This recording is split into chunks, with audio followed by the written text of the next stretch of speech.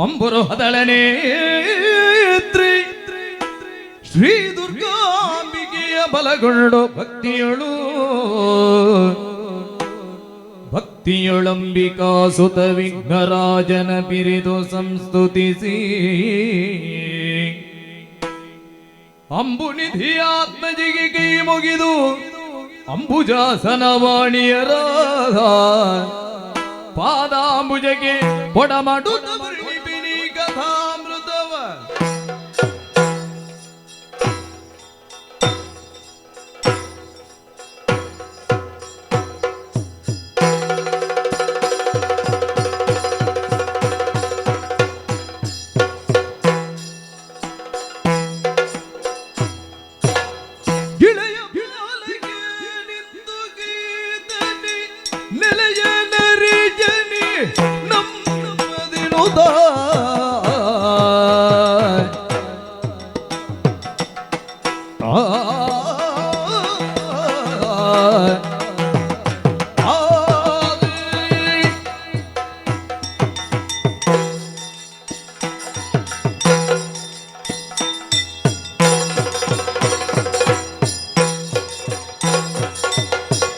ಗಿಳೆಯ ಬಿಳಲಿಗೆ ನಿಂತು ಗೀತನಿ ನೆಲೆಯ ನರಿಜನಿ ನಮ್ಮದಿನುದ ಹೊಲದಿಯರ ಊಡಾಡಿ ಬಂದ ಭೂಪಿಗೆ ಉದ್ಯೋದ ಹೊಲದಿಯರ ಕೂಡಾಡಿ ಬಂದ ಭೂಪಿಗಿಂದ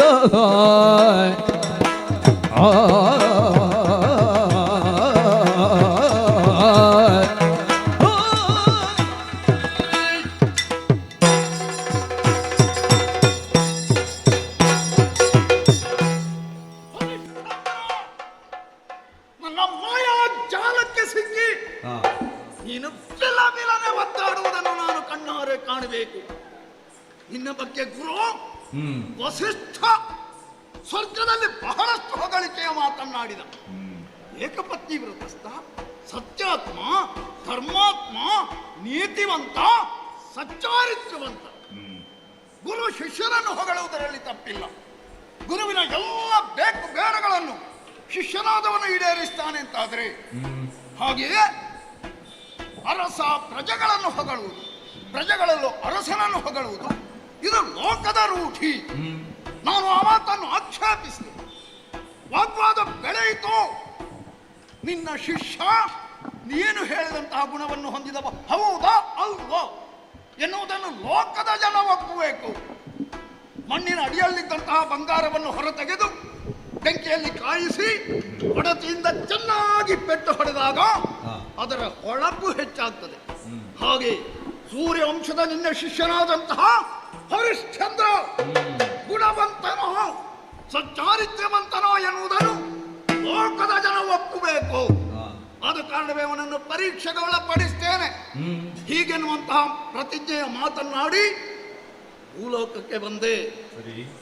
ಮಂತ್ರ ಜಲವನ್ನು ಪ್ರೋಕ್ಷಿಸಿ ಕಪಟ ವಿಪ್ರರ ಸೃಷ್ಟಿಯಾಗಿ ಮಾಡಿದೆ. ಹೋಗಿ ಅಯೋಧ್ಯೆ ಅರಸನನ್ನು ಕಂಡು ಸ್ವರ್ಣಾಧಾರವನ್ನು ಮಾಡಿದನಲ್ಲ. ಯಾಗದ ಸಮಾರೋಪದ ಹೊತ್ತಿನಲ್ಲಿ ನಾನು ಹೋದೆ. ಕಂಡು ಭಕ್ತಿಯಿಂದ ವಂದಿಸಿ ಏನು ನಿಮ್ಮ ಬಯಕೆ ಅಂತ ಕೇಳಿದ. ಪಟ್ಟದ ಆನೆಯ ಮೇಲೆ ದೀರ್ಘದೇಹಿಯೊಬ್ಬನಿದ್ದು ಅವನೆಯನ್ನು ಮೇಲೆ ಎಷ್ಟು ಎಸೆಯುತ್ತಾನೋ ಅದೆಷ್ಟು ಎತ್ತರ ಹೋಗ್ತದೋ ಅಷ್ಟು ಎತ್ತರ ಧನದ ಕನಕದ ರಾಶಿ ನನಗೆ ಬೇಕು ಅಂತ ಕೇಳಿ ಸರ್ವವನ್ನು ತ್ಯಾಗ ಮಾಡಿದವ. ನನಗೆ ಯಾಕೆ ಅದೆಲ್ಲ ಆದರೂ ಕೊಡ್ತೇನೆ ಅಂತ ಹೇಳಿದಂತಹ ಅರಸ ಅದರಂತೆ ನಡೆದುಕೊಳ್ತಾನೋ ಅಂತ ತಿಳಿಯುವ ಉದ್ದೇಶ ಒಪ್ಪಿಸಿದರಲ್ಲ. ನಿನ್ನಲ್ಲೇ ಇರಲಿ ಅಂತ ಹೇಳಿದ. ಮತ್ತೆ ದುಷ್ಟ ಮೃಗಗಳನ್ನು ಸೃಷ್ಟಿ ಕಾಡಿನಲ್ಲಿ ಸಂಚರಿಸಿ ನಾಡಿಗಿಳಿದು ಕಷ್ಟ ಕೊಡುವುದಕ್ಕೆ ಪ್ರೇರಣೆಯನ್ನು ನೀಡಿದ. ವನಪಾಲಕರ ಮಾತನ್ನು ಕೇಳಿ ಬೇಟೆಗೆ ಬಂದಿದ್ದ. ಪರಮೇಶ್ವರರು ಹೇಳಿದ್ರು, ಮುಂದೆ ಹೋಗಬೇಡ, ಅಲ್ಲಿ ವಿಶ್ವಾಮಿತ್ರರಿದ್ದಾರೆ, ಅವರ ತಪೋಭೂಮಿ, ಮುಂದೆ ನಿನಗೆ ಕೆಡುಕುಂಟಾದೀತು ಅಂತ. ಬಂದನಲ್ಲ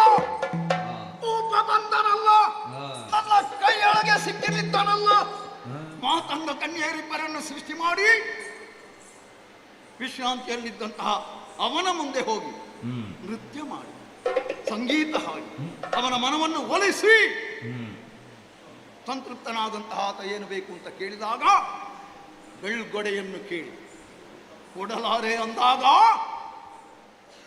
ನಮ್ಮಿಬ್ಬರನ್ನು ಪತ್ನಿಯರನ್ನಾಗಿ ಸ್ವೀಕರಿಸಿ ಅಂತ ಹೇಳಿ ಹಾಗೆಯೇ ನಡೆದುಕೊಂಡ್ರು. ಆದರೆ ಆತ ಮಾತನ್ನು ಮೀರಿ ಅವರನ್ನು ನಾನಾ ರೀತಿಯ ಚಿತ್ರಗಳ ಹಂಸಗೊಳಪಡಿಸಿ ಬೈದು ಭಂಗಿಸಿ ನನ್ನಲ್ಲಿ ಗಟ್ಟಿದನಲ್ಲ. ಬಿಡಲಾರೆ ಅವನನ್ನು ಕಾಣಬೇಕು. ನನ್ನ ಮಾತಿನಂತೆ ನಡೆಯುತ್ತಾನೋ ಇಲ್ವೋ ಪರೀಕ್ಷೆಗಳು ಪಡಿಸಬೇಕು.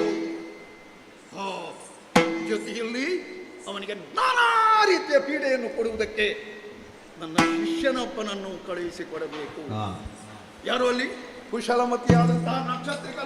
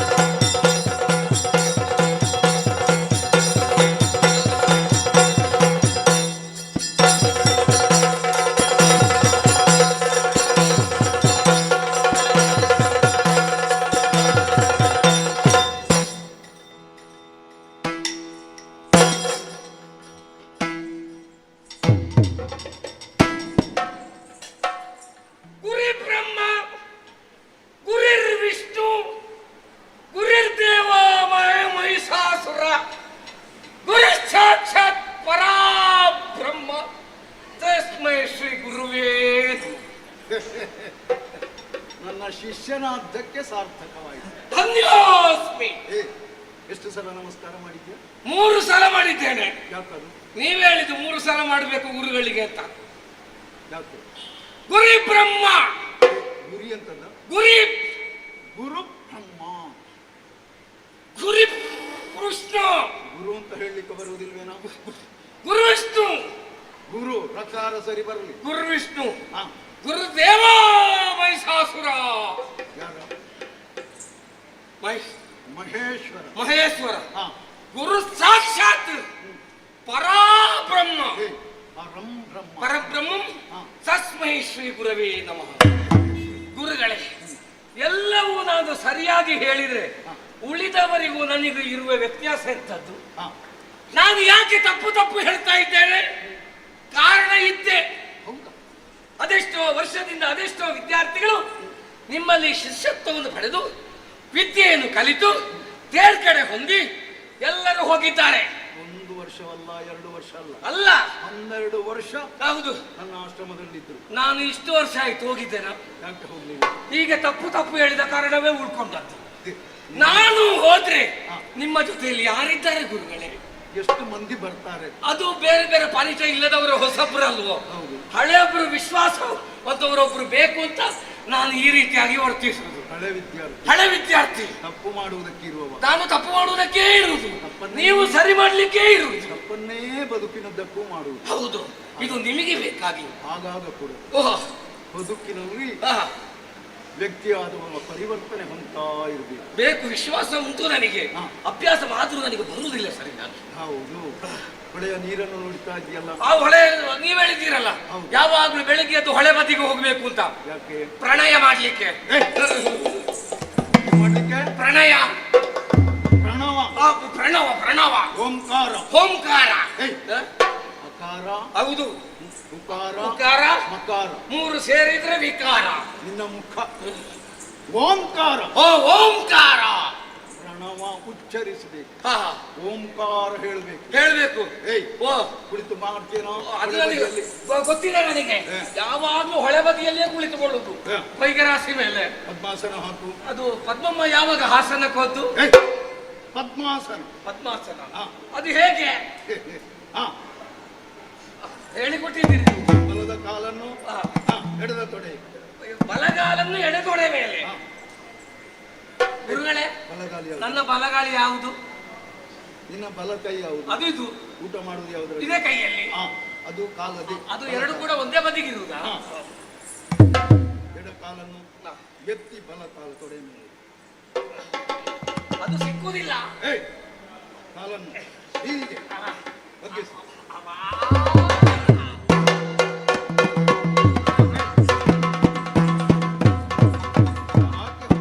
ನನಗೆ ಆಗುವುದಿಲ್ಲ, ಅದೆಲ್ಲ ಬರ್ಲಿಕ್ಕಿಲ್ಲ ಈಗ ಸದ್ಯಕ್ಕೆ. ಪ್ರಯತ್ನ ಬೇಕು, ಆಗ್ಲಿ, ಸಾಧನೆ ಬೇಕು. ಸಾರಿ. ಇರುವೆ ಬಂಡೆಯ ಮೇಲೆ ಹರಿದು ಹರಿದು ಓ, ದಾರಿಯನ್ನು ಮಾಡುತ್ತಿರುವುದನ್ನು ನಾನು ಕಾಣ್ತೇವೆ. ಹೌದೌದು. ಮನುಷ್ಯನಾದುವ ಹಾ, ಬದುಕಿನಲ್ಲಿ ಸಾಧನೆ ಮಾಡಬೇಕು. ನೀರು ಹರಿಯುತ್ತಾ ಸಾಗರವನ್ನು ಸೇರ್ಕೊಂಡು, ಹೌದು, ನೀರನ್ನು ಜೀವನ ಅಂತ ಹೇಳ್ತಾರೆ. ಹೌದು. ಹಾಗೆಯೇ ಮನುಷ್ಯರು ಜೀವನದಿ ಹರಿದು ಹಾ, ಸಚ್ಚಿದಾನಂದ ಸಾಗರವನ್ನು ಸೇರಬೇಕು. ಅದೇ ರೀತಿ ಮುಂದುವರಿದ್ರೆ ಜೀವನ ಜೀವನದಿ ಹರಿದು ಹೌದು ಸಚ್ಚಿದಾನಂದ ಸಾಗರ ಸೇರಿ ಹೌದು. ರೈಟ್. ಪ್ರಯತ್ನ ಮಾಡಿದ್ರೆ ಯಾವುದು ಬರುವುದಿಲ್ಲ. ಈಗ ಅನಿರೀಕ್ಷಿತವಾಗಿ ನನ್ನ ಕರೆಯಾಯಿತು. ಏನು ವಿಷಯ ಅಂತ ಗೊತ್ತಾಗ್ಲಿಲ್ಲ. ಅರ್ಹೂ ಬೇಕು. ಕಾರಣ ಇದೆ. ಏನು ಗುರುಗಳೇ? ನಿನ್ನಿಂದೊಂದು ಘನ ಕಾರ್ಯವಾಗಬೇಕಾಗಿದೆ. ಘನ ಕಾರ್ಯ ಮಾಡ್ಲಿಕ್ಕೆ ನಾನೇ ಆಗ್ಬೇಕಷ್ಟೇ. ನನ್ನ ಇಚ್ಛೆಯನ್ನು ಈಡೇರಿಸುವ ಶಿಷ್ಯ ಅಂದ್ರೆ ನೀನೆ. ಅದಕ್ಕಲ್ವೇ ನಾನು ಈ ಮಟ್ಟದಲ್ಲಿ ಇರುವುದು. ಇನ್ನು ನೀನು ನಮ್ಮ ಆಶ್ರಮದಲ್ಲಿ ಇರಬಾರದು. ಹೋಗ್ಬೇಕು. ಅಂದ್ರೆ ಮಠದಿಂದ ನನ್ನನ್ನು ಹೊರಗೆ ಹಾಕುವೆಯಾ? ಹೋಗ್ಬೇಕು. ಇಷ್ಟು ವರ್ಷ ನಿಮ್ಮ ಸೇವೆ ಮಾಡ್ತಾ ಇದ್ದೇನೆ, ಈಗ ನಾನು ಬೇಡವನ ಅಂತ ನಾನೇನೆ. ಮತ್ತೆ ನನ್ನ ಕಾರ್ಯ ಕೈಗೂಡಬೇಕು ಅಂತಿದ್ರೆ ಸಮರ್ಥನಾದಂತಹ ಶಿಷ್ಯ ನಿನ್ನಿಂದ ಸಾಧ್ಯ ಅಂತ ನಾನು ನಿಮ್ಮ ಕಾರ್ಯ ಮಾಡ್ಲಿಕ್ಕೆ ನಾನು ಇರುವುದು. ಹೌದು. ಅಯೋಧ್ಯೆ ಅರಸನಾದಂತ ಹರಿಶ್ಚಂದ್ರನ ಬಾಯಿಯಿಂದ ಸಟೆಯ ಮಾತು ಬರುವ ಹಾಗೆ ಆಗಬೇಕು. ಅವ ಸುಳ್ಳಾಡುವಂತೆ ಆಗಬೇಕು. ಈಗ ವಿಷಯ ಅದ್ದ. ಅದೇ ಹರಿಶ್ಚಂದ್ರನ ಅವನ ಬಾಯಿಯಲ್ಲಿ ಸುಳ್ಳು, ಅಸತ್ಯದ ಮಾತು ಬರಬೇಕು. ಸುಳ್ಳು ಹೇಳಬೇಕಾ? ಹೌದು. ಅವ ಯಾವಾಗ್ಲೂ ಸುಳ್ಳು ಹೇಳಿ ಆಗಿದೆ. ಇನ್ನು ಎಂತದ ಅವನ ಬಾಯಿಯಿಂದ ಸುಳ್ಳು ಹೇಳಿಸುವುದು? ಮಾತಾಡುವುದನ್ನು ಕೇಳಿದ್ಯೇನು? ನಿಮಗೆ ಗೊತ್ತಾಗ್ಲಿಲ್ಲ ಅವ ಸುಳ್ಳು ಹೇಳಿದ್ದು? ಯಾವಾಗ? ಅಯ್ಯೋ ಭಗವಂತ, ಎಷ್ಟು ಸಮಯದಿಂದ ಆ ಹರಿಶ್ಚಂದ್ರನನ್ನು ನೀವು ಪರೀಕ್ಷೆ ಮಾಡ್ತಾ ಇದ್ದೀರಿ. ಯಾವ ರೀತಿಯಲ್ಲಿ ಚಿತ್ರಹಿಂಸೆ ಕೊಡ್ತಾ ಇದ್ದೀರಿ, ಯಾವ ಯಾವ ಹೀನಾಯದ ಮಾತುಗಳನ್ನು ಆಡುತ್ತಾ ಇದ್ದೀರಿ, ನಿಂದನೆಯ ಮಾತುಗಳನ್ನು ಆಡ್ತಾ ಇದ್ದೀರಿ. ಅಷ್ಟು ಹಿಂಸೆ ಕೊಟ್ಟರು, ಹೀಯಾಳಿಸಿದ್ರು, ನಿಂದಿಸಿದ್ರು. ಅವನು ನಿಮ್ಮನ್ನು ಏನು ಹೇಳುದು? ಓ ಕರುಣಾನಿಧಿ, ಓ ಕರುಣಾಮೂರ್ತಿ, ಓ ದಯಾಪರನೆ ಎಂಬುದಾಗಿ ನಿಮ್ಮನ್ನು ಹೇಳ್ತಾನೆ ಅಂತ ಆದ್ರೆ ಅದು ಸುಳ್ಳಲ್ಲದ ಮತ್ತೆಂತದ್ದು? ಹಾಗಲ್ಲ, ಅವನ ಬಾಯಿಂದ ಸಟೆ ಮಾತು ಬರಬೇಕು. ಸುಳ್ಳು ಸುಳ್ಳು ಆಡ್ತಾನೆ ಅಂತ ಲೋಕದ ಜನ ಅವನನ್ನು ಗುರುತಿಸಿ ಇಲ್ಲೆಲ್ಲ ಹೊರಗಿನವರು ಹೇಳಿಸ್ಬೇಕಾ? ಸುಳ್ಳು ಹೇಳಿಸುವುದಕ್ಕೆ ನಾನು ಇರುವುದು, ನಾನು ಪ್ರಯತ್ನಿಸ್ತೇನೆ. ಹೌದಲ್ಲ, ಅದಕ್ಕಾಗಿಯೇ ನಿನ್ನನ್ನು ಈ ಹೊತ್ತಿನಲ್ಲಿ ಕರೆದದ್ದು. ಅದಕ್ಕೆ ಸರ್ವ ಸಿದ್ಧನಾಗಿ ನೀನು ಬರಬೇಕು. ಹೌದು. ಈಗ ಅವನ ಒಟ್ಟಿಗೆ ಅವ ಇಲ್ಲೇ ಇರುವುದಲ್ಲ ಅಲ್ಲ, ಮತ್ತೆ ಅವನನ್ನು ಊರಿಂದ ಹೊರ ಕಳಿಸಬೇಕು. ಈಗ ಅವನ ಜೊತೆಯಲ್ಲಿ ನನ್ನನ್ನು ಹೋಗುದ ಜೊತೆಯಾಗಿ ನಿನ್ನನ್ನು ಕಳಿಸುವ. ನನಗೆ ಸಂಬಳ ಕೊಡುದು ಯಾರು? ಎಲ್ಲ ಅವನೇ. ನೀವು ಇಲ್ಲ, ಕೆಲಸ ಯೋಗಕ್ಷೇಮವನ್ನು ನೋಡಿಕೊಳ್ಳುವ ಅವನೇ. ಸಂಬಳ ಅವ ಕೊಡುದು. ಹೋಗುವಾಗ ಹೇಗಿದ್ದೆಯೋ ತಿರುಗಿ ಬರುವಾಗಲೂ ಹಾಗೆಯೇ ನೀನು. ನನಗೆ ತಿನ್ನುವುದಕ್ಕೆಲ್ಲ ಎಲ್ಲವನ್ನೇ ಕೊಡುದು. ನನಗೆ ಯಾವುದಿಲ್ಲದಿದ್ರು ಹೊಟ್ಟೆಗೊಂದು ಬೇಕಾಗ್ತದೆ. ಹೌದು. ಹಾಗಿದ್ರೆ ಅವನ ಜೊತೆಯಲ್ಲಿ ಹೋಗಿ ಅವನ ಬಾಯಿಯಲ್ಲಿ ಸುಳ್ಳನ್ನು ಹೇಳಿಸುವುದಕ್ಕೆ ನನ್ನನ್ನು ಕರೆಸಿದ್ದೀರಿ. ನೀವೆಲ್ಲ ವಿಷಯ ನೀವು ಹೇಳ್ತೀರಲ್ಲ, ನಾನು ನನ್ನ ಸಿದ್ಧತೆಯಲ್ಲಿ ಇರ್ತೇನೆ. ಆಗ್ಲಿ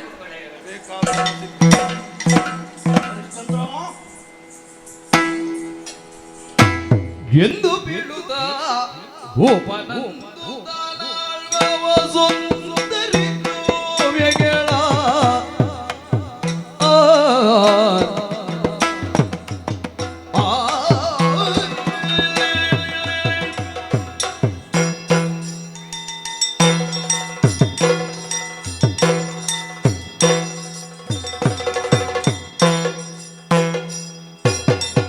ಎಂದು ಬೀಳುತ್ತ ಗೋಪನಂದು ತಾನಾಳ್ವ ವಸುಂದರಿ ದ್ರೋವ್ಯಗಳ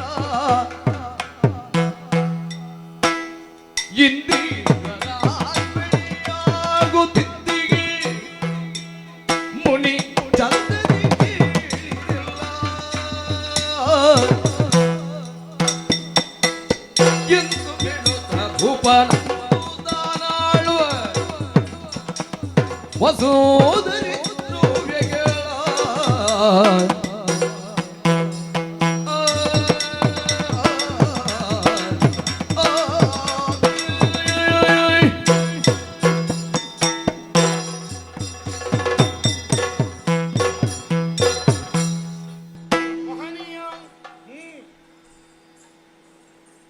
ಆಡಿದಂತಹ ಮಾತಿನಂತೆ ನನ್ನ ಅಧಿಕಾರಕ್ಕೆ ಒಳಪಟ್ಟ ಸಪ್ತದ್ವೀಪಾಂಕಿತವಾದಂತಹ ಸಮಸ್ತ ಭೂಮಿಯನ್ನು ನಿಮಗೊಪ್ಪಿಸಿಕೊಡುವುದಕ್ಕೆ ನಾನು ಸಿದ್ಧನಾಗಿದ್ದೇನೆ. ಸತಿಸುತರಲ್ಲಿಯೂ ವಿಚಾರಿಸಿ ಅವರ ಸಮ್ಮತಿಯನ್ನು ಸ್ವೀಕರಿಸಿ ನನ್ನ ಅಧಿಕಾರಕ್ಕೊಳಪಟ್ಟಂತಹ ಸಮಸ್ತ ಭೂಮಿಯನ್ನು ಈಶ್ವರಾರ್ಪಣ ಅನ್ನುವಂತಹ ಭಾವದಿಂದ ಧಾರಾಪೂರ್ವಕವಾಗಿ ನಿಮಗೆ ಒದಗಿಸಿಕೊಟ್ಟಿದ್ದೇನೆ. ನಮಗೆ ಮುಂದುವರಿಯುವುದಕ್ಕೊಂದು ಅಪ್ಪಣೆಯಾಗುತ್ತೆ. ಹರಿಶ್ಚಂದ್ರ, ಮಾಡಿದಂತಹ ಅಪರಾಧವನ್ನು ಒಪ್ಪಿಕೊಳ್ಳುವುದಕ್ಕೆ ನೀನು ಸಿದ್ಧನಿಲ್ಲ. ಅಪರಾಧವೇ ಮಾಡಲಿಲ್ಲ, ಮತ್ತೆ ಒಪ್ಪಿಕೊಳ್ಳುವುದಿಲ್ಲ. ನನ್ನ ತಪೋಭೂಮಿಗೆ ನೀನು ಅಕ್ರಮ ಪ್ರವೇಶ ಮಾಡಿ ಬರ್ತೇನೆ ಅಂತ ಮೊದಲೇ ತಿಳಿಯ ಹೇಳಿದ್ದೇನೋ. ಬಂದವನೇ ನಿನ್ನವರು ಮಾಡಿದಂತಹ ಅನ್ಯಾಯ ಏನು ಎನ್ನುವ ಬಗ್ಗೆ ನೀನು ವಿಚಾರಿಸಿದ್ದೇನೋ. ಕೊಳವನ್ನು ಕದಡಿದ್ರು, ಫಲಭರಿತವಾದಂತಹ ಮರವನ್ನು ಏರಿ ಗೆಲ್ಲನ್ನು ಮುರಿದರು, ಫಲವನ್ನೆಲ್ಲ ಕೊಯ್ದು ತಿಂದರು. ನನ್ನ ಒಪ್ಪಿಗೆ ಪಡೆದಿದ್ದಾರೇನೋ?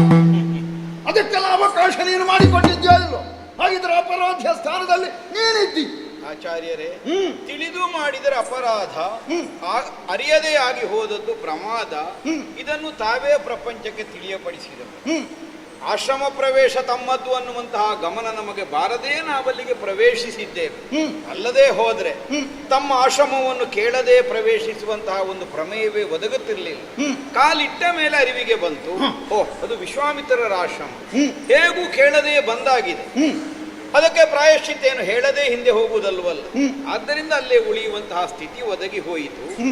ಅದಕ್ಕಾಗಿ ತಾವಷ್ಟು ಆಗ್ರಹವನ್ನು ತಡೆಯಬೇಕಾದ ಅವಶ್ಯಕತೆ. ಬೇಟೆಯಾಡಿ ಬಳಲಿದ ನೀನು ವಿಶ್ರಾಂತಿ ಪಡೆಯುತ್ತಿರುವಲ್ಲಿಗೆ ಕನ್ಯೆಯರಿಬ್ಬರು ಬಂದರೇನೋ, ನೃತ್ಯ ಮಾಡಿದ್ರೇನೋ, ಸಂಗೀತವನ್ನು ಹಾಡಿದ್ರೇನೋ, ಮನ ಮುದಗೊಂಡಂತಹ ನೀನು ಏನು ಬೇಕು ಅಂತ ಕೇಳಿದ್ಯಾ? ಅವರು ಬೇಕಾದ್ದನ್ನು ಕೇಳಿದ್ರು ನೀಡಿದ್ಯೇನೋ? ಬೇಕಾದ್ದನ್ನೇ ಕೇಳಿ ಕೊಡೆಯನ್ನು ಕೇಳಿದ್ರು ಕೊಟ್ಟೆಯೇನೋ? ಕೊಡುವುದಕ್ಕಾಗ್ತದೆ. ಒಂದು ಕಾಲಕ್ಕೆ ತಾವು ಸಾಮ್ರಾಜ್ಯವನ್ನು ಸ್ವಾಧಿಸಿದವರು, ಅಖಂಡ ಭೂಮಂಡಲದ ಚಕ್ರವರ್ತಿಯಾಗಿ ಆಳ್ವಿಕೆಯನ್ನು ನಡೆಸಿದವರು. ಆದ್ದರಿಂದಲೇ ಶ್ವೇತಚರತ್ರದ ಬಿಡುಗೊಡೆಯ ಗೌರವ ಏನು ಅನ್ನುವುದನ್ನು ನಿಮಗೆ ವಿವರಿಸಬೇಕಾದ ಅವಶ್ಯಕತೆ ಇಲ್ಲ. ಅವರಿಗೆ ಅದರದ್ದು ತಿಳಿಯದೇ ಇರಬಹುದು. ತಮ್ಮ ಅನುಭವಕ್ಕೆ ಬಾರದೇ ಇದ್ದದ್ದಲ್ವಲ್ಲ. ಮನೆತನದ ಬಳುವಳಿಯಾಗಿ ಹಿರಿಯರ ಆಶೀರ್ವಾದವಾಗಿ ಬಂದಂತಹ ಶ್ವೇತಛತ್ರವನ್ನು ನನಗೆ ಬೇರೆಯವರಿಗೆ ಕೊಡುವ ಅಧಿಕಾರವಾದರೂ ಉಂಟೆ ಹೇಳಿ? ಹರಿಶ್ಚಂದ್ರ, ರಾಜಾನಾಂ ಬಹುವಲ್ಲಭ, ನಮ್ಮಿಬ್ಬರನ್ನು ಪತ್ನಿಯರನ್ನಾದಿ ಸ್ವೀಕರಿಸುವಂತ ಕೇಳಿಕೊಂಡ್ರ ಯಾಕೆ ತಿರಸ್ಕಾರದ ಮಾತನಾಡಿ? ರಾಜಾನೋ ಬಹುವಲ್ಲಭ ಅನ್ನುವುದು ವಿಧಿಯಲ್ಲ.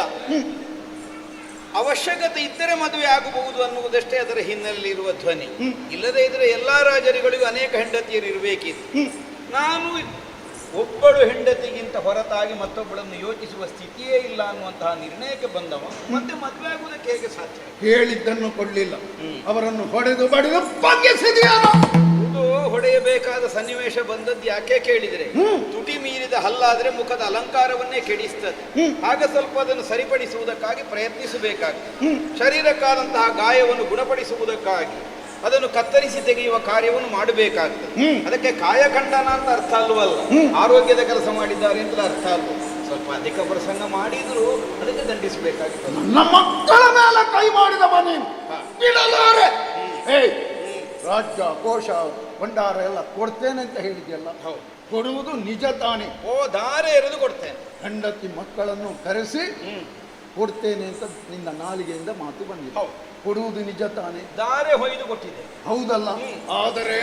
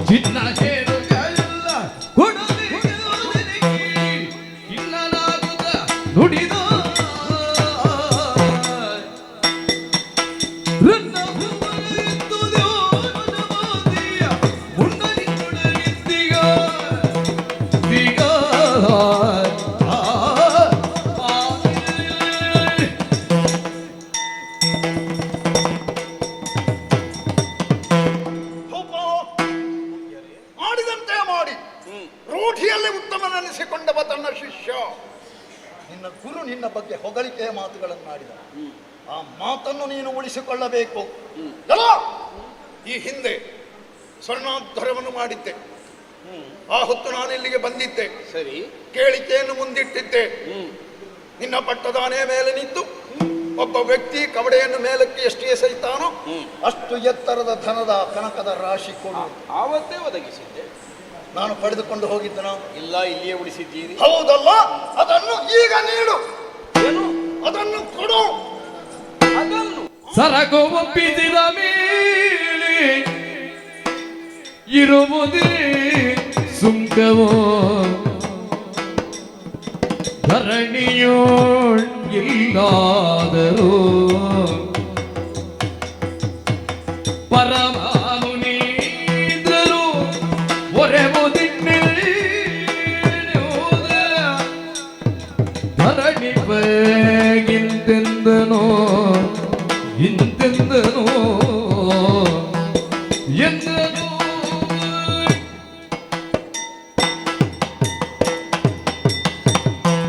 ಪರಮಮುನೀಂದ್ರರು ನಿಮ್ಮ ನುಡಿಯನ್ನು ಆಲಿಸಿದ ಕ್ಷಣದಲ್ಲಿ ಬೆರಗೇ ಹುಟ್ಟಿ ಹೋಯಿತು ನನಗೆ. ಕಾರಣ ತಾವಾಡುವಂತಹ ನುಡಿಗಳೇ ಇದು. ಅಂದಿನ ದಿನ ಜಾಂಬೂರದ ಧ್ವರವನ್ನು ಕೈಗೊಂಡು ಪೂರ್ಣಾಹುತಿಯ ಕಾಲದಲ್ಲಿ ಆಗಮಿಸಿದ ನಿಮ್ಮ ಅಪೇಕ್ಷೆಯಂತೆಯೇ ನೀವು ಕೇಳಿದಂತಹ ದ್ರವ್ಯವನ್ನು ನಿಮಗಂದೇ ಒದಗಿಸಿಕೊಟ್ಟಿದ್ದೆ. ನಿನ್ನಲ್ಲಿಯೇ ಇರಲಿ, ಬೇಕಾದಾಗ ಒಯ್ಯುತ್ತೇನೆ, ಹೀಗೆ ನನ್ನಲ್ಲಿ ನ್ಯಾಸರೂಪವಾಗಿ ಇರಿಸಿ ತಾವೊಂದಿನ ದಿನ ಹೋದವು. ಅದಕ್ಕಾಗಿಯೇ ಪ್ರತ್ಯೇಕವಾದಂತಹ ಉಗ್ರಾಣವೊಂದನ್ನು ಸಿದ್ಧಪಡಿಸಿ ನಿಮ್ಮ ದ್ರವ್ಯವನ್ನೆಲ್ಲವನ್ನು ಅಲ್ಲಿ ಇರಿಸಿ ಯಾವ ಕೊರತೆಯೂ ಬಾರದಂತೆ ಈ ತನಕ ಅದನ್ನು ಸಂರಕ್ಷಿಸಿಕೊಂಡು ಬಂದಿದ್ದೇನೆ. ಆ ದ್ರವ್ಯ ಅಲ್ಲೇ ಇದೆ, ನಾನು ಅದರಿಂದ ಏನು ವಿನಿಯೋಗವೇ ಮಾಡಲಿಲ್ಲ. ಈಗ ಸಮಸ್ತ ಭೂಮಿಯನ್ನು ನಿಮಗೆ ದಾರೆ ಎರೆದ ಮೇಲೆ ಮತ್ತೆ ಪ್ರತ್ಯೇಕವಾಗಿ ಆ ದ್ರವ್ಯವನ್ನು ಕೊಡಬೇಕು ಅನ್ನುವಂತಹ ನಿರ್ಬಂಧವನ್ನು ತಾವು ಹೇರ್ತಾ ಇದ್ದೀರಿ. ದಾರಿಯಲ್ಲಿ ಸಾಗುತ್ತಿರುವಾಗ ಕೊಂಡು ಹೋಗುವಂತಹ ದ್ರವ್ಯದ ಕುರಿತಾಗಿ ಒಂದು ಪ್ರದೇಶದಿಂದ ಮತ್ತೊಂದು ಪ್ರದೇಶವನ್ನು ಉತ್ತರಿಸುವಾಗ ಸುಂಕವನ್ನು ಕೊಡುವಂತಹ ಒಂದು ಪ್ರಮೇಯ ಬರ್ತದೆ. ಆದರೆ ಸುಂಕವನ್ನು ಒಪ್ಪಿಸುವುದಕ್ಕೆ ಕೈಯಲ್ಲಿ ವ್ಯವಸ್ಥೆಯೇ ಇಲ್ಲದೆ ಹೊತ್ತು ತಂದಂತಹ ಹೊರೆಯನ್ನೇ ಸುಂಕದವನಿಗೆ ಕೊಟ್ಟ ಮೇಲೆ ಆ ಹೊರೆಯೆಲ್ಲ ನೀನಿಲ್ಲಿಟ್ಟಿದ್ದಿ, ಪ್ರತ್ಯೇಕ ಸುಂಕ ಕೊಡುವಂತ ಕೇಳುವ ಮಾತಿಲ್ಲ. ಆದರೂ ಧರಣಿಯಲ್ಲುಂಟೆ. ಸಮಸ್ತ ಸಾಮ್ರಾಜ್ಯವನ್ನು ನಿಮಗೆ ಕೊಟ್ಟ ಮೇಲೆ ಇನ್ನು ಪ್ರತ್ಯೇಕವಾಗಿ ಆ ಹೊನ್ನನ್ನು ತಾವು ಅಪೇಕ್ಷಿಸುವುದು ಅಲ್ಲೇ ಇದೆಯಲ್ಲ. ಸಕಲವನ್ನು ಧಾರೆ ಎರೆದು ಕೊಡುವಂತಹ ವೇಳೆಯಲ್ಲಿ ನೀವು ಈ ಹಿಂದೆ ಪಡೆದಿರುವಂತಹ ದ್ರವ್ಯವೂ ಅದರಲ್ಲಿದೆ ಅಂತ ತಿಳಿ ಹೇಳಿದ್ಯೇನೋ? ಅಯ್ಯೋ, ಅದರಲ್ಲಿ ಇದೆ ಅನ್ನೋ ಹಾಗೆ ಆಡಬೇಕಾದ ಅವಶ್ಯಕತೆ ಇಲ್ಲವಲ್ಲ. ಮತ್ತೆ ಅಥವಾ ಅದನ್ನು ಹೊರತುಪಡಿಸಿ ದಾರೆ ಹೋಯ್ತೇನೆ ಅನ್ನುವ ವಾಕ್ಯವೇ ಬೇಡುವಲ್ಲ. ಯಾಕಂದ್ರೆ ಯಾವಾಗ ನಿಮಗದನ್ನು ದಾನವಾಗಿ ನಾನು ಕೊಟ್ಟೆನೋ ಅದು ನನ್ನ ಸ್ವಾಮಿತ್ವವನ್ನು ಹೊಂದಿದ್ದಲ್ಲ. ಅದರ ಮೇಲೆ ನನಗೆ ಯಾವ ಅಧಿಕಾರವೂ ಇಲ್ಲ. ಅದನ್ನು ಬೇಕಾದಾಗಿ ವಿನಿಯೋಗ ಮಾಡಲಿಕ್ಕೆ ನನಗೆ ಬರ್ತದ? ಏನೂ ಅದರಲ್ಲಿ ಕೊರತೆ ಬಾರದೋಪಾದಿಯಲ್ಲಿ ಅದನ್ನು ಸಂರಕ್ಷಿಸಿಕೊಂಡು ಉಳಿಸಬೇಕಾದದ್ದು ಮಾತ್ರ ನನ್ನ ಉದ್ದೇಶ. ನಿಮಗೆ ಕೊಟ್ಟ ದ್ರವ್ಯವನ್ನು ದಾರೆ ಹೊಯ್ಯುವಾಗ ಸೇರಿಸಿಯೇ ನಾನು ಹೊಯ್ದರೆ ನಾನು ದತ್ತಾಪಹಾರದ ದೋಷಕ್ಕೆ ಒಳಗಾಗುವುದಿಲ್ವೇ ಹೇಳಿ? ಆದ್ದರಿಂದ ಅದು ಸೇರಿಸಲೇ ಇಲ್ಲ, ಅದು ಪ್ರತ್ಯೇಕವೇ ಉಂಟು. ಅದನ್ನು ಹೊರತುಪಡಿಸಿ ಸಪ್ತ ದ್ವೀಪಾಂಕಿತವಾದಂತಹ ಸಾಮ್ರಾಜ್ಯ ಅನ್ನುವುದೇ ಅರ್ಥ ಅಲ್ವೇ? ಆ ಮಾತು ನಿನ್ನ ನಾಲಿಗೆಯಿಂದ ಬರಬೇಕಿತ್ತು. ನೀವು ಈ ಮೊದಲು ಪಡೆದಿರುವಂತಹ ದ್ರವ್ಯವು ಕೂಡ ಇದರಲ್ಲಿ ಸೇರಿದೆ, ಅದನ್ನು ತಾವು ಸ್ವೀಕರಿಸಬೇಕು ಅಂತ. ಅಯ್ಯೋ, ಅದನ್ನು ಪ್ರತ್ಯೇಕ ಹೇಳಬೇಕಾಗಿ ಇಲ್ವಲ್ಲ. ಮತ್ತೆ ಯಾಕೆಂದ್ರೆ ಸಾಮ್ರಾಜ್ಯದ ಅಧಿಪತಿಯಾಗಿ ನಾನಿರುವಷ್ಟು ಸಮಯ ಆ ದ್ರವ್ಯವನ್ನು ಸಂರಕ್ಷಿಸುವ ಹೊಣೆಯೂ ನನಗೆ ಬರ್ತದೆ. ಯಾಕೆಂದ್ರೆ ನನ್ನ ಸಾಮ್ರಾಜ್ಯದಲ್ಲಿರಲಿ ಅನ್ನೋ ಹಾಗೆ ತಾವು ಆಡಿದವು. ಈಗ ಸಮಸ್ತ ಪ್ರಜೆಗಳನ್ನು ಪರಿಪಾಲಿಸುವ ಹೊಣೆಯನ್ನೇ ತಾವು ಸ್ವೀಕರಿಸಿದ ಮೇಲೆ ಆಮೇಲೆ ದ್ರವ್ಯ ಸಂರಕ್ಷಣೆಯದ್ದೋ ನೀವು ಕೇಳಿದಾಗ ದ್ರವ್ಯವನ್ನು ಕೊಡಬೇಕಾದ ಬದ್ಧತೆಯೋ ನನಗೆ ಆಗ ಉಳಿಯುತ್ತದೆ. ಕೊಡುವುದಕ್ಕಾಗುವುದಿಲ್ಲ ಅಂತ ಹೇಳಿಬಿಟ್ಟು ನಾನು ಬಂದ ಹಾಗೆ ಹಿಂದೆ ಹೋಗ್ತೇನೆ. ಅಯ್ಯಯ್ಯೋ, ಕೊಡುವುದಕ್ಕಾಗುವುದಿಲ್ಲ ಅಂತ ಹೇಳುವುದಕ್ಕಾಗುತ್ತದೆ? ಕೊಟ್ಟದ್ದು ಹೌದು, ಅಂದೇ ಕೊಟ್ಟಿದ್ದೇನೆ, ಮತ್ತೆಲ್ಲಿಗೆ ಕೊಡುವುದು? ಒಮ್ಮೆ ಕೊಟ್ಟದ್ದನ್ನು ಮತ್ತೊಮ್ಮೆ ಕೊಡ್ಲಿಕ್ಕೆ ಆಗ್ತದ? ಕೊಟ್ಟಿದ್ದಿ ಹೌದು, ನಾನು ಪಡೆದುಕೊಂಡು ಹೋಗ್ಲಿಲ್ಲ, ಇಲ್ಲೇ ಬಿಟ್ಟು ಹೋಗಿದ್ದೇನೆ. ಹಾಗಿದ್ರೆ ಹೇಳು, ನೀವೊಂದು ಬಿಟ್ಟು ಹೋದದ್ದಿಲ್ಲ, ನೀವು ಪಡ್ಕೊಂಡು ಹೋಗಿದ್ದೀರಿ ಅಂತ ಹಾಗೆ ಹೇಳ್ತೀಯಾ? ಕೊಟ್ಟುದೇ ಇಲ್ಲ ಹಾಗೆ ಹೇಳ್ತೀಯಾ? ಹಾಗಾಡಬೇಕು. ಸಾಧ್ಯವೇ ಅದು? ಸತ್ಯವನ್ನು ನಾ ಬಿಡೆ, ಸತ್ಯವನ್ನು ನಾ ಬಿಡಿನೋ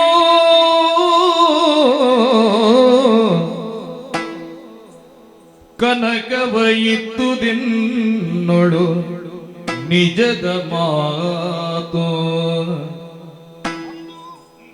ಮಹೋ ಉತ್ತಮನಿ ಕೊಡು ಎನಗೆ 48 ದಿನದವಧಿ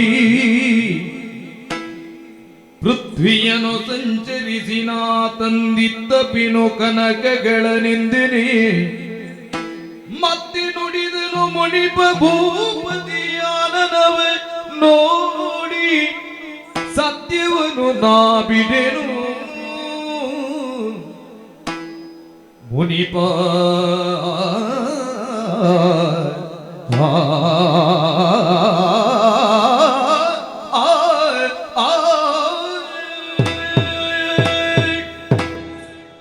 ಮುನಿಪೋತ್ತಮ ಕೊಟ್ಟುದೇ ಇಲ್ಲ ಅನ್ನೋ ಹಾಗೆ ಆಡಬೇಕೆ? ಹಾಗಿದ್ರೆ ನಾನು ಹಿಂದೆ ಹೋಗ್ತೇನೆ. ಇಲ್ಲ, ನನ್ನ ಅಭಿಪ್ರಾಯವನ್ನು ನಿಮ್ಮ ಮುಂಭಾಗದಲ್ಲಿ ಹೇಳಿದನಷ್ಟೆ. ಯಾಕಂದ್ರೆ ನಿಮಗೊಮ್ಮೆ ದಾನ ಮಾಡಿದ ಮೇಲೆ ಆ ವಸ್ತುವನ್ನು ಕೊಡುವುದಕ್ಕೋ ಪರಾಧೀನ ಮಾಡುವುದಕ್ಕೋ ನಾನು ಅರ್ಹತೆಯನ್ನು ಹೊಂದಿದವನಲ್ಲ. ನಾನು ದಾರಿ ಹೊಯ್ಯುವುದಕ್ಕೆ ಹೇಗೆ ಸಾಧ್ಯ ಆಗ್ತದೆ? ಆದ್ದರಿಂದ ಅದು ಪ್ರತ್ಯೇಕವಾಗಿಯೇ ಉಳಿದಿದೆ, ಇದು ನನ್ನ ಭಾವ. ಆದರೆ ಅಂದು ಪಡೆದಂತಹ ತಾವು ಅಂದೇ ಕೊಟ್ಟುವುದಿಲ್ಲ ಅನ್ನುವಾಗ ಹೇಳಿ ಬಿಡಿ ಹೋಗ್ತೇನೆ. ಇಲ್ಲವೇ ಇಲ್ಲ, ಸತ್ಯವನ್ನು ನಾ ಬಿಡೇನು. ಅಂದು ಕೊಟ್ಟದ್ದು ಹೌದೇ, ಸಂರಕ್ಷಣೆ ಹೊಣೆಯನ್ನು ಒಪ್ಪಿಸಿ ಇಲ್ಲಿಯೇ ನೀವು ಉಳಿಸಿ ಹೋದದ್ದು ನಿಜವೇ. ಆ ದ್ರವ್ಯವನ್ನು ಮತ್ತೆ ನಾನು ಕೊಡಬೇಕಾದಂತಹ ಅವಶ್ಯಕತೆ ಇದೆ ಅನ್ನುವುದೇ ತಮ್ಮ ಧೋರಣೆಯಾದ. ಕೊಡಲೇಬೇಕು, ಕೊಡು. ಒಳ್ಳೆಯದು. ಇಲ್ಲ ಇದ್ರೆ ಕೊಡುವುದಿಲ್ಲ ಅಂತ ಹೇಳಿ. ಕೊಡೋಣ ಕೊಡೋಣ ಕೊಡೋಣ ಕೊಡೋಣ. ಆದ್ರೂ ಒಂದಿದೆ, ಏನು? ನಿತ್ಯ ಹೆಜ್ಜೆಯಲ್ಲೇ ಅಷ್ಟು ದೊಡ್ಡ ಮೊತ್ತವನ್ನು ಈಗಲೂ ಹಿಂದಿರುಗಿಸುವ ಹಾಗೆ ಹೇಳಿದರೆ ಹೇಗೆ ಸಾಧ್ಯವಾಗುತ್ತದೆ? ಯಾಕಂದ್ರೆ ಯಾವನಿಗೆ ಆಗಲಿ ಋಣವನ್ನು ಪರಿಹರಿಸಿಕೊಳ್ಳುವುದಕ್ಕೆ ಒಂದು ಅವಧಿ ಅನ್ನುವುದನ್ನು ಒದಗಿಸಿಕೊಡಬೇಕಾದದ್ದು ಸಹಜ ಪ್ರವೃತ್ತಿ. ನಿತ್ಯ ಹೆಜ್ಜೆಯಲ್ಲೇ ಕೊಡು ಅಂದ್ರೆ ನಾನೆಲ್ಲಿಂದ ಕೊಡಲಿ? ಈಗ ಬರಿಗೈಯವನಾಗಿ ಹೋಗಿದ್ದೇನೆ, ರಿಕ್ತಹಸ್ತನಾಗಿದ್ದೇನೆ. ಹಾಗೆಂದು ಕೊಡುವುದೇ ಇಲ್ಲ ಅನ್ನುವುದು ನನ್ನ ಹಠ ಅಲ್ಲ. ಅದನ್ನು ಸಂಪಾದಿಸಿ ಕೊಡುವಷ್ಟು ಒಂದು ಅವಧಿಯನ್ನಾದರೂ ನನಗೆ ಕೊಡಬೇಕಲ್ಲ.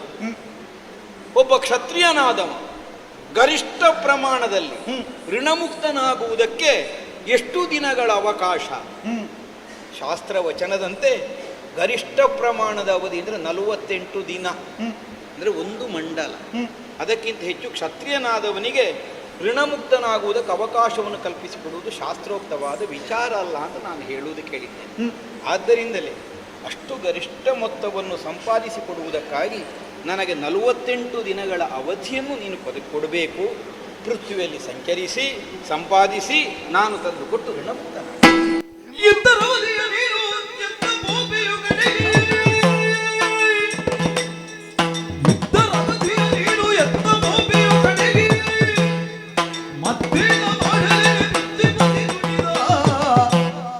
ಪೃಥ್ವಿಪತಿ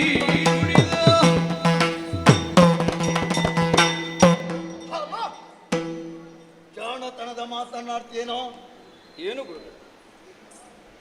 ನಿನ್ನ ಪ್ರಭುತ್ವವನ್ನು ಇವರೆಲ್ಲ ಒಪ್ಪಿಕೊಂಡವು. ನೀನೇನನ್ನು ಕೇಳಿದ್ರೂ ನಮ್ಮಲ್ಲಿಲ್ಲ, ಕೊಡಲಾರೆವು ಎನ್ನುವಂತಹ ಉದ್ದಟನ ಮಾತನ್ನು ಯಾರು ಆಡಲಾರರು. ಅದಲ್ಲ, ನಿನ್ನ ಕೇಳಿಕೆಯನ್ನು ಎಲ್ಲರೂ ಮಾನಿಸ್ತಾರೆ. ನನಗೆ ಗೊತ್ತು, ಎಲ್ಲವನ್ನು ನನಗೆ ಧಾರೆ ಎರೆದ ಮೇಲೆ ಎಲ್ಲಿ ಹೋಗ್ತೀನಿ ನೀನು? ಯಾರಲ್ಲಿ ಕೇಳಿ ಪಡೆಯುತ್ತಿ? ಹೇಗೆ ಸಂಪಾದನೆಯನ್ನು ಮಾಡ್ತೀನೋ? ಹೇಗೆ? ಅದು ಹೌದು. ಸಪ್ತದ್ವೀಪಾಂಕಿತವಾದಂತಹ ಭೂಮಿಯನ್ನೇ ನಿಮಗೆ ಧಾರೆ ಎರೆದಾಗಿ ನನ್ನ ಕೈವಶವಿದೆ. ನಾನು ಎಲ್ಲಿ ಹೋಗಿ ದುಡಿದಾಗಲಿ ಸಂಪಾದಿಸಲಿ ಅದು ನನ್ನದೇ. ನಿಮಗೆ ಕೊಟ್ಟ ಭೂಮಿಯಲ್ಲಿಯೇ ನಾನು ಸಂಪಾದಿಸಿದ ಹಾಗಾಗುತ್ತೆ. ಹೌದು. ಎಲ್ಲಿ ಹೋಗ್ತಿ? ಆದರೂ ಏನು? ಭೂಮಿಯಲ್ಲೇ ಇರುವುದಾದರೂ ಕಾಶಿ ಕ್ಷೇತ್ರ ಅನ್ನುವುದು ಭೂಮಿಗೆ ಸಂಬಂಧಿಸಿದ ಭೂಮಿಯಲ್ಲ, ಅದು ದೇವಲೋಕಕ್ಕೆ ಸಂಬಂಧಿಸಿದ ಭೂಮಿ ಅಂತ ತಾವೇ ಅಪ್ಪಣೆ ಕೊಡಿಸಿದ್ರಂತೆ ಒಂದು ಕಾಲದಲ್ಲಿ. ಎಂದು ಯಾವಾಗ? ಎಲ್ಲೋ ದೇವಸಭೆಯಲ್ಲಿ ನೀವು ಹೇಳಿದ್ರು ಅಂತ ನಮ್ಮ ಗುರುಗಳು ಆಡ್ತಾ ಇದ್ರು. ತಾವೇ ಅಪ್ಪಣೆ ಕೊಡಿಸಿದ ಹಾಗೆ ಸಪ್ತದ್ವೀಪಗಳಿಗಿಂತಲೂ ಹೊರತಾದ ಪ್ರದೇಶವಾಗಿ ಭೂಮಿಯಲ್ಲೇ ಇರಬಹುದಾದಂತಹ ತಾಣ ಕಾಶಿ ಆದ್ದರಿಂದ ಕಾಶಿ ಕ್ಷೇತ್ರವನ್ನು ಸೇರಿ ಅಲ್ಲಿ ಸಂಪಾದಿಸ್ತೇನೆ, ನಿಮಗೆ ತಂದು ಕೊಡ್ತೇನೆ. ನೀನೇ ಹೋಗುದಾ? ಹೌದು. ಎಲ್ಲಿ ಹೋಗ್ತಿ? ಯಾವಾಗ ಬರ್ತಿ? ಹೇಳುವುದಕ್ಕೆ ಸಾಧ್ಯ ಇಲ್ಲ. ನಿನ್ನ ಮಾತಿನಲ್ಲಿ ನನಗೆ ನಂಬಿಕೆ ಇಲ್ಲ. ಅದು ಹೌದು. ಕೈಯಲ್ಲಿದ್ದವನನ್ನು ಬಿಟ್ಟು ಬಿಟ್ಟರೆ ಮತ್ತೆ ಎಲ್ಲಿಯಾದರೂ ತಲೆ ಮೆರೆಸಿಕೊಂಡು ಹೋದರೆ ಎಲ್ಲಿ ಹುಡುಕುವುದು? ಸಮಸ್ಯೆ ಹೌದು. ಒಂದು ಕೆಲಸ ಮಾಡಿ ಗುರುಗಳೇ, ಕೊಡು ಸಂಗಡ ಒಬ್ಬನನ್ನು ಹಾ ಒಬ್ಬನನ್ನು ನನ್ನೊಟ್ಟಿಗೆ ನಿಮ್ಮ ಜನ ಕಳುಹಿಸಿಕೊಡಿ. ಕಳಿಸಿಕೊಟ್ರೆ ವಿಶ್ವಾಸಕ್ಕೆ ಅವನ ಕೈಯಲ್ಲೇ ಬಿಡ್ತೇನೆ. ಅವನ ಹೊಟ್ಟೆಗೆ ಬಟ್ಟೆಗೆ ಅವನ ಬೇಕು ಬೇಡಗಳನ್ನು ಪೂರೈಸುವುದು ಯಾರು? ಅವನ ಎಲ್ಲ ಆಗು ಹೋಗುಗಳನ್ನು ನಾನೇ ನೋಡಿಕೊಡ್ತೇನೆ. ಅವನ ವೇತನವನ್ನು ಕೊಡ್ತೇನೆ. ಹೌದಲ್ಲ? ಓಹೋ, 48 ದಿವಸದ ಒಳಗೆ ಅಷ್ಟು ದ್ರವ್ಯವನ್ನು ಹಾ, ಅವನ ಕೈಗೆ ಕೊಟ್ಟು ಸರಿ ಋಣಮುಕ್ತನಾಗಬೇಕು. ಸರಿ. ಆಡಿದಂತೆ ಮಾಡ್ತೀಯಲ್ಲ? ಓ, ಹೊರಡುವುದಕ್ಕೆ ಸಿದ್ಧನ. ಹಾ ಸಿದ್ಧನ.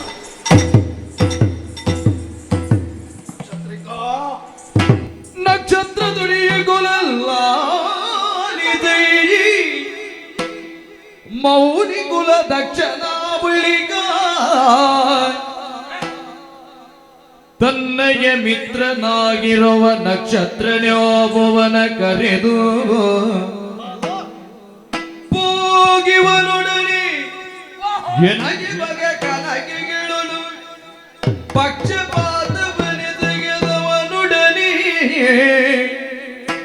ನೀ ಬರಿದೆ ದಾಕ್ಷಿಣ್ಯನ ತಾಳದೆ ಅವಧಿ ದಿನ ಸೂರ್ಯು ಪಶ್ಚಿಮ ಬುದಿಗೆ ಎದನಿ ತರಳು ತಗುದಿಲ್ಲಿ ನಿನ್ನ ಸಂಬಳ ತೆಗೆದಲಿ ನಕ್ಷತ್ರ ದೊಣೆಯ ಕೊಲ ಲಾಲಿತೆ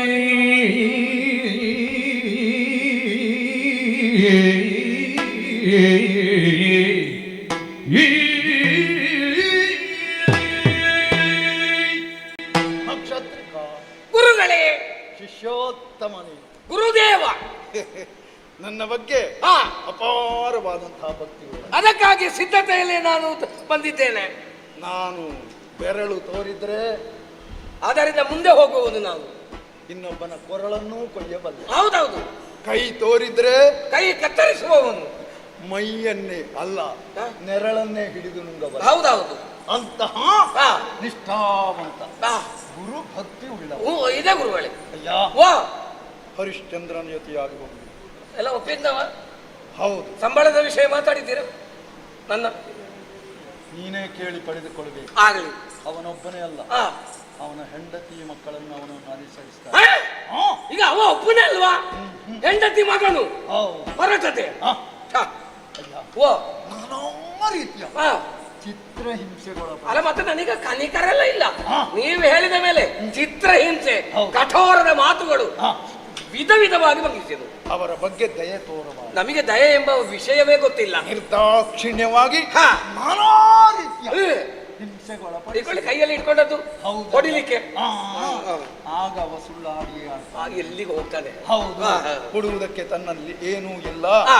ಬರಿಗೈಯಲ್ಲೇ ಇದ್ದೇನೆ, ಹಾ. ಹೊರಟು ಹೋಗು ಹಾ. ಹೀಗೆಂದು ಹೇಳ್ತಾನೆ. ಹಾ. ಆಗಲೇ ಅವ ಸುಳ್ಳುಗಾರ ಅಂತ ಲೋಕ. ನಾನು ಅವನ ಬಾಯಿಯಲ್ಲಿ ಸುಳ್ಳು ಸುಳ್ಳು ಹೇಳಿಸ್ತೇನೆ ಗುರುಗಳೇ. ಹೌದಾ? ನಿಮಗೆ ತಲೆ ಬಿಸಿ ಬೇಡ. ಹೌದಾ? ಒಪ್ಪಿದನಲ್ಲ. ಒಪ್ಪಿದ. ಯಾವಾಗ ಹೊರಡುದು ಯಾವಾಗ ಅವನು? ಮತ್ತೆ ಅವರನ್ನು ಹೊರಡಿಸಿದ ಹೊರಡುದು.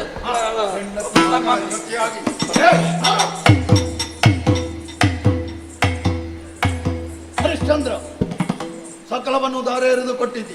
ನೋಡಿದೆಯಾ ಅಯೋಧ್ಯೆಯ ಪ್ರಜಾ ಜನರು ರಾಜಾಂಗಣದಲ್ಲಿ ಬಂದು ನೆರೆದಿದ್ದಾರೆ. ನಿನ್ನ ಬಗ್ಗೆ ಅತೀವವಾದಂತಹ ಭಕ್ತಿ ಗೌರವವುಳ್ಳವರು. ನಾನು ಇಲ್ಲಿ ಅರಸನಾಗಿದ್ದೇನೆ, ಸಕಲವನ್ನು ವಿಶ್ವಾಮಿತ್ರರಿಗೆ ಧಾರೆ ಎರೆದು ಕೊಟ್ಟಿದ್ದೇನೆ ತಿಳಿಯ ಹೇಳುವುದರ ಜೊತೆಯಲ್ಲಿ ವಿಶ್ವಾಮಿತ್ರರ ಪ್ರಭುತ್ವವನ್ನು ನೀವೆಲ್ಲ ಒಪ್ಪಿಕೊಳ್ಳತಕ್ಕದ್ದು ಅಂತ ತಿಳಿಯ ಹೇಳಿದೆ. ಅದಲ್ಲದೆ ಇದ್ರೆ ಇವರೆಲ್ಲ ದಂಗೆ ಇದ್ರೆ ನಾನೇನು ಮಾಡು? ಹೇಳಿಬಿಡು. ನಿನ್ನೊಟ್ಟಿಗೆ ಬರುವ ಇವನೇ ನಕ್ಷತ್ರಿಕ ಅಂತ, ಇವನ ಹೆಸರು. ನನ್ನ ಶಿಷ್ಯ. ಇವರಿಗೆ 48 ದಿವಸಗಳ ಅವಧಿಯಲ್ಲಿ ಒಟ್ಟಿಗೆ ಇರ್ತಾರೆ. ಹೌದು. ಅವರ ಸಂಬಳವನ್ನು ಹೇಳಿದ್ದಾರೆ. ನೀನೇ ಕೊಡಬೇಕು. ಅವ ಕೇಳ್ತಾನೆ ಅಷ್ಟು ಸಂಬಳ? ಹಾ, ದಿನ ದಿನ ಕೊಡಬೇಕು. ನಿನ್ನ ಕೆಲಸ ಕೊಡುದು. ಹಾ, ಕೇಳಿದಾಗ ಸಿಗ್ಬೇಕು ನನಗೆ. ಅದು ದಿನ ದಿನ. ದಿನ ದಿನ ಹಾ. ದಿನ ದಿನ ಆಗದಿದ್ರು 48ಕ್ಕೆ. ಹಾ, ಹಾ, ಮುಗಿಸ್ಬೇಕು. ಇದು ನನ್ನ ಸಾಥಿ ಚಂದ್ರಮ್ಮ. ನಡ್ಕೊಂಡೆ ಬರುದ? ಹೌದು, ಮತ್ತೆ ಹೇಗೆ? ಇದು ಈಗ ನಡೆದಿರೋ ಗುರಿ ಮುಟ್ಲಿಕ್ಕೆ ಸಾಧ್ಯ ಉಂಟು? ಹೇಳು. ನೋಡೋಣ, ಹೋಗಬೇಕಾದದ್ದು ನಾವಲ್ಲ, ಗಮನಿಸೋಣ. ಆಗ್ಲಿ, ಪ್ರಜೆಗಳನ್ನು ಒಪ್ಪಿಸು. ನಾ ಹೇಳುದು ಒಳ್ಳೇದು. ಹ್ಮ್. ಗುರುಗಳೇ, ಅವರ ಕ್ಷೇತ್ರ, ನಾವು ಸ್ವಲ್ಪ ಹಿಂದೆ ನಿಲ್ಲುದು ಒಳ್ಳೇದು. ಅಯೋಧ್ಯೆಯ ಮಹಾಪ್ರಜೆಗಳು ತಲೆಬಾಗಿ ಕರಜೋಡಿಸಿ ನಮಸ್ಕರಿಸ್ತಾ ಇದ್ದೇನೆ. ಯಾರೂ ಆತಂಕಕ್ಕೊಳಗಾಗಬೇಕಾದ ಅವಶ್ಯಕತೆ ಇಲ್ಲ. ಪ್ರಭುವಾದಂತಹ ಹರಿಶ್ಚಂದ್ರ ನಮ್ಮನ್ನೆಲ್ಲ ಅನಾಥರನ್ನಾಗಿಸಿ ಹೋಗ್ತಾ ಇದ್ದಾನೆ ಅನ್ನುವಂತಹ ನಿರ್ಣಯವನ್ನು ತಳೆಯಬೇಕಾದದ್ದಿಲ್ಲ. ಕರುಣಾವಾರಿಸಿಗಳಾದಂತಹ ಆಚಾರ್ಯ ವಿಶ್ವಾಮಿತ್ರರು ಒಂದು ಕಾಲದಲ್ಲಿ ಸಿಂಹಾಸನಾರೋಹಣವನ್ನು ಮಾಡಿ ಮಣಿಮುಕುಟವನ್ನು ಶಿರದಲ್ಲಿ ಧರಿಸಿ ಅಖಂಡ ಭೂಮಂಡಲವನ್ನು ಶಾಸನ ಮಾಡಿದ ಚಕ್ರವರ್ತಿಗಳು, ಪ್ರಜಾ ಪರಿಪಾಲನೆಯ ಸಕಲ ಒಳಹೊರಗನ್ನು ಬಲ್ಲಂತಹ ಮಹಾನುಭಾವರು, ತಪಸ್ಸಿನ ಮೂಲಕವಾಗಿ ಬ್ರಹ್ಮರ್ಷಿ ಅನ್ನಿಸಿಕೊಂಡವರು. ಒಬ್ಬಾತ ಸಾಮಾನ್ಯ ಕ್ಷತ್ರಿಯನಾದಂತಹ ಹರಿಶ್ಚಂದ್ರ ಆಳುತ್ತಿದ್ದ ಪ್ರಜೆಗಳನ್ನು ಬ್ರಹ್ಮರ್ಷಿಯವರೇಣ್ಯರಾದಂತಹ ವಿಶ್ವಾಮಿತ್ರರು ಪರಿಪಾಲಿಸುವುದಕ್ಕೆ ಸಿದ್ಧರಾಗಿದ್ದಾರೆ ಅಂತಾದರೆ ಅದು ನಮ್ಮ ಪುಣ್ಯ ವಿಶೇಷ ಅಂತ ನಾವು ಭಾವಿಸೋಣ. ಸತ್ಯವಚನವನ್ನು ಪಾಲಿಸಿ ಸತ್ಯವೇ ಭಗವಂತ ಅನ್ನುವಂತಹ ನಿರ್ಣಯದಿಂದ ಮುಂದೆ ಸಾಗಬೇಕು ಅನ್ನುವಂತಹ ಉದ್ದೇಶದಿಂದಲೇ ನಿಮ್ಮೆಲ್ಲರ ಸಹವಾಸವನ್ನು ಸಾಂಗತ್ಯವನ್ನು ಬಿಟ್ಟು ಹೋಗಬೇಕಾದಂತಹ ನನ್ನ ಅನಿವಾರ್ಯತೆಯನ್ನು ಗಮನಿಸಿ ಆಚಾರ್ಯರಾದ ವಿಶ್ವಾಮಿತ್ರರನ್ನು ಸಾರ್ವಭೌಮರೆಂದೇ ಗೌರವಿಸಿ ನೀವೆಲ್ಲರೂ ನಡ್ಕೊಳ್ಳದೇ ಹೋದರೆ ನಾನವರಿಗೆ ಸಾಮ್ರಾಜ್ಯ ಕೊಟ್ಟದ್ದು ನಿಷ್ಫಲ ಅಂತ ಆಗಿ ಹೋಗ್ತದೆ. ಹಾಗಿದ್ದರೆ ನನ್ನ ಕೊಡುಗೆ ಸುಳ್ಳಾಗದ ಹಾಗೆ, ಹುಸಿಯಾಗದ ಹಾಗೆ ನಡೆಯಿಸಿಕೊಳ್ಳುವಂತಹ ಮಹಾಭಾರವನ್ನು ನಿಮಗೊಪ್ಪಿಸಿ ಹೊರಡುತ್ತಾ ಇದ್ದೇವೆ. ಆಶೀರ್ವದಿಸಿ ಕಳುಹಿಸಿಕೊಡಿ. ಅಯೋಧ್ಯೆಯ ಮಹಾಜನರಿಗೆ ಇಷ್ಟರವರೆಗೆ ನಾವು ರಾಜರಾಣಿಯರಾಗಿದ್ದೆವು, ಈಗ ಬಡವರಾಗಿದ್ದೇವೆ. ಆದರೂ ಚಿಂತೆ ಇಲ್ಲ, ನಿಮ್ಮ ಹೃದಯದಲ್ಲಿ ನಮಗೊಂದು ಸ್ಥಾನವಿದೆಯಲ್ಲ ಎನ್ನುವುದೇ ನಮಗೆ ಸಂತೋಷ. ಪುರದ ಪುಣ್ಯವೇ ಪುರುಷ ರೂಪಿನಿಂದ ಹೋಗುತ್ತಿದೆ ಎನ್ನುವ ಹಾಗೆ ನೀವೇ ಆಡಿಕೊಳ್ಳುತ್ತಿರುವುದು ನಮ್ಮ ಕಿವಿಗೆ ಕೇಳಿಸುತ್ತಿದೆ. ಸಾಕಲ್ಲ ನೀವು ನಮ್ಮ ಮೇಲಿಟ್ಟಿರುವಂತಹ ಅಭಿಮಾನ. ನಾನು ಬಡವಳಾಗಿದ್ದೇನೆ ಎನ್ನುವ ಹಾಗೆ ನಾನು ಚಿಂತಿಸುತ್ತಾ ಇಲ್ಲ. ಅರಮನೆಯ ಶುಭ ಶೋಭನಾದಿಗಳು ನಡೆಯುವಾಗ ಮುತ್ತೈದೆಯರಾದಂಥ ನೀವು ಆಗಮಿಸಿದಾಗ ಬಾಗಿನವನ್ನು ಕೊಟ್ಟು ನಿಮ್ಮನ್ನು ನಾನು ಸಮಾಧಾನಪಡಿಸುತ್ತಿದ್ದೆ, ನಾನು ಸಂತೋಷ ಪಡುತ್ತಿದ್ದೆ. ಆ ಅವಕಾಶ ತಪ್ಪಿ ಹೋಯಿತಲ್ಲ ಎನ್ನುವಂಥ ನೋವು ಬಿಟ್ಟರೆ ಇನ್ನೇನೂ ಇಲ್ಲ. ಇದೋ ಹೊರಟು ನಿಂತಿದ್ದೇನೆ. ನಾವು ಅಧಿಕಾರದಲ್ಲಿದ್ದಾಗ ನಿಮ್ಮ ಮನಸ್ಸಿಗೆ ನೋವುಂಟು ಮಾಡಿದ್ದರೆ ಅದನ್ನು ಈ ಕ್ಷಣದಲ್ಲೇ ಮರೆತು ಬಿಡಿ. ನಮ್ಮ ಸತ್ಯವು ಸದಾಕಾಲ ನಮ್ಮನ್ನು ಕಾಪಾಡುವಂತೆ, ನಾವು ಸತ್ಯವ್ರತದಲ್ಲಿ ಇರುವಂತೆ ನಮ್ಮನ್ನು ಆಶೀರ್ವಾದವನ್ನು ಮಾಡಿ ಕಳುಹಿಸಿಕೊಳ್ಳಿ. ನೋಡು ಮಗನೇ. ಗುರು ಹಿರಿಯರೇ ಹಾಗೂ ನನ್ನ ಸ್ನೇಹಿತರೆ, ಇಲ್ಲಿಯವರೆಗೆ ನಿಮ್ಮ ಜೊತೆಯಲ್ಲಿ ನಾನು ಆಟ ಪಾಠದಲ್ಲಿ ಜೊತೆಯಾಗಿ ಬೆಳೆದು ಬಂದವು. ಆದರೆ ಇಂದು ತಂದೆಯ ಸತ್ಯ ಪರಿಪಾಲನೆಗೆ ಬೇಕಾಗಿ ಅವರೊಂದಿಗೆ ಹೊರಟು ನಿಂತವನಿದ್ದೇನೆ. ಇಲ್ಲಿಯವರೆಗೆ ನಿಮ್ಮೊಂದಿಗೆ ನಾನೇನಾದರೂ ತಪ್ಪನ್ನು ಎಸಗಿದ್ದರೆ ಅದನ್ನು ನೀವೆಲ್ಲರೂ ಮನ್ನಿಸಬೇಕು ಎನ್ನುವ ಹಾಗೆ ಕೇಳಿಕೊಳ್ಳುತ್ತಾ ಇದ್ದೇನೆ. ನಮ್ಮನ್ನು ಶುಭ ಹಾರೈಸಬೇಕು ಎನ್ನುವ ಹಾಗೆ ವಿನಮ್ರ ಪ್ರಾರ್ಥನೆಯನ್ನು ಮಾಡುತ್ತಾ ಇದ್ದೇನೆ. ಹೋಗಿ ಬರ್ತೇವೆ. ಮುಗೀತಾ? ಎಂಥದ್ದು ನಿಮ್ಮ ಕುಟುಂಬಸ್ಥರ ಭಾಷ್ಮಾಂಜಲಿ ಸಭೆ ಇದು? ಅಲ್ಲ, ನಮ್ಮ ಗ್ರಾಚಾರವ ಆವೇಶಕ್ಕೊಳಗುವ ತದಾಗ್ತದೆ. ಅದರಿಂದ ಹೋಗುವುದರ ಬದಲು ಗುರುಗಳಲ್ಲಿ ಹೇಳಿದ್ರೆ ಆಯ್ತಾ, ನನಗೆ ಕೊಡ್ಲಿಕ್ಕಿಂತದ್ದಿಲ್ಲ ಅಂತ. ಇದ್ದೂ ಇಲ್ಲ ಅನ್ನುವುದಕ್ಕಾಗುತ್ತದೆ. ಕೊಡುವಲ್ಲಿ ಒಂದು ದಾರಿ ಇದೆ ಅನ್ನುವುದನ್ನು ನಮಗೆ ದೇವರು ತೋರಿಸಿದ ಮೇಲೆ ಇಲ್ಲ ಅನ್ನುವುದಕ್ಕೆ ಹೇಗಾಗ್ತದೆ? ಅಯ್ಯಯ್ಯೋ, ಕುದುರೆ ಇಂದ್ರನಿದೆಯೇನೋ ಪಟ್ಟದ ಕತ್ತಿ.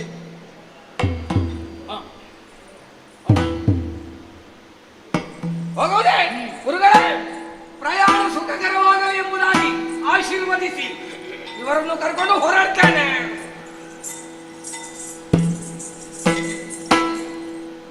ಚಂಡಮಾರುತವಾಗಿ, ತಾವಾಗ್ನಿಯಾಗಿ, ಹಾವಾಗಿ, ಮೃಗವಾಗಿ, ಭೂತ ಪ್ರೇತವಾಗಿ ಹಿಂದಿಂದ ನಿಂತು ನಾನು ನಾನಾ ರೀತಿಯ ಕಷ್ಟಕ್ಕೆ ಇವರನ್ನು ಒಳಪಡಿಸ್ತೇನೆ. ಅವನಿಗೆ ಶನಿಯಾಗಿ ನಾನು ಹೇಳಿದ್ದೇನೆ. ಹೌದಲ್ಲ, ಬಿಡುವುದಿಲ್ಲ ಅವರನ್ನು. ಹೋಗಿ ಬಾ, ಕಾರ್ಯದಲ್ಲಿ ಯಶಸ್ಸನ್ನು ಪಡೆ. ಆಗ್ಲಿ, ರಥ ಹೊರಟಿ.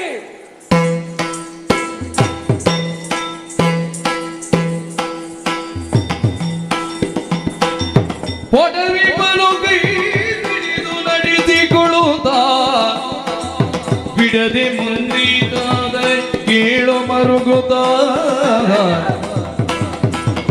ಮತ್ತು ಮೋದೊದಗುತ್ತಿರಿ ಕಲ್ಲು ಮುಳ್ಳುಗಳು ಒತ್ತುತ್ತಿನಾಡಿದವೋ ಸರವರಿಗೆ ಕೀಳು ಪುತ್ರನದ ಸೇರಿಸದೆ ಬೀಳುತ್ತ ಏಳುತ್ತಾ ಹೆತ್ತವರ ಕರೆದು ದುಃಖಿಸುತ್ತ ನಡೆಯದಾರೇನು ಅಮ್ಮ ಬಿಸಿಲಲಿ ನಡೆಯಲಾರೆನು ಅಮ್ಮ ಬಿಸಿಲಲಿ ಇಕ್ಕು ಒಡಿದು ನಿನ್ನಯ ಕಾಲು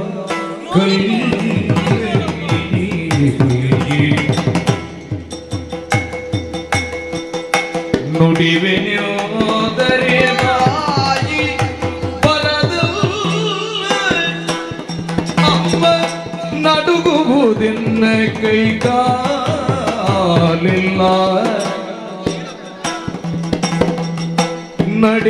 ನಡೆಯಲಾರೆನು ಅಮ್ಮ ಬಿಸಿಲಲಿ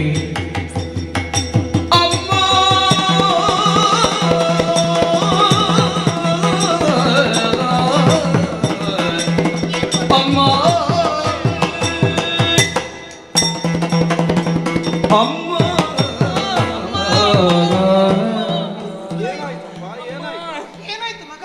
ನಡೆಯುವುದಕ್ಕಾಗುವುದಿಲ್ಲ ಅಮ್ಮ. ಯಾಕಪ್ಪ? ಅಮ್ಮ ಉರಿ ತಡೆಯುವುದಕ್ಕಾಗುವುದಿಲ್ಲ. ಹೌದು ಮಗನೇ, ಬಿಸಿಲು ಏರುತ್ತ ಉಂಟು, ಏನು ಮಾಡೋಣ ಹೇಳು. ಓ, ನನ್ನ ಕಾಲನ್ನೊಮ್ಮೆ ನೋಡಿದೆಯ? ಪಾದ ಒಡೆದು ರಕ್ತ ಸುರಿಯುತ್ತಾ ಇದೆ ತಾಯಿ.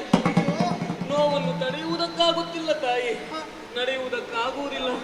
ಇನ್ನು ನನ್ನಲ್ಲಿ ಶಕ್ತಿ ಇಲ್ಲ ಅಮ್ಮ, ಶಕ್ತಿ ಇಲ್ಲ, ಶಕ್ತಿ ಇಲ್ಲ. ನಿನ್ನ ತಂದೆ ಹಾಗೆ ಹಠ ಮಾಡಿದ್ರೆ ಹೇಗಪ್ಪ? ಸಮಾಧಾನ ಮಾಡಿಕೊಳ್ಳಬೇಕು. ಇನ್ನೊಂದು ಹೇಗೆ ಇಟ್ಟು ಅಪ್ಪ ಪುತ್ರನಲ್ಲವೇ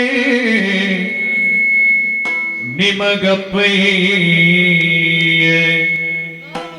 ಎನ್ನ ಎತ್ತಿಕೊಳ್ಳಲು ಬಾರದೇನಯ್ಯ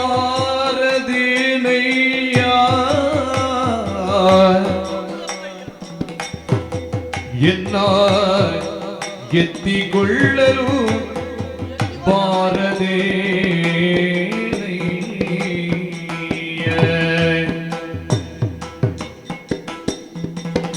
ಮತ್ತಾರಿಬ್ಬರು ಒಬ್ಬನಲ್ಲವೇ ಎನ್ನ ಎತ್ತಿಕೊಳ್ಳಲು ಬಾರದೆ ನೀ ಪುತ್ರನಲ್ಲವೇ ನಿಮಗಪ್ಪಯ್ಯ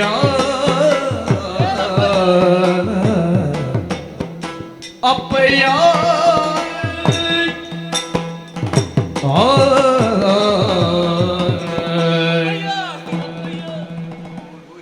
ನಿಮ್ಮ ಪ್ರೀತಿಯ ಪುತ್ರನಲ್ವೇ ಅಪ್ಪಯ್ಯ? ಅರಮನೆಯಲ್ಲಿ ಅತ್ತಿಂದಿತ್ತ ಓಡಾಡುವಾಗ ನನ್ನನ್ನು ಎತ್ತಿಕೊಂಡು ಮುದ್ದಿಸುತ್ತಿದ್ದವರು ನೀವು. ನಿಮ್ಮ ಜಗ್ಗೆಯಲ್ಲಿ ಕುಳಿತು ಮುದ್ದಾಡಿಸುತ್ತಿದ್ದವರಲ್ವೇ ಅಪ್ಪಯ್ಯ? ಆದರೆ ಇಂದು ಗಾಢ ದಾರಿಯಲ್ಲಿ ನನ್ನನ್ನು ನಡೆಸುತ್ತಾ ಇದ್ದೀರಿ. ಯಾಕಪ್ಪಯ್ಯ? ನನ್ನನ್ನು ಎತ್ತಿಕೊಂಡು ಹೋಗಿ ಅಪ್ಪಯ್ಯ. ನನ್ನಿಂದ ಆಗುತ್ತಿಲ್ಲ ಅಪ್ಪಯ್ಯ, ನನ್ನಿಂದ ಆಗುತ್ತಿಲ್ಲ. ಅರಮನೆಯ ಅಂಗಳದಲ್ಲಿ ಬೆಳದಿಂಗಳಿಗಾದರೂ ಛತ್ರದ ನೆರಳಿನಲ್ಲಿ ಮುಂದಕ್ಕೆ ಸಾಗಿದ ರತ್ನಕಂಬಳಿಯ ಹಾಸಿನ ಮೇಲೆಯೇ ಕಾಲೂರಿದ ಅನುಭವ ನಿನ್ನ. ಸಾಮ್ರಾಜ್ಯವನ್ನು ವಿಶ್ವಾಮಿತ್ರರಿಗೆ ಕೊಡಬೇಕೋ ಮಗನೇ ಅಂತ ಕೇಳುವ ಕಾಲಕ್ಕೆ ಎಷ್ಟೊಂದು ಭರವಸೆಯಿಂದ ಹೇಳಿದೆಯಪ್ಪ. ನಿನ್ನ ಸತ್ಯಕ್ಕಿಂತ ನನಗೆ ಯಾವ ಸಾಮ್ರಾಜ್ಯವೂ ದೊಡ್ಡದಲ್ಲ ಅಪ್ಪಯ್ಯ, ಕೊಟ್ಟು ಬಿಡಿ. ಹಾಗೆ ಹೇಳಿದ ನೀನಿಷ್ಟು ಬುದ್ಧಿಗಿಟ್ಟು ಕುಳಿತು ಹೇಗೋ? ಹೋಗೋಣ. ನನಗೆ ನಡೆಯುವುದಕ್ಕಾಗುವುದಿಲ್ಲ ಅಪ್ಪಯ್ಯ. ನಮಗೆ ನಡೆಯುವುದಕ್ಕೆ ಕಷ್ಟವಾಗಿರುವಾಗ ಬಾಲಕನಲ್ಲಿ ನಾನು ಎತ್ತಿಕೊಳ್ತೇನೆ. ಬಾ ಮಗ, ನಾನು ಎತ್ತಿಕೊಳ್ತೇನೆ. ಹತ್ತಿರವಿದೆ, ಬಹಳ ದೂರವಿಲ್ಲ. ಬಾ ಬಾ ಬಾ ವಸುದೆಯ ಸುರನೆಯ ನಿನ್ನ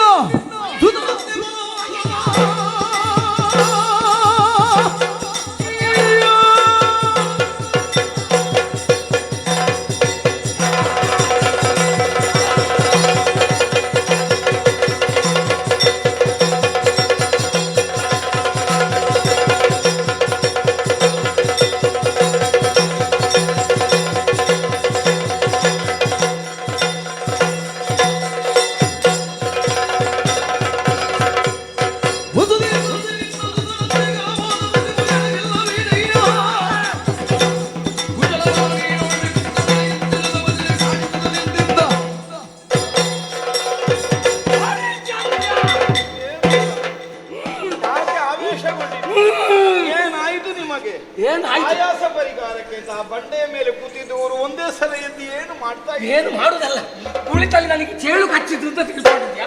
ಏನಾಯ್ತು ನಿಮಗೆ? ಏನಾಯ್ತು? ಆಗುವ ಹಾಗೆ ನೀವು ಮಾಡಿದ್ದೀರಿ. ನಾನೇನು ಮಾಡಿದೆ? ಹಾಗೆಲ್ಲ ದಾರಿಯಲ್ಲಿ ನಡೀತಿರುವಾಗ ಅಪ್ಪ ನಡೆಯಲಾರೆ, ಕೈ ಕಾಲು ನಡುಗುತ್ತಾ ಇದೆ. ನಾನು ಸಣ್ಣ ಹುಡುಗ, ಸಣ್ಣ ಮಗು. ಅವನಿಗೂ ನನಗೆ ಎಂಥದ್ದು ವ್ಯತ್ಯಾಸ? ಒಂದೇ ರೀತಿ ಇದ್ದೇವೆ. ನಿನಗೆ ಅವ ಸಣ್ಣ ಮಗು ಅಲ್ಲ, ನನ್ನ ಅಪ್ಪನ ಅಮ್ಮನಿಗೆ ನಾನು ಸಣ್ಣ ಮಗು. ಇರಬಹುದಾದ್ರೆ ನಾನು ಅವನಿಗೆ ಅಪ್ಪ ಹೌದಾ? ಅಪ್ಪ ಅಪ್ಪ ನಡೀಲಿಕ್ಕೆ ಆಗುದಿಲ್ಲ ಅಂತ ಹೇಳುವಾಗ ಮಗನಲ್ಲೋ ಎಲ್ಲಿ? ನನಗೆ ಯಾರೂ ಅಪ್ಪ ಆಗ್ತಾರೆ, ನನ್ನನ್ನು ಎತ್ತಿಕ ನನಗೆ ಎತ್ತಿಕ ಆಗಲ್ಲ. ಅವನನ್ನು ನಿಮಗೆ ಹೋಲಿಸಿದರೆ ನೀವು ಮಹಾಮಹಿಮ. ನಿಮಗೆ ನಿಮ್ಮ ಮಕ್ಕಳ ಮೇಲೆ ನಿಮ್ಮ ವಿಶ್ವಾಮಿತ್ರರ ಶಿಷ್ಯ ಪರರ ಕುರಿತಾಗಿ ಕರುಣೆಯನ್ನು ಹೊಂದಿದವು. ಕರುಣೆ ಆಗ್ರಹಕ್ಕೆ ಏನು ನನಗೆ ಆಯಾಸ ಇಲ್ಲ, ನನಗೆ ಏನು ಆಗುದಿಲ್ಲ ಅಂತ ತಿಳ್ಕೊಂಡಿದ್ಯಾ? ನಿನ್ನ ಬಿಡುವಿಲ್ಲ. ಕೊಡು ಎನ್ನದು ಮಾವನ್ನ. ಕೊಡು ಕೊಡು ಕೊಡು ಕೊಡು.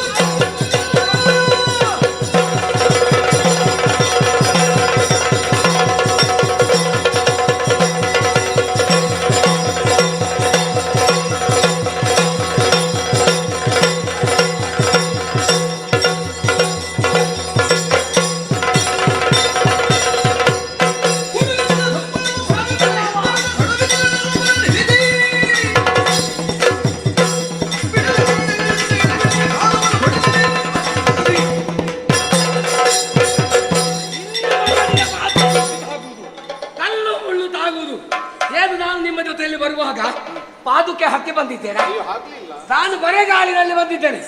ನನಗೂ ಚುಚ್ಚುತ್ತಾ ಉಂಟು, ತಾಗುತ್ತಾ ಉಂಟು ಕಲ್ಲು. ಬಂಡೆ ಕಲ್ಲಿನ ಮೇಲೆ ಬಿಸಿ ಏರ್ತಾ ಆದ್ರೆ ನಮಗಾಗಿ ಎಲ್ಲ ಕಷ್ಟ ಸಹಿಸಿಕೊಂಡು ಒಟ್ಟಿಗೆ ಬರ್ತಾ ಇದ್ದೇನೆ. ಹೌದಾ? ನನ್ನ ಮೇಲೆ ನಿನಗೆ ಕಣ್ಣಿಕರ ಉಂಟಾಗ್ಲಿಲ್ಲ ಅಲ್ಲ? ಇಲ್ಲ. ಈ ರೀತಿಯಾಗಿ ನೀನು ದ್ರೋಹ ಮಾಡಿದ ಮೇಲೆ ಬೇಗ ಕೊಡು, ಬೇಗ ಕೊಡು ನನ್ನ ಸಂಬಳ. ನಾನು ಯಾವುದನ್ನು ಬಿಟ್ಟದ್ದು ಸಂಬಳ ಬಿಡ್ಲಿಕ್ಕಿಲ್ಲ. ವಿಶ್ವಾಮಿತ್ರನಿಗೆ ಭೂಮಿಯನ್ನು ಒಪ್ಪಿಸಿದ ಮೇಲೆ ಇಲ್ಲಿಂದ ನಾನಿಗೆ ಏನನ್ನು ಕೊಡಲಿ? ಏನು ಕೊಡ್ಲಿಕ್ಕೆ ಆಗುದಿಲ್ಲ. ಹಾಗೆ ನಾನು ಏನು ಸಂಪಾದಿಸುವ ಹಾಗಿಲ್ಲ. ಸಂಪಾದನೆ ಎಲ್ಲ ಹೇಳುದು ಸಂಪಾದನೆ. ನಿಮ್ಮದು ಪ್ರತಿ ವರ್ಷ ಸಂಪಾದನೆ ಇಲ್ಲ ಅಂತ ಹೇಳುದು. ನೀವು ಕೊಡುವುದಕ್ಕಿಲ್ಲ, ನಿಮಗೆ ಸಂಪಾದನೆ ಆಗ್ಲಿಕ್ಕಿಲ್ಲ. ಇದಕ್ಕಿಂತ ಮೊದಲು ನಿಮಗೆ ಯಾರಾದ್ರೂ ಹಾಗೆ ಮೋಸ ಮಾಡಿದ್ರೆ ಅದಕ್ಕೆ ನಾನು ಹೊಣೆ. ನಾನು ಹಾಗೆ ಇಲ್ಲ. ಕಷ್ಟ ಏನು, ಉರಿ ಏನು ನಿನಗೆ ಗೊತ್ತಾಗಬೇಕು. ನೋಡಲ್ಲಿ ಉರಿತಾ ಉಂಟು ಬಂಡೆ. ನಾನು ಇಷ್ಟರವರೆಗೆ ಅದರ ಮೇಲೆ ನಿಂತಿದ್ದೆ. ಬೇಡ, ನೀನು ಮಾತಾಡ್ಲಿಕ್ಕಿಲ್ಲ. ನೀನು ಹೆಂಗಸು ಮಾತಾಡ್ಲಿಕ್ಕಿಲ್ಲ. ನನಗೆ ಮತ್ತು ಅವರಿಗೆ ಇರುವ ಸಂಬಂಧ ಆಗ್ಲಿ ಬಂಡೆ ಬಂಡೆ ಅದರ ಮೇಲೆ ನಿಲ್ಲು. ಉರಿ ನಿನಗೂ ಗೊತ್ತಾಗಬೇಕು. ನಿಲ್ಲು.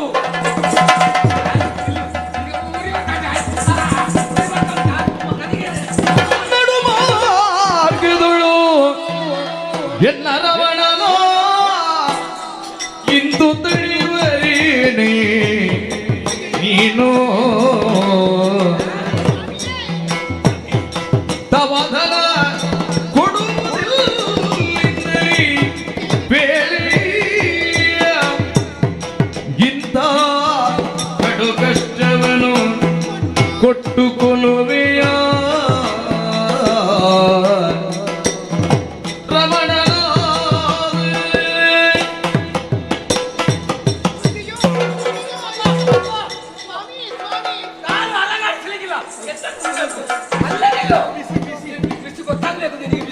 ಮೇಲಿನಿಂದ ಬಿಸಿಲಿನ ಝಳ, ಒಂದೆಡೆಯಿಂದ ಬಿಸಿ ಗಾಳಿ ಅಂತಿರುವಾಗ ಬಿಸಿಲ ಬಂಡೆಯ ಮೇಲೆ ನಮ್ಮವರನ್ನು ನಿಲ್ಲಿಸಿ ನಿಮಗೆ ಮಾತ್ರ ಬಿಸಿ, ನನಗೆ ಇಲ್ಲಿ ಮಳೆ ಸುರಿತಾ ಉಂಟಾ? ಗುರಿಗೊಳಿಸುತ್ತಾ ಇರುವೇರಾ ಸ್ವಾಮಿ?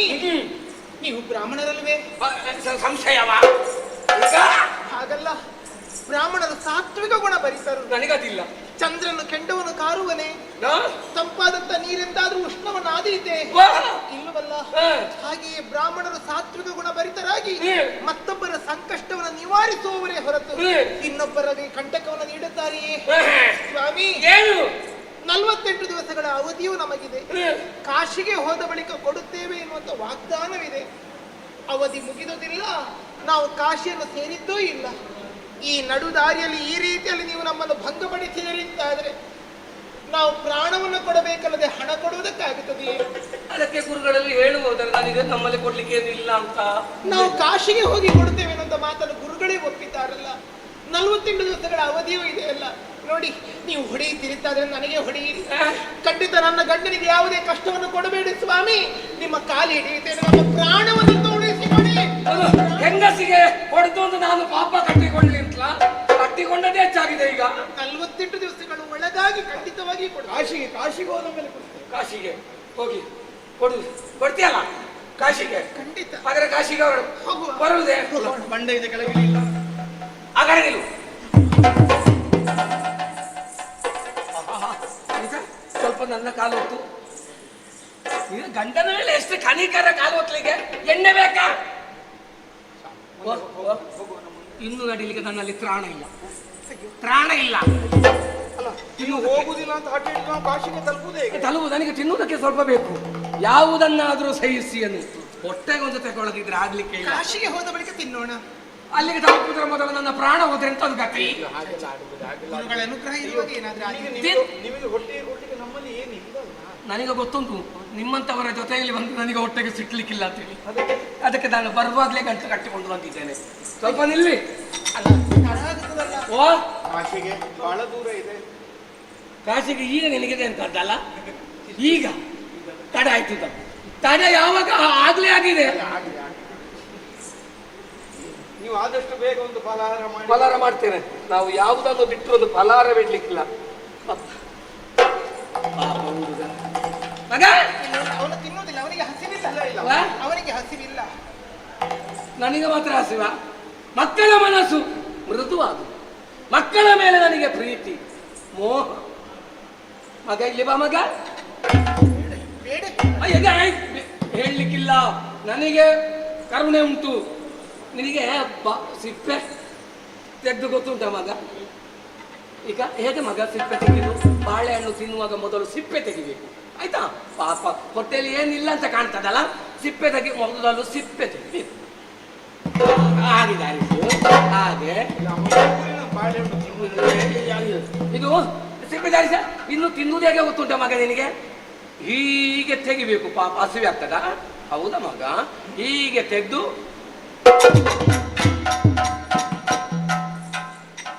ಹಾಗೆ ತಿನ್ನುವುದು. ಈಗ ಇನ್ನೊಮ್ಮೆ ಹೇಳಿ ಕೊಡ್ತಾರೆ, ಆಯ್ತಾ? ಇದನ್ನು ತೆಗಿ ಮಗ, ಒಂದು ಸಿಪ್ಪೆ ತೆಗಿ ಮಗ, ತೆಗಿ. ಪಾಪ ನನಗೆ ಸ್ವಲ್ಪ ಅಯ್ಯೋ ಪಾಪ, ನೀನು ಅಲ್ಲಿ ಹೊರಡುಗೆ ಅಂತ ತೆಕ್ಕೊಳ್ಳಿಲ್ಲ ಮಗ. ಇಲ್ವಾ? ಪಾಪ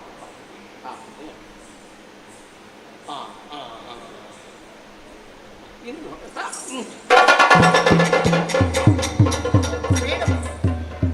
ಹಾಗೆ ತಿನ್ನು. ಈ ಸಾಮ್ರಾಜ್ಯವನ್ನೇ ನಾವು ಆಚಾರ್ಯ ಏನನ್ನು ನಾವು ಇದು ಬೇಕಾ ಮಗ ನಿನಗೆ? ಇದು ಅಷ್ಟು ನನಗೆ ಬೇಡ.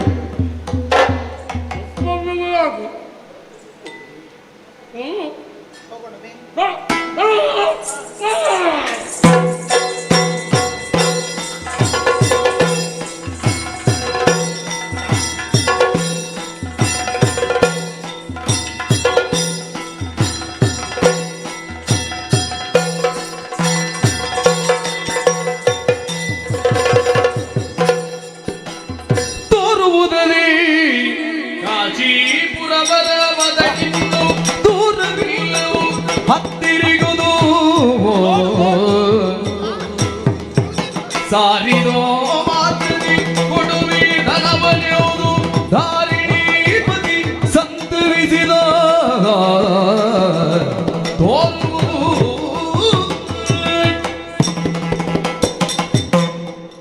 ಚಂದ್ರಮತಿ ವಲ್ಲಭ, ನಾವು ಸೌಭಾಗ್ಯವಂತರು ಅನ್ನುವುದು ನಿರ್ವಿವಾದವಾಗಿ ಹೋಯಿತು. ನೋಡಿದೆಯಲ್ಲ, ದೂರದಲ್ಲೇ ಕಾಣಿಸುತ್ತಿರುವಂತಹ ನಗರವನ್ನು ಗಮನಿಸಿದೆಯಲ್ಲ? ಹೌದು, ಅದೇ ಕಾಶೀಪುರ.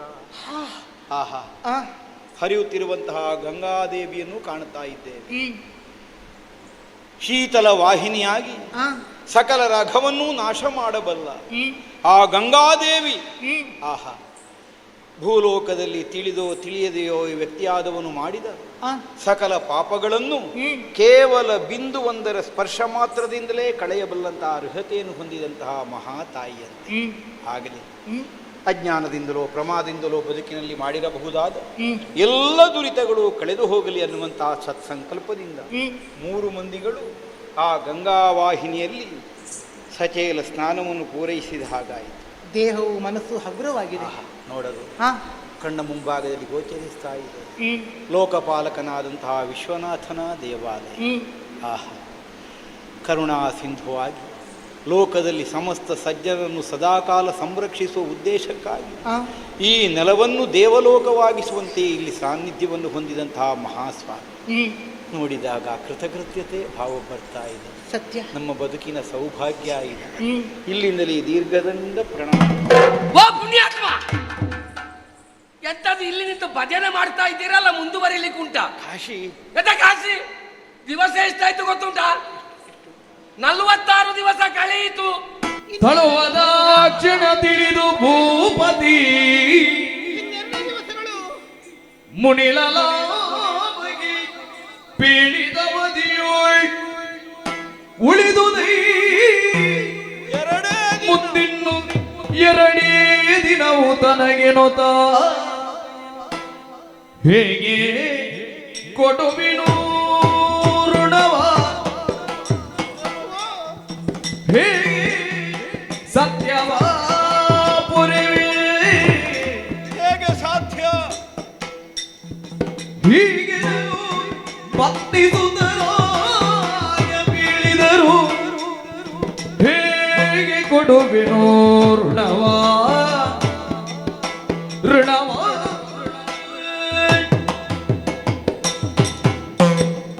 ಚಂದ್ರಮತಿ, ಕಾಶಿ ಕ್ಷೇತ್ರವನ್ನೇ ಲಕ್ಷ್ಯವನ್ನಾಗಿಸಿ ಅಯೋಧ್ಯೆಯನ್ನು ಉಳಿದು ಹೊರಟಂತಹ ನಾವು ಕಾಶಿಯನ್ನು ಸೇರಿದಂತಹ ಕ್ಷಣದಲ್ಲಿ ಮೈಮರವಿಯನ್ನು ಅನುಭವಿಸಿದೆವು. ಗಮ್ಯವನ್ನು ಬಂದು ಸೇರಿದೆವಲ್ಲ ಅನ್ನುವಂತಹ ಸಮಾಧಾನವನ್ನು ಹೊಂದಿದೆವು. ಆದರೆ ಕಟು ವಾಸ್ತವವನ್ನು ಅರೆಕ್ಷಣ ಮರೆತೇ ಬಿಟ್ಟೆವು. ಅಯೋಧ್ಯೆಯನ್ನು ಉಳಿದು ಕಾಶಿಯನ್ನು ನಾವು ಸೇರಿದ್ದರ ಹಿನ್ನೆಲೆಯಲ್ಲಿರುವಂತಹ ಉದ್ದೇಶವಾದರೂ ಏನು?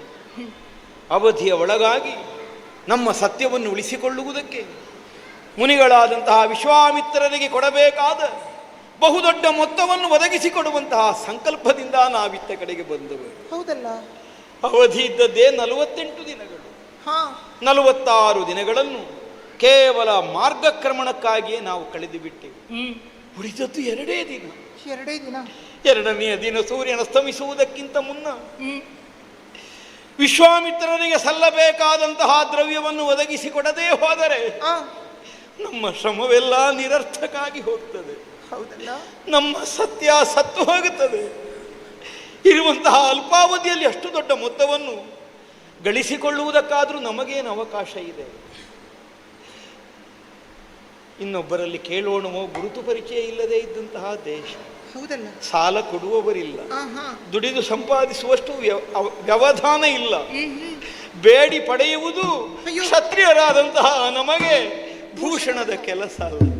ಹಾಗಿದ್ರೆ ಬಹು ಪ್ರಯಾಸವನ್ನು ಹೊಂದಿ ಬಹಳ ದೊಡ್ಡ ನಿರೀಕ್ಷೆಯನ್ನಿರಿಸಿ ಕಾಶಿ ದೇಶವನ್ನು ಪ್ರವೇಶಿಸಿದ್ರು ಮುನಿರಣನಿಂದ ಮುಕ್ತನಾಗುವುದಕ್ಕೆ ಅವಕಾಶ ಇಲ್ಲದೆ ಹೋಯ್ತಲ್ಲ.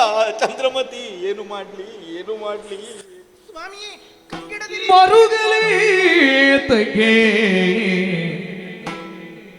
ಭೂಪ ಈ ಪರಿ ವರಮುನೀಂದ್ರನ ಸಾಲ ಈವಳೆ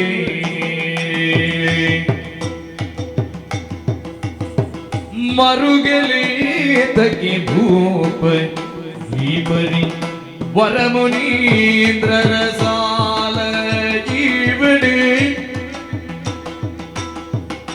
ಬರದಿ ನಮ್ಮನು ಮಾರಿ ಋಣವನ್ನು ಪರಿಹರಿಸುವುದು. ಬರದಿ ನಮ್ಮನು ಮಾರಿ ಋಣವನ್ನು ಪರಿಹರಿಸುವುದು.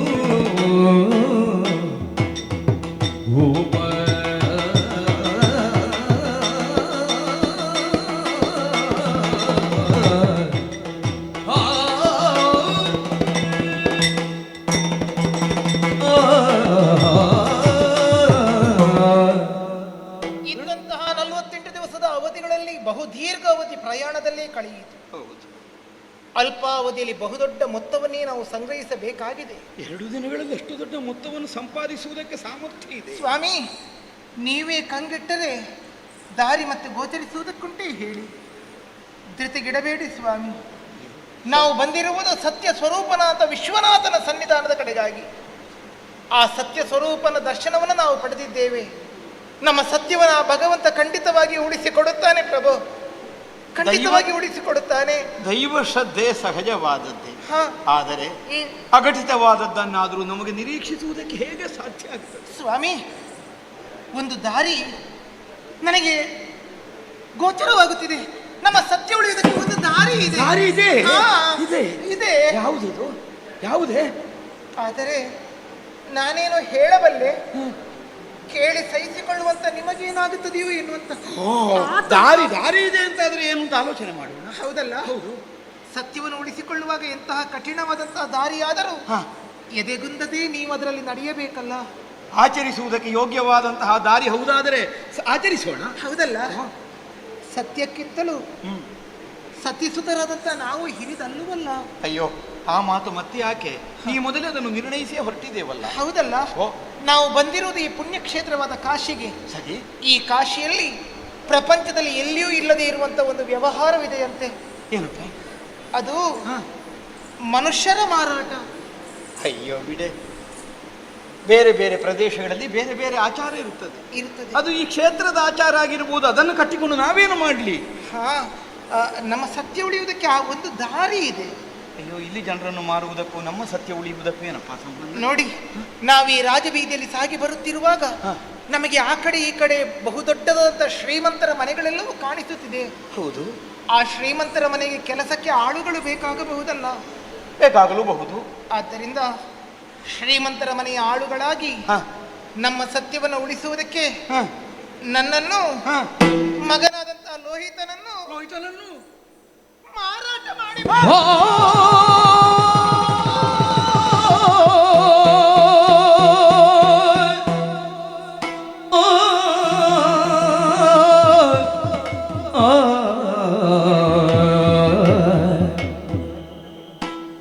ತರಣಿ ಕುಲದಲ್ಲಿ ಪುಟ್ಟಿದವನಿಪ ತರುಣಿ ತರಳರ ಪುಟ್ಟ ಎಂಬ ತರಣಿ ಕುಲದಲ್ಲಿ ಪುಟ್ಟಿದವನಿಪ ತರುಣಿ ತರಳರ ಕೊಟ್ಟನೆಂಬಿ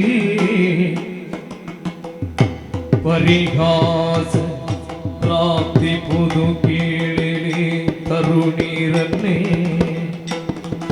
ಪರಿಹಾಸ ಪ್ರಾಪ್ತಿ ಪುದು ಕೇಳಿ ತರುಣಿರನ್ನೇ ತರಣಿ ಕುಲದಲ್ಲಿ ಹುಟ್ಟಿದವನಿಪ ತರುಣಿ ತರಳರ ಕೊಟ್ಟನೆಂಬ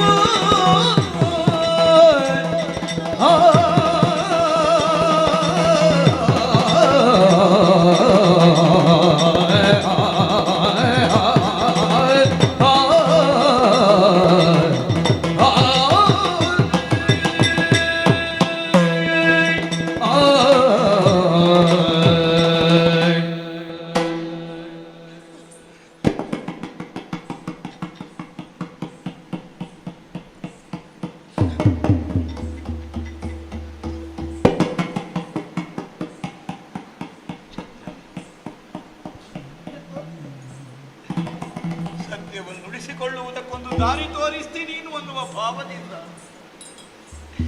ಮೈಯೆಲ್ಲ ಕಿವಿಯಾಗಿ ನೀನಾಡುವ ನುಡಿಗಳನ್ನು ಆಲಿಸುತ್ತಾ ನಾನಿದ್ರೆ ಎಂತಹ ವಾಕ್ಯಗಳನ್ನು ಆಡಿಬಿಟ್ಟೆ, ಎಂತಹ ವಾಕ್ಯಗಳನ್ನು ಆಡಿಬಿಟ್ಟೆ.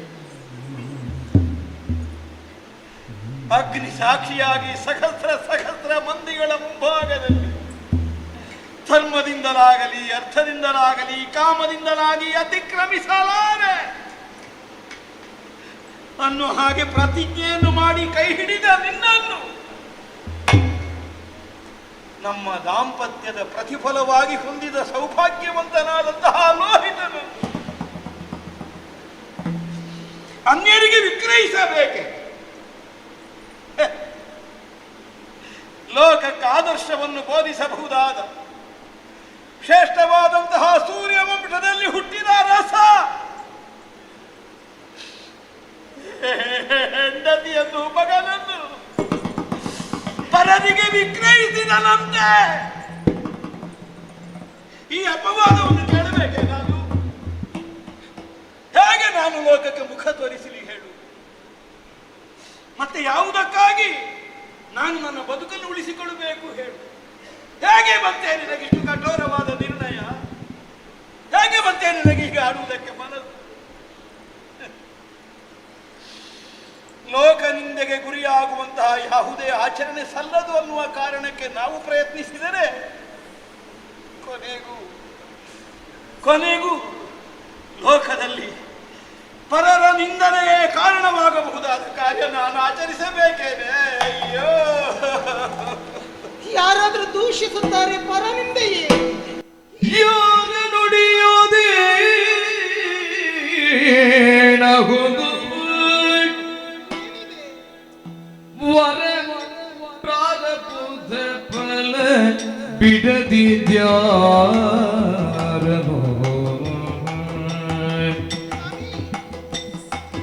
ವರ ಪ್ರಾರಬ್ಧ ಫಲ ಬಿಡದಿದ್ಯಾರನೋ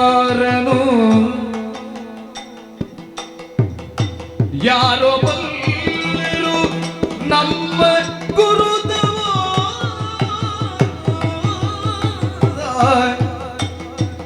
ಯಾರು ಬಲ್ಲರು ನಮ್ಮ ಗುರುತವ ಊರ ಜನರು ಯಾರು ಬಲ್ಲರು ರಮಣ ರಮಣ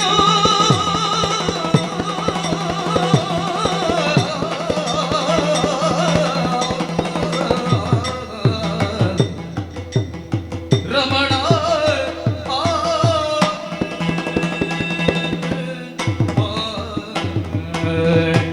ಸ್ವಾಮಿಯೇ, ಕ್ಷಮಿಸಿ ಪ್ರಭು, ನನಗೆ ಬೇರೆ ದಾರಿ ಕಾಣಲಿಲ್ಲ. ಆ ಕಾರಣಕ್ಕೋಸ್ಕರವಾಗಿ ಈ ಸೂಚನೆಯನ್ನು ಕೊಟ್ಟೆ ನಾನು. ನಮ್ಮ ಸತ್ಯ ಉಳಿಯುವುದಕ್ಕೆ ಇದಕ್ಕಿಂತ ಹೊರತಾದ ದಾರಿ ಏನಿದೆ ಹೇಳಿ? ಋಷಿ ಋಣದಿಂದ ಮುಕ್ತರಾಗುವುದಕ್ಕೆ, ಸತ್ಯವನ್ನು ಉಳಿಸುವುದಕ್ಕೋಸ್ಕರವಾಗಿ ನಾವು ಧನವನ್ನು ಸಂಪಾದಿಸಲೇಬೇಕಾಗಿದೆ. ಯಾವುದಾದರೂ ವಸ್ತುಗಳನ್ನು ವಿಕ್ರಯಿಸಿಕೊಂಡು ಧನವನ್ನು ಸಂಪಾದಿಸಬಹುದು. ಈ ಹೊತ್ತಿನಲ್ಲಿ ನಿಮಗೆ ಆಪತ್ಕಾಲಕ್ಕೆ ಒದಗಿ ಬರಬಹುದಾದಂಥ ಬಹುದೊಡ್ಡ ಸೌಭಾಗ್ಯಗಳು ಅಂತ ಹೇಳಿದರೆ ನಾನಲ್ಲದೆ ಮಗನಲ್ಲದೆ ಇನ್ಯಾರು? ಪತಿಯ ಆಪತ್ತಿನಲ್ಲಿ ಒದಗಿ ಬರದೇ ಇರುವಂಥ ಹೆಂಡತಿ ಇದ್ದೇನು ಪ್ರಯೋಜನ? ಕಷ್ಟ ಕಾಲದಲ್ಲಿ ಮಗನು ನೆರವಾಗದೇ ಇದ್ದರೆ ಆ ಸ್ಥಾನಕ್ಕೆ ಏನು ಬೆಲೆ ಉಂಟು? ಬಾಯಿ ತುಂಬ ಮನೆ ತುಂಬಿದ ಮಹಾಲಕ್ಷ್ಮಿ ಅಂತ ನನ್ನನ್ನು ಕೊಂಡಾಡಿದಿರಲ್ಲ, ಈ ಹೊತ್ತಿಗೆ ನಾನು ನಿಮಗೆ ಸಂಪತ್ತಾಗಬೇಡುವೆ? ನಮ್ಮ ಪುತ್ರ ರತ್ನ ಅಂತ ನೀವು ಬಾಯಿ ತುಂಬ ಹೊಗಳಿದಿರಿ, ಆ ರತ್ನ ಈ ಕಾಲಕ್ಕೆ ವಿನಿಯೋಗವಾಗಬೇಡುವೆ? ಯೋಚನೆಯನ್ನು ಮಾಡಿ. ನಿಂದಿಸುವವರು ನಿಂದಿಸುತ್ತಾರೆ. ಸಮುದ್ರದ ನೀರು ಉಪ್ಪಾಗಿದೆ, ಯಾರಾದರೂ ನಿಂದಿಸುತ್ತಾರೆಯೇ? ಚಂದ್ರನಲ್ಲಿ ಕಲೆಗಳು ತುಂಬಿಕೊಂಡಿವೆ, ಯಾರಾದರೂ ಆಕ್ಷೇಪಿಸುತ್ತಾರೆಯೇ? ಹಾಗಾದರೆ ದೊಡ್ಡವರಿಗೆ ಕೆಲವಷ್ಟು ದೋಷಗಳು ಗುಣಗಳಾಗಿ ಕಾಣಿಸಿಕೊಳ್ಳುತ್ತವೆ. ಆಕ್ಷೇಪಿಸುವವರು ಆಕ್ಷೇಪಿಸಿಯಾರು? ಹರಿಶ್ಚಂದ್ರ ಹೆಂಡತಿ ಮಕ್ಕಳನ್ನು ಮಾರಿದ. ಯಾಕೆ ಮಾರಿದ? ಸತ್ಯಕ್ಕಾಗಿ ಮಾರಿದ. ಹೇಳಿದ ಮಾತನ್ನು ಉಳಿಸಿಕೊಳ್ಳುವುದಕ್ಕೋಸ್ಕರವಾಗಿ ಮಾರಿದ ಎನ್ನುವ ಸಮಾಧಾನವನ್ನು ವಿದ್ವಾಂಸರು ಪಟ್ಟುಕೊಳ್ಳುತ್ತಾರೆ ಸ್ವಾಮಿಯೇ. ಮಾತ್ರವೇ ಅಲ್ಲ, ಕಾಶಿ ಕ್ಷೇತ್ರಕ್ಕೆ ಹೋದ ಬಳಿಕ ಋಣಮುಕ್ತನಾಗುತ್ತೇನೆ ಅಂತ ನಿಮ್ಮ ಬಾಯಿಯಿಂದ ಆ ಮಾತು ಬಂತಲ್ಲ. ಈ ನಮ್ಮ ದೇಶದಲ್ಲಿ, ಈ ಕಾಶಿ ದೇಶದಲ್ಲಿ ಮನುಷ್ಯರ ಮಾರಾಟ ಅಪರಾಧವಲ್ಲ. ಹಾಗಾದ್ರೆ ಇದು ದೈವ ಸಂಕಲ್ಪ, ನಮ್ಮ ಪ್ರಾರಬ್ಧ, ಇದಲ್ಲದೆ ಇನ್ನೇನು? ಇಲ್ಲಿ ನಮ್ಮ ಗುರುತ ಪರಿಚಯವಾದರೂ ಯಾರಿಗಾದರೂ ಉಂಟೆ? ಈ ಕಾಶಿಯಲ್ಲಿ ನಾವೆಲ್ಲರೂ ಸಾಮಾನ್ಯ ಮನುಷ್ಯರು. ನೀವು ಚಕ್ರವರ್ತಿಗಳು, ನಾನು ಸಾಮ್ರಾಜ್ಯ ಎನ್ನುವ ಹಾಗೆ ನಮ್ಮನ್ನು ಗೌರವಿಸುವವರು ಇಲ್ಲಿ ಯಾರೂ ಇಲ್ಲ. ನಮ್ಮ ಸತ್ಯವನ್ನು ಉಳಿಸಿಕೊಳ್ಳೋದಕ್ಕೆ ಇದಕ್ಕಿಂತ ಬೇರೆ ದಾರಿಯೂ ಇಲ್ಲ. ಆದ್ದರಿಂದ ಧೃತಿಗೆಡಬೇಡಿ ಸ್ವಾಮಿ, ಬೇರೆ ದಾರಿ ಇಲ್ಲ ಪ್ರಭು, ಬೇರೆ ದಾರಿ ಇಲ್ಲ.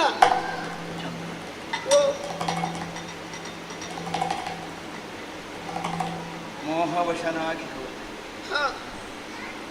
ಸತಿಸುತರು ಅನ್ನುವಂತಹ ವ್ಯಾಮೋಹದಲ್ಲಿ ಒಂದು ಕ್ಷಣ ಸತ್ಯವನ್ನು ಮರೆಯುವಂತಹ ದುಸ್ಥಿತಿಯಾಗಿ ಹೋಯಿತು ಅಂತ ನನಗೆ ಈಗ ಅನ್ನಿಸಿದೆ. ಹೆಂಡತಿಯಾಗಲಿ ಮಗನಾಗಲಿ ಒಬ್ಬಾತ ಪುರುಷನಿಗೆ ಸಂಪತ್ತು ಅಂತ ಗುರುತಿಸಲ್ಪಡುವುದು ಯಾಕೆ?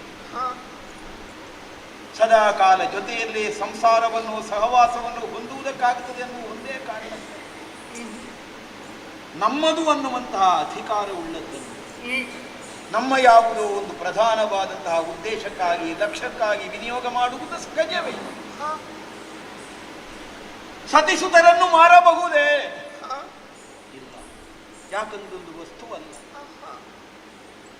ಕೈ ಹಿಡಿದಂತಹ ಹೆಂಡತಿಯ ಮೇಲೆ ಗಂಡನಾದವನು ಸರ್ವ ಅಧಿಕಾರವನ್ನು ಹೊಂದಿದ್ದರು. ಒಂದು ಸೊತ್ತಿನಂತೆ ವಸ್ತುವಿನಂತೆ ಅದನ್ನು ವಿಕ್ರಯಿಸುವಂತಹ ಅಧಿಕಾರವನ್ನು ಶಾಸ್ತ್ರ ಕೊಡುವುದಿಲ್ಲ. ಆದರೆ ಪ್ರಧಾನವಾದಂತಹ ಧರ್ಮವನ್ನು ಉಳಿಸಿಕೊಳ್ಳುವಂತಹ ಉದ್ದೇಶಕ್ಕಾಗಿ ಉಪಧರ್ಮಗಳನ್ನಾದರೂ ಅತಿಕ್ರಮಿಸಬಹುದು ಅನ್ನುವುದು ಶಾಸ್ತ್ರದಲ್ಲಿ. ಕೈ ಹಿಡಿದಿದ್ದೇನೆ ಅಗ್ನಿ ಸಾಕ್ಷಿಕ, ಧರ್ಮದಿಂದಲಾಗಲಿ ಅರ್ಥದಿಂದಲಾಗಲಿ ಕಾಮದಿಂದಲಾಗಲಿ ಅತಿಕ್ರಮಿಸ. ಈಗ ಧರ್ಮಾಚರಣೆಯೇ ಹೌದಲ್ಲ? ಹೌದಪ್ಪ, ಧರ್ಮಾಚರಣೆಯೇ ನಮ್ಮ ಬದುಕಿನ ಅರ್ಥ ಸಂಗ್ರಹವೂ ಹೌದಲ್ಲ? ನಮ್ಮ ಬದುಕಿನ ಕಾಮನೆಯೂ ಸತ್ಯವನ್ನು ಉಳಿಸುವುದೇ ಹೌದಲ್ಲ? ಈ ದೃಷ್ಟಿಯಿಂದ ಹೆಂಡತಿ ಮಕ್ಕಳನ್ನು ಮಾರುವುದರ ಹೊರತಾಗಿ ಅನ್ಯ ದಾರಿಯೇ ಇಲ್ಲದೆ ಇರುವುದರಿಂದ ಅದೆಲ್ಲಕ್ಕಿಂತಲೂ ಶಾಶ್ವತವಾದದ್ದು ಸತ್ಯ ಅನ್ನುವಂತಹ ನಿರ್ಣಯ ನಮ್ಮ ಅಂತರಂಗ ಬದ್ಧತೆಯಿಂದ ಸಿದ್ಧವಾದದ್ದಾದ್ದರಿಂದ ಅದನ್ನು ಉಳಿಸುವ ಉದ್ದೇಶಕ್ಕಾಗಿ ಅಗ್ನಿ ಸಾಕ್ಷಿಯಾಗಿ ಕೈ ಹಿಡಿದ ಹೆಂಡತಿಯನ್ನಾದರೂ ರಕ್ತವನ್ನು ಹಂಚಿಕೊಂಡು ಹುಟ್ಟಿದ ಮಗರನ್ನಾದರೂ ವಿಕ್ರಯಿಸುವುದೇ ಸತ್ಯ. ವಿಕ್ರಯಿಸುವುದೇ ಇದು ನಾನು ಧರ್ಮವನ್ನು ಅತಿಕ್ರಮಿಸಿದ ಹಾಗಾಗುವುದು. ಸತ್ಯವನ್ನು ಉಳಿಸುವುದಕ್ಕಾಗಿ ಕೊಟ್ಟಿದ್ದೆ. ಹಿರಿದಾದಂತಹ ಒಂದು ಉದ್ದೇಶವನ್ನು ಸಾರ್ಥಕಪಡಿಸಿಕೊಳ್ಳುವಲ್ಲಿ ಇದನ್ನಾದರೂ ಮಾಡಲೇಬೇಕಾದ ಅನಿವಾರ್ಯತೆ ಇದೆ ಎನ್ನುವಂತಹ ಸಮಾಧಾನವನ್ನು ಹೊಂದಿ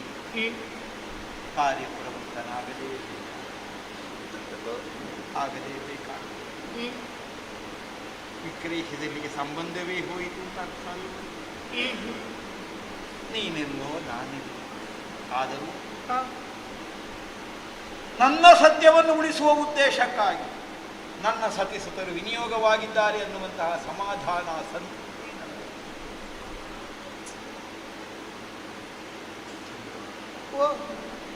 ನೋಡಿ.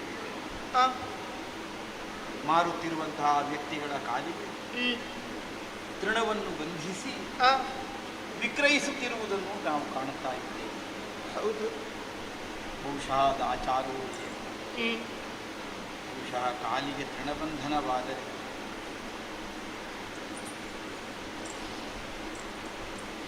ಬದುಕಿನ ಋಣಬಂಧನವೇ ಮುಗಿಯುತ್ತದೆ.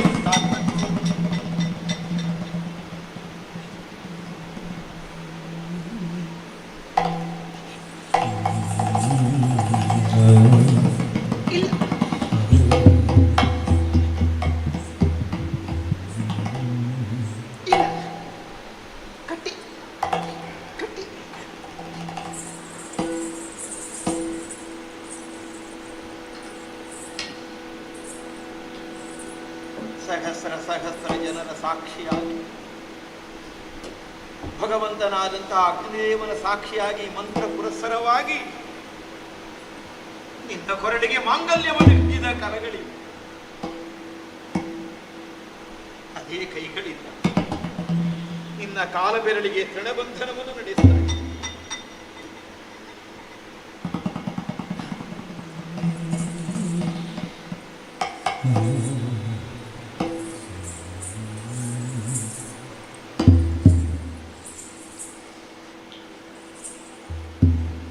ಕಾಶಿ ದೇಶದ ಮಹಾಜನರೇ,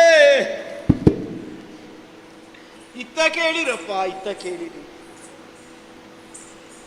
ನನ್ನ ಸತ್ಯವನ್ನು ಉಳಿಸುವ ಉದ್ದೇಶಕ್ಕಾಗಿ ಅನ್ಯತಾ ಗತಿ ಇಲ್ಲದೆ ಅಗ್ನಿ ಸಾಕ್ಷಿಯಾಗಿ ಕೈ ಹಿಡಿದಂತಹ ನನ್ನ ಸತಿಯನ್ನು ನಮ್ಮೀರ್ವರ ದಾಂಪತ್ಯದ ಫಲೋದಯವಾಗಿ ಹುಟ್ಟಿದಂತಹ ಮಗನನ್ನು ದ್ರವ್ಯಕ್ಕಾಗಿ ವಿಕ್ರಯಿಸುತ್ತಾ ಇದ್ದೇನೆ. ಸತಿಸುತರನ್ನು ಮಾರುತ್ತಾ ಇದ್ದೇನೆ. ಬನ್ನಿರಪ್ಪ, ಮಾರು ಬಿಡೋ ಸತಿಸುತರ ವಿತ್ತಿಗೆ ಯಾರು ಕೊಳ್ಳುವಿರೆನೊತ ಮತ್ತ ದಾರಿಯಲ್ಲಿ ಹಿಡಿದ 100 ಜನರಲ್ಲಿ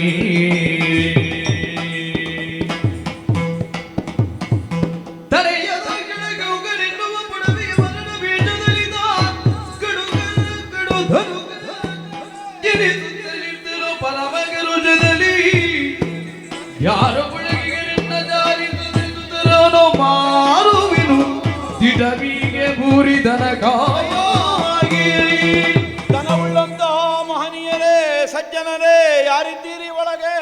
ಹೆಂಡತಿಯನ್ನು ಮಗನನ್ನು ಮಾರುತ್ತಿದ್ದೇನೆ. ನಿಲ್ಸಪ್ಪ, ನಿಲ್ಸು. ಮನೆ ಅಂಗಳದ ಜಗಲಿ ಮೇಲೆ ಕೂತ್ಕೊಂಡಿದ್ದೆ. ಕೇಳಿಸ್ತಾ ಇತ್ತು. ಬಂದಿದ್ದೇನೆ ಓಡೋಡಿ. ಒಳ್ಳೇದಾಗ್ಲಿ ಏನೋ ಕೇಳಿಸ್ತು, ಮಾಡ್ತೇನೆ ಅಂತ. ಹೌದು, ಏನ್ ನಿಮಗೆ ಮಾಡ್ತೀವಿ? ವಯಸ್ಸಿನಿಂದ ಸರಿ ಕೇಳಲಿಲ್ಲ ಕಾಣುತ್ತದೆ. ಇಲ್ಲ. ಅಲ್ಲ, ಹೇಳುವುದಕ್ಕೆ ನನಗೂ ತ್ರಾಣ ಸಾಕಾಗ್ಲಿಲ್ಲ. ವಾ, ನನ್ನ ಹೆಂಡತಿಯನ್ನು ಆ, ಮಗನನ್ನು ವಾ. ದ್ರವ್ಯಕ್ಕಾಗಿ ಮಾರುತ್ತಾ ಇದ್ದೇನೆ. ಮುಚ್ಚೋ ಬಾಯಿ. ನಿನ್ನಯ ಮುಖವ ಮುಟ್ಟಿದಲು ಮಾರದೆ ಕಷ್ಟ ನಿನ್ನಯ ಮುಖವ ಮುಟ್ಟಿದಲು ಮಾರದೆ ಸೃಷ್ಟಿ ಮಾಡಿದ ಒಟ್ಟು ಕೂಡಿಸುದ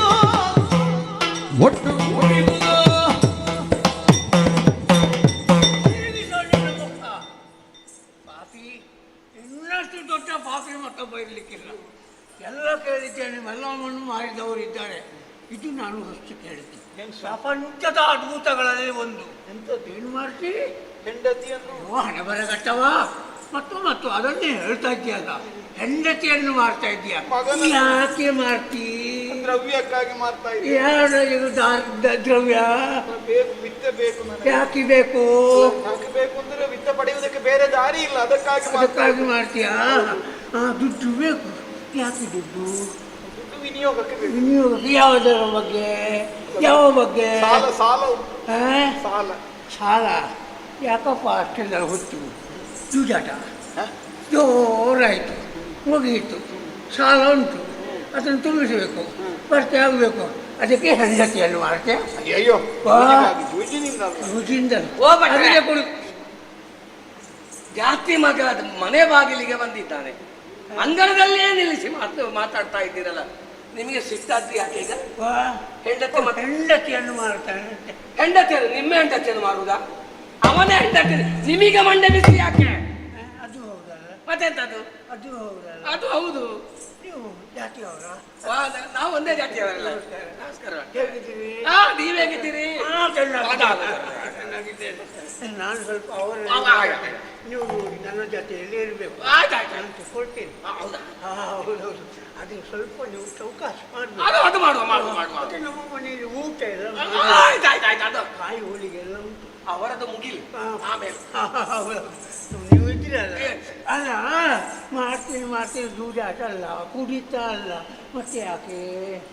ಋಷಿಋಣದಿಂದ ಮುಕ್ತನಾಗುವುದಕ್ಕೆ ಬೇರೆ ದಾರಿ ಇಲ್ಲ. ಶಿವನ ಹೌದು, ಆಚಾರ್ಯರಾದ ವಿಶ್ವಾಮಿತ್ರರಿಗೆ ಹೋಗಿ ಅವರಲ್ಲಿ ಸಾಲ ಮಾಡಿದ್ದ. ಸಾಲ ಮಾಡಿ ಸಾಲ ಮಾಡಬಾರ್ದು, ಅದರಲ್ಲೂ ಬ್ರಾಹ್ಮಣರಲ್ಲಿ ಮಾಡಬಾರ್ದು. ಬ್ರಾಹ್ಮಣರಲ್ಲಿ ಮಾಡಿದ ಸಾಲವನ್ನು ಸಂದಾಯ ಮಾಡಲೇಬೇಕು. ಒಳ್ಳೇದು. ಬ್ರಾಹ್ಮಣರ ಋಣ ಅಂತ ಯಾರ ಋಣವೂ ಇಟ್ಟು ಬ್ರಾಹ್ಮಣರನ್ನು ಇಟ್ಟುಕೊಳ್ಳೇಬಾರ್ದು. ಅದು ದೊಡ್ಡ ಗಂಟು. ಆಮೇಲೆ ಅದು ತಗೊಳ್ಳೋಣ, ನೋಡೋಣ. ಇದು ಎಷ್ಟಕ್ಕೆ ಮಾಡ್ತೀ?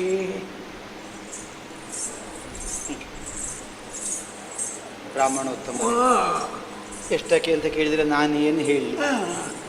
ಮೌಲ್ಯವನ್ನು ನಿರ್ಣಯಿಸಬಹುದಾದ ವಸ್ತುವಿಗಾದರೆ ಇಂತಿಷ್ಟು ಮೌಲ್ಯ ಅಂತ ಹೇಳಲಿಕ್ಕಾಗ್ತದೆ. ಆದರೆ ಅಮೂಲ್ಯವಾದ ಮೌಲ್ಯವನ್ನೇ ನಿರ್ಣಯಿಸುವುದಕ್ಕೆ ಸಾಧ್ಯವಾಗದೇ ಇದ್ದದ್ದಕ್ಕೆ ಯಾವನಿಗಾದ್ರೂ ಇಂತಿಷ್ಟು ಅಂತ ಮೌಲ್ಯ ಹೇಳುವುದಕ್ಕಾಗ್ತದೆ? ಸಾಧ್ಯ ಇಲ್ಲ. ಹೆಂಡತಿಯು ಮಗನು ಆ, ಓ ಇಂತಿಷ್ಟೇ ಮೌಲ್ಯವುಳ್ಳವರು ಅನ್ನೋ ಹಾಗೆ ನಿರ್ಣಯಿಸಬಹುದಾದ ವ್ಯಕ್ತಿಗಳಲ್ಲ. ಅಲ್ಲ ಅಲ್ಲ ಅಲ್ಲ ಅಲ್ಲ. ನಾನು ಮತ್ತೆ ಹೇಗೆ ಬೆಲೆ ಕಟ್ಟೋದಕ್ಕೆ ಸಾಧ್ಯ ಆದ್ರೂ ಒಂದು ಒಂದು ಅಂದಾಜು ಲೆಕ್ಕಾಚಾರ ಮಾಡಿ ಒಂದು ಅಂದಾಜು ಹೇಳಿ. ಅಲ್ಲ, ಒಂದು ಅಂದಾಜು ಒಂದು ಅಂದಾಜು ಅಲ್ಲ, ನೀವು ಹೇಳದಿದ್ರೆ ಹೌದಾ? ನೀವು ಎಷ್ಟಕ್ಕೆ ತೆಗೆದು- ಮಾರುದು ನೀವು ಮಾರುದು ಕೊಡು, ನಾನು ಕೇಳಿದ್ದಷ್ಟಕ್ಕೆ ಕೊಡ್ಬೋದಲ್ಲ. ಹೌದು. ಹೆಚ್ಚು ಕೇಳಬಾರ್ದು, ಚರ್ಚೆ ಇಲ್ಲ ಆಮೇಲೆ. ನೀವೇ ಯೋಚಿಸಿ, ಕೆಲಸ ಎಲ್ಲ ಮಾಡ್ತಾರೆ, ಎಲ್ಲ ಕೆಲಸ ಒಳ್ಳೆ ಸಾಮರ್ಥ್ಯ ಉಂಟು ಅವರಿಗೆ. ಉಂಟಲ್ಲ, ಹೌದು. ಎಲ್ಲ ಕೆಲಸ ಮಾಡ್ತೀವಿ. ಹೌದು. ಹಾಗಿದ್ರೆ ಆಗ್ಬೋದು. ಒಂದು 40,000 ಕೊಡ್ತೀವಿ. 40 ಸಾಕ? ಆಹಾ 40ಕ್ಕೆ ಆಗುದಿಲ್ಲ, 40ಕ್ಕೆ ಆಗುದಿಲ್ಲ. ಸ್ವಲ್ಪ ಏರಿಸಿ, ಸ್ವಲ್ಪ ಏರಿಸಿ. 20 ವರ್ಷದ ಮೊದಲು ಬರಬೇಕಿತ್ತು, ನಾ ಈ ಮೊದಲೇ ಏರಿಸಿ ಹಾಕಿತ್ತು. ಈಗ ಏರಿಸೋದಿಲ್ವಾ? ಈಗ ಯಾಕೆ ಏರಿಸಬೇಕು? ಅದು ಅಷ್ಟು ಆಗುದಿಲ್ಲ. 40ಕ್ಕೆ 40. 2 ಉಂಟು, 2 14 ಇದ್ರು ಅಷ್ಟೇ, ಅದು ಸಣ್ಣ. ಆಗುದಿಲ್ಲ. ಸ್ವಲ್ಪ ಏರಿಸಿ. 42. ಎಂತ? ಛೆ, ನೀವು ಹಾಗೆಲ್ಲ ಸ್ವಲ್ಪ ಸ್ವಲ್ಪ ಏರಿಸುವುದು ಅಂತ ಹೇಳಿದ್ರೆ 42 ಆಗ್ಲಿಕ್ಕಿಲ್ಲ. ಚರ್ಚೆ ಇಲ್ಲ. 40 ಇಟ್ಕೊಳ್ಳಿ, ಯಾರು ಇಟ್ಕೊಳ್ಳಿ. ಅಲ್ಲ, ನಿರ್ಣಯ ಮಾಡಿ. ಸ್ವಲ್ಪ ಸ್ವಲ್ಪ ಅದ ಇದರಲ್ಲಿ ಎಷ್ಟು ಉಂಟು? 40. 40. 40. 40. ಇದರಲ್ಲಿ ಇಟ್ಕೊಳ್ಳಿ. 40. ಇನ್ನು 8 ಕೊಡುವ. ಇದು 48. 48. ಬೇರೆ ಚರ್ಚೆ ಇಲ್ಲ. 48,000 ಹೊನ್ನು. ಹೌದೌದು, ಅಷ್ಟು ಕೊಡುವ. ಅದೇ ಇದರಲ್ಲಿ 40 ಉಂಟಲ್ಲ? ಹೌದೌದು. ಇನ್ನು 8, 4 ದಿವಸ ಬಿಟ್ಟು ಬನ್ನಿ. ಬೇಡ ಬೇಡ ಬೇಡ ಸ್ವಾಮಿ, ನಾವು ಬೇರೆ ಕಡೆಗೆ ಹೋಗು, ಇಲ್ಲಿ ಆಗ್ಲಿಕ್ಕಿಲ್ಲ. ನೀವೇನು ಮಾಡಿ ಊಟ ಉಂಟು ಅಂತ ಹೇಳಿದ್ದೇನೆ. ನಮಗೆ ಊಟಕ್ಕೆ ಇದಕ್ಕೆ ಸಂಬಂಧವೇ ಇಲ್ಲ. ಊಟ ಆಮೇಲೆ 40 40 ಉಂಟು. ಅದರಲ್ಲಿ ಎಷ್ಟು ಉಂಟು? 2. 42 ಆಯ್ತು. ಅದೆಲ್ಲಿತ್ತು? ಅದೇ ಅಲ್ಲ, 42 ಅಲ್ಲ, 8 48. ಹೌದು, 42 2 ಆಯ್ತು. ನೀವು ಮಾತಾಡಿ ಹೇಳಿ ನನ್ನ ಲೆಕ್ಕ ತಪ್ಪಿಸ. ಇಲ್ಲ, 42 ಆಯ್ತು. 44. 4 ಇನ್ನು ಎಷ್ಟಾಗಬೇಕು? ಇನ್ನು 4. ಇವರು ಎಲ್ಲೆಲ್ಲ ಗಂಟು ಹಾಕಿದ್ದಾರೆ ಅಂತ ದುಡ್ಡು ಮಾಡಲಿಕ್ಕೆ ನಿಮಗೆ ಗೊತ್ತುಂಟಾ? ಇಲ್ಲ, ಗೊತ್ತಿಲ್ಲ. ದುಡ್ಡು ಒಂದೇ ಗಡ್ಡೆ ಇಟ್ಟರೆ ಏನಾಗ್ತದೆ? ಕಳ್ಳತನ ಆಗ್ತದೆ. ಎಲ್ಲ ಹೋದ್ರೆ ಹೌದೌದೌದು. ಅಲ್ಲಲ್ಲಿ ಇಡಬೇಕು ದುಡ್ಡು ಮಾಡಿ. ಆಯ್ತು, ಒಂದೇ ಗಡ್ಡೆಯಲ್ಲಿ ಇಟ್ಟುಕೊಳ್ಳುವುದಲ್ಲ. ಗೊತ್ತಾಯ್ತಲ್ಲ? 44 ಆಯ್ತಲ್ಲ? 46.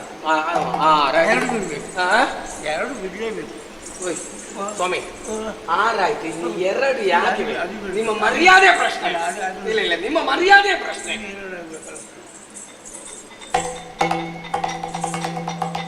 ನೀವು ಒಮ್ಮೆಗೆ ಗಂಟಿಗೆ ಕೈ ಹಾಕಿ ಎಲ್ಲ ಬಿಚ್ಚಿ ಹಾಕಿ. ಯಾಕೆ? ಎಷ್ಟು ಉಂಟು ನೋಡುವ. 48 ಅಷ್ಟ. ಒಳಗೆ ಇರಬೇಕು. ಒಳಗೆ ಬೇರೆ ಉಂಟಾ? ಮತ್ತೆ 4 ವರ್ಷ ಉಂಟು. ಓ, ದುಡ್ಡು ಮಾಡ್ಲಿಕ್ಕೆ ಕಲಿಬೇಕು. ಹೌದಾ? ಖರ್ಚು ಮಾಡುವುದಕ್ಕೆ ಅಲ್ಲ, ಅಲ್ಲ. ಮಾತ್ರ ಕಲಿಯುವುದಲ್ಲ. ಗೊತ್ತಾಯ್ತಲ್ಲ? ಹಾ. ಉಂಟು 48. ಸ್ವಾಮಿ, ಸ್ವಾಮಿ, ಏನಾಯ್ತು? ಏನಾಗಲಿಲ್ಲ. ದುಡ್ಡಿನ ರುಚಿ ನಿಮಗೆ ಗೊತ್ತುಂಟ? ಯಾರ್ಯಾರ ದುಡ್ಡಲ್ಲೇ ಬದುಕುವುದಲ್ಲ. ಓ, 48 ಹೋಯ್ತು ಅಂತ ಆಗುವಾಗ ಕೆಳಗೆ, ಅಲ್ಲಿ ಮೇಲೆ ಆದದ್ದು ಈ ತಕ್ಕಡಿ ಕೆಳಗೆ. 48,000 ಹೊನ್ನನ್ನು ನೀವು ಒದಗಿಸಿಕೊಟ್ಟು ಕೊಟ್ಟಿದ್ದೇನೆ. ಅದೇ ಕೆಲಸ ಇಲ್ಲ. ಹೆಂಡತಿಯನ್ನು ಮಗನನ್ನು ನಿಮ್ಮ ವಶ ಕೊಡುತ್ತೇನೆ. ಎಲ್ಲ ಕೆಲಸ ಮಾಡ್ತಾರೆ. ಆದ್ರೆ ಒಂದು ನಿಬಂಧನೆ, ಏನು? ಇನ್ನೊಬ್ಬರ ಎಂಜಲು ಊಟ ಮಾಡೋದಿಲ್ಲ. ಎಂಜಲ ಬಿಸಾಡಲಿಕ್ಕೆ ಇರಲಿಕ್ಕೆ, ಕಾಗೆ ತೆಗಿಲಿಕ್ಕೆ ಎಂಜಲು ಉಳಿಯುವುದೇ ಇಲ್ಲ. ನಮಗೆ ಇಷ್ಟವೇ ನಾವು ಅದಿಲ್ಲ. ಪರೋಚ್ಚಿಷ್ಟ ಭೋಜನ ಇಲ್ಲ. ಇಲ್ಲ, ಬೇಡ. ಮತ್ತೊಂದು ಪರಶಯ್ಯಾಗಮನ ಮಾಡುವುದಕ್ಕೆ ನಿರ್ಬಂಧಿಸುತ್ತಾರೆ. ಅದು ಯಾವತ್ತೋ ಬಿಟ್ಟಾಗಿದೆ. ಇಲ್ಲಿದ್ದದ್ದೇ ಹೆಚ್ಚಾಗಿದೆ ನನಗೆ. ಅದು ಇಲ್ಲ, ತೊಂದರೆ ಇಲ್ಲ. ಎಲ್ಲ ಕೆಲಸ ಮಾಡ್ತಾರಲ್ಲ ಆ ಹುಡುಗ, ಅವನು ಬರ್ತಾನೆ. ಹೊರಗೆ ಸ್ವಾಮಿ, ಇನ್ನು ಯಾವಾಗ ನನ್ನವರನ್ನು ಕಾಣುತ್ತೇನೆ ನನಗೆ ಗೊತ್ತಿಲ್ಲ. ಈಗ ನನ್ನ ಒಡೆಯರು ತಾವು ನನಗೊಂದು ಅನುಮತಿಯನ್ನು ಕೊಡಬೇಕು. ನನ್ನವರಲ್ಲೊಂದು 2 ಮಾತಾಡಿ ಬರುವುದಕ್ಕೆ ನನಗೆ ಅವಕಾಶವನ್ನು ಕೊಡಿ ಸ್ವಾಮಿ, ನನಗೆ ಅವಕಾಶ ಕೊಡಿ. ಒಂದಲ್ಲ 1000 ಸಲ ಕೈ ಹೋಗಿಬೇಕು. ಗಂಡ ಹೆಂಡತಿ ಸಂಬಂಧ, ಅವನಲ್ಲಿರುವ ವ್ಯಾಮೋಹ ಎಷ್ಟು ಅಂತ ಮಾತಲ್ಲೇ ಗೊತ್ತಾಗ್ತದೆ. ನನಗೊಬ್ಬಳು ಹೆಟ್ಟಿದ್ದಾಳೆ. ಹಾಗೆ ಬೇಡ ಹೇಳೋದು. ಆಗಲಮ್ಮ ಬೇಗ ಬರಬೇಕು. ಆದೀತು, ಖಂಡಿತ. ಕೂಡಲೇ ಆದೀತು. ತಯಾರಿ ಈಗಲೇ. ಪ್ರಭಾ, ಪ್ರಭಾ.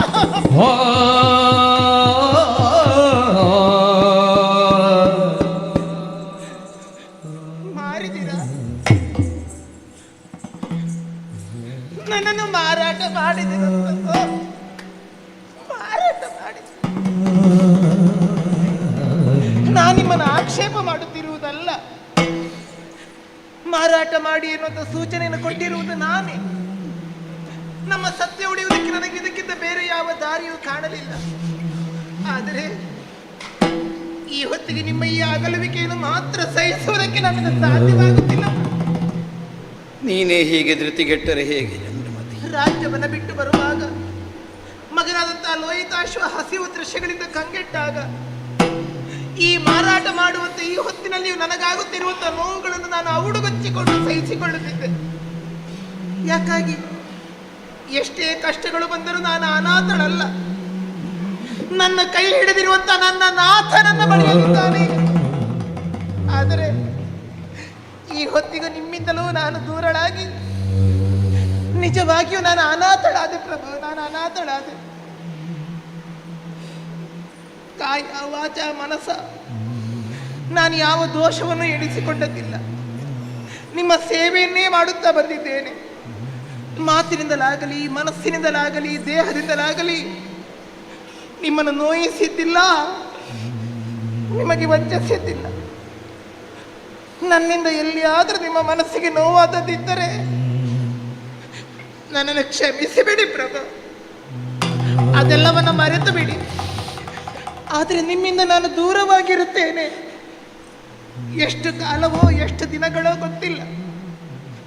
ಆದರೆ ನನ್ನನ್ನು ಮಾತ್ರ ಮರಿಬೇಡಿ ಪ್ರಭು.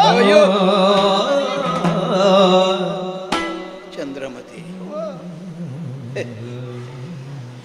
ಪತಿಯ ಸುಖದಲ್ಲಿ ಪತಿಯ ಸೌಭಾಗ್ಯದಲ್ಲಿ ಸಹಕರಿಸುವಂತಹ ಸತಿಯರಿಗೆ ಕೊರತೆ ಇಲ್ಲವೇನೋ ಲೋಕದಲ್ಲಿ. ಆದರೆ ಪತಿಯ ಸತ್ಯವನ್ನು ಉಳಿಸಿಕೊಳ್ಳುವುದಕ್ಕಾಗಿ ತನ್ನನ್ನೇ ಪರನಿಗೆ ವಿಕ್ರಯಿಸಿಕೊಳ್ಳುವುದಕ್ಕೆ ಸಿದ್ಧರಾಗುವ ನಿನ್ನಂತಹ ಸತಿಯರು ಬಹುವಿರಳ, ಬಹುವಿರಳ. ನಮ್ಮ ಸಂಸಾರಕ್ಕಿಂತ ನಾವು ಒಪ್ಪಿದ ಸತ್ಯ ದೊಡ್ಡದು ಅನ್ನುವಂತಹ ನಿರ್ಣಯದಿಂದ ನೀನು ಸಿದ್ಧಳಾದ ಮೇಲೆ ಈಗ ಕಣ್ಣೀರ್ಲಿಸ್ತಾ ಉಳಿದರೆ ಹೇಗೆ ಹೇಳು? ಜೊತೆಗಿದ್ದರೆ ಮಾತ್ರ ಸತಿಪತಿಯರ ಸಂಬಂಧ ಗಾಢವಾಗಿರ್ತದೆ ಅನ್ನುವುದಲ್ಲವಲ್ಲ. ದೇಹ ಎಷ್ಟೇ ದೂರ ಇದ್ದರು ಮಾನಸಿಕವಾಗಿ ನಾವು ಸದಾ ಜೊತೆಯಾಗಿಯೇ ಇರ್ತೇವೆ, ಸದಾ ಜೊತೆಯಾಗಿಯೇ ಇರ್ತೇವೆ. ಹೋಗು, ನಿಮ್ಮ ಆರೋಗ್ಯವನ್ನು ಚೆನ್ನಾಗಿ ನೋಡಿಕೊಳ್ಳಿ, ಮರಿಬೇಡಿ ನನ್ನನ್ನು. ಎಂದಾದರೂ ಒಂದು ದಿನ ದೈವ ಯೋಗ ಇದ್ದರೆ ಮತ್ತೆ ಒಂದಾಗೋಣ. ಹೋಗು. ಅದಿ ಮಗ, ಅಪ್ಪನಿಗೆ ನಮಸ್ಕರಿಸು ಮಗನೇ. ಅಪ್ಪಯ್ಯ, ಅಪ್ಪಯ್ಯ, ಅಪ್ಪಯ್ಯ.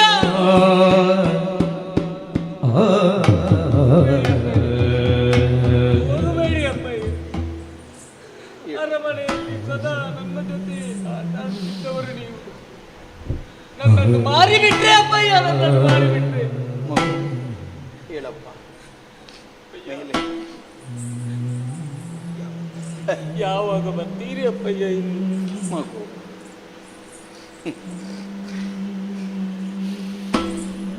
ನಮ್ಮ ಕುಲೋದ್ಧಾರಕನಾಗಿ ಹುಟ್ಟಿದ ಒಬ್ಬನೇ ಒಬ್ಬ ಕುಲರತ್ನ ನೀನು, ಕುಲದೀಪಕ. ಸೂರ್ಯವಂಶದ ಚಕ್ರವರ್ತಿತ್ವದ ಕಿರೀಟ ನಿನ್ನ ನೆತ್ತಿಯನ್ನು ಅಲಂಕರಿಸಬೇಕಾಗಿತ್ತು. ಆದರೆ ಮಗು, ಪರಸೇವೆ ಎನ್ನುವಂತಹ ಋಣಭಾರದ ಹೊರೆಯನ್ನು ನಿನ್ನ ನೆತ್ತಿಯ ಮೇಲೆ ಹೊರಿಸ್ತಾ ಇದ್ದೇನೆ. ಯಾವ ಕಾರಣಕ್ಕೂ ತಾನು ರಾಜಕುಮಾರ ಅನ್ನುವ ಭಾವದಿಂದ ವಿಪ್ರೋತ್ತಮರ ಮನೆಯಲ್ಲಿ ಉದ್ಧಟನಾಗಿ ವ್ಯವಹರಿಸಬೇಡ ಮಗು. ನೀನು ಬಾಲಿಶ ಬುದ್ಧಿಯಿಂದಲಾಗಲಿ ಆತುರದ ನಿರ್ಣಯದಿಂದಲಾಗಲಿ ತಪ್ಪಿ ನಡೆದರೆ ನಾನಾಡಿದ ಮಾತು ಸುಳ್ಳಾಗಿ ಹೋಗ್ತದೆ. ಹಾಗಾಗದಂತೆ ದೈವಯೋಗ ಇದೆ ಅಂತಾದರೆ ಒಂದಲ್ಲ ಒಂದು ದಿನ ಮತ್ತೆ ಒಂದಾಗೋಣ. ಎಲ್ಲಿಯೂ ಇಲ್ಲವಾದರೆ ಕೊನೆಗೆಲ್ಲರೂ ಎಲ್ಲಿಗೆ ಬಂದು ಸೇರಬೇಕು, ಅಲ್ಲಿಯಾದರೂ ಒಂದಾಗೋಣ ಮಗು. ಜನಕ, 12 ವರ್ಷಗಳ ಮಧ್ಯದಲ್ಲಿ ಒಮ್ಮೆಯೂ ನಾವು ಪರಸ್ಪರರು ಕಾಣಲಿಲ್ಲ ಅಂತ ಆದರೆ ನನಗಾಗಿ ಒಂದು ಕೆಲಸ ಮಾಡ್ತೀವೋ ಮಗು? ಏನಪ್ಪಯ್ಯ? ನೀನು ಉಣ್ಣುವ ಅನ್ನದಲ್ಲಾದರೂ ಒಂದು ತುತ್ತನ್ನು ತೆಗೆದು ವಾಯಸ ಬಲಿ ಅಂತ ಇಡು ಮಗು.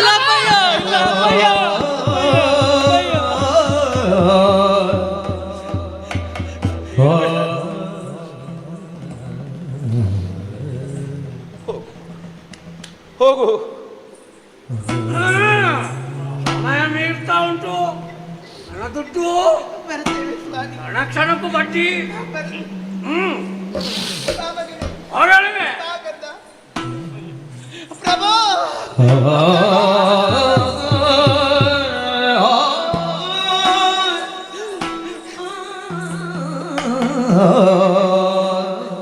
ರಾಮನಿಗೆ ಸಾಕಂತ.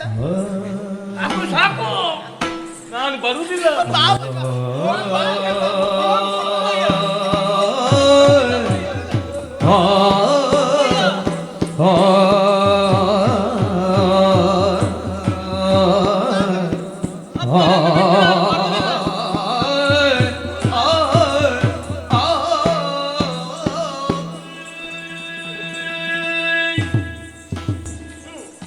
ಎಂತ ಅವಸ್ಥೆ ಪುಣ್ಯಾತ್ಮ ನಿನ್ನದು.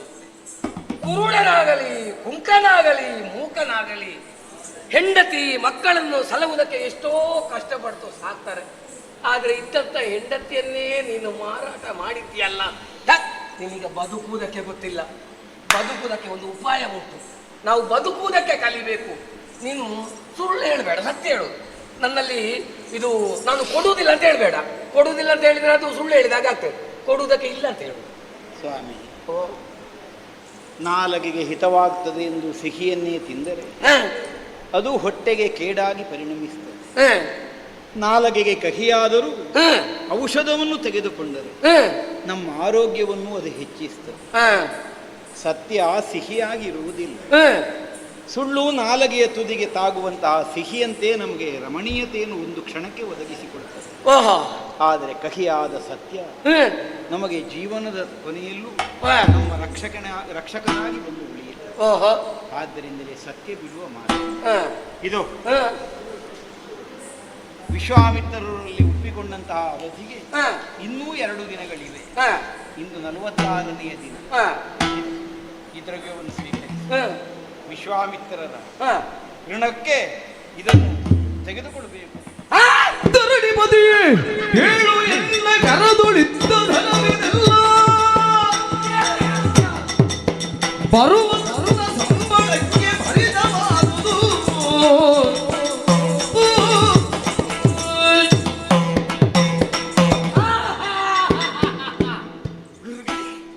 ಕಾಣಿಕೆ ಹೇಳಿದ ಮಾತನ್ನು ಒಪ್ಪಿಸ್ತಾ ಇದ್ದೇನೆ. 48,000 ಹೊನ್ನನ್ನು ಗುರುಗಳಿಗೆ ಕೊಡಿ ಎಂಬುದಾಗಿ. ಎಂಥದ್ದು? ನನ್ನದು ಯಾರು ಕೊಡುವುದು? ನನ್ನದು ಯಾರು ಕೊಡುವುದು? ನಿಮ್ಮದು ಸಂಬಳ ಬಂದು ಇವತ್ತಿಗೆ 46 ದಿವಸ, ನನಗೆ ಪೂರ್ತಿ 48 ಆಗಬೇಕು. 48,000 ಹೊನ್ನು ನನ್ನ ಸಂಬಳ. ಗುರುಗಳಿಗೆ ಕೊಡುವುದಕ್ಕೆ ಉಳಿದ ಸಂಪತ್ತು ಬರಲಿ. ನೀನು ಋಷಿಋಣದಿಂದ ಮುಕ್ತ ಆಗಲಿಲ್ಲ ಇನ್ನೂ ಕೂಡ. ಸತಿಯನ್ನು ಪುತ್ರನನ್ನು ಪರರಿಗೆ ವಿಕ್ರಯಿಸಿ ಬಹು ಪ್ರಯಾಸದಿಂದ ನಾನು ಸಂಪಾದಿಸಿದ 48,000 ಹೊನ್ನು ನನ್ನ ಸಂಬಳ. ವಿಶ್ವಾಮಿತ್ರರ ಋಣ ಹಾಗೆಯೇ ಉಳಿಯುತ್ತೆ. ಇನ್ನು ಪುನಃ ಸಂಪಾದನೆ ಮಾಡಬೇಕು ನೀನು. ಇನ್ನು ಎಂಥದ್ದುಂಟು ನಿನ್ನಲ್ಲಿ? ಇಲ್ಲ, ನಿಮ್ಮನ್ನು ವಿಶ್ವಾಸಘಾತಕ ಅಂತ ನಾನು ಆಡುವುದಕ್ಕಿಲ್ಲ. ಎಷ್ಟು ನಿಮ್ಮ ಸಂಬಳ ಅಂತ ಮೊದಲೇ ನಿರ್ಣಯ ಮಾಡದೇ ಇದ್ದದ್ದು ನನ್ನದೇ ತಪ್ಪು. ಆದ್ದರಿಂದಲೇ ನೀವು ಕೇಳಿದಷ್ಟನ್ನು ಈಗ ಕೊಡಬೇಕಾದದ್ದು ನನ್ನ ಕರ್ತವ್ಯ. ಆಗ್ಲಿ ಸ್ವಾಮಿ, ಅದು ನಿಮ್ಮ ಸಂಬಳಕ್ಕಾಯಿತು. ವಿಶಿರಣವನ್ನು ತೀರಿಸುವುದಕ್ಕೆ ಏನು ದಾರಿ? ನನ್ನನ್ನೇ ವಿಕ್ರಯಿಸಿಕೊಳ್ಳು. ಬನ್ನಿ.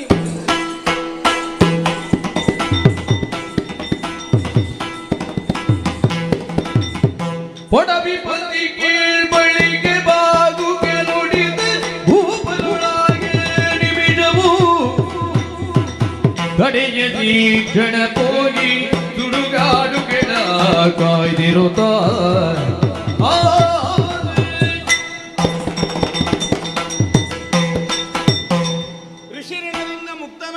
ಮಾಡುವುದಕ್ಕೆ ಬೇರೆ ಏನೂ ಅವಕಾಶ ಇಲ್ಲದೆ ಇರುವುದರಿಂದ ಹಾ ನನ್ನ ಕಾಲಿಗೆ ತೃಣವನ್ನು ಬಂಧಿಸಿ ಹ್ಮ್. ವಿಕ್ರಯಿಸುವುದಕ್ಕೆ ಘೋಷಿಸುತ್ತಾ ಮುಂದೆ ಸಾಗಿದರೆ ಹಾ.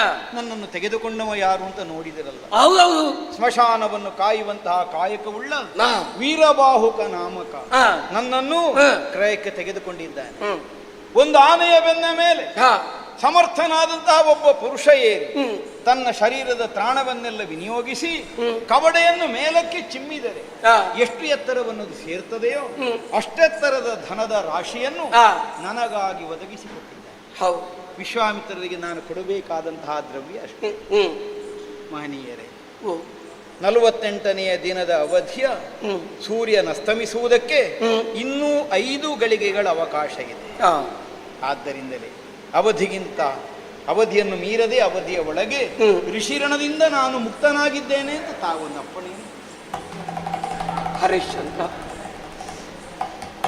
ಏನು ಸ್ವಾಮಿ ಇದು? ನಿನ್ನಲ್ಲಿ ನಾನು ಕ್ಷಮೆಯಾಚನೆ ಮಾಡ್ತಾ ಇದ್ದೆ. ವಿಧ ವಿಧವಾಗಿ ನಿನ್ನನ್ನು ದಂಡಿಸಿದೆ, ಹೀಯಾಳಿಸಿದೆ, ನಿಂದನೆಯ ಮಾತುಗಳನ್ನಾಡಿದೆ. ಆದರೆ ಯಾವುದಕ್ಕೂ ನೀನು ಕಿವಿಗೊಡದೆ ನಿನ್ನ ಸತ್ಯ ಧರ್ಮವನ್ನು ಉಳಿಸುವುದಕ್ಕೆ ಬೇಕಾಗಿ ಎಂತೆಂಥ ತ್ಯಾಗವನ್ನು ಮಾಡಿಬಿಟ್ಟೆಯಪ್ಪ. ಇದರಲ್ಲಿಯೂ ನಿನಗೆ ನಾನು ಸಹಾಯಕನಾದೆ ಎಂಬುದಾಗಿ ತಿಳಿ. ಆದರೆ ನೀವು ಆಗಾಗ ಈ ವಿಧವಾಗಿ ನನ್ನನ್ನು ಎಚ್ಚರಿಸದೇ ಇರುತ್ತಿದ್ದರೆ ಹ ಎಲ್ಲಾದರೂ ನನಗೆ ಮೈಮರವೇ ಬಂದು ಹೋಗ್ತಿತ್ತೋ ಏನು? ಹ್ಮ್ ಕ್ಷಣ ಕ್ಷಣಕ್ಕೂ ವಿಶ್ವಾಮಿತ್ರರ ಋಣವನ್ನು ನೆನಪಿಸುತ್ತಾ ಇದ್ದದ್ದರಿಂದ ಆ, ಆದಷ್ಟು ಬೇಗ ಋಣಮುಕ್ತನಾಗಲೇಬೇಕು ಅನ್ನುವಂತಹ ತುಡಿತವನ್ನು ನಾನು ಹೊಂದುವುದಕ್ಕೆ ಅವಕಾಶ ಆಗಿ ಹೋಯಿತು. ವಿಶ್ವಾಮಿತ್ರರ ಮಾತಿಗೆ ಬೇಕಾಗಿ ಈ ರೀತಿಯಾಗಿ ನಡೆದೆ. ನನ್ನ ಸತ್ಯ ಉಳಿಸಿಕೊಟ್ಟವರು ನೀವು ಸ್ವಾಮಿ. ಈಗ ವಿಶ್ವಾಮಿತ್ರರ ಶಿಷ್ಯನಾಗಿ ಹಾ. ನಾನು ಹೇಳ್ತಾ ಇದ್ದೇನೆ, ಏನು? ನಿನ್ನ ಸತ್ಯ ಧರ್ಮದಲ್ಲಿ ನೀನು ಜಯಶೀಲನಾಗು. ಸತ್ಯಕ್ಕೆ ಸಾವಿಲ್ಲ ಅನ್ನುವ ಮಾತಿಗೆ ಮತ್ತೊಂದು ನಿದರ್ಶನವನ್ನು ಒದಗಿಸಿಕೊಟ್ಟಿದ್ದೆ. ಆ, ಆಚಾರ್ಯ ವಿಶ್ವಾಮಿತ್ರರಾದರೂ ಹ್ಮ್. ನನ್ನನ್ನು ದಂಡಿಸುವಲ್ಲಿ ಸೂಚನೆಯನ್ನು ಕೊಟ್ಟದ್ದು ಆ, ನನಗೆ ನನ್ನ ಸತ್ಯಾಚರಣೆಗೆ ಪ್ರತಿಬಂಧಕ ಅಂತ ನಾನು ಭಾವಿಸುವುದಿಲ್ಲ. ಆ, ರೋಗಿಯಾದವನಿಗೆ ವೈದ್ಯನಾದವ ಔಷಧಿಯನ್ನು ಕೊಟ್ಟಂತೆ ಅವರು ಕೊಟ್ಟಿದ್ದಾರೆ. ಆ, ಒಳ್ಳೆಯದು ಸ್ವಾಮಿ, ಆ. ನಿಮ್ಮ ಆಶೀರ್ವಾದ ಸದಾ ಇರಲಿ. ಆಗ್ಲೇ ಸತ್ಯವಂತನಾಗಿ ಮಾಡು. ವೀರಬಾಹುಕ ಅಪ್ಪಣೆಯನ್ನು ಕೊಟ್ಟಿದ್ದಾರೆ. ಸ್ಮಶಾನದ ಕಾವಲನ್ನು ಮಾಡುತ್ತಾ ಇಲ್ಲಿ ತಂದಂತಹ ಹೆಣವನ್ನು ಸುಡುವಂತಹ ಕಾಯಕದಲ್ಲಿ ನೀನು ಮುಂದಾಗಬೇಕು. ಒಳ್ಳೆಯದು. ಹೆಣನಕ್ಕಿಯನ್ನು ನನ್ನ ಹೊಟ್ಟೆಯ ಆಹಾರವಾಗಿ ಸ್ವೀಕರಿಸಬೇಕು ಅನ್ನುವಂತಹ ನಿರ್ದೇಶನವನ್ನು ಮಾಡಿದ್ದಾರೆ. ನನಗಾಗಿ ಅಳಿದು ಉಳಿದಂತಹ ಕಾಷ್ಟಗಳನ್ನೇ ಕಟ್ಟಿ ವಾಸಿಸುವುದಕ್ಕೆ ಒಂದು ಮನೆಯನ್ನು ಸಿದ್ಧ ಮಾಡಿಕೊಂಡೆ.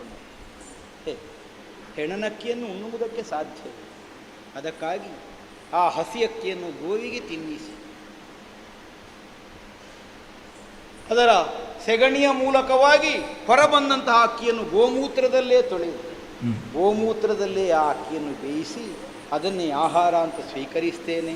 ಎಲ್ಲ ವಿಶ್ವನಾಥನ ಪ್ರೀತ್ಯರ್ಥ.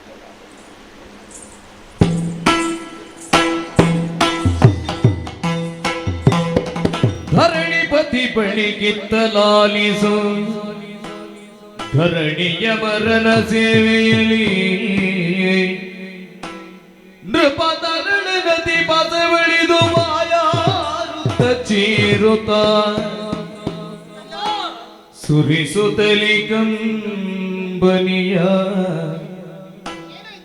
ತಾನಿಂದಿರದೆ ಬೇಗದಿ ಬಂದು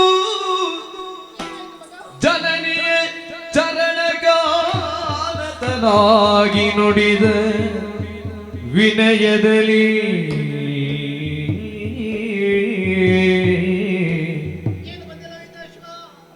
ಇದ್ದಲಾಲಿಸಿ ಕೇಳೆಮ್ಮಯ್ಯ ಅಮ್ಮ ಎನ್ನ ಅಮ್ಮಯ್ಯ ಉರಿ ಹತ್ತಿದು ಕಣ್ಣಿಗೆ ಎನ್ನಯ ಉರಿ ಹತ್ತಿತು ಕಣ್ಣಿಗೆ ಎನ್ನಯ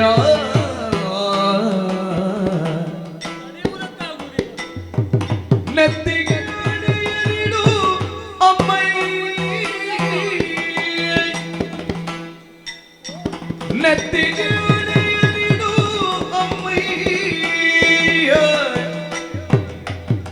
ಹೊರೆ ಹೊತ್ತು ನಾದಣಿದೆನು ದಮ್ಮಯ್ಯ ಅಮ್ಮಯ್ಯ ಅಮ್ಮ ಅಮ್ಮ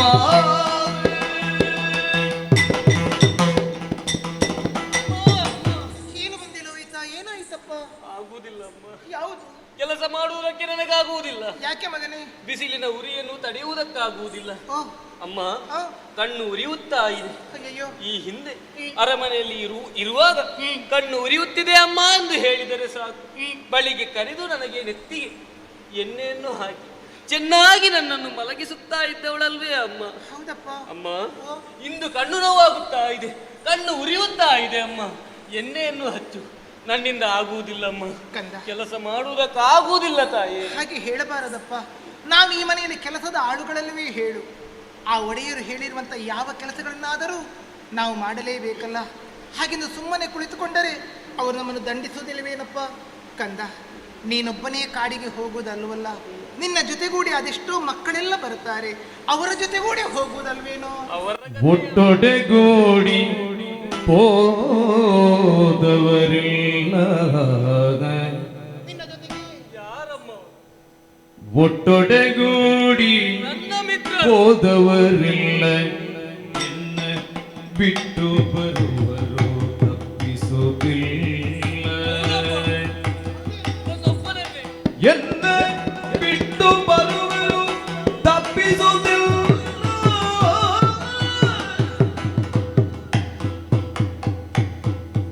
ಬಟ್ಟೆಗಾಣದೆ ಬಲು ಬಳಲುದ,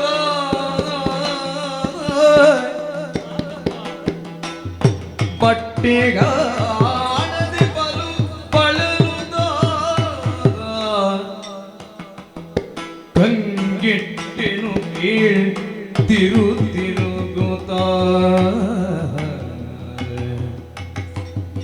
ಅಮ್ಮಯ್ಯ.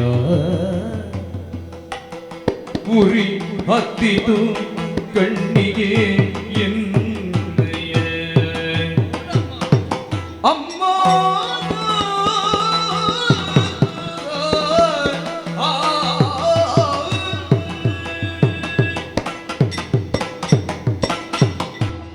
ಕಂದ, ಮಿತ್ರರು, ಹೌದಪ್ಪ, ಎಲ್ಲ ನಿನ್ನ ಜೊತೆಗಾರರಿದ್ದಾರೆ. ನನ್ನ ಗೆಳೆಯರು. ಎಷ್ಟೋ ಜನ ಬ್ರಾಹ್ಮಣ ಬಾಲಕರ ಜೊತೆಗೂಡಿ ನೀನು ಹೋಗುವವನು ಇದ್ದಾರಲ್ಲ ನಿನ್ನ ಗೆಳೆಯರು. ಅಮ್ಮ, ಓ, ಹೋಗುವಾಗ ಮಾತ್ರ ಅವರು ನನ್ನ ಜೊತೆ ಬರುತ್ತಾರಮ್ಮ. ಕಟ್ಟಿಗೆಗಳನ್ನು ತರುವುದಕ್ಕೆಂದು ನಾವು ವನಕ್ಕೆ ಹೋಗುವಂತಹ ಸಂದರ್ಭದಲ್ಲಿ ಮೃಗಗಳೆಲ್ಲ ನಮ್ಮ ಕಣ್ಣಿಗೆ ಕಾಣುತ್ತದೆಮ್ಮ. ಅಯ್ಯಯ್ಯೋ. ಮೃಗಗಳಲ್ಲಿ ಬೇಡಿಕೊಳ್ಳುತ್ತೇನೆ, ಹಾ. ಹತ್ತಿರ ಬರಬೇಡಿ, ಹತ್ತಿರ ಬರಬೇಡಿ ಎನ್ನುವ ಹಾಗೆ. ಆದರೆ ಆ ಮೃಗಗಳು ನಮ್ಮ ಮಾತನ್ನು ಕೇಳುತ್ತದೆ ಅವುಗಳಿಗೆ ಮನುಷ್ಯರ ಭಾಷೆ ಹೇಗೆ ಅರ್ಥವಾದೀತು ಹೇಳು. ಅಲ್ವೇ? ಆದರೆ ನೀವೆಲ್ಲರೂ ಜೊತೆಯಾಗಿರುವಾಗ ಆ ಮೃಗಗಳನ್ನಾದರೂ ಹೆದರಿಸಬಹುದಲ್ಲ, ನೀವು ತಪ್ಪಿಸಿಕೊಳ್ಳಬಹುದಲ್ಲ. ಆ ಹುಡುಗರು ನಿನ್ನ ಜೊತೆಗೆ ಇರುವುದಿಲ್ವೇ? ಮೃಗ ಬಂದ ಕಾಲದಲ್ಲಿ ಹಾ. ನನ್ನ ಗೆಳೆಯರೆಲ್ಲಿದ್ದಾರೆ ಎಂದು ಹುಡುಕಿದಾಗ ಗೆಳೆಯರು ಯಾರಿಲ್ಲಮ್ಮ. ನಿನ್ನನ್ನು ಒಬ್ಬಂಟಿಯಾಗಿ ನನ್ನನ್ನು ಒಬ್ಬಂಟಿಯಾಗಿ ಬಿಟ್ಟು ಎಲ್ಲರೂ ಓಡಿ ಹೋಗುತ್ತಾರೆ. ಲೋಹಿತ ಮಾತ್ರವಲ್ಲ, ಹಾ, ಹಿಂದೆಯಿಂದ ತಪ್ಪಿಸಿ ಅಡಗಿ ಕೂತು ಹಾ, ಗರ್ಜನೆಯನ್ನು ಮಾಡುವ ಮೂಲಕ ನನ್ನನ್ನು ಹೆದರಿಸುತ್ತಾರಮ್ಮ, ನನ್ನನ್ನು ಹೆದರಿಸುತ್ತಾರೆ. ನೀನು ಒಬ್ಬಂಟಿಯಾಗುವೆ, ನಾನು ಒಬ್ಬಂಟಿಯಾಗಿರುತ್ತೇನಮ್ಮ. ಅವರೆಲ್ಲರ ಜೊತೆ ಸೇರಿಕೊಳ್ಳುತ್ತಾರೆ. ಆ, ಕಂದ, ನಾನು ಒಬ್ಬನೇ. ಹಾಗಾದ್ರೆ ಹುಡುಗರೆಲ್ಲ ಒಂದು, ನೀನು ಮಾತ್ರ ಬೇರೆಯಾಗುತ್ತೆ ಅಂತ ಆದ್ರೆ ನೀನೇ ನಿನ್ನ ಗೆಳೆಯರಿಗೆ ಏನೋ ದ್ರೋಹ ಮಾಡಿರಬೇಕು. ಖಂಡಿತ ಅಲ್ಲ, ಅವರಿಗೆ ಸಿಟ್ಟು ಬರುವ ಹಾಗೆ ಮಾಡಿರಬೇಕು. ಏನು ಮಾಡಲಿಲ್ಲ. ಕೂಡದಪ್ಪ, ಗೆಳೆಯರ ಜೊತೆಯಲ್ಲಿ ಯಾವ ಕಾಲಕ್ಕೂ ಜಗಳ ಮಾಡಿಕೊಳ್ಳಕೂಡದು ಮಗನೇ. ಇಲ್ಲ ತಾಯಿ, ಆ? ಜಗಳವನ್ನು ನಾನು ಮಾಡಿದ್ದಿಲ್ಲ. ಹೌದು, ಹೋಗುವುದಕ್ಕಾಗುವುದಿಲ್ಲ, ನಾನು ಹೋಗುದಿಲ್ಲಮ್ಮ. ಕಷ್ಟವಾಗುತ್ತದೆ, ಕಷ್ಟವಾಗುತ್ತದೆ ತಾಯಿ. ಕಂದ, ಕಂದ. ತರಣಿ ಕುಲಜನ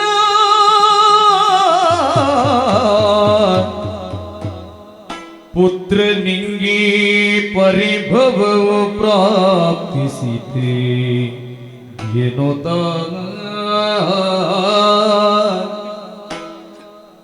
ತರಣಿ ಕುಲಜನ ಪುತ್ರ ನಿಂಗಿ ಪರಿಭವವು ಪ್ರಾಪ್ತಿಸಿದೆ ಎನ್ನುತ್ತ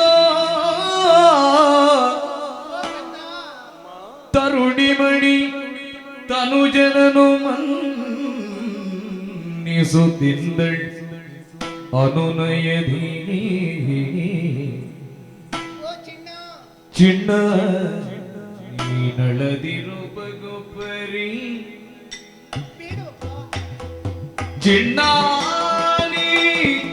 ಅಳದಿರು ಬಹುಪರಿ ವ್ಯರ್ಥ ಎಣ್ಣಿಸುತ್ತಿ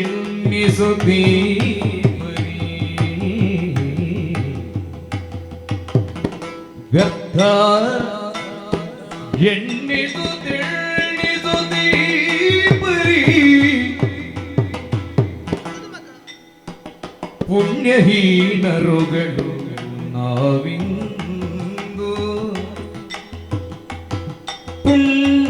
ಪುಣ್ಯಹೀನರುಗಳು ನಾವಿಂದು ಎಂದು ಕಣ್ಣಾರಿ ನೋಡಿದೆ ನೀನಿಂದು ಚಿನ್ನನಿ ಅಳದಿರು ಬಹುಪರಿ ಚಿನ್ನ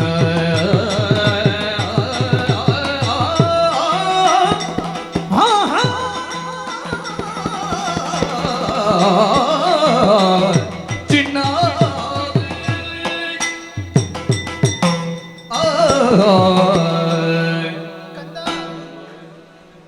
ಈ ಮನೆಯವರು ನಿನಗೆ ಕೊಡುತ್ತಿರುವಂಥ ಕಷ್ಟಗಳನ್ನು ನಾನು ಕಣ್ಣಾರೆ ನೋಡುತ್ತಿದ್ದೇನೆ ಮಗನೇ. ಆದರೆ ಏನು ಮಾಡೋಣ ಹೇಳು? ನಾವು ಕನಸಿನಲ್ಲಾದರೂ ಈ ಮನೆಯವರಿಗೆ ನಾವು ವಿರುದ್ಧವಾಗಕೂಡದು, ನಾವು ಮನಸ್ಸಿನಲ್ಲಿಯೂ ಈ ಮನೆಯ ಯಜಮಾನರಿಗೆ ಬಯ್ಯಕೂಡದಪ್ಪ. ಯೋಚನೆ ಮಾಡು, ನಾವು ಆಪತ್ತಿನಲ್ಲಿದ್ದಾಗ ನಮಗೆ ಬೇಕಾದಷ್ಟು ಹಣವನ್ನು ನೀಡಿ ನಮ್ಮ ಸತ್ಯವನ್ನು ಉಳಿಸುವುದಕ್ಕೆ ಉಪಕಾರವನ್ನು ಮಾಡಿರುವಂಥ ಈ ಮನೆಯ ಬ್ರಾಹ್ಮಣರಿಗೆ ನಾವು ಜನ್ಮ ಜನ್ಮಾಂತರಗಳಲ್ಲಿ ಋಣಿಯಾಗಿರಬೇಕೇ ಬೇಡವೇ ಹೇಳು ಮಗನೇ? ಬಯ್ಯಕೂಡದು ಮಗನೇ, ಬಯ್ಯಕೂಡದು. ನಿನಗಿದು ಕಷ್ಟವಾಗುತ್ತದೆ. ನಾನು ಇವತ್ತು ಹೋಗುದಿಲ್ಲ ಅಮ್ಮ. ಹೌದಪ್ಪ, ನೀನು ಕಷ್ಟವನ್ನು ಕಂಡವನಲ್ಲ. ಅಯೋಧ್ಯೆಯ ಅರಮನೆಯಲ್ಲಿ ಸುಖವಾಗಿ ಬೆಳೆದವನು, ಬಾಳಿದವನು. ಮಗು, ನಿನ್ನ ತಲೆಯ ಮೇಲೆ ಚಿನ್ನದ ಕಿರೀಟವಿತ್ತು, ನಿನ್ನ ಅಂಗಾಂಗಗಳಿಗೆ ಆಭರಣವಿತ್ತು, ನಿನ್ನ ದೇಹಕ್ಕೆ ಚಂದದ ಬಟ್ಟೆ ಇದ್ದಿತ್ತು. ಆ ವೈಭವವನ್ನು ನೀನೆಲ್ಲವನ್ನು ನೆನಪು ಮಾಡಿಕೊಳ್ಳುತ್ತಿರುವುದರಿಂದ ನಿನಗಿದು ಕಷ್ಟವಾಗಿ ಕಾಣುತ್ತದೆ ಮಗನೇ. ಎಣ್ಣಿಸದಿರು. ಆ ಸುಖ ಯಾವುದನ್ನು ನೆನಪು ಮಾಡಿಕೊಳ್ಳಬೇಡ ಮಗ. ಆ ಸುಖವನ್ನು ಎಣಿಸಿಕೊಂಡರೆ ಮಾತ್ರವೇ ಇದು ಕಷ್ಟವಾಗುತ್ತದೆ. ಏನು ಮಾಡೋಣ? ಈ ಮನೆಯವರೆಂಥವರೆನ್ನುವುದನ್ನು ಆ ಕಡೆ ಈ ಕಡೆಯವರೇ ಆಡುತ್ತಿದ್ದಾರಲ್ಲ. ಒಡೆಯನು ಅತಿ ಕೋಪಿ, ಹೆಂಡತಿ ಮಹಾಮೂರ್ಖೆ, ಮಗ ಕಡು ಧೂರ್ತ, ಸೊಸೆಯಾದ ಅಧಿಕ ನಿಷ್ಠುರೆ, ಮನೆಯ ನಡೆಯವರು ದುರ್ಜನರು, ಪಶುಗಳು ಅಗಡು, ನೆರೆಮನೆಯವರು ಮಿಥ್ಯವಾದಿಗಳು. ಈ ಮನೆಯಲ್ಲಿ ನಾವು ದಿನ ದಿನ ಸತ್ತು ಹುಟ್ಟುತ್ತಿದ್ದೇವೆ ಮಗನೇ. ಈ ಮನೆಯವರ ವಿಚಾರವನ್ನು ಬಿಡು. ಹಾಲು ಕರೆಯುವುದಕ್ಕೆ ಹಟ್ಟಿಗೆ ಹೋದರೆ ಆ ದನಕರುಗಳು ನಮಗೆ ಹಾಯುತ್ತವೆ, ತುಳಿಯುತ್ತವೆ. ನಾವು ಏನು ಮಾಡಿದ್ದೇವೆ ಮಗ ಆ ದನಕರುಗಳಿಗೆ? ಹಾಗಾದರೆ ಆ ಮೂಕ ಪ್ರಾಣಿಗಳು ನಮ್ಮನ್ನು ಹಿಂಸೆ ಮಾಡುತ್ತವೆ ಅಂತಾದರೆ ಇದು ನಮ್ಮ ಪ್ರಾರಬ್ಧವಲ್ಲದೆ ಇನ್ನೇನು ಮಗನೇ? ನಾವು ಕಷ್ಟ ಅಂತ ಹೇಳಿ ಸುಮ್ಮನಿರುವುದಕ್ಕೆ ಸಾಧ್ಯವೇನೋ ಕಂದ? ಸಾಧ್ಯವೇನೋ? ಯಾರು ಕೇಳುತ್ತಾರೆ ಕಷ್ಟವನ್ನು? ಕಷ್ಟವೇ ಹೋದರೆ ಕೇಳುವರು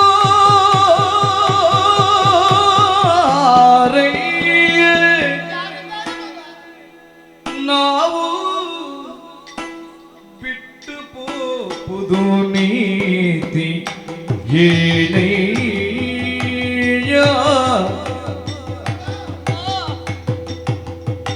ಕಷ್ಟವೇ ಹೋದರೆ ಕೇಳುವರಾರಯ್ಯ.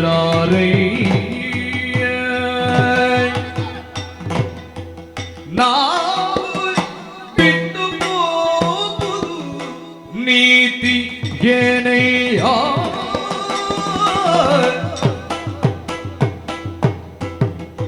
ಕೊಟ್ಟು ಬಿಡುವರುಂಟೆ ಸಾಲವ,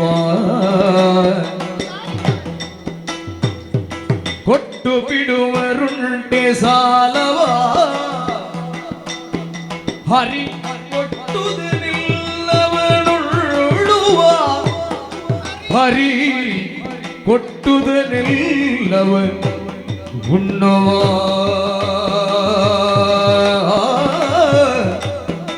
ಮಗನೇ ಕಷ್ಟವೆಂದರೆ ಕೇಳುವರಾರೇ ಮಗನೇ.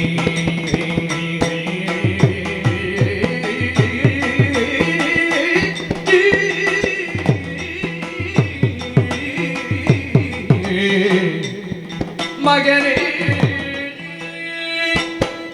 ಆ, ಆ. ಕಷ್ಟವಾಗುತ್ತದೆ ಹಾಗೆಂದು ಕೇಳುವವರು ಯಾರಿದ್ದಾರೆ ಮಗನೇ? ಸಾವಿನ ಮನೆಯಲ್ಲಿದ್ದರೆ ಯಾರಾದರೂ ಅಳುವವರಿದ್ದಾರೆಯೇ ಹೇಳು? ಎಲ್ಲರಿಗೂ ಮರಣ ಭೀತಿ ಹೇಗೋ ಅದೇ ರೀತಿ ಈ ಸಾವಿನ ಮನೆಯಲ್ಲಿದ್ದಂತೆ ನಾವಿದ್ದೇವೆ. ಮಾತ್ರವೇ ಅಲ್ಲ, ಬುಸುಗುಡುತ್ತಿರುವಂತಹ ಹಾವಿನ ಬುಟ್ಟಿಯಲ್ಲಿ ನಾವು ಇರಬೇಕು ಅಂತಾದರೆ ಎಷ್ಟು ಜಾಗೃತಿಯಿಂದ ಇರಬೇಕೋ ಅಷ್ಟು ಜಾಗೃತಿಯಲ್ಲಿ ನಾವು ಈ ಮನೆಯಲ್ಲಿ ಇರಬೇಕಾಗುತ್ತದೆ. ಅಲ್ಲ, ಕೋರೆ ದಾಡಿಗಳನ್ನು ಬೀಸುತ್ತಿರುವಂತಹ ತೋರಿಸುತ್ತಿರುವಂತಹ ಮೃತ್ಯು ದೇವತೆಯ ದವಡೆಯ ಅಡಿಯಲ್ಲಿ ಕುಳಿತುಕೊಂಡಂತಾಗಿದೆ ನಮ್ಮ ಪರಿಸ್ಥಿತಿ. ಇನ್ನೇನು ಮಾಡಬೇಕು ಹೇಳು? ಕಷ್ಟವೆಂದು ನಾವು ಇಲ್ಲಿಂದ ಓಡಿ ಹೋಗುವುದು ಸರಿಯೇ? ಕೂಡದಪ್ಪ, ನಮ್ಮ ಸತ್ಯಕ್ಕೆ ನಾವು ತಪ್ಪಿದ ಹಾಗಾಗುತ್ತದೆ. ನಮ್ಮ ಸತ್ಯವನ್ನು ಉಳಿಸಿರುವವರಿಗೆ ನಾವು ಯಾವ ಕಾಲಕ್ಕೂ ಅನ್ಯಾಯವನ್ನು ಮಾಡಕೂಡದು. ಹಾಗೆಂದು ನಮಗೆ ಕಷ್ಟವಿದೆ ಎಂದು ನಾವು ಇಲ್ಲಿಂದ ಹೊರಟು ಹೋಗೋಣವೇ? ಅಷ್ಟು ದೊಡ್ಡ ಮೊತ್ತವನ್ನು ಯಾರು ಮಗನೇ ಕೊಡುವವರಿದ್ದಾರೆ? ದೇವರು ನಮಗೆ ಯಾವುದನ್ನು ಕೊಟ್ಟಿದ್ದಾರೋ ಅದನ್ನು ಅನುಭವಿಸಲೇಬೇಕು. ಬರುತ್ತಾರೆ ಮಗ, ನಿನ್ನಪ್ಪ ಖಂಡಿತವಾಗಿಯೂ ಹಣವನ್ನು ಸಂಪಾದಿಸಿಕೊಂಡು ಬಂದೇ ಬರುತ್ತಾರೋ, ನಮ್ಮ ಈ ಕಷ್ಟಗಳನ್ನು ಪರಿಹರಿಸುತ್ತಾರೆ. ಆದ್ರೆ ಮಗನೇ, ಕೆಲಸದಿಂದ ವಂಚನೆ ಮಾಡಕೂಡದಪ್ಪ. ನಾನು ಹೋಗುದಿಲ್ಲ ಅಮ್ಮ. ನೋಡಪ್ಪ, ಇವತ್ತು ನಾನು ಕೆಲಸಕ್ಕೆ ಹೋಗುದಿಲ್ಲ. ಹಾಗೆ ಹಠ ಮಾಡಬೇಡ ಮಗನೇ. ಇಲ್ಲ ಅಮ್ಮ, ನಾನು ಹೋಗುದಿಲ್ಲ. ಈಗ ನಿನ್ನ ತಂದೆ ಹೇಳಿದ್ದಾರ, ಯಾವ ಕಾಲಕ್ಕೂ ಅಮ್ಮನನ್ನು ನೋಯಿಸಬೇಡ, ಅಮ್ಮನಲ್ಲಿ ಹಠ ಮಾಡಬೇಡ ಅಂತ ಹೇಳಿದ್ದಾರಲ್ಲ. ಅಯ್ಯೋ, ಇವತ್ತು ನಾನು ಹೋಗುದಿಲ್ಲ ತಾಯಿ. ಲೋಹಿತ, ನಾನು ನೀನು ಮಾತಾಡುವುದನ್ನು ಆ ಮನೆಯ ಯಜಮಾನರು ಮನೆಯ ಒಡತಿ ನೋಡಿದರು ಅಂತ ಆದ್ರೆ ನನಗೂ ಹೊಡೆಯುತ್ತಾರೆ, ನಿನಗೂ ಹೊಡೆಯುತ್ತಾರೆ. ಮಗನೇ, ಹಠ ಮಾಡಬೇಡ, ಹೊರಟು ಹೋಗು. ಇಲ್ಲಮ್ಮ, ನಾನು ಹೋಗುದಿಲ್ಲ ಅಮ್ಮ. ನೋಡು, ನನಗೆ ಸಿಟ್ಟು ಬರ್ತದೆ ಮತ್ತೆ. ಇಲ್ಲಮ್ಮ, ಹಠ ಮಾಡಬೇಡ, ಹೋಗು ನೀನು. ನಾನು ಹೋಗುದಿಲ್ಲ ಅಮ್ಮ. ಹೋಗಬೇಕು. ನಾನು ಹೋಗುದಿಲ್ಲ. ಹೋಗು. ಹೋಗುದಿಲ್ಲ.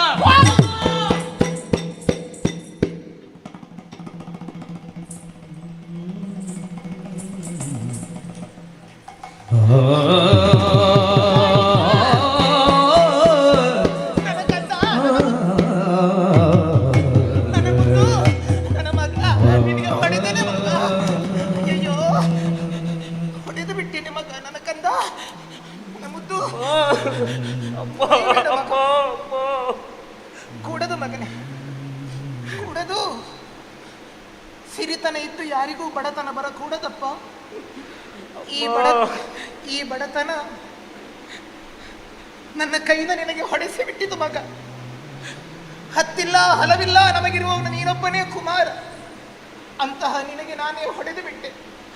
ಹಠ ಮಾಡಬೇಡೋ ನನ್ನ ಚಿನ್ನ, ಹೋಗು, ಹೋಗಿ ಬಾರೋ. ಹೊಡೆದೆಯ ತಾಯಿ, ಕ್ಷಮಿಸು ನನಗೆ ಹೊಡೆದೆಯ ತಾಯಿ. ಕ್ಷಮಿಸು ಮಗ. ಆಯ್ತಮ್ಮ, ಹೋಗುತ್ತೇನೆ. ನಿನ್ನ ಮಾತಿಗೆ ಬೇಕಾಗಿ ನಾನು ಹೋಗುತ್ತೇನೆ. ಹೋಗಿ ಬಾರಪ್ಪ. ಆದರೆ ಒಂದು, ಏನು ಮಗ? ಹೋದವ ಮತ್ತೆ ನಾನು ಹಿಂದೆ ಬರುವುದಿಲ್ಲ ತಾಯಿ.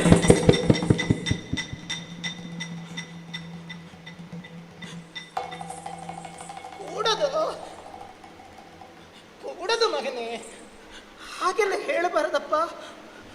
ಹೋಗಿ ಬರುತ್ತೇನೆ ಎನ್ನಬೇಕೆ ಹೊರತು ಹೋದವ ತಿರುಗಿ ಬರುವುದಿಲ್ಲಂತೆ ಹೇಳಬಾರದು. ಮನೆಯ ವಾಸ್ತು ದೇವತೆ ಅಸ್ತು ಅಸ್ತು ಎನ್ನುತ್ತಿರುವನಂತೆ. ಕೆಟ್ಟ ಕಾಲದಲ್ಲಿ ಆಡಿದ ಮಾತು ಸತ್ಯವಾಗುತ್ತದೆಯಂತೆ. ಹೋಗಿ ಬರುತ್ತೇನೆ ಎಂದು. ಹೋಗಿ ಬರುತ್ತೇನೆ ಅಮ್ಮ. ನೀ ಬರುವಾಗ ಮನೆಯೊಡತಿಯಲ್ಲಿ ಕಾಡಿಬೇಡಿ, ಆದರೂ ನಿನ್ನ ತಲೆಗೊಂದಿಷ್ಟು ಎಣ್ಣೆಯನ್ನು ನಾನು ಸಿದ್ಧಪಡಿಸಿ ಇಡುತ್ತೇನೆ. ಹೌದೇ? ನಾನೇ ನಿನಗೆ ಬಿಸಿ ನೀರ ಸ್ನಾನ ಮಾಡಿಸ್ತೇನೆ. ಖಂಡಿತ ತಾನೇ. ಹೋಗಿ ಬಾ ಮಗ. ಆಯ್ತಮ್ಮ, ಹೋಗಿ ಬಾ ಕಂದ. ಮರುಗಬೇಡಿ. ಆದೀತು, ಹೋಗಿ ಬರುತ್ತೇನೆ. ಹೋಗಿ ಬರ್ಕಂದ. ತಿರುಗಿ ನೋಡುತ್ತ ಮತ್ತಲ್ಲಿ ನಿಲ್ಲುತ್ತ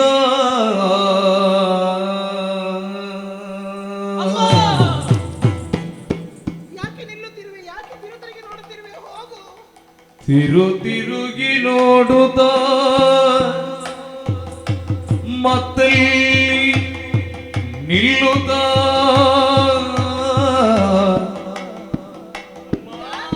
ಮತ್ತಲ್ಲಿ ನಿಲ್ಲುತ್ತ ತಿರುಗಿ ನೋಡುತ್ತ ಮತ್ತಲ್ಲಿ ನಿಲ್ಲುತ್ತ ಮರುಗಬೇಡಮ್ಮ ಎಂದು ಬೀಳುತ್ತ ನಡೆದು ಮುಂದೆ ಒಂದು ಕಾಲಿಗೆ ತಡೆಯದಲ್ಲಿ ಮರವನೊಂದ ಅಮ್ಮನಿಗೆ ಸಮಾಧಾನದ ಮಾತುಗಳನ್ನು ಹೇಳಿ ಅಪ್ಪಣೆಯನ್ನು ಪಡೆದು ನೇರವಾಗಿ ಕಾನನಕ್ಕೆ ಬಂದಿದ್ದೇನೆ. ಬೇಕಾದಂತಹ ಕಟ್ಟಿಗೆಗಳೆಲ್ಲವೂ ಸಿದ್ಧವಾಗಿದೆ. ಆದರೆ ಒಂದು ದರ್ಬೆ ನನ್ನ ಕಣ್ಣಿಗೆ ಕಾಣುತ್ತಾ ಇಲ್ಲ. ಇಲ್ಲೇ ಎಲ್ಲಾದರೂ ಇರಬಹುದು, ಹುಡುಕುತ್ತಾ ಮುಂದೆ ಹೋಗುತ್ತೇನೆ.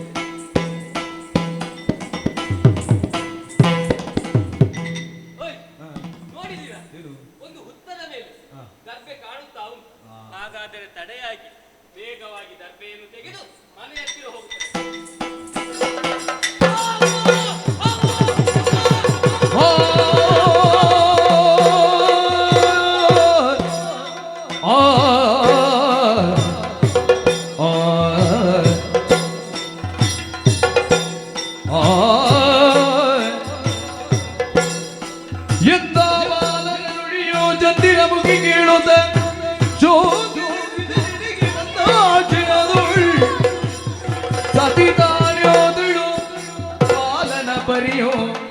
ವೃದ್ಧದೊಳಗ ಪುಡವಿಯ ಮರಳಿ ಗೀಳು ಎನ್ನ ಬಾಲಗೆ ನೋವು ನುಡಿದ ಎಂಬುದು ಹೀಗೆ ಕೇಳಿದೆನು ನಾವು. ತಡೆಯ ತಡವಿಗೆ ಹೋಗಿ ಮರ ಏರಿ ಕೆಳಗೆ ಒಡನೆ ಬೀಳುತ್ತ ಹರಳೆ ಕಳೆದನ ತವಗೆ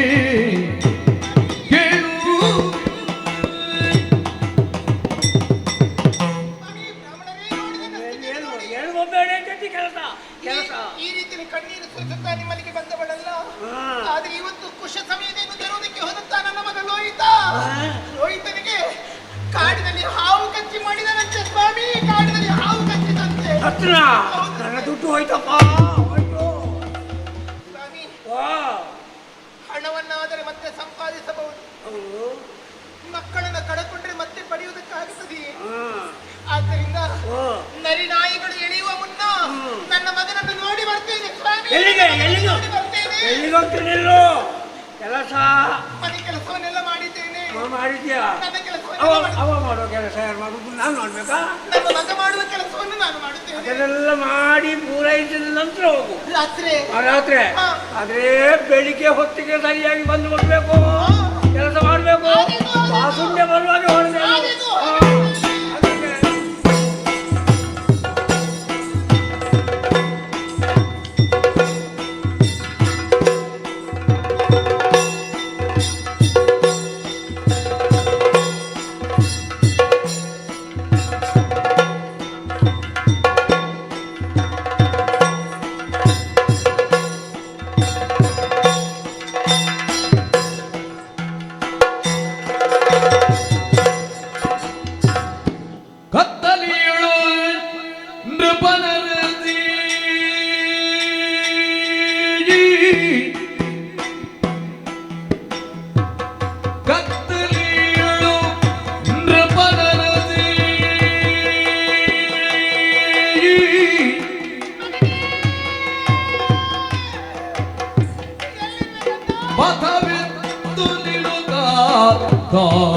ನರಸಿ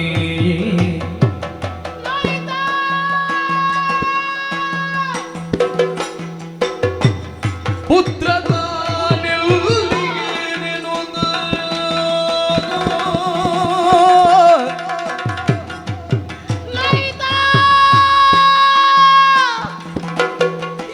ಮರುಗುತ್ತಲಿ ಹೋದಳು ಮತ್ತ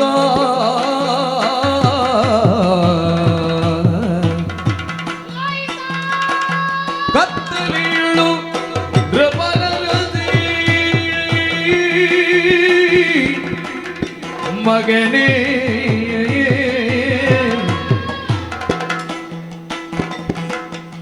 ಮಗನೇ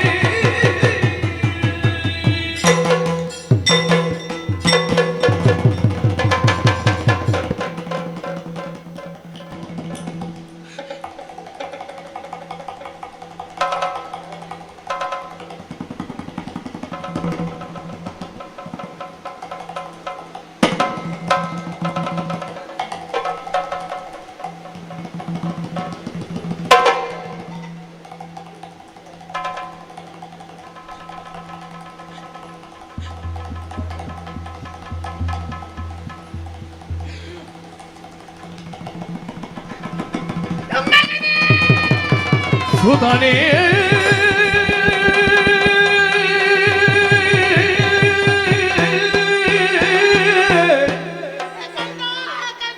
ಸುಧನೇ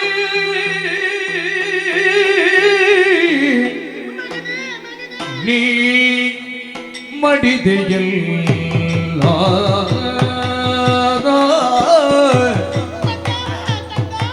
ಸುಧನೇ ಮಡಿದೆಯಲ್ಲ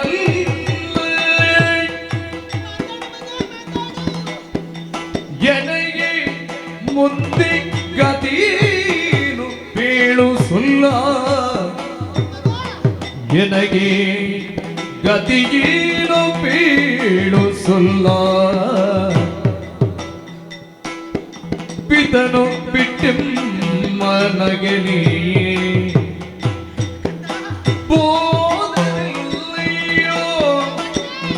ಪಥವೀನು ಪೀಳ್ಯೋದಿನಲಿ ಸುತನೇನಿ ಮಡಿದೆಯಲ್ಲ ಮಗನೇ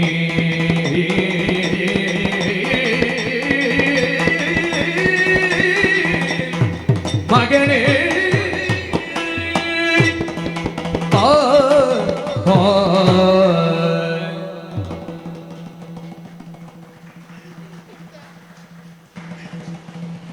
ರೋಹಿತ ರೋಹಿತ ರೋಹಿತ ಮಗನೇ ಮಾತಾಡು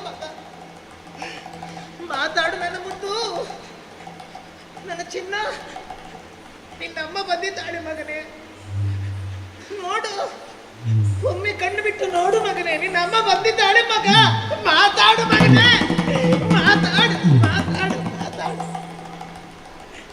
ಹೋಗುವುದಿಲ್ಲಮ್ಮ ಕಾಡಿಗೆ ಹೋಗುವುದಿಲ್ಲ ಅಂತ ಹಠ ಹಿಡಿದೆ ನಾನೇ ಒತ್ತಾಯ ಪಡಿಸಿ ನಿನ್ನನ್ನು ಕಾಡಿಗೆ ಕಳಿಸಿಕೊಟ್ಟೆ ಕಾಡಿಗಲ್ಲ ಮಗನೇ ಮೃತ್ಯುವಿನ ಬಾಯಿಗೆ ನಾನೇ ನಿನ್ನನ್ನು ದೂಡಿ ಬಿಟ್ಟ ಮಗನೇ ನಾನೇ ನಿನ್ನನ್ನು ದೂಡಿ ಬಿಟ್ಟೆ ಹಾವು ಕಚ್ಚಿದ ಕ್ಷಣದಲ್ಲಿ ಯಾರು ಸಾಯುವುದಿಲ್ಲ ನಿನ್ನ ದೇಹದಲ್ಲಿ ಪ್ರಾಣವಿದೆ ನೀನಿನ್ನು ಬದುಕಿದ್ದೀಯೇ ಎನ್ನುವಂತ ಆಸೆಯಿಂದ ಈ ನಡುರಾತ್ರಿಯ ಕಾಲದಲ್ಲಿ ಈ ಗೊಡ್ಡಾರಣ್ಯಕ್ಕೆ ಓಡಿ ಬಂದೆ ಮಗನೇ ಈ ನಿನ್ನ ದೇಹದ ಮರ್ಮ ಸ್ಥಾನಗಳನ್ನು ಪರೀಕ್ಷಿಸಿದೆ ಇಲ್ಲ ಎಲ್ಲಿಯೂ ಪ್ರಾಣವಾಯುವಿನ ಸಂಚಾರವಿಲ್ಲ ಕಂದ ಮಡಿದೆಯ ನನ್ನಪ್ಪ ನನ್ನ ಬಿಟ್ಟು ಹೋದಿಯೇನೋ ಮಗ ಹಾವು ಕಚ್ಚಿದ್ದೇನೋ ಕಂದ ಹಾವು ಕಚ್ಚಿದ ಕ್ಷಣ ಉರಿಯಾಯಿತೆ ಅಮ್ಮ ಅಮ್ಮ ಅಮ್ಮ ಬಾರಮ್ಮ ಬಾ ಅಂತ ಕೂಗಿ ಕರೆದೆಯ ಮಗ ಅಪ್ಪ ಅಪ್ಪ ನನ್ನನ್ನು ಬಿಡಿಸು ನನ್ನನ್ನು ಕಾಪಾಡು ಅಂತ ಬಬ್ಬಿಟ್ಟೆಯೋ ನನ್ನ ಮಗನೇ ಬಬ್ಬಿಟ್ಟೆಯಪ್ಪ ನಿನ್ನನ್ನು ಉಳಿಸಿಕೊಳ್ಳಲಾರದ ದತ್ತದೃಷ್ಟಳಾದ ಮಗನೇ ನೀನು ಮಾಡಿದಿರುವುದಲ್ಲ ಕಂದ ನನ್ನೊಡಲು ಹುಡಿಯಾಯಿತು ಒಡಲಿ ಗುರಿಯ ನಿಕ್ಕಿದೆ ಒಡಲಿ ಗುರಿಯ ನಿಕ್ಕಿದೆ ಎತ್ತಿದ ತೋಳ ಕಡಿದು ದುಃಖವ ನೀಡಿದೆ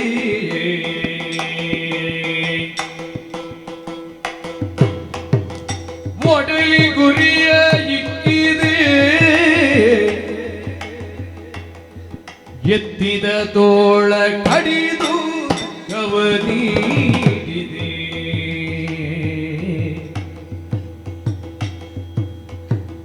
ನಡುಬರುಗಳು ಪ್ರಾಣವ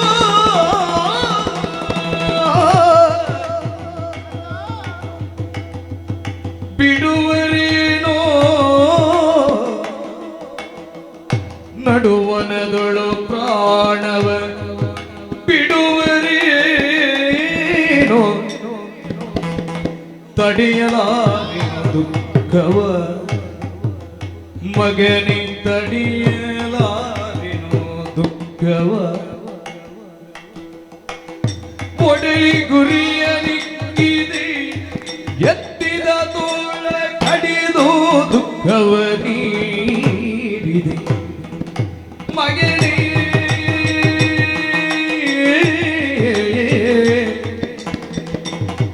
ಮಗನೇ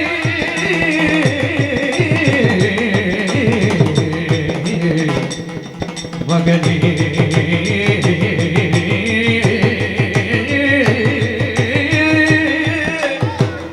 ಮಗನೇ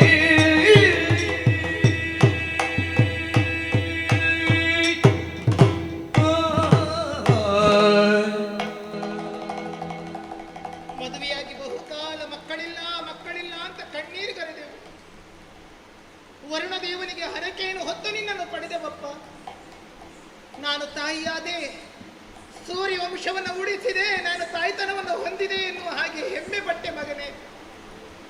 ಆದರೆ ಯಾವ ನನ್ನ ಬಸಿರು ಸಾರ್ಥಕವಾಯಿತು ಎನ್ನುವ ಹಾಗೆ ಹೆಮ್ಮೆಯಿಂದ ಬೀಗುತ್ತಿದ್ದೇನೋ, ಈ ನಿನ್ನ ಮರಣದಿಂದ ನಿನ್ನಮ್ಮನ ಒಡಲು ಹುಡಿಯಾಯಿತು ಮಗನೇ, ಹಡೆದೊಡಲು ಹುಡಿಯಾಯಿತು.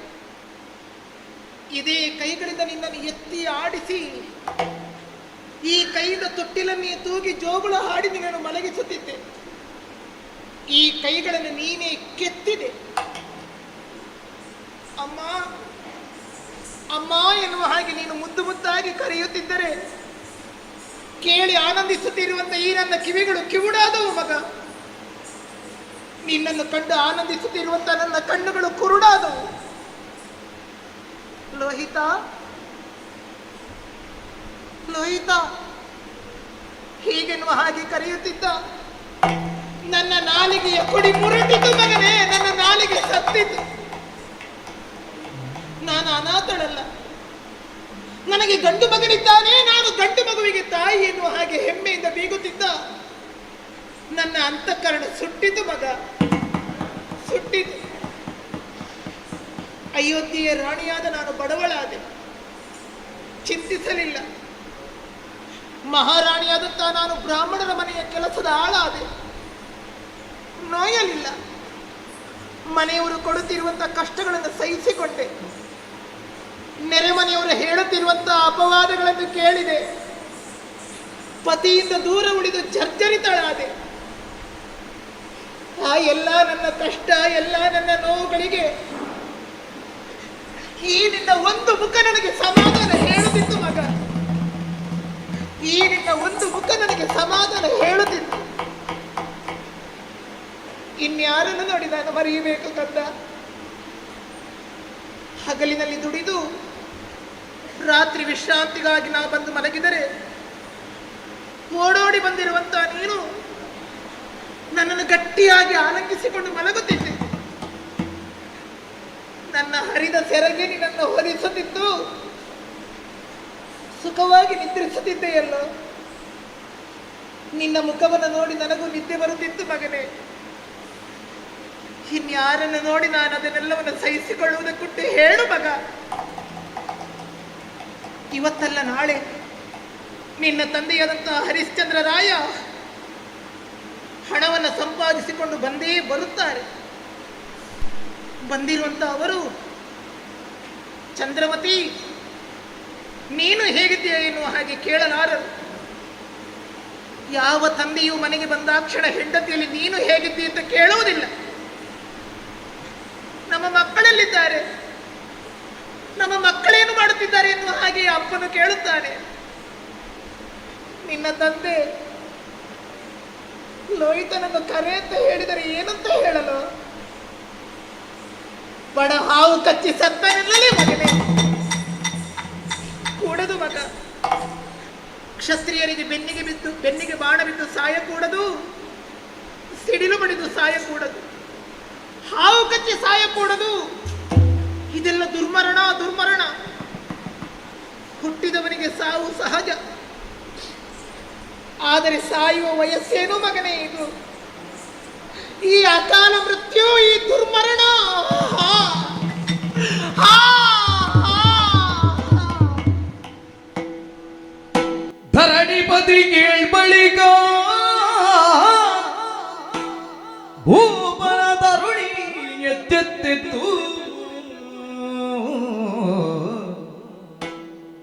ನಾನೀ ಪರಿಯುಳತ್ತರಿ ಕೇಳುವವರುಂಟೇ, ನಾನೀ ಪರಿಯುಳತ್ತರಿ ಕೇಳುವವರುಂಟೇ.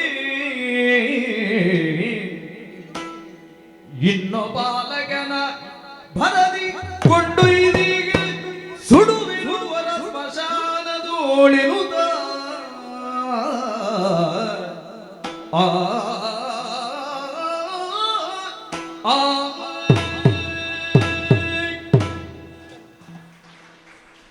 ನಿನಗೋಸ್ಕರವಾಗಿ ಕಣ್ಣೀರನ್ನು ಸುರಿಸುವಂತಹ ಅವಕಾಶವು ನಿನ್ನ ತಾಯಿಗಿಲ್ಲವಾಗಿದೆ. ಮನೆಯೊಡೆಯ ಬರುವಾಗಲೇ ಆಣತೆಯನ್ನು ಮಾಡಿದ್ದಾನೆ.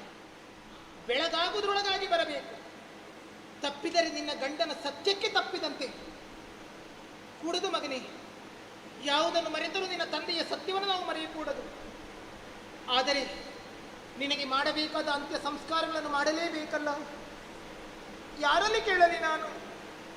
ಎಲ್ಲಿ ಹೋಗಲಿ ನಾನು? ಕೇಳಿದ್ದೇನೆ, ಕಾಶಿಯ ದಕ್ಷಿಣ ಭಾಗದಲ್ಲಿ ಒಂದು ಸ್ಮಶಾನವಿದೆಯಂತೆ. ಆ ಸ್ಮಶಾನಕ್ಕೆ ಹೊತ್ತೊಯ್ದು ಮಾಡಬೇಕಾದ ಕ್ರಿಯೆಗಳನ್ನು ಮಾಡಿ ಪೂರೈಸುತ್ತೇನೆ ಮಗನೇ. ಕೊಂಡೊಯ್ಯುತ್ತೇನೆ ಕಂದ, ಕೊಂಡೊಯ್ಯುತ್ತೇನೆ.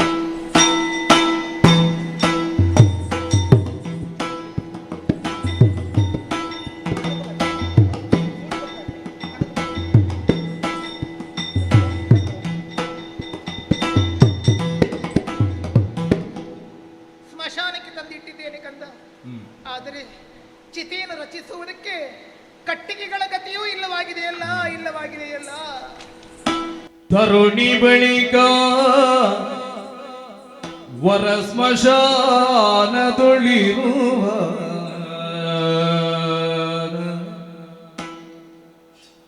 ತರುಣಿ ಬಳಿಕ ವರ ಸ್ಮಶಾನದೊಳಿರುವ ಒಣ ಕಾಷ್ಟಗಳನ್ನೆಲ್ಲವ ವರದಿ ಒಟ್ಟೊಡಗೂಡಿಸುತ್ತ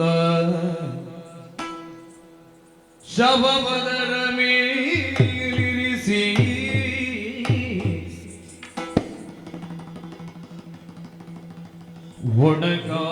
ಒಣಕಾಷ್ಟಗಳನ್ನೆಲ್ಲವ ವರದಿ ಒಟ್ಟೊಡಗೂಡಿಸುತ್ತ ಶವವದರ ಮೇಲಿರಿಸಿ ಮರಗುತ್ತಿರಿ ಗುಳಿಸಲಾಕ್ಷಣ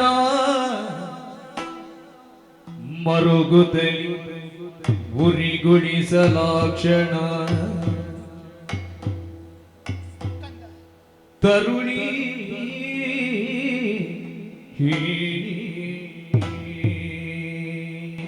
ಕ್ಷಮಿಸು ಕಂದ. ನಿನಗೆ ಸ್ಥಿತಿಯನ್ನು ರಚಿಸುವುದಕ್ಕೆ ಈ ನಿನ್ನ ಅಮ್ಮನಿಗೆ ಕಟ್ಟಿಗೆಗಳ ಗತಿಯೂ ಇಲ್ಲ ಮಗ. ಯಾರ್ಯಾರದ್ದೋ ಹೆಣವನ್ನು ಸುಟ್ಟು ಬಿದ್ದಿರುವ ಅರೆಬೆಂದ ಕಟ್ಟಿಗೆಗಳನ್ನೇ ಒಟ್ಟುಗೂಡಿಸಿ ಚಿತೆಯನ್ನು ರಚಿಸಿದ್ದೇನೆ ಕಂದ. ನಾ ಸತ್ತ ಬಳಿಕ ನನ್ನ ಹೆಣಕ್ಕೆ ನೀನು ಬೆಂಕಿ ಇಡಬೇಕಾಗಿತ್ತು. ನಿನ್ನ ಹೆಣಕ್ಕೆ ನಾನು ಬೆಂಕಿ ಇರಿಸುತ್ತಿದ್ದೇನೆ ಮಗ. ನನಗೆ ಮುಂದೊಂದು ಜನ್ಮವಿದ್ದರೆ, ಆ ಜನ್ಮ ಹೆಣ್ಣೇ ಆಗಿದ್ದರೆ ನೀನೇ ನನ್ನ ಮಗನಾಗಿ ಹುಟ್ಟಿ ಬಾ ಕಂದ. ನೀನೇ ನನ್ನ ಮಗನಾಗಿ. ಹೇ ಕಾಶಿ ವಿಶ್ವನಾಥ, ನೋಡು ನೋಡು ನೋಡು ನೋಡು.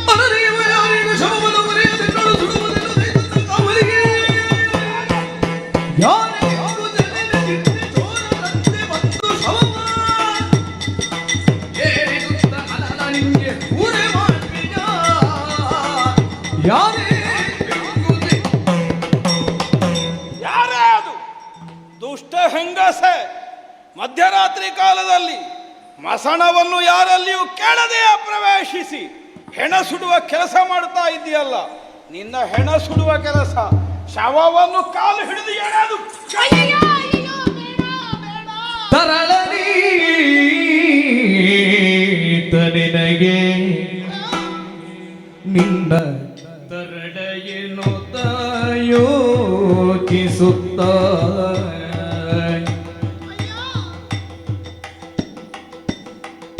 ತರಳನೀತ ನಿನಗೆ ನಿನ್ನ ತರಳನಿನು ಯೋಚಿಸುತ್ತ ಕರುಣಿದ ಪಡೆ ಶವವ ಉರಿಗೊಳಿಬಿಡಿ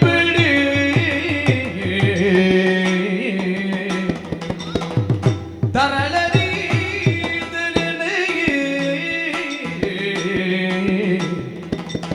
ನಿನ್ನ ತರಳೋ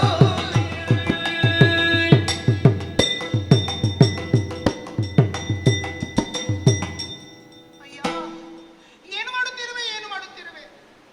ಬಂದವನೇ ಕೋಪಾವೇಶಕ್ಕೆ ಒಳಗಾಗಿ ನನ್ನ ಮಗನ ಕಾಲನ್ನು ಹಿಡಿದು ಆ ಕಡೆ ಈ ಕಡೆ ಎಳೆದಾಡುತ್ತಿರುವೆಯಲ್ಲ.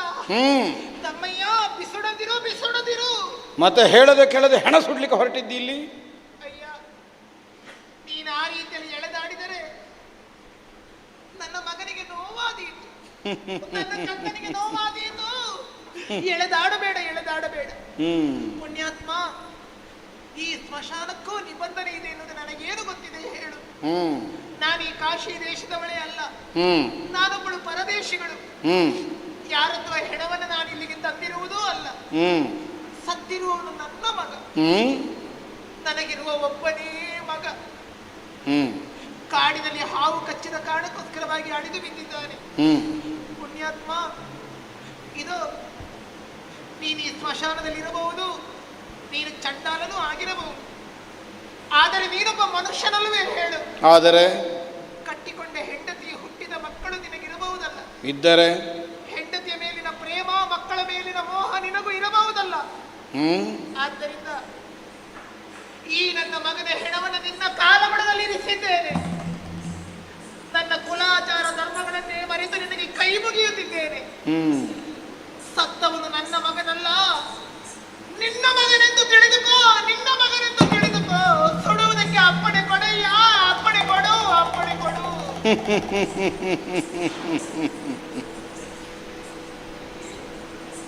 ಕಣ್ಣ ನೀರು ಸಹಜವೇ.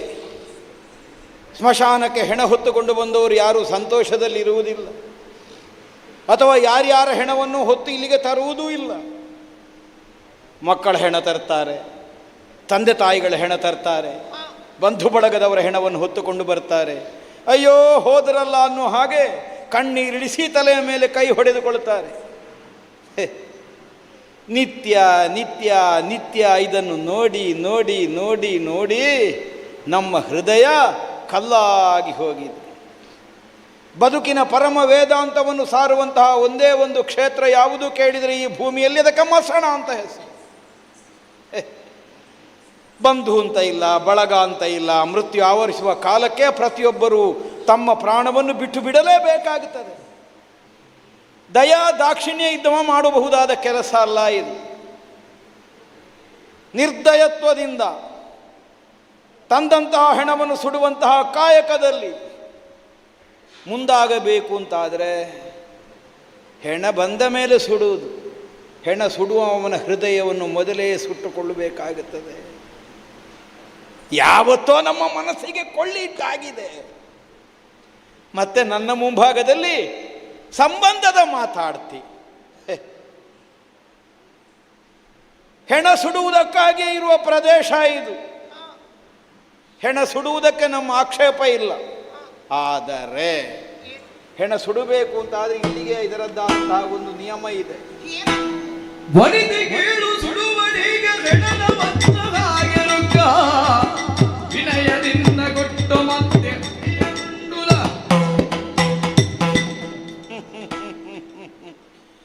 ಬದುಕಿನಲ್ಲಿ ಒಂದಲ್ಲ ಒಂದು ದಿವಸ ಪ್ರತಿಯೊಬ್ಬರೂ ಬಂದು ಸೇರಲೇಬೇಕಾದಂತಹ ಜಾಗವನ್ನು ನೀನು ಬಂದು ಸೇರಿದ್ದಿ.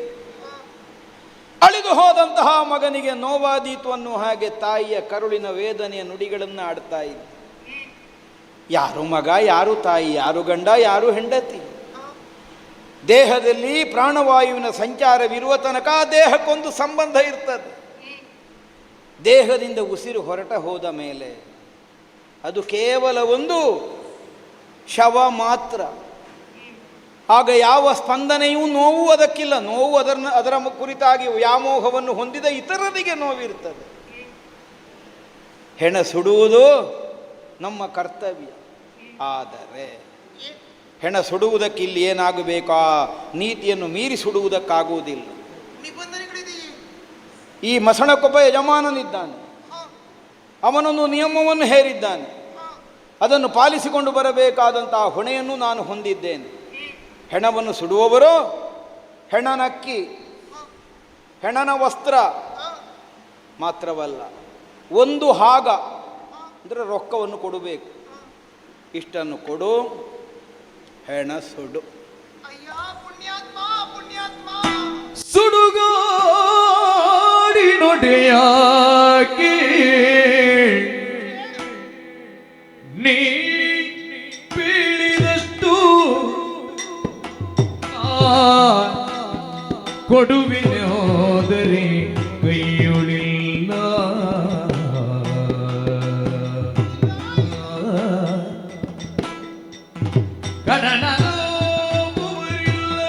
ಗುರುತರೀರು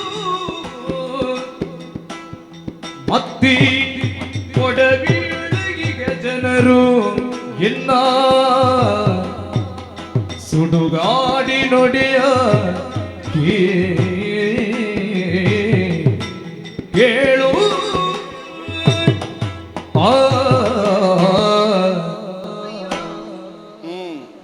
ಸ್ಮಶಾನದಲ್ಲಿಯೂ ಎಷ್ಟೊಂದು ನಿಬಂಧನೆಗಳಿದೆ. ನನಗಿದು ತಿಳಿದೇ ಇರಲಿಲ್ಲವಾಗಿತ್ತು. ಆದರೆ ನೀ ಹೇಳಿದಷ್ಟನ್ನಾದರೂ ನಾನು ಎಲ್ಲಿಂದ ಸಂಪಾದಿಸಿಕೊಂಡು ತಂದುಕೊಡಬೇಕು ಹೇಳು. ಯಾಕೆ? ನಾನು ಈ ಕಾಶಿ ದೇಶದವಳೆ ಅಲ್ಲ ಎನ್ನುವುದನ್ನು ಮೊದಲೇ ನಿನಗೆ ತಿಳಿಸಿದ್ದೇನೆ. ಓ, ನಾನು ಪರದೇಶಿಗಳು ಮಾತ್ರವೇ ಅಲ್ಲ, ಬ್ರಾಹ್ಮಣರ ಮನೆಯ ಕೆಲಸಕ್ಕಿರುವಂತ ಬಡದಾಸಿ ನಾನು. ನನಗಲ್ಲಿ ಯಾವ ವೇತನಗಳು ಸಿಗುವಂತದ್ದಲ್ಲ.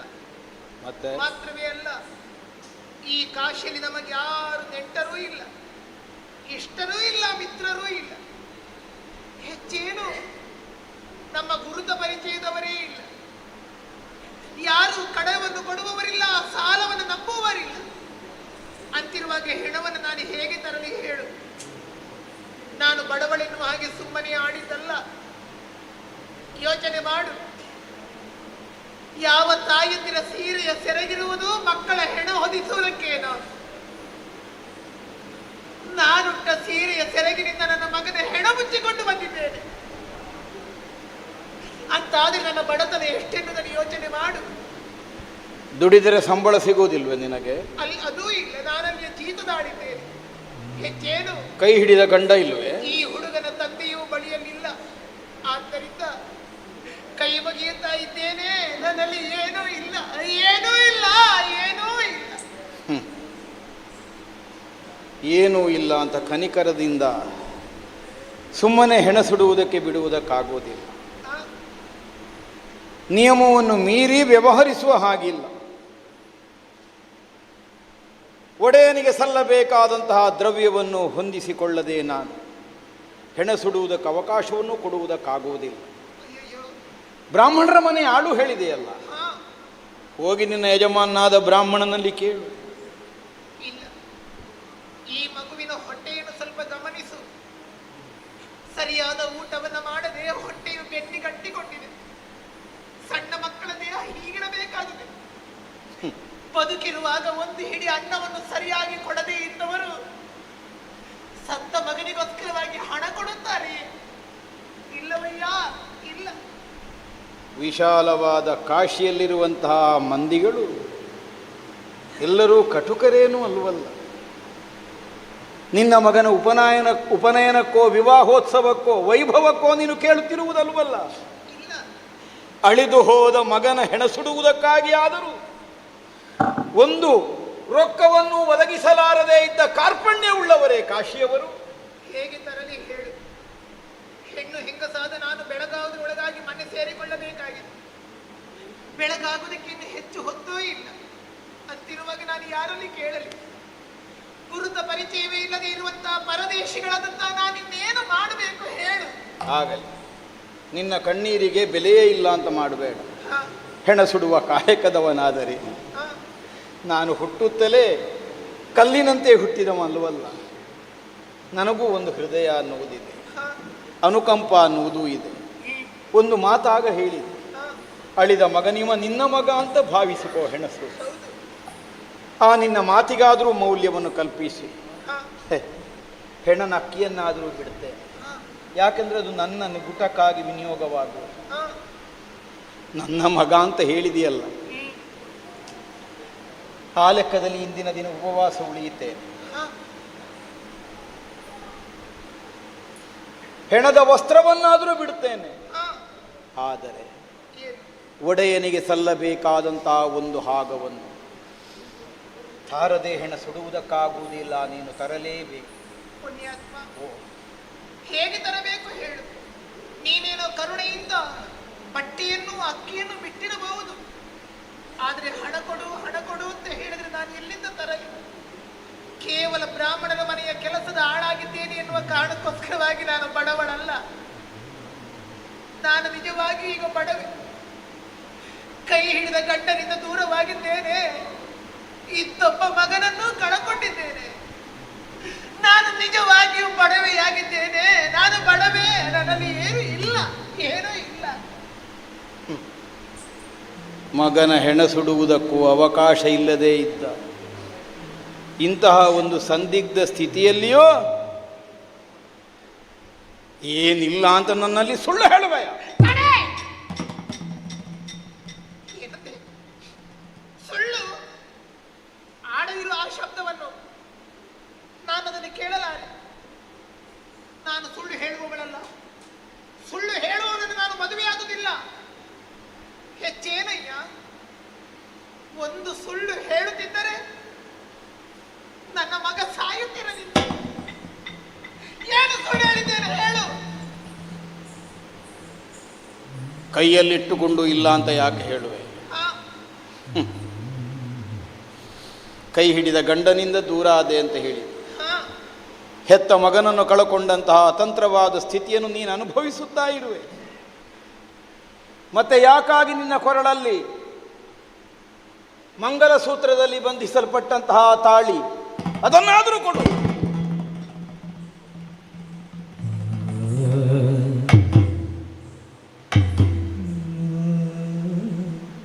ಎಷ್ಟು ಧೈರ್ಯವಾಗಿ ಕೇಳುತ್ತಿದ್ದಾನೆ. ಕೊರಳ ಮಾಂಗಲ್ಯವನ್ನೇ ಒತ್ತಿಯಾಗಿಡು, ಹಣ ಕೊಡು, ಹೆಣ ಕೊಡು. ಇಷ್ಟು ಅಧಿಕಾರದಲ್ಲಿ ಕೇಳಬೇಕು ಅಂತಾಗಿದ್ರೆ ಇವನ್ ಯಾರು? ಕಟ್ಟಿದವನೇ. ನನ್ನ ಮಾಂಗಲ್ಯವನ್ನು ಕಂಡು ಕೇಳಿದನೆ, ಕಾಣದೇ ಕೇಳಿದನೆ. ಈ ರಾತ್ರಿಯ ಕಾಲದಲ್ಲಿ ಗುರುಗಳ ಅನುಗ್ರಹದಿಂದ ನನಗೆ, ನಮ್ಮವರಿಗೆ, ಗುರುಗಳಿಗಲ್ಲದೆ ಅನ್ಯರಿಗೆ ನನ್ನ ಕೊರಳ ಮಾಂಗಲ್ಯ ಕಾಣಲಾರದು. ಹಾಗಾದರೆ ನನ್ನ ಮಾಂಗಲ್ಯವನ್ನು ಇವನು ಗಮನಿಸಿದನೆ, ಮುಖ ತಿರುಗಿಸಿದ್ದಾನೆ. ಯಾರು ನೀನು? ಯಾರು ನೀನು? ನಾನ್ಯಾರಾದ್ರೆ ನಿನಗೇನು? ಮುಖ ಕಾಣಿಸು, ಮುಖ ಕಾಣಿಸು.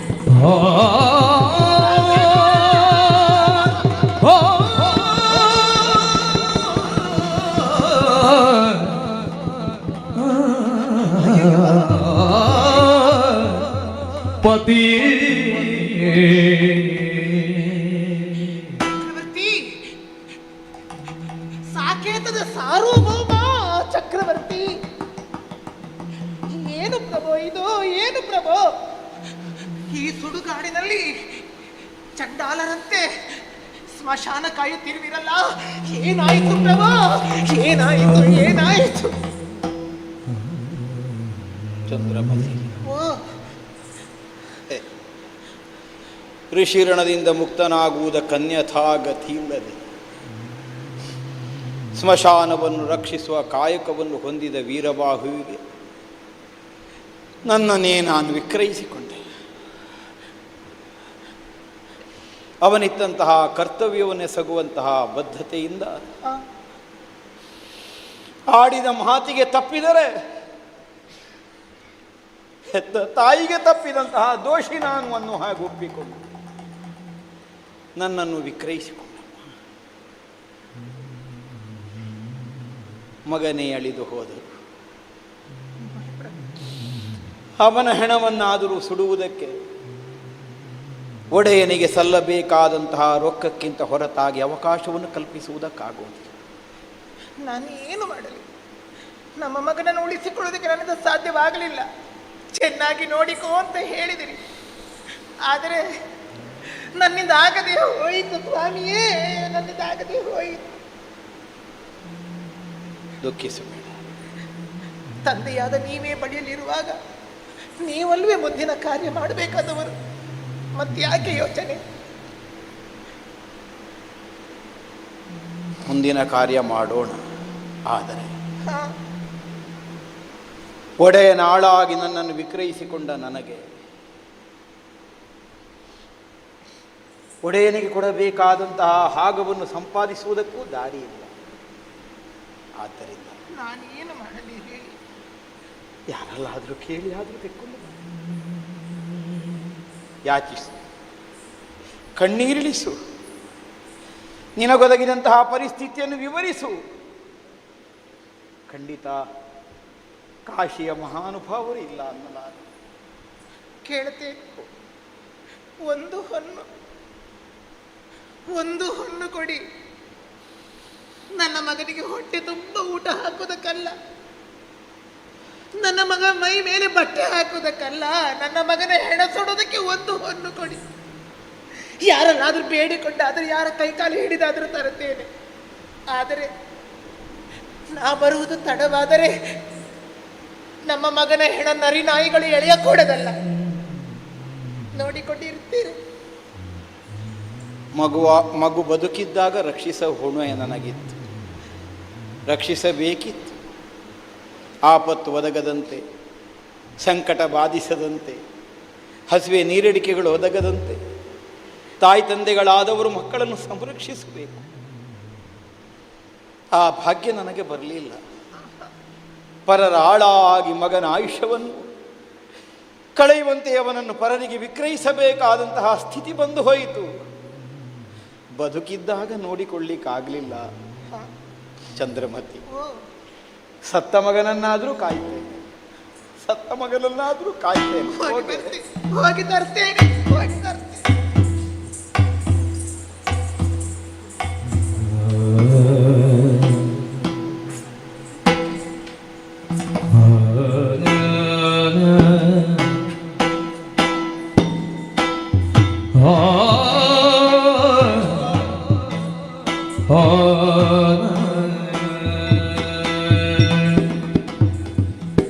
ಎಂತಹ ಸ್ಥಿತಿಯಾಗಿ ಹೋಯಿತು ಇದು. ಒಡೆಯನ ಅಪ್ಪಣೆಯಾಗಿದೆ.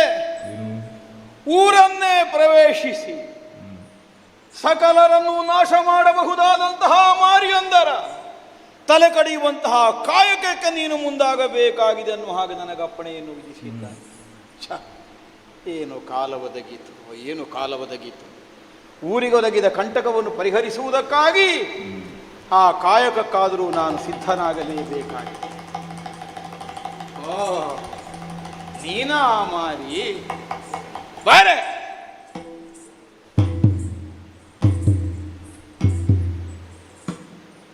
ಅವಸಾನಕ್ಕೆ ಸಿದ್ಧಳಾಗು. ನಿನ್ನ ಅವಸಾನ ಕಾಲದ ಅಪೇಕ್ಷೆ ಏನಾದರೂ ಇದ್ದರೆ ಅದಕ್ಕೆ ಅವಕಾಶವನ್ನು ಒದಗಿಸಿಕೊಟ್ಟಿದ್ದೇನೆ. ಮುಂದುವರಿಯಬಹುದು.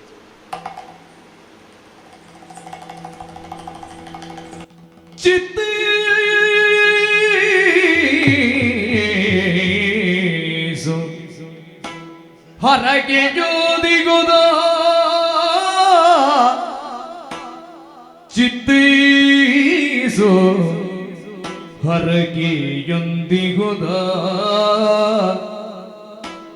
ಹರಿಶ್ಚಂದ್ರ ಸತ್ಯವ್ರತದಲ್ಲಿ ಬಾಳಲಿ. ಹರಿಶ್ಚಂದ್ರ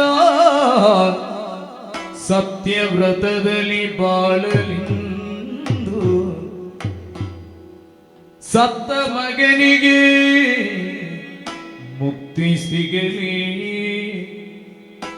ವಿಶ್ವಾಮಿತ್ರ ಮುನಿ ನಿತ್ಯನಾಗಲಿ. ಸತ್ತ ಮಗನಿಗೆ ಮುಕ್ತಿ ಸಿಗಲಿ. ವಿಶ್ವಾಮಿತ್ರ ಮುನಿ ನಿತ್ಯನಾಗಲಿ. ಸಚಿವನಿಗೆ ಚಿತ್ತೀಸು ಹರಕೆಯೊಂದಿಗೊದ ಹರಿಶ್ಚಂದ್ರ ಸತ್ಯವ್ರತದಲ್ಲಿ ಬಾಳಲಿ ಬಾಳಲಿ.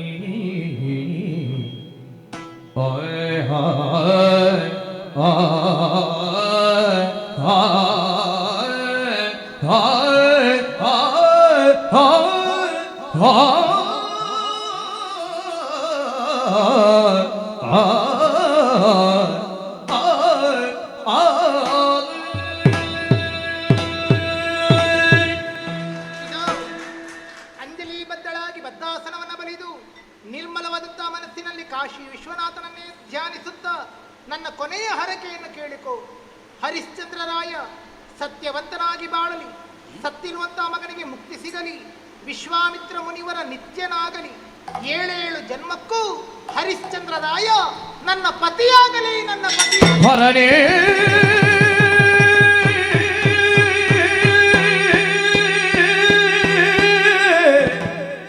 ಹರನೇ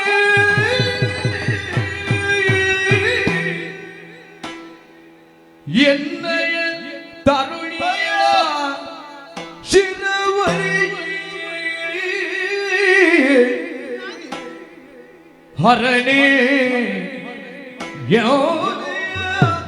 ತರುಣಿಯ ಶಿರ ಬೀಳ್ದನು ಒಡೆಯನು ನೊಳುವು ಬೆರೆವ ಮಾರಿದೆವುದು ಬೀಳ್ದವರ ಭೂಮಿ ಪಗಿಯೇ ಸರಸಿಜೋದ್ಭವ ಎನ್ನ ಪಣಿಯಳು ಬರೆದ ನೀತಾನಿನಿತನ್ಯೋದನು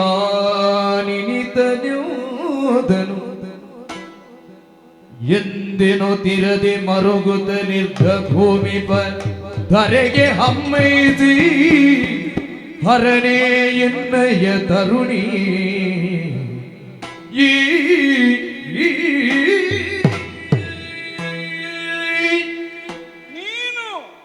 ನಾನೇ ಒಡೆಯನಾದಂತಹ ವೀರಬಾಹು ನನಗೆ ಮಾಡಿದ ಅಪ್ಪಣೆಯಾಗುವುದು. ಊರನ್ನೇ ಸೇರಿಕೊಂಡಂತಹ ಮಾರಿಯೊಂದು ಎಳೆಯ ಮಕ್ಕಳನ್ನೆಲ್ಲ ಕೊಂದು ತಿನ್ನುತ್ತಾ ಇದೆ.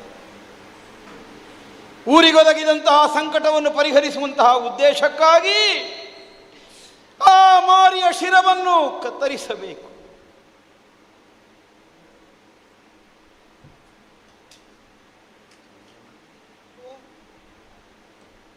ಈ ನಾಡಿನ ರಾಯನ ಮಗನನ್ನು ಕೊಂದೆ. ಅಯ್ಯಯ್ಯೋ, ಇಲ್ಲ ಪ್ರಭು, ನಾನು ಯಾರ ಮಕ್ಕಳನ್ನು ಕೊಂದದ್ದಿಲ್ಲ. ನಮ್ಮ ಮಗ ಬೇರೆ, ಉಳಿದವರ ಮಕ್ಕಳು ಬೇರೆ ಅಂತ ನಾವು ಕಂಡಿದ್ದೇವೆ. ಇಲ್ಲವಲ್ಲ, ಹಣವನ್ನು ಸಂಪಾದಿಸಬೇಕೆನ್ನುವ ಹಾಗೆ ನಾನು ರಾಜಬೀದಿಯಲ್ಲಿ ಸಾಗುತ್ತಿರುವಾಗ ಯಾವುದೋ ಮಗು ಅಮ್ಮ ಅಮ್ಮ ಅಂತ ಕರೆದ ಹಾಗೆ ಕೇಳಿತು. ಮಗ ಲೋಹಿತಾಶ್ವನ ನೆನಪಾಯಿತು. ಹೋಗಿ ನೋಡಿದರೆ ಯಾವುದೋ ಒಂದು ಮಗನ ಹೆಣ ಬೀದಿ ಪಾಲಾಗಿದೆ. ಎತ್ತಿ ತೊಡೆಯ ಮೇಲೆ ಕುಳ್ಳಿರಿಸಿಕೊಂಡು ಮಲಗಿಸಿಕೊಂಡು ಮುದ್ದಾಡಿದೆ. ಆ ಹೊತ್ತಿಗೆ ರಾಜಭಟರು ಬಂದು ನನ್ನನ್ನು ಬಂಧಿಸಿದರು. ಆ ಸತ್ತು ಬಿದ್ದಂಥ ಮಗುವಿನ ಶವ ರಾಜಕುಮಾರನದಂತೆ. ಅರಮನೆಯಲ್ಲಿ ಯಾರೋ ರಾಜಕುಮಾರನ ತಲೆ ಕಡಿದಿದ್ದರಂತೆ. ಪುತ್ರ ಶೋಕದಿಂದ ಕುರುಡನಾದಂಥ ಮಹಾರಾಜ ವಿಚಾರಣೆಗೆ ಮುಂದಾಗಲಿಲ್ಲ, ಆಣತಿಯನ್ನು ಮಾತ್ರ ಮಾಡಿದ್ದಾನೆ. ನಾನೀಗ ರಾಜಾಜ್ಞೆಗೆ ಬತ್ತಳು. ಚಂದ್ರಮತಿ, ಓ ಚಂದ್ರಮತಿ, ಓ, ನನ್ನ ವಿಧಿಯನ್ನು ಏನೆಂದಾಡಲಿ ನಾನೇನೆಂದಾಡಲಿ ಹೇಳು. ಕೈ ಹಿಡಿದಂತಹ ಹೆಂಡತಿಯನ್ನು ಸರಿಯಾಗಿ ಬಾಳಿಸುವ ಪತಿಯಾಗುವ ಅವಕಾಶ ನನಗೊದಗಲಿಲ್ಲ. ಹಡೆದ ಮಗನನ್ನು ಕಡೆಗಾಲದ ತನಕ ಸಂರಕ್ಷಿಸುವುದಕ್ಕೆ ನನಗೆ ಸೌಭಾಗ್ಯ ಬರಲಿಲ್ಲ. ಪರರ ಮನೆ ಆಳಾಗಿ ಜೀವನ ಪೂರ್ತಿ ದುಡಿಯುವಂತೆ ನಿಮ್ಮನ್ನು ವಿಕ್ರಯಿಸಿದರು. ನಿಮ್ಮನ್ನಲ್ಲಿಯೂ ಬಾಳುವುದಕ್ಕೆ ಅವಕಾಶವನ್ನು ಕೊಡದೆ ನನ್ನ ಕೈಯಾರೆ ನನ್ನ ಖಡ್ಗದಿಂದ ನಿನ್ನ ಕೊರಳನ್ನರಿಯಬೇಕಾದಂತಹ ದುರ್ವಿಧಿ ನನಗೆ ಬರ್ತದೆ ಎಂದಾದರೆ ವಿಧಿಯ ವಿಲಾಸವನ್ನು ನಾನೇನೆಂದು ವಿವರಿಸಲಿ, ಏನೆಂದು ವಿವರಿಸಲಿ ಹೇಳು. ಅಯ್ಯೋ, ಎಂತಹ ದುರ್ಗತಿಯಾಗಿ ಹೋಯಿತು ಇದು. ನಿನ್ನ ಶಿರ ಕತ್ತರಿಸದೆ ಹೋದರೆ ಒಡೆಯನ ಅಪ್ಪಣೆಯನ್ನು ನಾನು ಅತಿಕ್ರಮಿಸಿದ ಹಾಗಾಗುತ್ತದೆ. ನೀನು ನಿರಪರಾಧಿಯೇ ಹುದಾದರು ನಿನ್ನನ್ನು ದಂಡನೆಗೆ ಒಳಗು ಮಾಡಬೇಕಾದಂತಹ ಅನಿವಾರ್ಯತೆಯನ್ನು ನನ್ನೊಡೆಯ ನನಗೆ ತಂದೊದಗಿಸಿದ. ಒಡೆಯನಿಗೆ ನನ್ನನ್ನೇ ನಾನು ವಿಕ್ರಯಿಸಿದ ಮೇಲೆ ಕಾರ್ಯದ ಸಾಧುತ್ವವನ್ನು ಪ್ರಶ್ನಿಸುವುದಕ್ಕೆ ನನಗೆ ಅಧಿಕಾರ ಇಲ್ಲ. ಹಾಗೆಂದು ಒಡೆಯನ ಅಪ್ಪಣೆಯನ್ನು ನಡೆಸೋಣವೇ? ನಿರಪರಾಧಿನಿಯಾದ ನಿನ್ನನ್ನು ನನ್ನ ಕೈಯ ಕಡಗಕ್ಕೆ ಆಹುತಿ ಕೊಡಲೆ ಏನು ಬೇಡ ಪ್ರಭು, ಈಗ ಧರ್ಮ ಯಾವುದು ಅಧರ್ಮ ಯಾವುದು, ಸ್ತ್ರೀ ಹತ್ಯೆ ಮಾಡುವುದರಿಂದ ಮಹಾಪಾಪ ಎನ್ನುವಂಥ ಯಾವ ಗೊಡವೆಯೂ ನಿಮಗೆ ಬೇಡ. ನಿಮ್ಮನ್ನೇ ನೀವು ಮಾರಿಕೊಂಡು ಒಡೆಯನಿಗೆ ಆಳಾದ ಬಳಿಕ ಒಡೆಯನ ಆಜ್ಞೆಯನ್ನು ಪಾಲಿಸಬೇಕಾದುದಷ್ಟೇ ನಮ್ಮ ಕರ್ತವ್ಯವಾಗಿದೆ.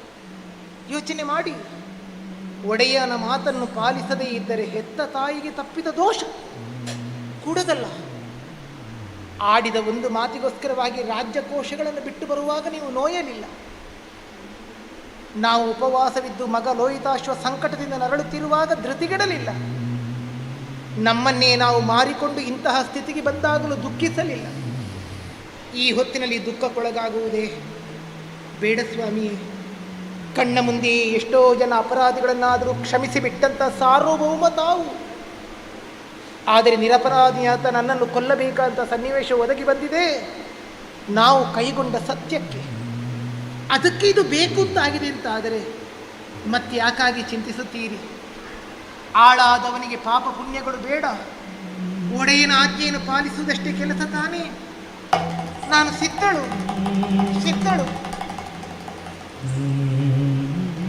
ಚಂದ್ರಮತಿ, ಸರಿಯಾದದ್ದನ್ನೇ ಆಡಿದ್ದಿ. ಬದುಕಿನಲ್ಲಿ ಅತ್ಯಂತ ಪರಮೋಚ್ಚವಾದಂತಹ ಪ್ರಾಧಾನ್ಯವನ್ನು ನಾವು ಕಲ್ಪಿಸಿದ್ದು ಸತ್ಯಕ್ಕೆ. ಅದಕ್ಕೆ ನ್ಯೂನತೆ ಬಂದರೆ ನಮ್ಮ ಬದುಕಿಗೆ ಅರ್ಥ ಇಲ್ಲ ಅಂತ ಆಗಿರುತ್ತೆ.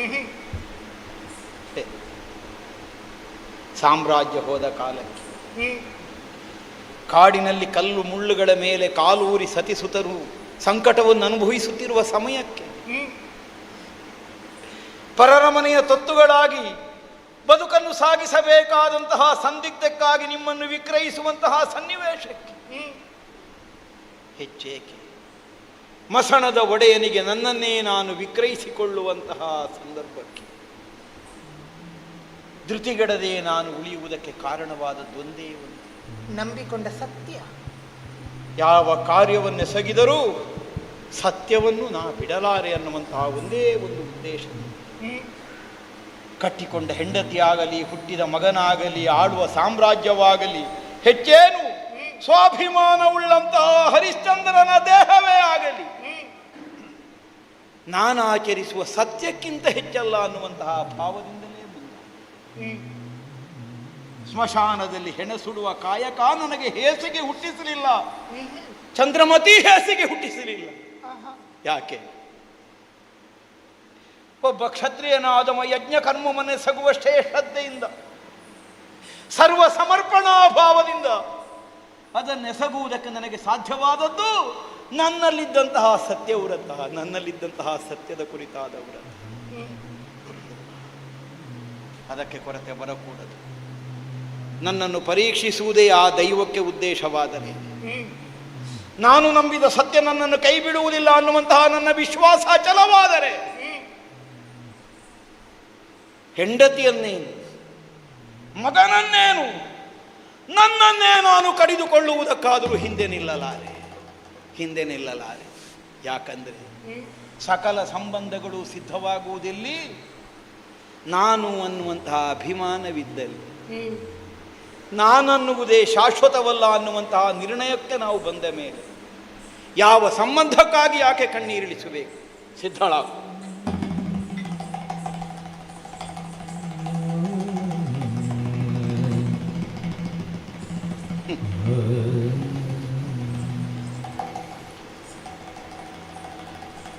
ಆಚರಿಸುವ ಧರ್ಮ, ಆಡುವ ಮಾತು, ಆರಾಧಿಸುವ ದೈವ, ಈ ಮೂರನ್ನೂ ಸತ್ಯವೆಂದೇ ಭಾವಿಸಿದ ಹರಿಶ್ಚಂದ್ರ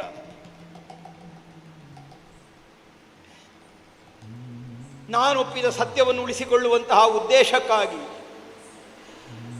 ನಾನೇ ಕೈ ಹಿಡಿದಂತಹ ನನ್ನ ಸತಿಯನ್ನಾದರೂ ನಿರ್ದಯವಾಗಿ ತಲೆ ಕಡಿಯುವಂತಹ ಕಾಯಕಕ್ಕೆ ನಾನು ಸಿದ್ಧನಾಗಿದ್ದೇನೆ. ಪರೀಕ್ಷಿಸುವೆ ಆ ವಿಶ್ವನಾಥ, ನಿನಗಿದು ಹಿತವಾದರೆ ನನಗೂ ಹಿತ. ಯಾವನು ಸರ್ವಸಮರ್ಪಣಾ ಭಾವದಿಂದ ಭಗವಂತನಲ್ಲಿ ತನ್ನನ್ನು ಸಮರ್ಪಿಸಿಕೊಳ್ಳಬಲ್ಲನು, ಅವನಿಗೆ ಮಾತ್ರ ಬರಬಹುದಾದಂತಹ ಒಂದು ಧೃತಿಯನ್ನು ನನಗೊದಗಿಸಿಕೊಡು. ಈ ಒಂದು ಪ್ರಾರ್ಥನೆಯನ್ನು ಮಾಡಿ, ಇದೋ ನನ್ನ ಸತಿಯ ಶಿರಸ್ಸನ್ನು ಕತ್ತರಿಸ್ತಾ ಇದ್ದೇನೆ.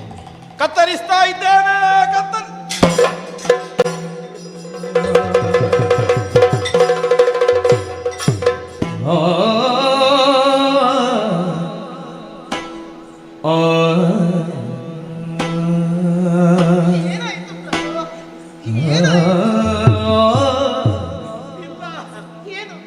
ನನ್ನಿಂದ ಸಾಧ್ಯವಾಗುತ್ತಾ ಇಲ್ಲ, ಸಾಧ್ಯವಾಗುತ್ತಾ ಇಲ್ಲ, ಸಾಧ್ಯವಾಗುತ್ತಾ ಇಲ್ಲ. ಯಾಕೆ? ಕೈ ಹಿಡಿದ ಹೆಂಡತಿ ಎನ್ನುವ ಪ್ರೀತಿ, ಮಡದಿ ಎನ್ನುವ ಮೋಹವೇ, ನನ್ನದು ಎನ್ನುವಂತ ಅಭಿಮಾನವೇ ಪ್ರಿಯ. ಏನಾಯಿತು?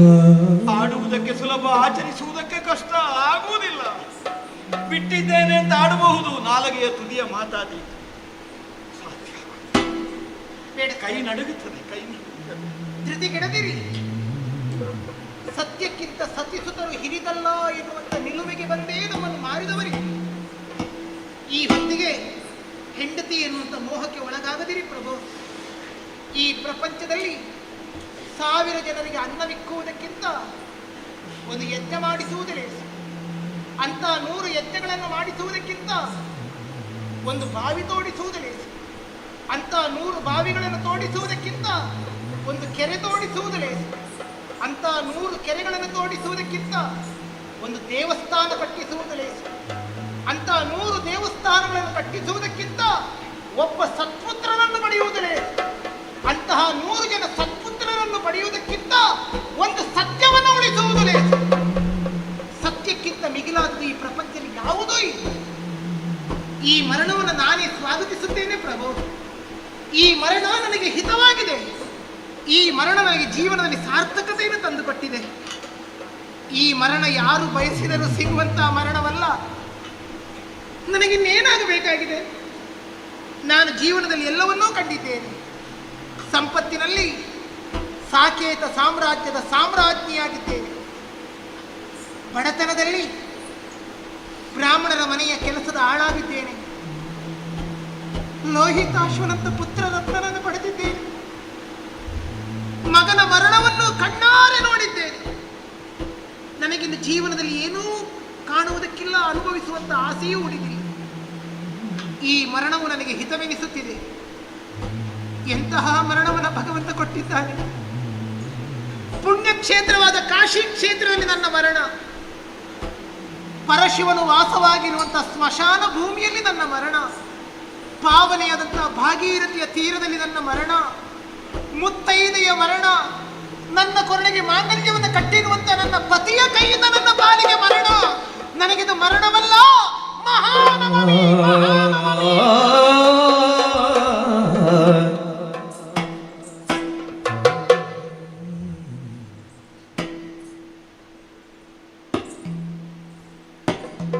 ಚಂದ್ರಮತಿ, ಪ್ರಭು, ಒಮ್ಮೆ ಮೊಗವೆತ್ತಿ ಆಗಸದತ್ತ ಗಮನವಿಡು. ಆಚಾರ್ಯರಾದ ವಿಶ್ವಾಮಿತ್ರರಲ್ಲಿ ಕಾಣಿಸಿಕೊಂಡು ಆಡುತ್ತಿರುವ ನುಡಿಗಳನ್ನು ಆಲಿಸಿದೆಯ? ಅಳಿದ ಮಗನನ್ನು ಬದುಕಿಸ್ತೇನೆ, ಹೆಂಡತಿಯ ತಲೆ ಕಡಿಯುವ ಕಾಯಕದಿಂದ ಹಿಂದುಳಿಯುವ ಹಾಗೆ ಮಾಡ್ತೇನೆ. ಆದರೆ ನನ್ನ ಮಗಳಂದಿರನ್ನು ಮದುವೆ ಆಗುವುದಕ್ಕೆ ಸಿದ್ಧನಾಗು. ಕಳೆದುಕೊಂಡ ಸಾಮ್ರಾಜ್ಯಕ್ಕೆ ನೀನು ಅಧಿಪನಾಗುತ್ತಿ. ಸಕಲ ವೈಭೋಗದಿಂದ ನನಗೆ ಬದುಕುವಂಥ ಅವಕಾಶವನ್ನು ತಾನು ಒದಗಿಸಿಕೊಡ್ತೇನೆ. ದೈವ ನಮಗೊದಗಿಸಿದ ಪರೀಕ್ಷೆ. ಒಂದೆಡೆಯಿಂದ ಸಕಲ ಸಾಮ್ರಾಜ್ಯದ ಅಧಿಪನಾಗಿ ಸಪ್ತದ್ವೀಪಗಳನ್ನು ಶಾಸನ ಮಾಡಬಹುದಾದ ಅವಕಾಶವನ್ನು ಮುಕ್ತವಾಗಿ ಒದಗಿಸಿಕೊಡುವ ಆಚಾರ್ಯ ವಿಶ್ವಾಮಿತ್ರರ ವಾಕ್ಯ. ಇನ್ನೊಂದೆಡೆಯಲ್ಲಿ ಆಡಿದಂತಹ ಮಾತಿನ ಸತ್ಯವನ್ನು ಕಾಯ್ದುಕೊಳ್ಳುವಂತಹ ಉದ್ದೇಶಕ್ಕಾಗಿ ಮಡಿದು ಮಲಗಿದ ಮಗನ ಮುಂಭಾಗದಲ್ಲಿ ಮಡದಿಯ ತಲೆ ಕಡಿಯುವುದಕ್ಕಾಗಿ ಕೈಯ ಕಠಾರಿಯನ್ನು ವಿನಿಯೋಗ ಮಾಡಬೇಕಾದಂತಹ ಸಂದರ್ಭ. ವಿಶ್ವಾಮಿತ್ರರ ಮಾತಲ್ಲ ಇದು, ದೈವ ನಮಗೆ ಕೊಟ್ಟ ಪರೀಕ್ಷೆ. ಸತ್ಯ ಪಾಲನೆ ಮಾಡ್ತೇನೆ, ಸತ್ಯದಂತೆ ನಡೆದುಕೊಳ್ತೇನೆ ಆಡುವವರು ಬಹಳ ಮಂದಿಗಳಿರಬಹುದು. ತನಗೆ ಅತ್ಯಂತ ಪ್ರೀತಿ ಪಾತ್ರರಾದವರನ್ನೇ ದೈವ ಪರೀಕ್ಷಿಸ್ತದಂತೆ. ದೈವ ನಮಗೆ ಮತ್ತೆ ಮತ್ತೆ ಮತ್ತೆ ಮತ್ತೆ ಪರೀಕ್ಷೆ ಬಿಡುತ್ತದೆ ಅಂತ ಅದರ ಅರ್ಥ ಏನು? ದೈವದ ಅನುಗ್ರಹದ ಕಕ್ಷೆಗೆ ನಾವು ಹತ್ತಿರ ಹತ್ತಿರ ಹತ್ತಿರ ಹತ್ತಿರ ಹತ್ತಿರ ಹತ್ತಿರ ಆಗ್ತಾ ಇದ್ದೇವೆ ಅಂತ. ಸತ್ಯವೇ ಭಗವಂತ ಅನ್ನುವಂಥ ತಾದಾತ್ಮ್ಯವನ್ನು ಹೊಂದಿ ತನಕ ಬದುಕು ಸಾಗಿಸಿದ ಹರಿಶ್ಚಂದ್ರ ಯಾವ ಕಾರಣಕ್ಕೂ ಧೃತಿಗಡುವುದಿಲ್ಲ. ಎಲ್ಲವೂ ದೈವ ಸಂಕಲ್ಪದಂತೆಯೇ ಸಾಗುತ್ತದೆ ಅನ್ನುವಂತಹ ಪರಿಪೂರ್ಣವಾದ ವಿಶ್ವಾಸದಿಂದ, ಹೇ ಕಾಶಿ ವಿಶ್ವನಾಥ, ಇದು ನೀನು ನನಗೊಡ್ಡಿದಂತಹ ಸತ್ವ ಪರೀಕ್ಷೆಯಾದರೆ ಕೊನೆಗೂ ನಾನೊಪ್ಪಿದಂತಹ ಸತ್ಯವನ್ನು ನನ್ನ ಪ್ರಾಣವಿರುವ ತನಕ ಉಳಿಸಲೇಬೇಕು ಅನ್ನುವಂತಹ ನನ್ನ ಬದ್ಧತೆಗೆ ಯಾವ ಕಾರಣಕ್ಕೂ ನಾನು ಹೊರಗುಳಿಯುವುದಿಲ್ಲ.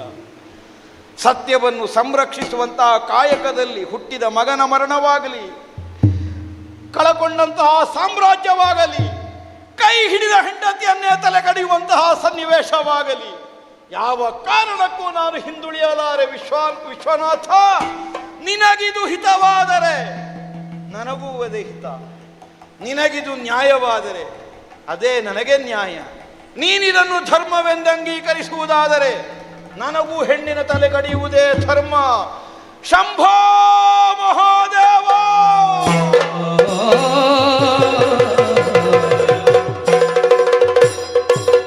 ಮೆಚ್ಚಿದೆವು ಭೂಮಿ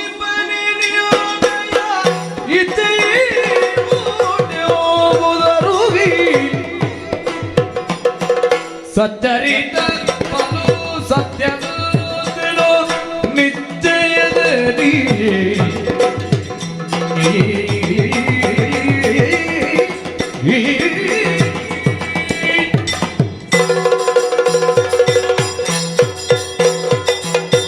ಹರಿಶ್ಚಂದ್ರ, ತಡೆ ಮಗನೇ ತಡೆ. ಲೋಕವಂದ್ಯ ನಮೋ ನಮಃ. ನಿನ್ನ ಸತ್ಯ ಧರ್ಮಕ್ಕೆ ಮೆಚ್ಚಿದಂತಹ ನಾನು ಮೃತ್ಯುಂಜಯನಾಗಿ ಧರೆಗಿಳಿದು ಬಂದಿದ್ದೇನೆ. ಆಡುವುದರಿಂದ ಸತ್ಯವನ್ನು, ಆಚರಿಸುವುದರಿಂದ ಧರ್ಮವನ್ನು, ಆರಾಧಿಸುವುದರಿಂದ ದೇವರನ್ನು ಕಾಣುವವ ಯಾವತ್ತು ಉನ್ನತ ಶಿಖರವನ್ನು ಏರುವುದಕ್ಕೆ ಸಾಧ್ಯ ಉಂಟು. ಆಡಿದ ಸತ್ಯವಾಕ್ಯವನ್ನು ಮೆರೆಸುವುದಕ್ಕೆ ಬೇಕಾಗಿ ಸತಿ ಸುತರನ್ನೇ ಬ್ರಾಹ್ಮಣರಿಗೆ ಮಾರಾಟ ಮಾಡಿದವನಿದ್ದೀಯ. ನಿನ್ನ ಜೀವನವನ್ನೇ ಸ್ಮಶಾನದಲ್ಲಿ ಸವೆಸಿದವನಿದ್ದೀಯ. ಕೊನೆಗೆ ಸತ್ಯವಾಕ್ಯವನ್ನು ಮೆರೆಸುವುದಕ್ಕೆ ಬೇಕಾಗಿ ಹೆಂಡತಿಯ ಶಿರವನ್ನೇ ಛೇದಿಸುವುದಕ್ಕೆ ಮುಂದಾದೆಯ. ಇದೋ ನಿನ್ನ ಕಡಿಯದಿರು ಮಡದಿಯನು ವ್ಯಕ್ತದಿ ನುಡಿಯೇ ತಪ್ಪಿಲ್ಲ ನಿಶ್ಚಯ ಪೊಡವಿಯಳು ನೀಡಿದರು ಕೀಳುವುದರೊಡನೆ ಭೂಪ ಭೂಪ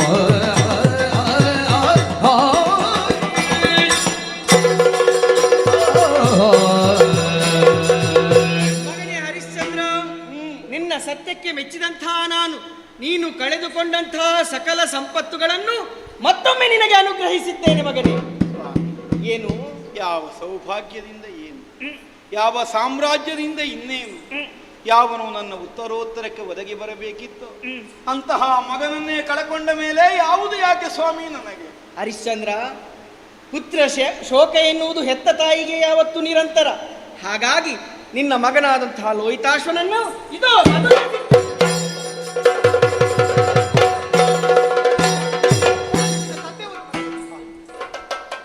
ಹರಿಶ್ಚಂದ್ರ, ಸಂತೋಷವಾಯಿತು. ಈ ರೀತಿ ಆಗುವುದಕ್ಕೆ ಕಾರಣ ಉಂಟು. ನಿನ್ನ ಮಗ ಮತ್ತು ಸತಿ ಮಡದಿಯನ್ನು ವಿತ್ತದ ಮೂಲಕ ವಿಕ್ರಯಿಸಿಕೊಂಡಂತಹ ಬ್ರಾಹ್ಮಣ ಬೇರೆ ಯಾರೂ ಅಲ್ಲ, ಅಷ್ಟ ದಿಕ್ಪಾಲಕರಲ್ಲಿ ಒಬ್ಬನಾದಂತಹ ಅಗ್ನಿದೇವನಿದ್ದಾನೆ. ಊಳಿಗದ ಆಳಾಗಿ ಸ್ಮಶಾನದಲ್ಲಿ ನೀನು ನಿನ್ನ ಜೀವನವನ್ನು ಸವಿಸಿದವನಿದ್ದೀಯ. ಆ ವೀರಬಾಹು ಸಾಕ್ಷಾತ್ ಯಮಧರ್ಮನಿದ್ದಾನೆ.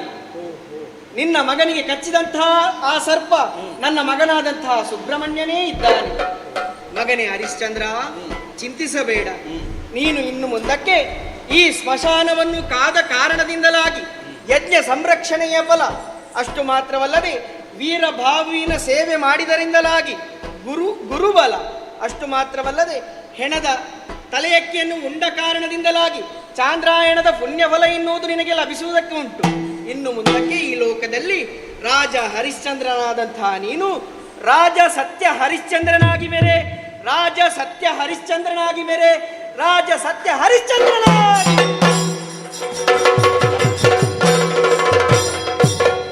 ಚಂದ್ರಮತಿ, ದೈವ ಭಕ್ತರ ಪಾತ್ರತ್ವವನ್ನು ನಿರ್ಣಯಿಸಿಕೊಳ್ಳುವಂತಹ ಉದ್ದೇಶಕ್ಕಾಗಿ ವಿಧ ವಿಧದ ಪರೀಕ್ಷೆಗೆ ಒಡ್ಡಿದ್ದದ್ದು.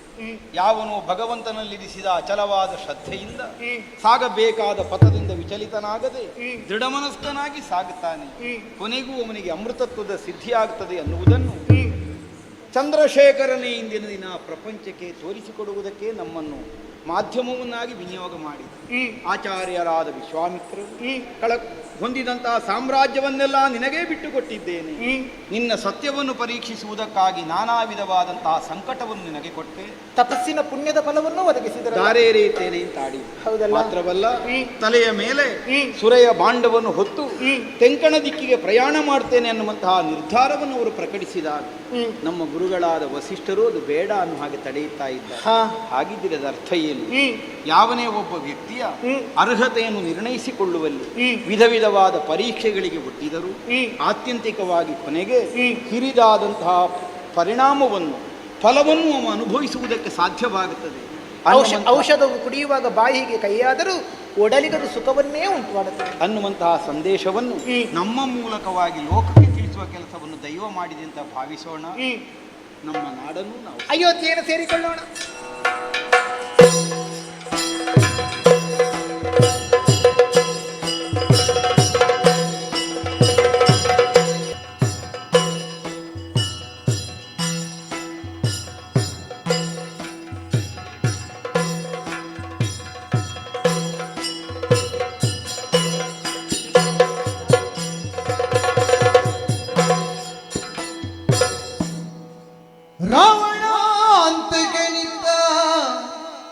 ಪುರದುದ್ಯಾವನದಿ ಸತಿಯೊಡನೆ ಬಿನದದ ಭಾವದಲ್ಲಿ ವಿಹರಿಸುತ್ತ ಜಾನಕಿ ದೇವಿಗಿಂದ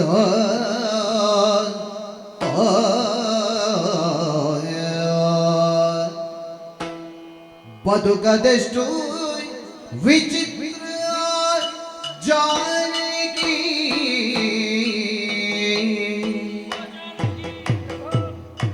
ಜಾನಕಿ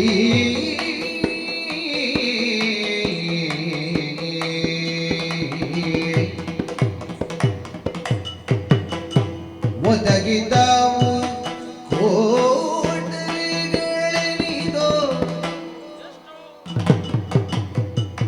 ಒದಗಿದವು ಕೋಟಲೆಗಳಿದೋ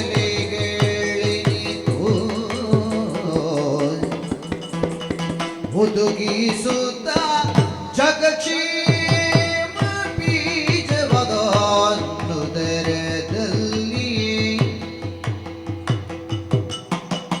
ಒದಗಿಸುತ್ತ ಜಗಕ್ಷೇಮ ಬೀಜವನುದರದಲ್ಲಿ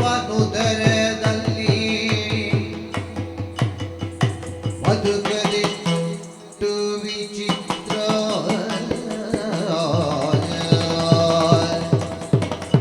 ಜಾನಕಿ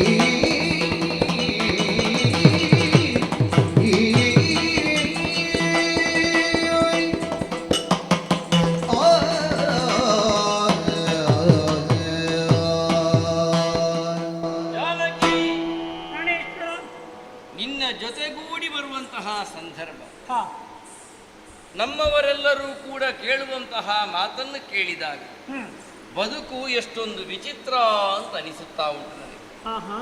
ರಾವಣಾಂತಕ ನಿತ್ತನೋಲಗ. ನಾ ಹುಟ್ಟುವಾಗ ನನ್ನನ್ನು ಶ್ರೀರಾಮ ಅಂತ ಕರೆದರು. ಸರಿ. ತಂದೆಯ ಮಡಿಲಲ್ಲಿ ತಾಯಿಯ ಮಡಿಲಲ್ಲಿ ಬೆಳೆದಂತಹ ನನಗೆ ಬದುಕೆಂದರೆ ಪ್ರೇಮ ಮಂದಿರ ಎನ್ನುವಂತಹ ಭಾವ ಹುಟ್ಟಿಕೊಂಡಿತ್ತು. ಆ ಬಳಿಕ ನಿನ್ನನ್ನು ಮದುವೆಯಾದ ಬಳಿಕ ಬದುಕನ್ನು ಕಂಡುಕೊಂಡಂತಹ ಬಗೆಯೇ ಬೇರೆ. ಸರಿ. ರಾವಣನೊಡನೆ ಯುದ್ಧವಾಡಿದಾಗ ಬದುಕೆಂದರೆ ರಣಮಂಡಲ ಅಂತ ಕಂಡುಕೊಂಡೆ.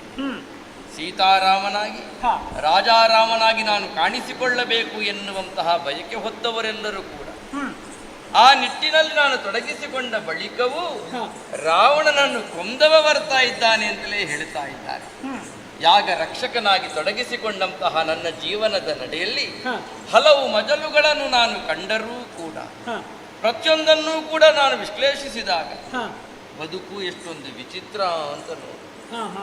ಜಗತ್ತಿನ ಕ್ಷೇಮಗಳನ್ನೆಲ್ಲವನ್ನೂ ಕೂಡ ಲಕ್ಷಿಸಿಕೊಂಡು ನಡೆಯಬೇಕಾದ ಹೊಣೆಗಾರಿಕೆ ಸ್ಥಾನ ಇರುವಂತಹ ನಾವು ಬದುಕನ್ನು ಹೇಗೆ ಕಂಡುಕೊಳ್ಳಬೇಕು ಅಂತ ಕೇಳಿದರೆ ಇದು ಉದ್ಯಾನವನದಲ್ಲಿರುವಂತಹ ನಾನು ಆ ಗಿಡದಲ್ಲಿ ಕೂತಂತಹ ಚಿಟ್ಟೆಯನ್ನು ಗಮನಿಸಿದಾಗ ಅರ್ಥವಾಗುತ್ತದೆ.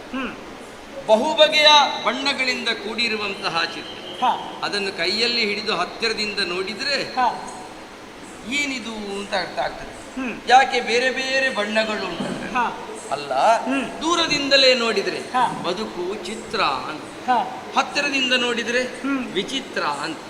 ಆದ್ದರಿಂದಲೇ ಬದುಕಿನಲ್ಲಿ ನಡೆಯುವಂತಹ ಒಂದೇ ಘಟನೆಯನ್ನು ಕೇಂದ್ರೀಕರಿಸಿಕೊಂಡು ನೋಡುವುದಲ್ಲ, ಒಟ್ಟಂದದಲ್ಲಿ ನೋಡಿದ್ರೆ ಮಾತ್ರವೇ ಬದುಕು ಎನ್ನುವುದು ಚಿತ್ರ ಅಂತ ಕಾಣಿಸಲ್ಪಡುತ್ತದೆ. ಬಿಡಬೇಕಾದನ್ನು ಬಿಡಬೇಕು, ಹಿಡ್ಕೊಳ್ಬೇಕಾದನ್ನೆಲ್ಲ ಹಿಡ್ಕೊಂಡು ಬದುಕನ್ನು ಮುಂದೆ ಕಂಡುಕೊಳ್ಳುತ್ತಾ ನಡೆಯಬೇಕು ಅಂತ ನಿನ್ನಲ್ಲಿ ಹೇಳುತ್ತಾ ಇದ್ರೆ ನಿನ್ನ ಅಂತರಂಗ ಬಿಂಬಿಸುವ ಭಾವಭೂಣಗಳು ಇನ್ನೇನನ್ನೋ ಉಸಿರಾಡುವುದಕ್ಕೆ ಪ್ರಯತ್ನಿಸ್ತಾ ಉಂಟಲ್ಲ. ಏನು ಸೀತಾ? ಸ್ವಾಮಿ, ಅದು ನಿಮ್ಮಲ್ಲಿ ಆಡಬೇಕೆಂಬಂತ ಆಸೆ ನನಗಾಗುತ್ತಾ ಇದೆ. ಏನದು? ಸಂಜೆಯ ಹೊತ್ತಿನಲ್ಲಿ ವಿಹಾರಾರ್ಥವಾಗಿ ಉದ್ಯಾನವನವನ್ನು ಸೇರಿದವರು ನಾವು. ಸರಿ. ಚಂದ್ರಿಕಾ ವಿಹಾರವನ್ನು ಮಾಡುತ್ತಾ ಮಾಡುತ್ತಾ ಕುಳಿತಾಗ ಹಲವಾರು ನಿಮ್ಮ ಮಾತುಗಳನ್ನೇ ಕೇಳಿದಾಗ ಮನಸ್ಸಿಗೆ ಒಂದು ರೀತಿಯ ಮುದವಾಗುತ್ತಾ ಇದೆ. ಆದರೆ ನನ್ನ ಮನಸ್ಸಿನ ಅಭೀಕ್ಷೆ ಏನುಂಟು ಅಂತ ನೀವು ಕೇಳ್ತಾ ಇದ್ದೀರಲ್ಲ, ನಿಜ. ಆಸೆಯನ್ನು ತಿಳಿದುಕೊಳ್ಳಲೇ ಬಯಕೆಯುಂದಿದೆ ಸಲಿಸುವೆಯ ನಲ್ಲ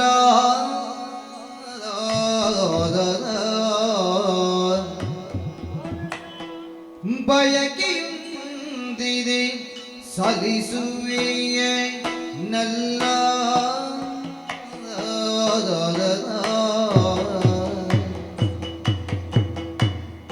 ನಲ್ಲ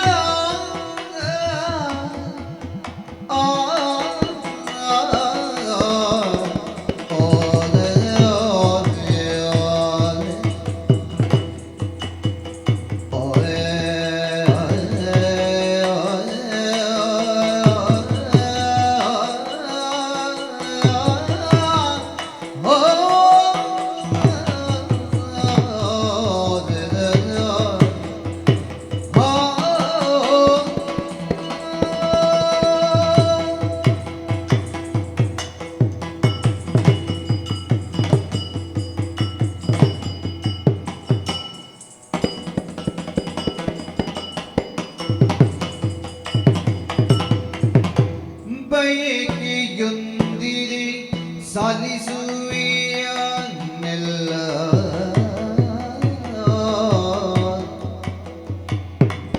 ಕೆಲ ಸಮಯವಾಯಿತು ಪಯಣವಿಲ್ಲದೆ ಮನಗೆ ಗೆಲವಿಲ್ಲ. ಕೆಲ ಸಮಯವಾಯಿತು ಪಯಣವಿಲ್ಲದೆ ಮನಗೆ ಗೆಲವಿಲ್ಲ. ಏನಲ್ಲ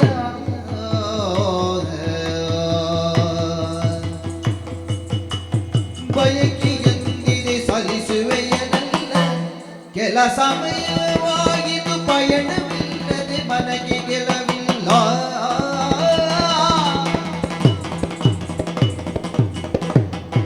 ನಯನ ಪುಣ್ಯಾಶ್ರಮದ ದರ್ಶನ ಬಯಸಿ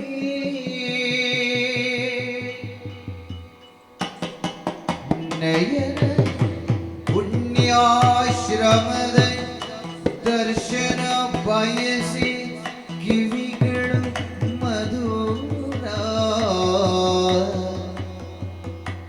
ವೇದಾಧ್ಯಯನ ನಾಸಿಕ ಹವಿಯ ಕಂಪನು ಬಯಸುದಿಗೂ ಎಂಗಳು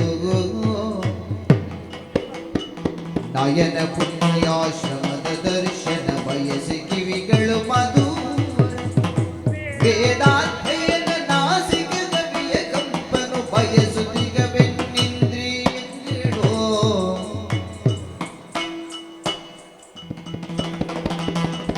ಬಯಕೆಯೊಂದಿದೆ ಸಲಿಸುವೆಯ ನಲ್ಲ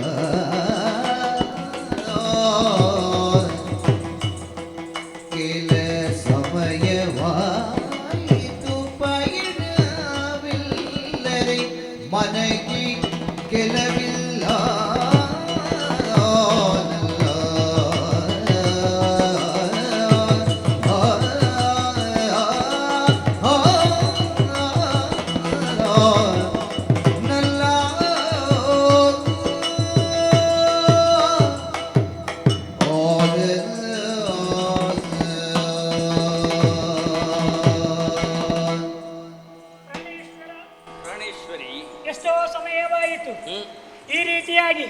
ಉಪವನವನ್ನು ನಾವು ಸೇರದೆ ಇಂದು ನನ್ನ ಆಶೆಯಂತೆ ಸಂಜೆಯ ಹೊತ್ತಿನಲ್ಲಿ ನಾವು ಉದ್ಯಾನವನವನ್ನು ಸೇರಿಕೊಂಡಿದ್ದೇವೆ. ಅದು ತಂಪಾದ ಗಾಳಿ ಬೀಸುತ್ತಾ ಇದೆ.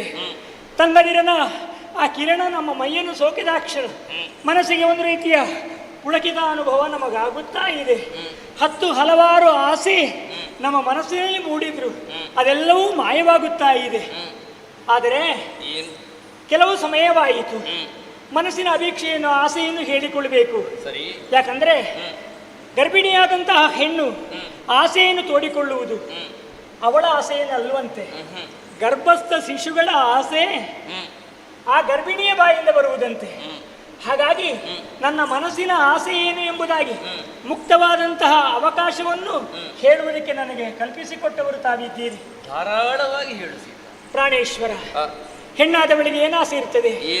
ಏನಾದರೂ ಬಗೆ ಬಗೆಯ ಅಡುಗೆಯನ್ನು ಮಾಡಿ ತಿನ್ನುವುದಕ್ಕೋ ಅಥವಾ ವಿಶೇಷವಾದಂತಹ ಅಥವಾ ವಸ್ತ್ರ ಆಭರಣಗಳನ್ನು ಅಲಂಕರಿಸಿಕೊಳ್ಳುವುದಕ್ಕಾಗಿ ಅಥವಾ ಉಡುವುದಕ್ಕೆ ಸೀರೆಯೋ ಅಥವಾ ಬೇರೆ ಬೇರೆ ಆದಂತಹ ವ್ಯವಸ್ಥೆಯೋ ಮತ್ತೆ ತೊಡುವುದಕ್ಕೆ ಬೇಕಾದಂತಹ ಆಭರಣವು ಇದನ್ನು ಹೇಳಿಕೊಳ್ಳಬಹುದು. ಆದರೆ ಅದರ ಬಗ್ಗೆ ಆಸ್ತೆಯೇ ಇಲ್ಲದಿದ್ರೆ ಹೇಳಿ ಪ್ರಯೋಜನ ಏನುಂಟು? ಹಾಗಾದ್ರೆ ಇಲ್ವೇ ಅಂತ ಕೇಳಿದ್ರೆ ಆಸೆ ಉಂಟು.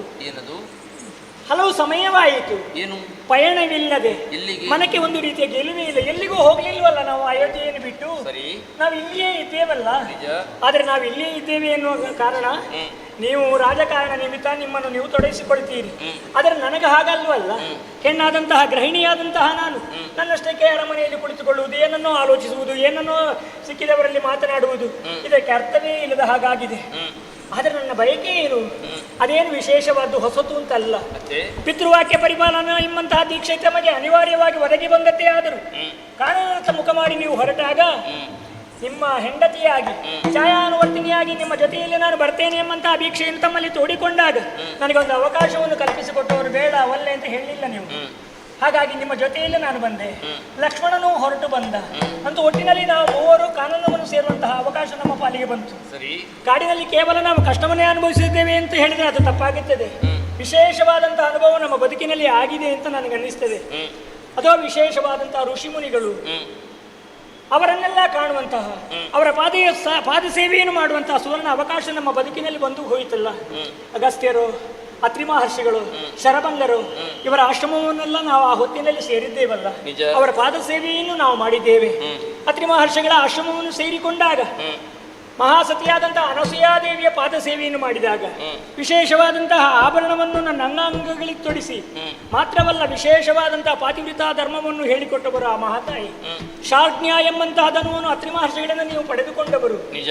ಹಾಗಾದ್ರೆ ಇಂತಹ ಅನುಭವಗಳು ನಮ್ಮ ಬದುಕಿನಲ್ಲಿ ಅದೆಷ್ಟೋ ನಡೆದು ಹೋಗಿದೆ ಸ್ವಾಮಿ. ಈಗ ನನಗೆ ಅನ್ನಿಸ್ತಾ ಉಂಟು ಒಮ್ಮೆ ಮತ್ತೊಮ್ಮೆ ಕಾನೂನು ಪಯಣವನ್ನು ಬೆಳೆಸಿದ್ರೆ ಹೇಗೆ? ಇದಕ್ಕೆ ಕಾರಣವೇನು? ನಾವು ಹೋಗಬೇಕು ಯಾಕೆ? ಆಗುತ್ತಿರುವಂತಹ ಯಾಗ ಯಜನಾದಿಗಳನ್ನು ಕಣ್ಣಾರೆ ಕಾಣಬೇಕು. ಆ ಮಂತ್ರಘೋಷಗಳನ್ನು ನಮ್ಮ ಕಿವಿಯಾರೆ ಕೇಳಬೇಕು. ಆ ಹೋಮವನ್ನು ಆಘ್ರಾಣಿಸಬೇಕು. ಇದನ್ನೆಲ್ಲ ಮಾತ್ರ ಅಲ್ಲ, ಅವರ ಪಾದ ಸೇವೆಯನ್ನು ನಾವು ಮಾಡಬೇಕು. ಆವಾಗ ಪಂಚೇಂದ್ರಿಯಗಳಿಗೆ ಒಂದಲ್ಲ ಒಂದು ರೀತಿಯ ವಿಶೇಷವಾದಂತಹ ಅನುಭವ ವೇದ್ಯವಾಗುತ್ತದೆ. ಅಂತಹ ಅವಕಾಶ ಕಲ್ಪಿತವಾಗುತ್ತದೆ. ಅಂತಹ ಅವಕಾಶವನ್ನು ಇನ್ನೊಮ್ಮೆ ನೀವು ಒದಗಿಸಿಕೊಡಬೇಕು ಎಂಬುದಾಗಿ ಕೈ ಮುಗಿದು ತಮ್ಮಲ್ಲಿ ಪ್ರಾರ್ಥಿಸಿಕೊಡ್ತಾ ಇದ್ದೇನೆ. ಕಣ್ಣುಗಳಿಗೆ ಶೃಂಗಾರ ಅವರು ಮಾಡುವಂತಹ ಯಜ್ಞಗಳನ್ನು ನೋಡು. ಕಿವಿಗಳಿಗೆ ಶೃಂಗಾರ ಅವರ ಮಂತ್ರಗಳನ್ನು ಕೇಳು. ವಚನಕ್ಕೆ ಶೃಂಗಾರ ಋಷಿ ಪತ್ನಿಯರ ಜೊತೆ ಮಾತಾಡುವುದು. ಜೀವನಕ್ಕೆ ಮುಂದಿನ ಶೃಂಗಾರ ಆ ಭಕ್ತರ ನುಡಿಗಡಣ. ಹೀಗೆ ಅನ್ನುವುದು ನಿನ್ನ ಬಯಕೆ ತಾನೆ. ಸತಿಯ ಬಯಕೆಯ ನಡೆಸುವುದು ಬಲುಹಿತದ ಕಜ್ಜವು ಪತಿಗೆನುತಾದ ಸಮ್ಮತಿಯ ನಿತ್ತನು ರಘುಕುಲೋತ್ತಮನ ಸೊನಗುತ್ತ ಮುದದಿ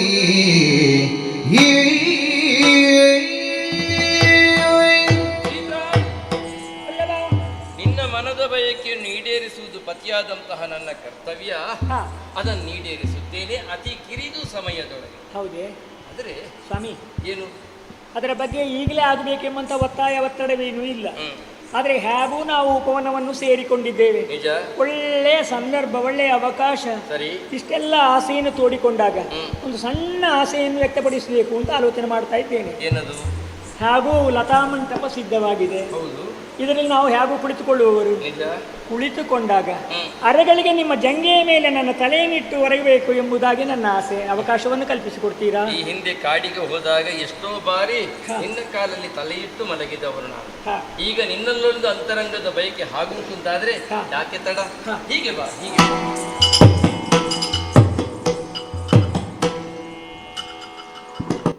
ಲತೆಯ ಮಂಟಪದೊಳಗೆ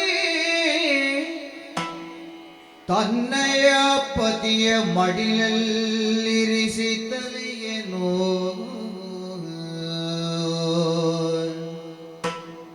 ಸತಿಯು ನಿದ್ರಿಸೆ ನೋಡಿ ರಘುವರ ನಿಂತು ಯೋಚಿಸಿದ. ರಘುವರ ನಿಂತು ಯೋಚಿಸಿದ.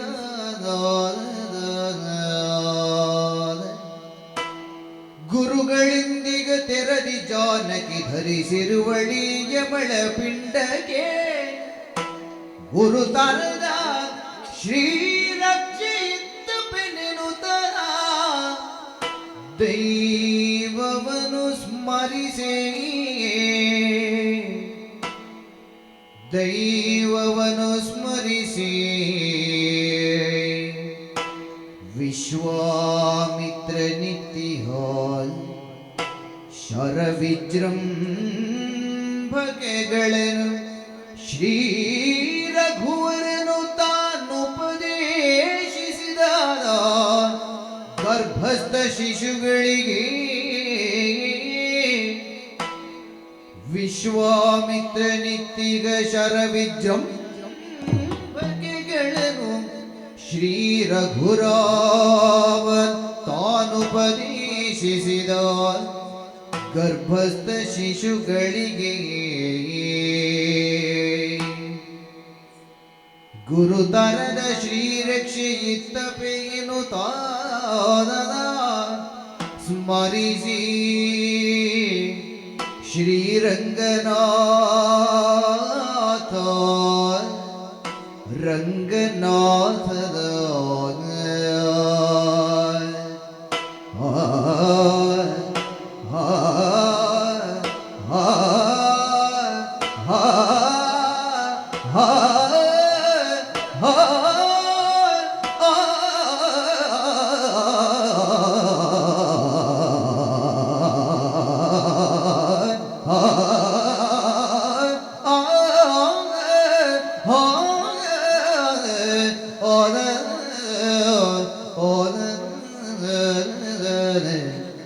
ಶ್ರೀರಂಗನಾಥ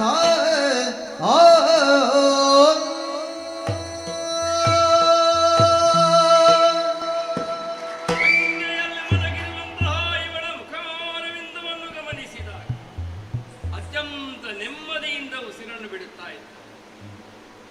ಕಾಣುತ್ತಾ ಇದ್ರೆ ವಸಿಷ್ಠರಾಡಿದಂತಹ ಮಾತು ನೆನಪಾಗುತ್ತಾ ಇದೆ. ಯಮಳ ಪಿಂಡಗಳಿವೆ, ಅವಳಿ ಮಕ್ಕಳಿದ್ದಾರೆ. ತಂದೆಯಾದಂತಹ ನನ್ನ ಕರ್ತವ್ಯ ನೀವು ಹೊತ್ತಿ ನಿರ್ವಹಿಸಲೇಬೇಕು.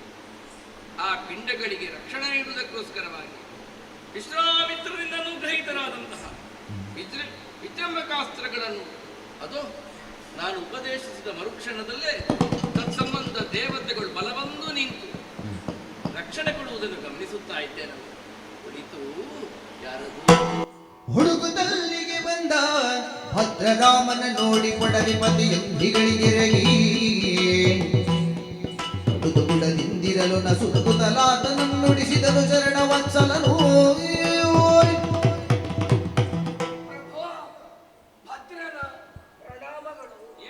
ಏನು ಬಂದಿ ಚರಣೆ ಮಗದಿದ್ದು ಗುಡವಿದೆ ಹಾರಿ ಯಾರಿಂದಾಯ್ತು ಪೀ ಏನಾದಲಾಗಲದ ನೋಡಿ ಬಿಟ್ಟಬಿಡು ತುಮ್ಮಾನ ದೊರೆದರು ಗಲೆಯಲಿಂದ. ಏನು ಬಂದೈ ಭದ್ರ? ಓ ಮುಖದಲ್ಲಿ ದುಗುಡಗಳೇ ಏನಾದರಾಗಲಿ ನಾನು ನೋಡಿಕೊಂಡಿರ್ತೇನೆ. ಇದು ಅಭಯ ಮುದ್ರೆ. ಹೇಳಯ್ಯ, ಹೇಳಿಕೊಳ್ಳಬಹುದೇ? ಬೇಳಲಿಂತೀರಾಯ ರಜಕನೋರ್ವನು ನಿನ್ನ ಕೀಳು ನುಡಿಗಳಲ್ಲಿ ನಿಂದಿಸಿದಾರಾಯ ಕೂಳು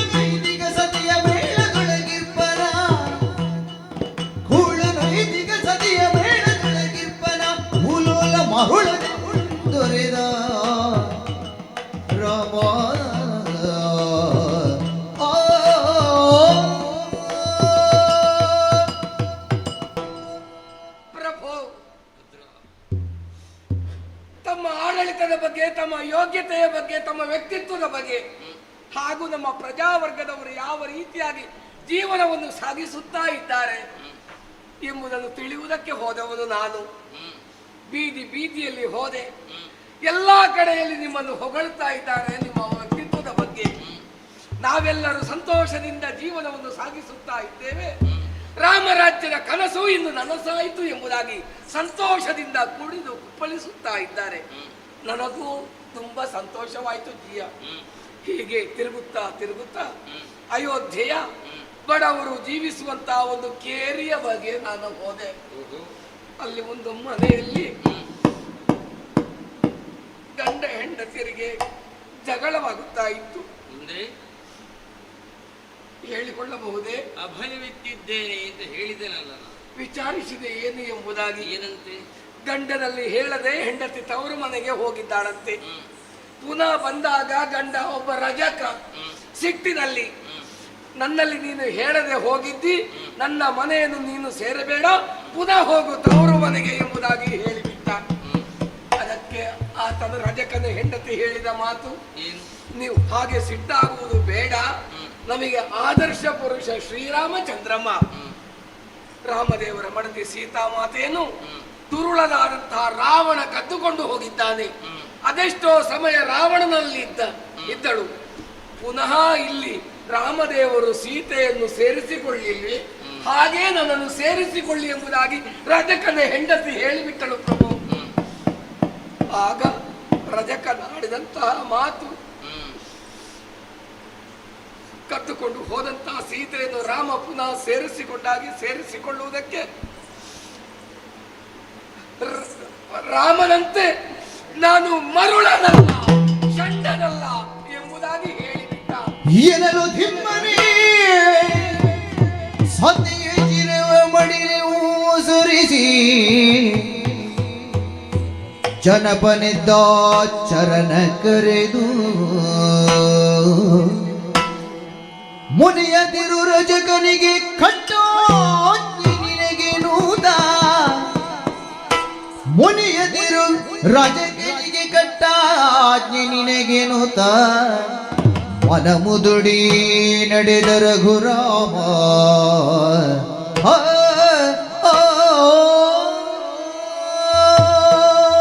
ನಿಂದಿಸಿದಂತಹ ರಜಕನಿಗೆ ಯಾವ ಶಿಕ್ಷೆ ಕೊಡಬೇಕು ಹೇಳಿ ಪ್ರಭು. ರಾಮನನ್ನು ಪ್ರೀತಿಸುವಂತಹ ಯಾರೂ ರಜಕನನ್ನು ನೋಯಿಸಕೂಡದು, ಇದು ರಾಮಾಜ್ಞೆ.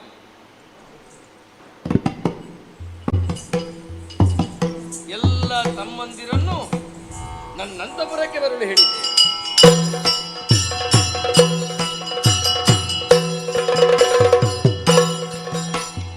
ಒಂದರಸ ಮಂತ್ರಣ ಘೋರದಲ್ಲಿ ನಿರಗಿದ ಮಂದಿರನ ಗುರು ಸಚಿವರನ್ನು ಒಂದನಾಡದೆ ಮೌನ ಮುದ್ದೆಯೊಳಗಿರಲು ರಘುನಂದನೊಳಿಂದ ಲಕ್ಷ್ಮಣ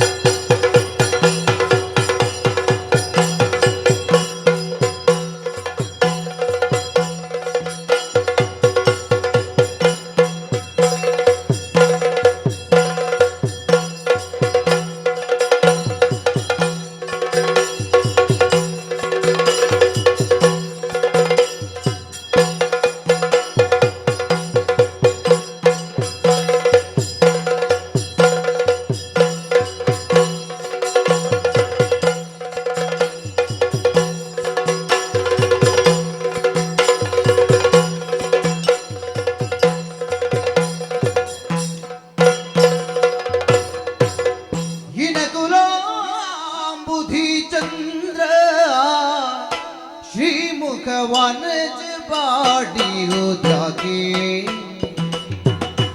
अन्ना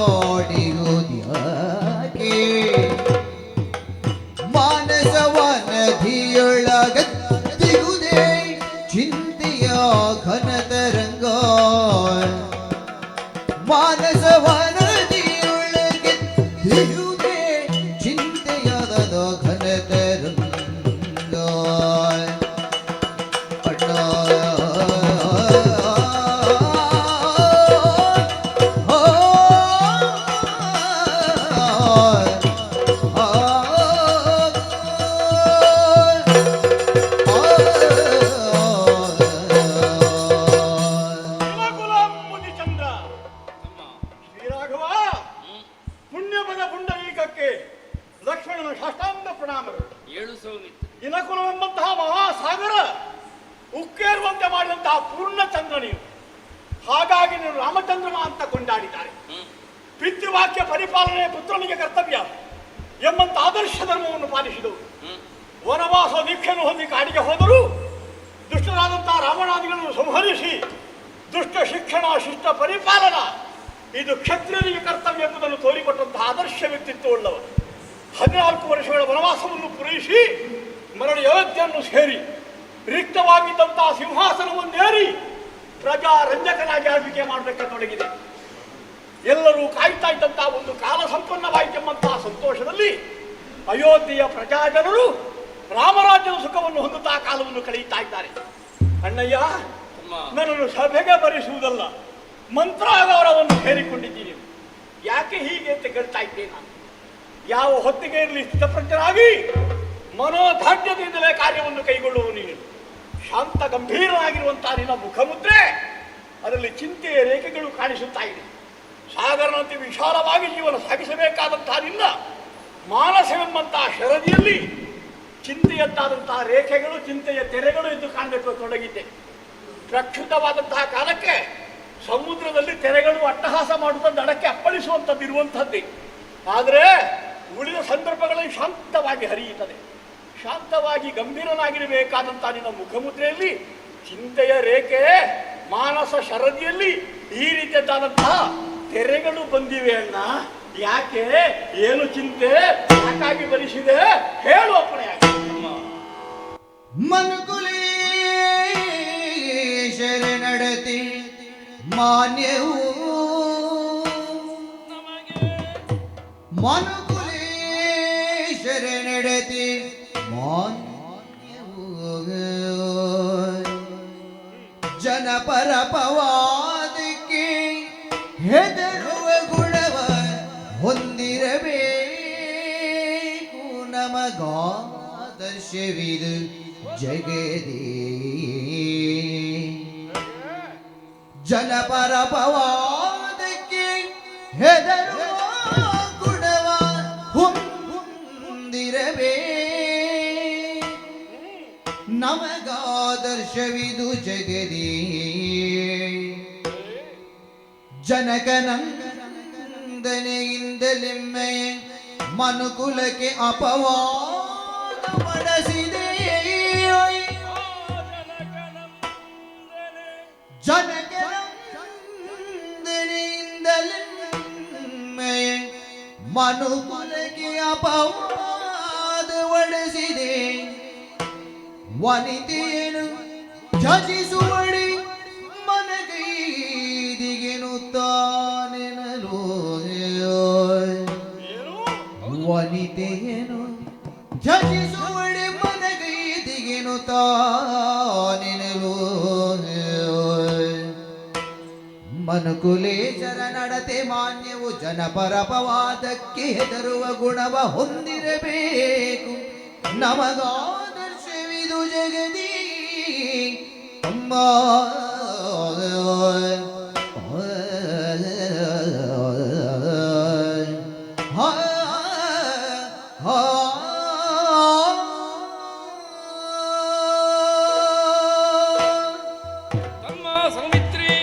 ಅಣ್ಣ ದೇವ, ಮಂತ್ರಾಗಾರಕ್ಕೆ ಬರಬೇಕು ಎಂದು ಹೇಳಿದ ಮರುಕ್ಷಣದಲ್ಲೇ ಬಂದವನು ನೀನು.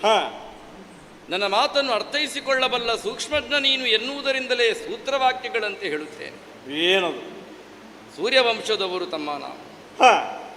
ಸೂರ್ಯನನ್ನು ನಾವು ನೋಡುತ್ತೇವೆ ಯಾವ ಕಾರಣಕ್ಕೆ?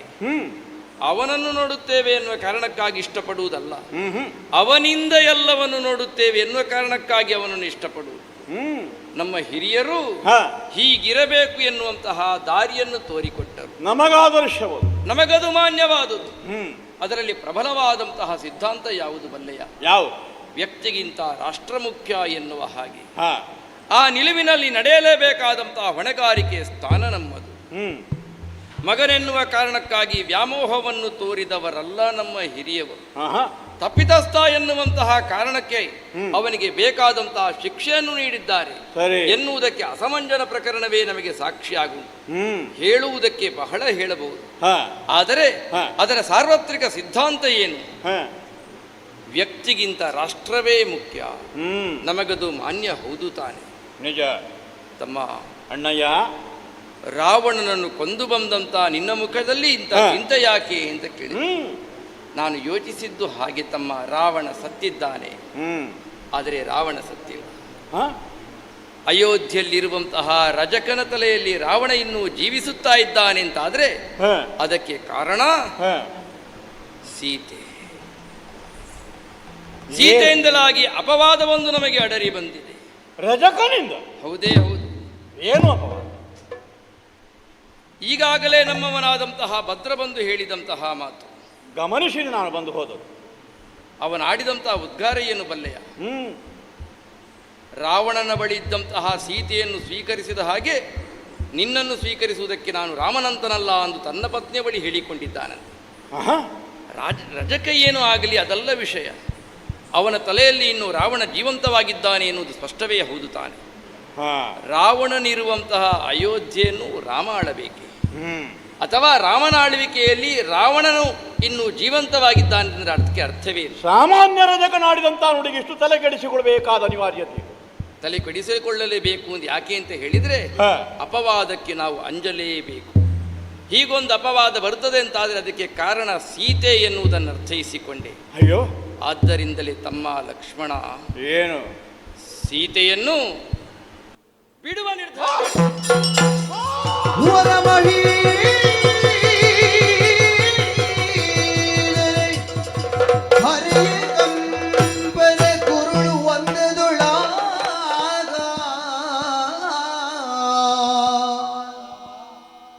ವರಮಹೀಧರ ಧರೆ ಕಂಪನ ಕುರುಳು ಒಂದದೊಳಗ ಲಕ್ಷ್ಮಣ ಹೊರಗರ ಎಂದರಲಿ ಹಿಡಿದುಮ್ಮಳಿಸಿದನು ಮನ.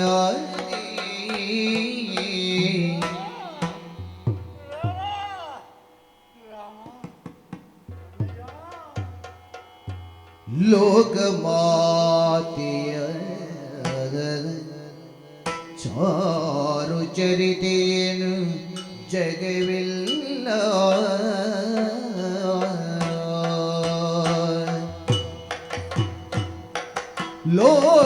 ಲೋಕಮಾತೆಯ ಚಾರು ಚರಿತೆಯೇನು ಜಗವಿಲ್ಲ, ಏಕ ಮತದಿಂದ ಪೊಗಳುವುದು, ಏಕ ಮತದಿಂದ ಪೊಗಳುವುದು,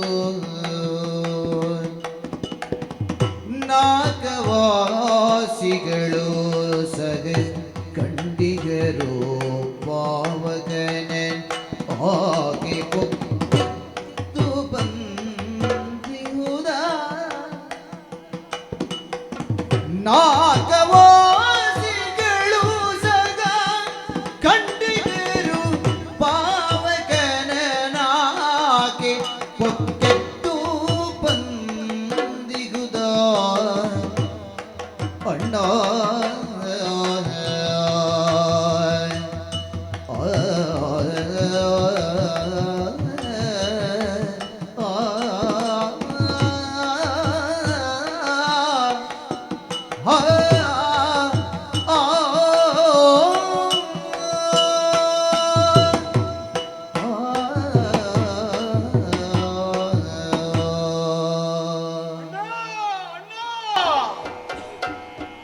ಇನ್ನೊಂದು ಬಾರಿ ನುಡಿಗಳನ್ನು ಆಳ್ಬೇಡ ಅಣ್ಣ. ಎಂಥ ಕಠೋರವಾದ ತೀರ್ಮಾನ ನಿನ್ನದು. ಭೂಕಂಪನದಿಂದ ಭೂಧರವೇ ಉರುಳುವ ಹಾಗೆ ಮನೋಬಲದಿಂದಲೇ ಕಾಲವನ್ನು ಕಣಿದಂತಹ ಲಕ್ಷ್ಮಣನ ಮನೋಬಲ ಹುಡುಗಿ ಹೋಯಿತಲ್ಲ. ಎಂಥ ಆಘಾತಕಾರಿಯಾದಂತಹ ವಾರ್ತೆ. ಇಂಥ ಒಂದು ತೀರ್ಮಾನಕ್ಕೂ ಬಂದು ಬಿಟ್ಟಿ ಅಣ್ಣ ನೀನು. ಪುರುಷೋತ್ತಮನಾದಂತಹ ಲೋಕಜ್ಞಾನವನ್ನು ಹೊಂದಿದಂತಹ ಸೂರ್ಯವಂಶ ವರಿಷ್ಠನಾದ ವಸಿಷ್ಠ ವಿಶ್ವಾಮಿತ್ರರ ಶಿಷ್ಯನಾದಂತಹ ನೀನು ಹೀಗೆ ತೀರ್ಮಾನವನ್ನು ಕೈಗೊಳ್ಳುವುದೇ? ಸೀತಾ ಮಾತೆಯನ್ನು ಈ ಕಾಲಕ್ಕೆ ಲೋಕದ ಸಮಸ್ತರು ಲೋಕಮಾತೆ ಅಂತ ಕೊಂಡಾಡ್ತಾ ಇದ್ದಾರೆ. ಲೋಕದ ಸರ್ವ ಜನರು ಅವಳನ್ನು ಲೋಕಮಾತೆ ಎಂಬ ಹಾಗೆ ಕೊಂಡಾಡುತ್ತಿರುವಂತಹ ಕಾಲ ಸಾಕೆ ನೀನೇ ನೋಡಿರುವೆಯಲ್ಲ. ಅದು ಆ ಲಂಕೆಯಲ್ಲಿ ಏನಾಗಿದೆ? ರಾವಣಾದಿಗಳ ನಾಶವನ್ನು ಮಾಡಿ ಮರಳಿನ ಅಯೋಧ್ಯೆಗೆ ಬರುವಂತಹ ಕಾಲಕ್ಕೆ ಸೀತಾ ಮಾತೆಯನ್ನು ಅದು ಬೆಂಕಿಗೆ ಹಾರಲಿಕ್ಕಾಗಿ ನೀನೆ ಅನುಜ್ಞೆಯನ್ನು ಕೊಟ್ಟವರು. ಅದು ಅಗ್ನಿಯನ್ನು ಏರಿದಂತಹ ಸೀತಾದೇವಿ ಮುಡಿದ ಹೂ ಬಾಡದಂತೆ, ಮುಟ್ಟಂತಹ ಸೀರೆ ಮಾಸದೆ, ಕೂದಲೊಂದು ಕೊಂಕದೆ, ಸ್ವಾಹಾಪತಿಯಾದಂಥ ಅಗ್ನಿಯೇ ಎತ್ತಿ ತಂದು ನಿನಗೆ ಒಪ್ಪಿಸಲಿಲ್ವೇ? ಅಗ್ನಿ ದಿವ್ಯಲ್ಲವೇ? ಪಾವನಳಾಗಿ ಪಾವಕನನ್ನು ಸೇರಿ ಈ ಕಾಲಕ್ಕೆ ನಿನ್ನ ಕಣ್ಣ ಮುಂದೆ ನಿನ್ನ ಜೊತೆಗಿದ್ದಾನೆ. ದೇವಾನು ದೇವತೆಗಳೆಲ್ಲ ಧರೆಗಿಳಿದವಳು ಪರಮ ಪತಿವ್ರತ ಇದ್ದಾಳೆ ಎಂಬ ಹಾಗೆ ಕೊಂಡಾಡಿದವರಿದ್ದಾರೆ. ಲೋಕದ ಸಮಸ್ತರು ಆ ಕಾಲಕ್ಕಲ್ಲಿ ನೆರೆದವರಿದ್ದರು. ಲಂಕೆಯ ರಾಕ್ಷಸರು, ನಮ್ಮೊಡೆದಿದ್ದಂತಹ ಕಪಿಬಲ, ದೇವಲೋಕದ ದೇವತಿರ್ಥಿಣಿ, ಯಾಕೆ ನಮ್ಮಯ್ಯನಾದಂತಹ ದಶರಥ ಚಕ್ರವರ್ತಿ ಸ್ವರ್ಗಸ್ಥರಾಗಿದ್ದವರು ಧರೆಗಿಳಿದು ಬಂದು ಪರಮ ಪತಿವ್ರತೆ ಸಾಧ್ವಿ ಇದ್ದಾಳೆ, ಅವರನ್ನು ಸ್ವೀಕರಿಸುವ ಮಗನೇ ಅಂತ ನಿನ್ನಲ್ಲಿ ಹೇಳಿದ್ದೆ. ಅವರೆಲ್ಲರೂ ಆಡಿದಂತಹ ಮಾತಿನಿಂದ ಮರಳಿ ಸ್ವೀಕರಿಸಿ ಕರೆದಂತಹ ನಿನಗೆ ಒಬ್ಬ ಸಾಮಾನ್ಯ ರಜಕದ ಮಾತು ಈ ಕಾಲಕ್ಕೆ ಮೌಲ್ಯವುಳ್ಳದಾಯಿತೆ ಅಂತ ಎಲ್ಲಾದರೂ ಉಂಟೆ? ಹಾಲಿನ ಸಮುದ್ರಕ್ಕೆ ಹುಳಿ ಹಿಂಡುವುದಕ್ಕೊಬ್ಬ ಹೊರಟ್ರೆ ಆ ಕ್ಷೀರ ಎಲ್ಲಿಯಾದರೂ ಅದು ಮರಳಿ ಹಾಲಲ್ಲಿ ಹಾಳಾಗುವುದಕ್ಕೆ ಸಾಧ್ಯ ಉಂಟೆ ಹೇಳು? ನರಿ ಒಂದು ಊಳಿಟ್ಟರೆ ಸಿಂಹ ಒಂದು ಬೆದರುವುದಕ್ಕೆ ಉಂಟೆ ಅಣ್ಣ. ಆದ್ರಿಂದ ಹೇಳ್ತಾ ಇದ್ದಾನೆ, ಪರಮ ಪತಿವ್ರತೆಯಾದಂತಹ ಸೀತೆಯ ಬಗ್ಗೆ ಅಪವಾದ ಬಂದಿದೆ ಎಂಬ ಕಾರಣಕ್ಕಾಗಿ ನೀನು ಬಿಡುವುದಕ್ಕೆ ಹೊರಟಿದ್ದಿ. ಆಡಿದವ ಯಾರು ಎಂಬ ಚಿಂತನೆ ಆದರೂ ಬೇಕೇ ಬೇಕಲ್ಲ. ಯಾರವನು ಸಾಮಾನ್ಯ ರಜಕ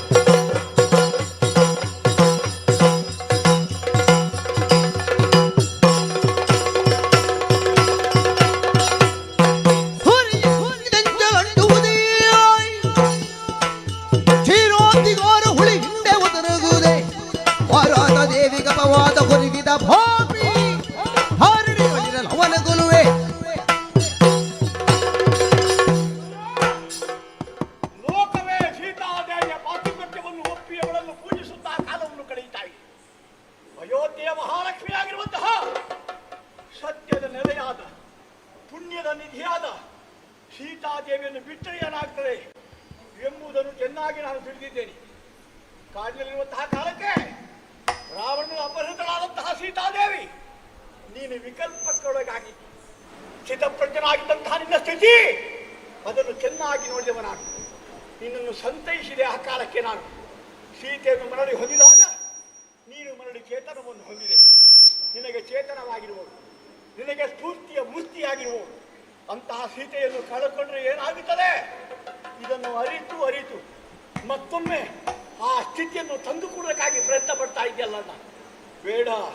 ಬೇಡ. ಜಗಚ್ಚಕ್ಷುವಾದಂತಹ ಕರ್ಮ ಸಾಕ್ಷಿಯಾದಂತಹ ಸೂರ್ಯನನ್ನು ನೋಡುತ್ತಾ ಒಬ್ಬ ಹಡಿದ ಅಂತಾದ್ರೆ ಅದರಿಂದ ಸೂರ್ಯನಿಗೆ ಏನಾದರೂ ಕುಂಟೆ ಹೇಳು. ಕ್ಷೀರಸಾಗರ ಅದಕ್ಕೊಬ್ಬ ಹುಳಿ ಹಿಂಡುದಕ್ಕೆ ಹೊರಟೆ ಆ ಕ್ಷೀರ ಎಲ್ಲಾದ್ರೂ ಹುಳಿ ಆಗ್ಲಿಕ್ಕೆ ಉಂಟೆ ಹೇಳು.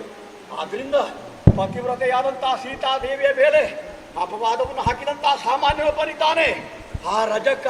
ಅವನನ್ನು ಮಾತನಾಡೋದಕ್ಕೆ ಬಿಟ್ಟದ್ದೇ ತಪ್ಪು. ಆದ್ದರಿಂದ ಬೀದಿಯಲ್ಲಿ ನಿಂತು ಈ ರೀತಿಯಲ್ಲಿ ಸೂರ್ಯವಂಶದ ಮೇಲೆ, ಸೀತಾಮಾತೆಯ ಮೇಲೆ ಅಪವಾದವನ್ನು ಹೇಳುವಂತಹ ಆತನನ್ನು ಶಿಕ್ಷಿಸಿ ಸೆರೆಮನೆಗೆ ತರಬೇಕಾದ ಧರ್ಮವಾಗಿದೆ. ಅದಕ್ಕಾಗಿ ಅಪ್ಪಣೆ ಮಾಡು. ಅವನ ಹೆಡೆಮುಡಿ ಬಂಧಿಸಿ ತಲುಪುವ ಸೆರೆಮನೆಗೆ ಕೊಡುವ ಅಪ್ಪಣೆ. ಕಳವಳಗೊಳ್ಳುವುದು ತರವೇ ನೀವೆಲ್ಲ ಇಳೆಯಾತ್ಮಜಿಗೆ ಕರಿಕಲೆ ಎಂಬುದಿಲ್ಲ. ತಿಳಿದಿಗೆನಾದರೂ ದಾರಿ ಬೇರಿಲ್ಲ. ಕುಲಕೀರ್ತಿ ಹಿರಿದಲ್ಲದಿ ಸತಿಯಲ್ಲ. ಕಳವಳಗೊಳ್ಳುವುದು ತರವೇ ನೀವಿಲ್ಲ.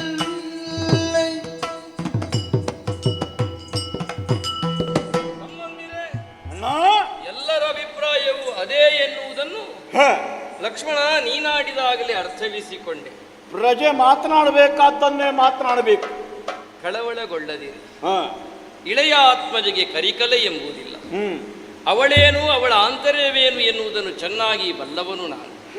ಸೌಜನ್ಯ, ಸೌಶೀಲ್ಯ, ಸೌಮನಸ್ಸುಗಳನ್ನು ಸಂಸಾರವಾಗಿರಿಸಿಕೊಂಡಂತಹ ಸೀತೆಯಲ್ಲಿ ಕರಿಕಲೆಯನ್ನು ಕಾಣುವುದಕ್ಕುಂಟೇ ಹೇಳು. ಇನ್ನೂ ಸೂಕ್ಷ್ಮವಾಗಿ ಹೇಳುತ್ತೇನೆ, ಅವಳು ಗರ್ಭಿಣಿ ಇದ್ದಾಳೆ. ಅಂಥದ್ದೊಂದು ಯೋಚನೆ ನನ್ನಲ್ಲಿ ಬಂತು ಅಂತಾದ್ರೆ ಆ ಸ್ಥಿತಿಗೆ ಅವಳು ಬರುವುದಕ್ಕುಂಟೇ ಹೇಳು. ಖಂಡಿತವಾಗಿಯೂ ಅವಳಲ್ಲಿ ಯಾವ ದೋಷವೂ ಇಲ್ಲ. ಮತ್ತು ನಾನು ಅವಳಿಗೆ ಇದು ದಂಡನೆಯನ್ನು ಕೊಡುವುದು ಅಲ್ಲ, ನನಗೆ ನಾನೇ ದಂಡನೆಯನ್ನು ಕೊಡುವುದು. ಹೇಗೆ ಬಲ್ಲೆಯ? ನೀನೇ ಹೇಳಿದೀಯಲ್ಲ, ಅಗ್ನಿ ಪರೀಕ್ಷೆಯಿಂದ ಪರಿಶುದ್ಧಳಾಗಿ ಬಂದವಳು ಅವಳು. ಸಾಕ್ಷಾತ್ ಅಗ್ನಿದೇವನೂ ಹೇಳಿದ್ದಾನೆ, ದೇವತಿಂತಿಣಿಯೆಲ್ಲವೂ ಕೂಡ ಹೇಳಿದ್ದಾರೆ, ನಮ್ಮಯ್ಯನೂ ಹೇಳಿದ್ದಾನೆ. ಎಲ್ಲರೂ ಹೇಳಿದ್ದನ್ನು ಅಯೋಧ್ಯೆ ಒಬ್ಬ ಸಾಮಾನ್ಯ ಜನರಿಗೆ ತಲುಪಿಸುವಲ್ಲಿ ನಾನು ಸೋತೆ ಅಂತ ಹೇಳಿದ್ರೆ ಅದು ರಾಜಾರಾಮನ ಸೋಲಲ್ಲವೇ ಲಕ್ಷ್ಮಣ? ಸಾಮಾನ್ಯನಿಗೆ ತಲುಪಿಸುವಲ್ಲಿಯೂ ಕೂಡ ಅದನ್ನು ಸೋತೆ ನಾನು. ಆಗ ನೋಡು, ಸ್ವೀಕರಿಸು ಸ್ವೀಕರಿಸು ಅಂತ ಕೇಳುವಾಗ ವಸಿಷ್ಠರಿದ್ದರು. ಈಗ ನಾನು ಬಿಡ್ತೇನೆ ಅಂತ ಹೇಳುವಾಗಲೂ ವಸಿಷ್ಠರಿದ್ದಾರಲ್ಲ, ಅವರು ಮಾತಾಡ್ತಾ ಇಲ್ಲ. ಈಗ ದೇವತೆಗಳು ಬಂದು ಬಿಡಬೇಡ ಅಂತ ಹೇಳುತ್ತಾ ಇಲ್ಲ. ಇದರ ಅರ್ಥ ಏನು ಬಲ್ಲೆಯ? ಕುಲದ ಕೀರ್ತಿ ಎನ್ನುವುದು ಸತಿಗಿಂತಲೂ ದೊಡ್ಡದು ಎನ್ನುವ ಹಾಗೆ. ಆದ್ದರಿಂದಲೇ ಅವಳನ್ನು ಬಿಡುವಂತಹ ಯೋಚನೆ ಸಾಧುವಾದದ್ದು. ಬಿಡುವುದೇ? ಹೌದೇ ಹೌದು. ರಾಮ ಸೀತೆಯನ್ನು ಬಿಡುವುದೇ? ಬಿಟ್ಟೇ ಬಿಡು. ಸೀತೆಯನ್ನಗಲಿದ ರಾಮ ಹೇಗೆ ಬದುಕುತ್ತಾನೋ ನನಗೆ ಅರ್ಥವಾಗುವುದಿಲ್ಲ. ಆ ಕುರಿತಾಗಿ ನೀನು ಚಿಂತೆಗೆ ಒಳಗಬೇಕಾದ ಅಗತ್ಯವೇ ಇಲ್ಲ. ಹೇಗೆ ಬಿಡುವುದು, ಎಲ್ಲಿ ಬಿಡುವುದು ಎನ್ನುವಂತಹ ಚಿಂತೆಯೇ ನಿನಗೆ ಬೇಡ. ಹೇಗೆ ಬಿಡುವುದಣ್ಣ? ಅವಳೇ ಆಡಿದಂತಹ ಮಾತಿದೆ. ಏನು? ಕಾಡಿಗೆ ಹೋಗಬೇಕು, ಋಷಿಮುನಿಗಳ ಜೊತೆಗೆ ಮಾತನ್ನಾಡಬೇಕು, ಅವರು ಮಾಡುವಂತಹ ಹೋಮಗಳನ್ನು ಕಾಣಬೇಕು, ಹೋಮ ಧೂಮವನ್ನು ಆಘ್ರಾಣಿಸಬೇಕು, ಸುಹವಿಯ ಕಂಪಗದ ಅಗ್ನಿಹೋತ್ರಗಳನ್ನೆಲ್ಲ ನೋಡಬೇಕು ಎನ್ನುವ ಹಾಗೆ. ಇದೇ ಕಾರಣವನ್ನಿಟ್ಟುಕೊಂಡು ನೀನು ತೊಡಗಿಸಿಕೊಳ್ಳಲೇಬೇಕು. ಇನ್ನು ಮಾತಿಲ್ಲ. ಲಕ್ಷ್ಮಣ, ಅಣ್ಣ, ಸೀತೆಯನ್ನು ಕಾಡಿಗೆ ಬಿಟ್ಟು ಬಾ, ಇದು ರಾಮಾಜ್ಞೆ. ಹರಡಿಸುತ್ತೇನು ಜಜಿಸಲು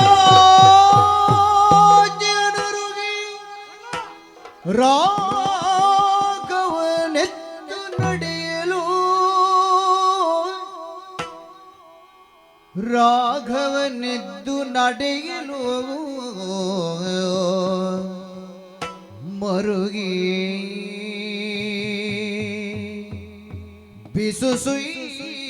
ಬಿಸುಸುಯ್ದಲ್ಲಿ ಮರವಟ್ಟಿರ್ದ ಲಕ್ಷ್ಮಣನು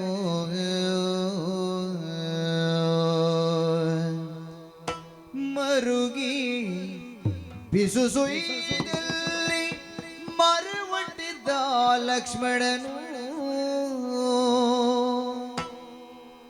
ಧರಣಿಜೆಯ ತೊರೆದಾದರುಳಿಸುವ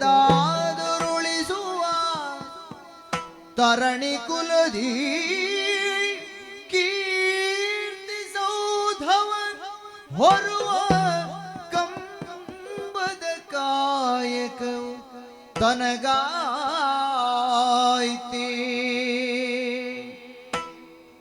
ಧರಣಿಜೆಯ ತೊರೆದಾದರುಳಿಸುವ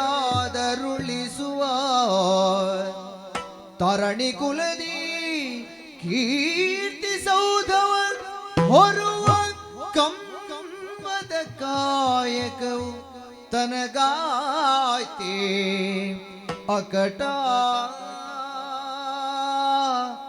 ಅಕಟ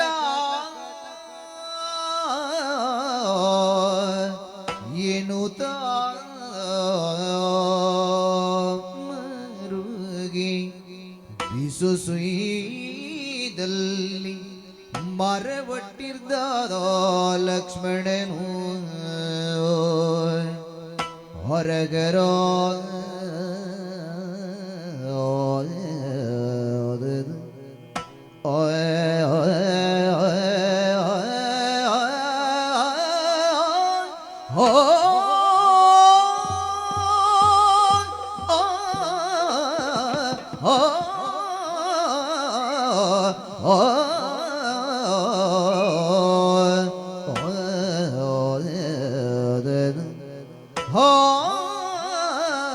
ಆ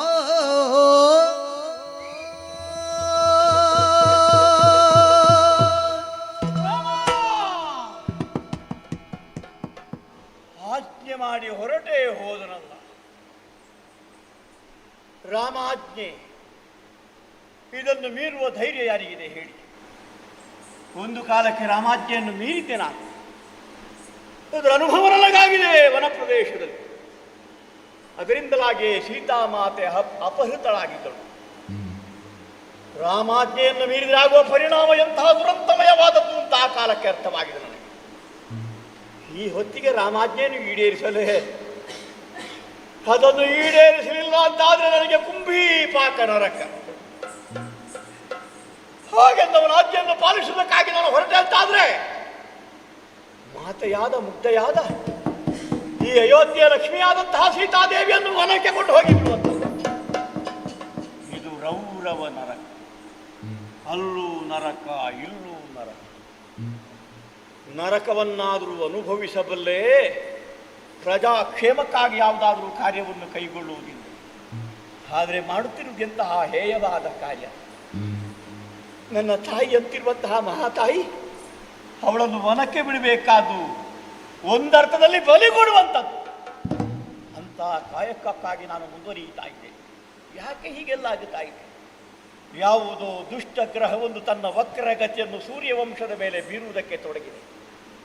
ಹಾಗಾಗಿ ಇಂತಹ ಸ್ಥಿತಿ, ಇಂತಹ ಸನ್ನಿವೇಶಗಳು ನಡೆಯುತ್ತಾ ಇದೆ ಅಂತ ಭಾವಿಸ್ತಾ ಇದ್ದೇನೆ. ವನವಾಸದ ದೀಕ್ಷೆಯನ್ನು ಹೊಂದಿ ಅಣ್ಣ ಹೊರಟ ಕಾಲಕ್ಕೆ ಅಣ್ಣ ಅತ್ತಿಗೆಯರ ಸೇವೆಗಿಂತ ಮಿಗಿಲಾದದ್ದು ಮತ್ತೊಂದಿಲ್ಲ ಎಂಬ ಹಾಗೆ ಅವರನ್ನು ಅನುಸರಿಸಿದೆ ನಾನು. ಅವರ ಸೇವಾ ಭಾಗ್ಯ ಇದು ಹೆಚ್ಚಿನದ್ದು ಅಂತ ಭಾವಿಸಿದೆ ನಾನು. ಹೆಚ್ಚಿನ ಸೇವೆಗೆ ಸಿಕ್ಕಿದ ಫಲ ಇದುವೇ ನನಗೆ. ಒಂದು ತಾಯಿಯಾಗಿ ಪೂಜಿಸಿದಂತಹ ಮಾತೆಯನ್ನು ಇಂದು ಕಾಡಿಗೆ ಬಿಡಬೇಕಾದಂತಹ ಸನ್ನಿವೇಶ ಒದಗಿ ಬಂತಲ್ಲ. ರಾಘವನಿಗೆ ಪ್ರಜಾಕ್ಷೇಮವೇ ಮಿಗಿಲಾದದ್ದು. ಸೂರ್ಯವಂಶ ವರಿಷ್ಠರಿಗೆ ಮನೆಯವರು ಸಂಸಾರಿಗರು ದೊಡ್ಡದಲ್ಲ, ಪ್ರಜೆಗಳದ್ದಾದಂತಹ ವಾಕ್ಯ ಅಭಿಮತವೇ ದೊಡ್ಡದು ಅಂತ ತೋರಿಕೊಟ್ಟನಲ್ಲ ಅಣ್ಣ. ಅವನ ಆಜ್ಞೆಯನ್ನು ಪಾಲಿಸಲೇಬೇಕು. ಪೂರ್ವ ಸೂರಿಗಳು ಕಟ್ಟಿ ಬೆಳೆಸಿದಂತಹ ಕೀರ್ತಿಯ ಸೌಧ, ಇನವಂಶದ ಕೀರ್ತಿ ಸೌಧ. ಅದಕ್ಕೆ ಭದ್ರತೆ ಒದಗಿಸಬೇಕಾದದ್ದು ಪ್ರತಿಯೊಬ್ಬನಾದ ಉತ್ತರಾಧಿಕಾರಿಯಂತ ಹೊಣೆಯಾಗಿರ್ತದೆ. ಈ ಕಾಲಕ್ಕೆ ಆ ಸೌಧದ ಕಂಬ ಶಿಥಿಲವಾಗುವುದಕ್ಕೆ ತೊಡಗಿ, ಸೀತೆಯದ್ದಾದಂತಹ ಕಾರಣದಿಂದ ಆಕೆಗೆ ಬಂದಂತಹ ಅಪವಾದದಿಂದಲಾಗಿ ಇನವಂಶದ ಕೀರ್ತಿ ಸೌಧದ ಕಂಬವೇ ಶಿಥಿಲವಾಗಲಿಕ್ಕೆ ತೊಡಗಿದೆ. ಆ ಕಂಬವನ್ನು ಭದ್ರವಾಗಿ ಇರಿಸಿ ಕೀರ್ತಿಯ ಸೌಧ ಹಾಗೆ ಬೆಳಗುವಂತೆ ಮಾಡುವಂತ ಆಜ್ಞೆ ಮಾಡಿದ ಹಾಗ ಅದನ್ನು ಉಳಿಸುವುದಕ್ಕೆ ನಾನು ಕಂಬವಾಗಲೇಬೇಕು. ಕಂಬ ಲೋಹದ್ದಾಗಲಿ, ಮರದ್ದಾಗಲಿ, ಕಲ್ಲಿನದ್ದಾಗಲಿ, ಕಂಬಕ್ಕೆಲ್ಲಿನ ಸ್ವಾತಂತ್ರ್ಯ ಅದು ಜಡವಲ್ವೇ? ಅದಕ್ಕೆ ಎಲ್ಲಿದೆ ಸ್ಪಂದನೆ? ಹಾಗಾಗಿ ಅರೆಗಳಿಗೆ ಮರವಟ್ಟು ಆಲೋಚನೆ ಮಾಡಿದೆ. ಸರಿ, ಅಣ್ಣನ ಆಜ್ಞೆಯನ್ನು ಪಾಲಿಸಬೇಕಾದದ್ದೇ ಕರ್ತವ್ಯವಿಲ್ಲ. ಒಂದು ಕಾಲಕ್ಕೆ ಪರಶುರಾಮ ದೇವರು ತಂದೆಯ ಆಜ್ಞೆಯನ್ನು ಪಾಲಿಸಿದ್ದಾರಂತೆ, ತಾಯಿಯ ತಲೆ ಕತ್ತರಿಸಿದ್ದಾರಂತೆ. ನನಗೆ ತಂದೆ ಆಗಿರುವಂತಹ ರಾಮದೇವರ ಆಜ್ಞೆ ಪಾಲಿಸಬೇಕಾದದ್ದು ಕರ್ತವ್ಯವಾಗಿದೆ. ಹಾಗಾಗಿ ಮಾತೆಯನ್ನು ಅದು ಕಾಡಿಗೆ ಕೊಂಡೊಯ್ದು ಬಿಡುವುದಕ್ಕಾಗಿ ಸಿದ್ಧನಾಗಲೇಬೇಕು. ಆಕೆಯ ಮುಂದೆ ಹೇಗಪ್ಪ ನಾನು ಮಾತನಾಡಲಿ? ಸತ್ಯ ಬಂದು ಹೋದರೆ ಎಂಬ ಭಯವಿದೆ ನನಗೆ. ಆದ್ದರಿಂದಲಾಗಿ ಸತ್ಯ ಹೊರಗೆ ಬರಕೂಡದು. ಈ ಕಪಟವನ್ನೇ ಪ್ರಕಟಪಡಿಸಿ ಆಕೆಯನ್ನು ಕೊಂಡೊಯ್ಯಬೇಕಾದ್ದು, ಆ ಮೂಲಕವಾಗಿ ರಾಮಾಜ್ಞೆಯನ್ನು ಪಾಲಿಸಬೇಕಾದದ್ದು ನನಗೆ ಕರ್ತವ್ಯವಾಗಿದೆ. ನಿಜ ಹೊರಗೆ ಬಾರದಂತಿರಲಿ, ಅದಕ್ಕಾಗಿ ರಾಮಾನುಗ್ರಹವೇ ರಕ್ಷಿಸಲಿ ಎಂಬ ಹಾಗೆ ಬೇಡುತ್ತಾ ಒಂದೇ ರನ್ಮಡರಿ ಮಹಾತಾಯಿ ಅಂತಃಪುರವನ್ನು ಸೇರ್ತೀನಿ.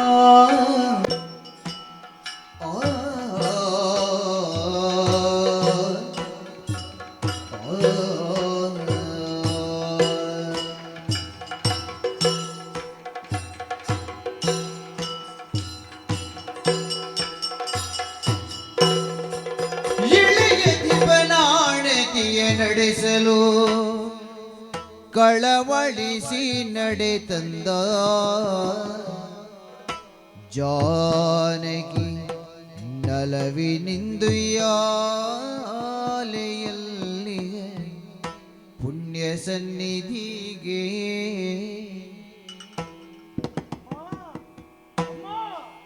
ಬಂದ ಮೈದುನನನ್ನು ಕಾಣುತ್ತಾದ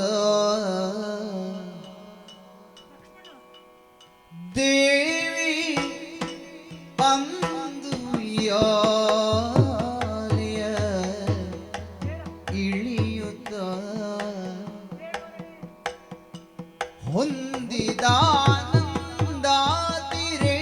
ಹೊಂದಿದಾನಂದಾತಿರೇಗದಿ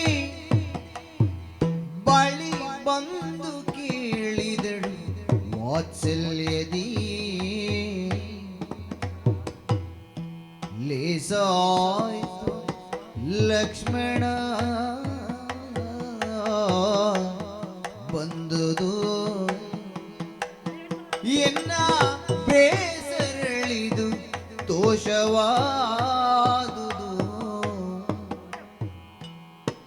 ವಾಸವ ಚಿತುಗರ ನೀನೀಗ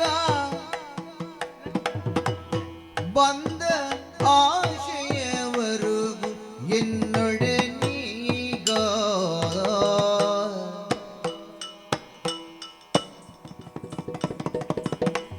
ಲೇಸಾಯ್ತು ಲಕ್ಷ್ಮಣ ಬಂದುದು ಎನ್ನ ಬೇಸರಳಿದು ದೋಷವಾದುದು ಮೈದುನ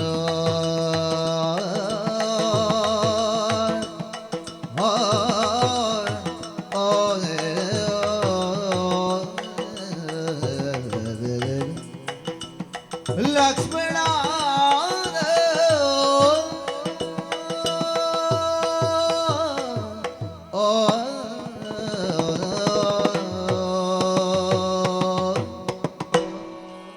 ಲಕ್ಷ್ಮಣ ಅಮ್ಮ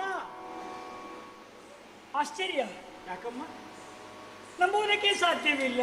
ಹಾ. ಉಯ್ಯಾಲೆಯಲ್ಲಿ ಕುಳಿತು ನನ್ನಷ್ಟಕ್ಕೆ ಯಾವುದನ್ನೋ ಏನನ್ನೋ ಆಲೋಚಿಸುತ್ತಾ ಇದ್ದೆ. ನೀನು ಬಂದದ್ದು ನನ್ನ ಗಮನಕ್ಕೆ ಬರಲಿಲ್ಲಪ್ಪ. ಅಮ್ಮನ ಬಳಿಗೆ ಮಕ್ಕಳು ಬರಬಾರ್ದೆ ತಾಯಿ. ಅಯ್ಯೋ ಹಾಗೆ ಹೇಳಿದ್ದಲ್ಲ, ಬಂದು ಹೊತ್ತಾಯಿತೆ. ಇಲ್ಲ ಸದ್ಯ ಬಂದೆ. ಆದ್ರೆ ಕಾರ್ಯಕಾರಣವಿಲ್ಲದೆ ನೀನು ಬರುವವಲ್ಲ. ಏನೋ ಅವಶ್ಯವಾದಂತಹ ಕಾರಣದಿಂದಲೇ ನೀನು ಬಂದಿರಬೇಕು ಅಂತ ನನ್ನ ಅನಿಸಿಕೆ. ಆದ್ರೆ ನೀನು ಬಂದದ್ದು ಹೇಗಾಯ್ತು ಗೊತ್ತಾ? ಹೇಗಮ್ಮ? ನನ್ನ ಬೇಸರವೆಲ್ಲ ದೂರವಾಗಿ ಹೋಯಿತು. ಬೇಸರದಲ್ಲಿದ್ರ ತಾವು? ಯಾವುದೋ ಒಂದು ಬೇಸರ ನನ್ನನ್ನು ಆವರಿಸಿಕೊಂಡಿತ್ತು. ಅದೆಲ್ಲ ದೂರವಾಯ್ತಪ್ಪ ನಿನ್ನ ಮುಖ ನೋಡಿದಾಗ.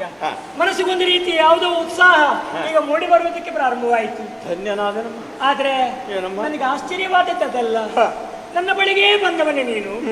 ಬಂದವನೇ ಹೌದು ಅಂತಾದ್ರೆ ಅದೋ ಅನತಿ ದೂರದಲ್ಲಿ ನಿಂತಿದ್ದೀಯ, ನೆಲನೋಟಕನಾಗಿದ್ದೀಯ.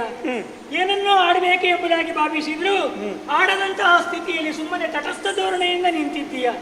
ಯಾಕಪ್ಪ ಹೀಗೆ? ನನ್ನನ್ನು ಕಂಡು ಮಾತಾಡಿಸುವುದಕ್ಕೆ ಬಂದವನೇ ನೀನು.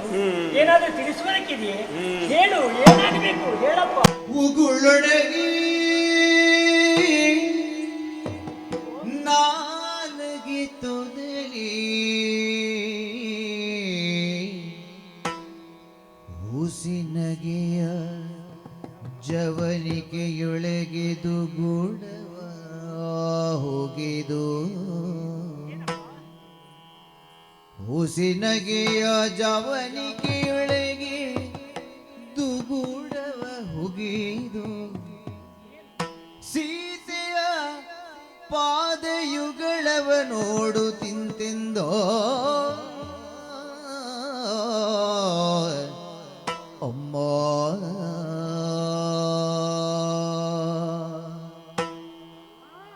ಚಿತ್ತವಿಸಲೆ ದೇವಿ ಇತ್ತನಾಜ್ಞೆಯ ರಾಮ. ದೇವಿ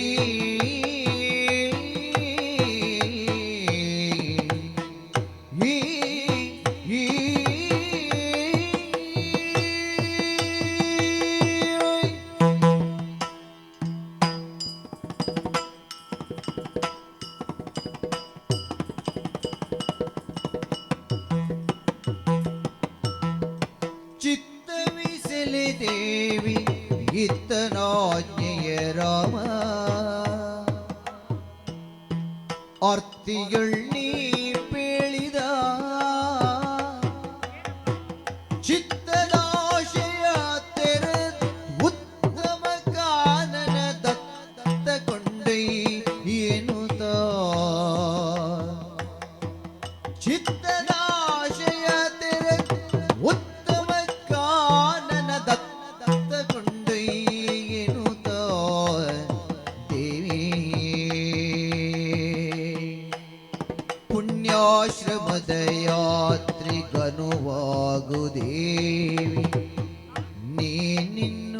ಸಂತಸದಿಂದಲೇ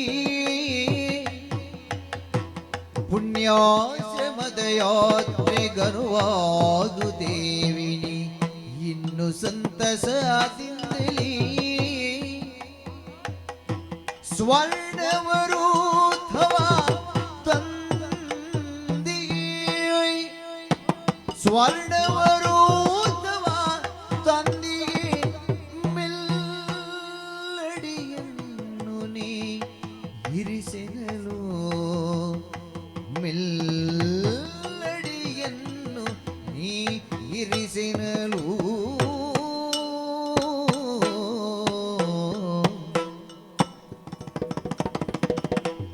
ಚಿತ್ತವಿಸಲೆ ದೇವಿ ಇತ್ತನಾಚೆಯ ರಾಮ ಅರ್ತಿಯೊಳ್ಳಿ ಪೇಳಿದ ಚಿತ್ತದಾಶಯ ತೆರದುತ್ತಮ ಕಾನನ ದತ್ತ ಕೊಂಡೇನು ದೇವಿ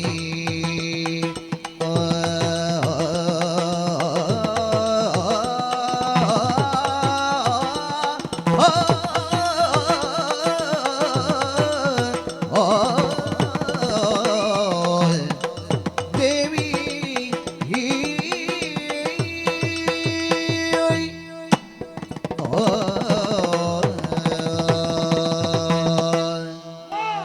ಲಕ್ಷ್ಮಣ, ಮಾತೆಯ ಬಳಿಗೆ ಬಂದ ಕಾಲಕ್ಕೆ ನಾನು ಎಲ್ಲ ಮರೆತು ಬಿಟ್ಟು ಹಾ ಹಾ, ನಿನ್ನ ಸಾನ್ನಿಧ್ಯವೇ ಆಗಿರುವಂಥದ್ದು. ಓ ನೀನನ್ನು ದೇವತೆಯಂದೇ ಕೊಂಡಾಡಿದವನಲ್ವೇ ನಾನು. ಸತ್ಯವೇ?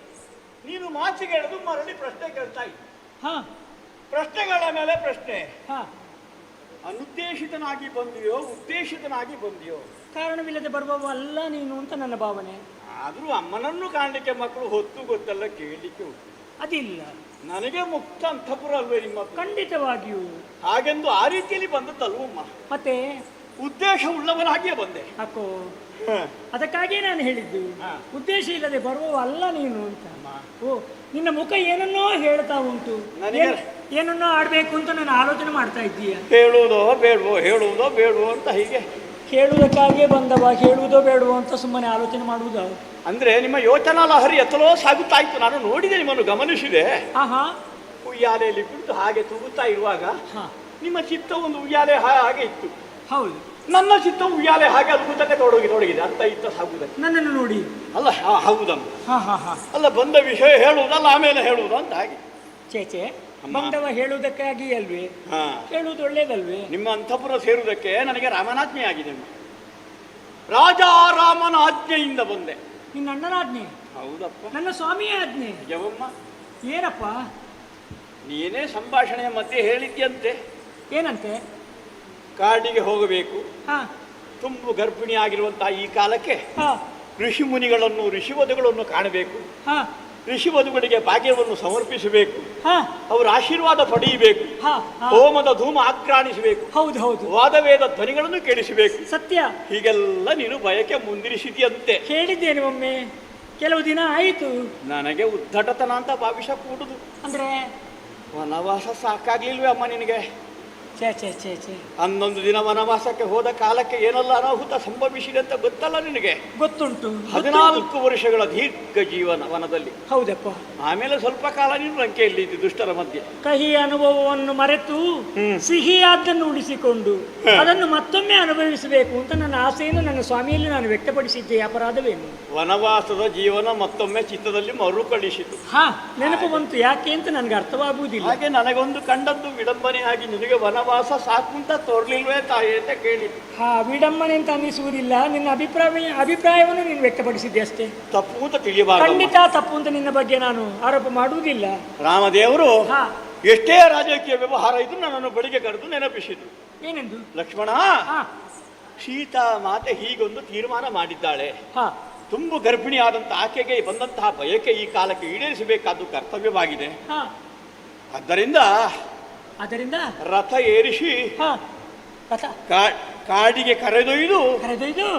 ಕಾಡಿಗೆ ಕರೆದೊಯ್ದು ಬಾ ಅಂತ ಒಂದು ಮಾತು ಹೇಳಿದ್ರು. ಹಾ, ಅಷ್ಟು ಹೇಳಿ ರಾಮದೇವರು ಹೋದ್ರ. ಹಾಗೆ ರಾಮನಾಜ್ಞೆಯನ್ನು ಹೊಂದಿ ಇಲ್ಲಿವರೆಗೆ ಬಂದಿದ್ದೇನೆ. ಹಾ. ಉತ್ತಮವಾದಂತಹ ಸ್ವರ್ಣ ಉರುವೂತವನ್ನು ತಂದಿದ್ದೇನೆ. ಅದು ಓ ಗರ್ಭಿಣಿಯಾದ ಹೌದಮ್ಮ ನಮ್ಮದೇ. ಹಾ ಅದು ಮೆಲ್ಲ ನಡೆದು ಹಾ. ಅಲ್ಲಿವರೆಗೆ ಸಾಗಿ ರಥವನ್ನು ಏರು, ಉತ್ತಮ ಕಾನನದತ್ತ ಸಾಗೋಣ ಸಾಗೋಣ ಸಾಗೋಣ. ಸತ್ಯವೇ ದಿಟವೇ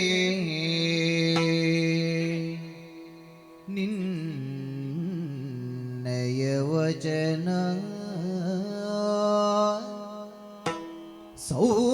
ಸೌಮಿತ್ರಿ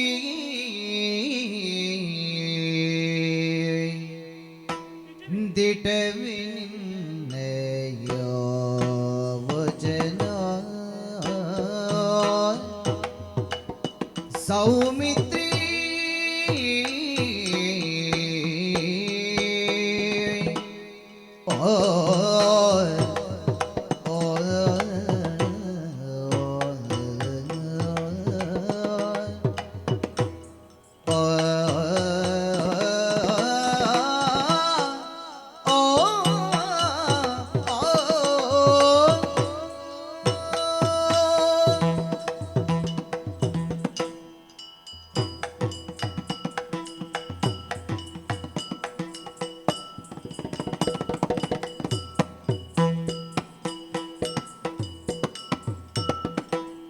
ದಿಟವೇ ನಿನ್ನಯ ವಚನ ಸೌಮಿತ್ರಿ ಪೇಳ್ ಹಠಕೊಪ್ಪಿದನೆ ರಮಣ ಸೌಮಿತ್ರಿ ಪೇಳ್ ಹಠಕೊಪ್ಪಿದನೆ ರಮಣ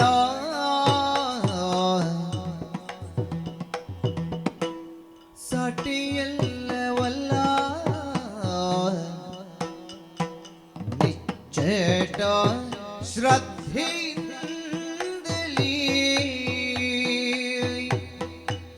ಸಾಟಿಯಲ್ಲವಲ್ಲ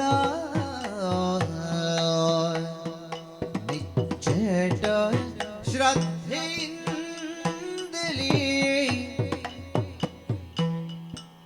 ಕಟಿಬದ್ಧನ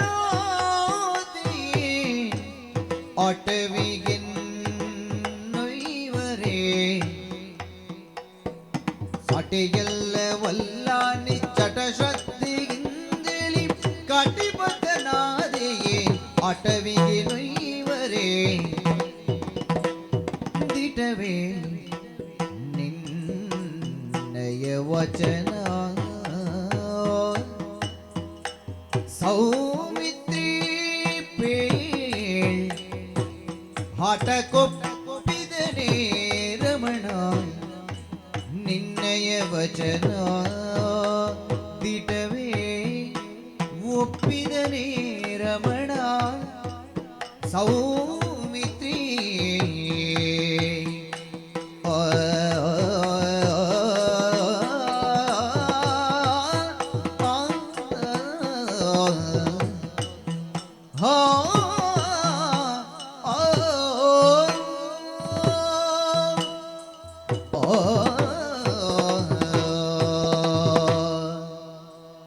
ಲಕ್ಷ್ಮಣ ಅಮ್ಮ ಸೌಮಿತ್ರಿ ಆಯೇ ನೀನು ಆಡಿದಂತಹ ಮಾತು ಸತ್ಯವೇ?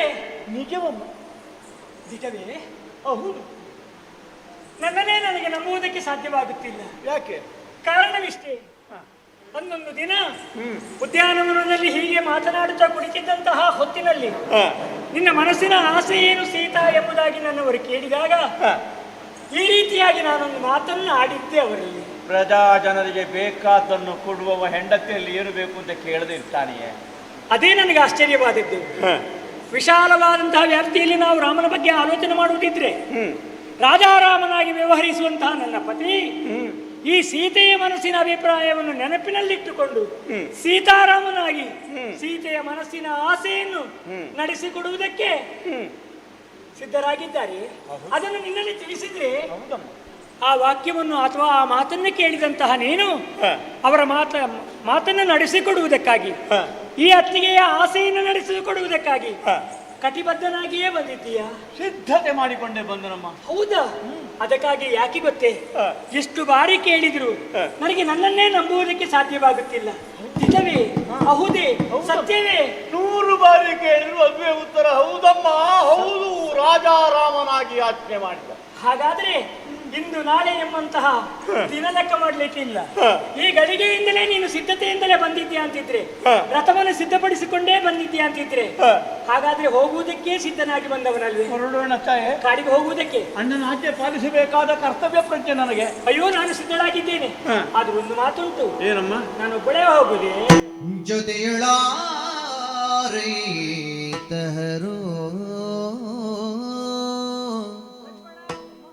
ಜೊತೆಯೊಳಾರೈತಹರು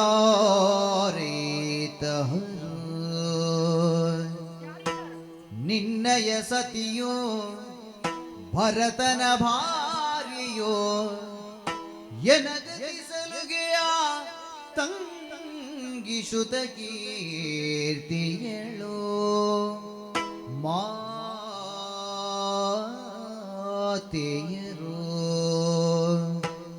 ಹಿತದಿ ಪೀಳಾಕಾನನದಿ ಮುನಿಸತೀರಿಗೆ ಕೊಡಲೇ ನಾನು ಇಯಲಿ. ಹಿತದಿ ಪೀಳಾಕಾನನದಿ ಮುನಿಸತೀರಿಗೆ ಕೊಡಲೇ ನಾನು ಇಯಲಿ. ಕ್ಷಿತಿಯ ದೀಪ ಏನೆಂದನೆಲೆ ತಲ್ಲಣಿಸಿ ಲಕ್ಷ್ಮಣನು. ಕ್ಷಿತಿಯ ದೀಪ ಏನಿಂದ ಏನೇ ತಲ್ಲಣಿಸಿ ಲಕ್ಷ್ಮಣನು. ಜೊತೆಯೊಳಾರೈತಹರು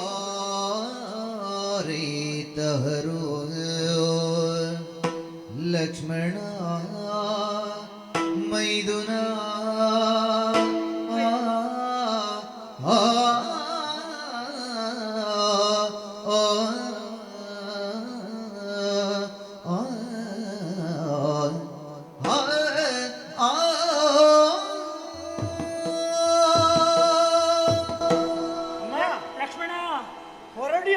ನನ್ನ ಬದುಕಿನ ಸಂತಸದ ದಿನಗಳಲ್ಲಿ ಇವತ್ತು ಒಂದು ಅಂತ ಹೇಳಿದ್ರೆ ತಪ್ಪಾಗ್ಲಿಕ್ಕಿಲ್ಲ. ನೀನು ಹೇಳಿದ ಕ್ಷಣವೇ ಈ ಪ್ರಪಂಚವನ್ನೇ ಮರೆತು ಬಿಟ್ಟೆ, ನನ್ನನ್ನೇ ನಾನು ಮರೆತು ಬಿಟ್ಟೆ ಲಕ್ಷ್ಮಣ, ಮರೆತು ಬಿಟ್ಟೆ. ಕಾಣ್ತಾ ಇದ್ದೇನೆ ನಿನ್ನ ಉತ್ಸಾಹ. ಈ ಗಳಿಗೆಯಿಂದಲೇ ನಾನು ಹೊರಡುವುದಕ್ಕೆ ಸಿದ್ಧತೆಯನ್ನು ನಾನು ಮಾಡಿಕೊಳ್ಳಬೇಕು, ಹೋಗಬೇಕು ಕಾನೂನಕ್ಕೆ. ಆದ್ರೆ ಅದರ ಬಗ್ಗೆ ನಾನು ಆಲೋಚನೆ ಮಾಡುವುದಲ್ಲ. ಈ ಸಂತೋಷದ ಕ್ಷಣಗಳನ್ನು ನಾನು ಒಬ್ಬಳೇ ಅನುಭವಿಸಿದ್ರೆ ಸಾಕೇ ಲಕ್ಷ್ಮಣ. ಅಂದ್ರೆ ಖಂಡಿತ ಸಾಕಾಗುವುದಿಲ್ಲ. ಕಾನನಕ್ಕೆ ಹೋಗಬೇಕು ಅಂತ ನನ್ನವರಲ್ಲಿ ಹೇಳಿದ್ದು ಸತ್ಯ. ಆದ್ರೆ ನಾನೊಬ್ಬಳೇ ಹೋಗುವುದಲ್ಲ, ನನ್ನವರು ಇದ್ದಾರಲ್ಲ, ಅದೋ ನನಗೆ ಪ್ರೀತಿಯ ತಂಗಿಯಂದರು, ಅದರಲ್ಲಿಯೂ ನನ್ನ ಪ್ರೀತಿಯ ತಂಗಿ ನಿನ್ನ ಮಡದಿ ಊರ್ಮಿಳೆ ಇದ್ದಾಳೆ.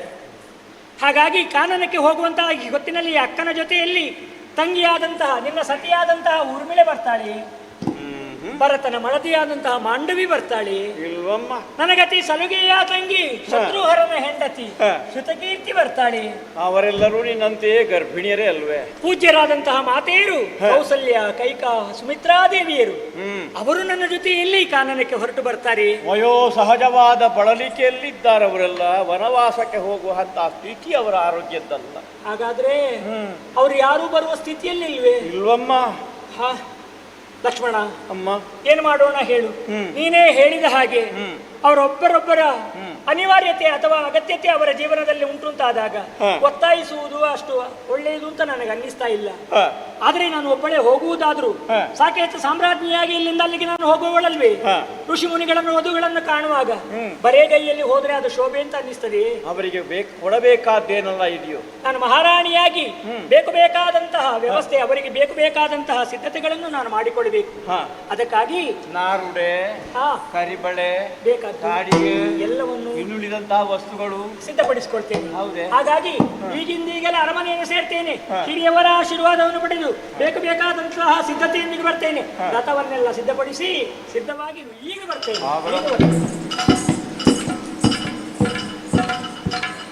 ಎಂತಹ ಮುಗ್ಧ ಹೃದಯ! ಇವಳಿಗೆ ಎಲ್ಲಿ ಅರ್ಥವಾಗಬೇಕು ನನ್ನಲ್ಲಿದ್ದಂತಹ ಕಪಟ. ಹಾಲಿನ ಸಮುದ್ರದಲ್ಲಿ ಅಮೃತ ಹುಟ್ಟಿಕೊಂಡಿದ್ದಂತೆ ಅಲ್ಲೇ ವಿಷವೂ ಹುಟ್ಟಿಕೊಂಡದ್ದು. ಅಮೃತದಂತಹ ಮಾತುಗಳನ್ನು ಹಾಡುತ್ತಾ ಹಾಡುತ್ತಾ ಚಿತ್ತರೊಳಗೆ ಈ ವಿಷವನ್ನು ತುಂಬಿದ್ದೇನೆ ನಾನು. ಅವಳ ಉತ್ಸಾಹ, ಅವಳ ಉಲ್ಲಾಸ ನೋಡಿದಾಗ ಒಮ್ಮೆ ಸತ್ಯ ಹೇಳಿಬಿಡ್ಲು ಅಂತಾಗುತ್ತಾ ಇದೆ ನನಗೆ. ಆದರೆ ರಾಮಾಜ್ಞೆ ನನ್ನನ್ನು ತಡೆಯುತ್ತಾ ಇದೆ. ನನಗವನ ಆಜ್ಞೆ ಮುಖ್ಯ. ಬಲಿ ಕೊಡುವುದಕ್ಕಾಗಿ ತನ್ನಂತಹ ಕುರಿಯೊಂದನ್ನು ಬಲಿಗಂಬಕ್ಕೆ ಬಿಗಿದಿರ್ತಾರೆ. ಅದಕ್ಕೆ ಬೇಕಾದಂಥ ಅಲಂಕಾರಕ್ಕೆ ತಳಿರುಗಳನ್ನು ಕಟ್ಟಿರ್ತಾರೆ. ಕಟ್ಟಿದಂತಹ ಕುರಿಗೆ ಗೊತ್ತಿರುವುದಿಲ್ಲ ನಾನು ಬಲಿಪಶು. ಅಲ್ಲಿ ಬಂಧಿಸಲ್ಪಟ್ಟಂತಹ ಅಲಂಕಾರಕ್ಕಾಗಿದ್ದಂತಹ ತಳಿರುಗಳನ್ನು ತಿನ್ನುತ್ತಾ ಮೆಲ್ಲುತ್ತಾ ಸಂತೋಷವಾಗಿ ಅದು ಕಾಲ ಕಳೆಯುತ್ತದೆ. ಮರುಗಳಿಗೆಯಲ್ಲಿ ಮಾರಿಗೆ ಅದು ಬಲಿಯಾಗ್ತದೆ ಅಂತ ಕುರಿಗೇನಪ್ಪ ಗೊತ್ತು. ಕುರಿಯಂತೆ ಮುಕ್ತ ಹೃದಯವುಳ್ಳಂತಹ ಸೀತಾದೇವಿಯನ್ನು ಕೊಂಡೊಯ್ದು ಹುಲಿ ಸಿಂಹಗಳ ಬಾಯಿಗೆ ಕೊಡಬೇಕಾದ ಸ್ಥಿತಿ ನನಗೆ ಬಂತಲ್ಲ. ಅಣ್ಣನ ಹೆಚ್ಚಿನ ಸೇವೆಗೆ ದೊರಕಿದ ಫಲ ನನಗಿದು. ಇನ್ನೂ ಇಬ್ಬರು ಸಹೋದರರಿದ್ದಾರೆ. ಆಜ್ಞೆಯನ್ನು ಪಾಲಿಸುವಂತಹ ಎಷ್ಟೋ ಮಂದಿ ಯೋಧರು ಅಯೋಧ್ಯೆಯಲ್ಲಿದ್ದಾರೆ. ಅವರನ್ನು ಯಾರನ್ನು ಅಂಗೀಕರಿಸದೆ ಅಣ್ಣ ನನಗೆ ಈ ಕಾರ್ಯವನ್ನು ನೇಮಿಸಿದರಲ್ಲ. ಚಾಂಡಾಲನಂತೆ ನಾನು ಈ ಕಾಲಕ್ಕೆ ಈ ಕಾರ್ಯವನ್ನು ಕೈಗೊಳ್ಳಲೇಬೇಕು. ರಾಮ ರಾಮ ರಾಮ, ಸತ್ಯವೊಂದು ಹೊರಗೆ ಬಾರದಿರಲಿ. ರಾಮ ರಾಮ ರಾಮ.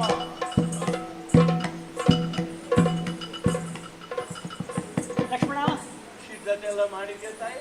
ಎಲ್ಲರಿಂದಲೂ ಹಿರಿಯರಿಂದ ಆಶೀರ್ವಾದವನ್ನು ಪಡೆದುಕೊಂಡೆ. ಗುರು ಹಿರಿಯರಿಂದ ಆಶೀರ್ವಾದವನ್ನು ಪಡೆದೆ. ತಂಗಿಯರಿಂದ ಶುಭ ಹಾರೈಕೆಯನ್ನು ಕೈಗೊಂಡೆ. ಬೇಕಾದಂತಹ ವಸ್ತುಗಳನ್ನೆಲ್ಲ ಸಿದ್ಧಪಡಿಸಿಕೊಂಡೆ. ಲಕ್ಷ್ಮಣ, ರಥ ಸಿದ್ಧವಾಗಿದೆಯೇ? ನೀನು ಸಿದ್ಧನಾಗಿದ್ದೀಯೋ? ರಥಕ್ಕೆ ಪ್ರದಕ್ಷಿಣೆಯನ್ನು ಬರ್ತೇನೆ. ಸಾರಥಿಯಾದಂತಹ ನಿನಗೆ ಹೊಂದಿಸಿಕೊಳ್ತೇನೆ. ರಥವನ್ನು ಏರಿಕೊಳ್ಳದೆ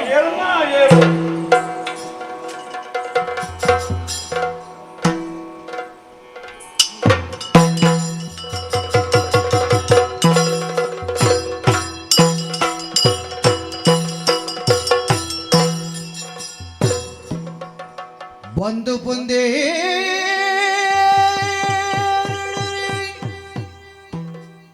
ರಥವದು ಮಂದಗತಿಯಲ್ಲಿ ಗಮಿಸಿದಾಗ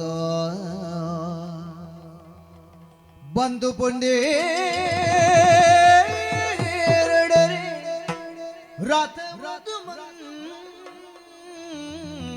ಗತಿಯಲ್ಲಿ ಗಮಿಸಿದಾಗ ವಸುಂಧರಾತ್ಮಜಯುಜ್ಜಯುಮೇ ಬಸಿರ ಭಾರದಲ್ಲಿ ಇಂದ್ರಜಿತು ಹರನೆದೆಯ ಚಿಂತೆಯ ಗುರು ಹೊರಗಿಂದಲ ಮಣಿ ಶಂದನಗೆ ಬಲು ವಿಧದುಳೊರಗಿತು ಗತಿ ನಿರೋಧವಿನೇ ಗತಿ ನಿರೋಧವಿನೇ ಒಂದು ಪುಂದೇರಡೆರಿ ರಥವಾದ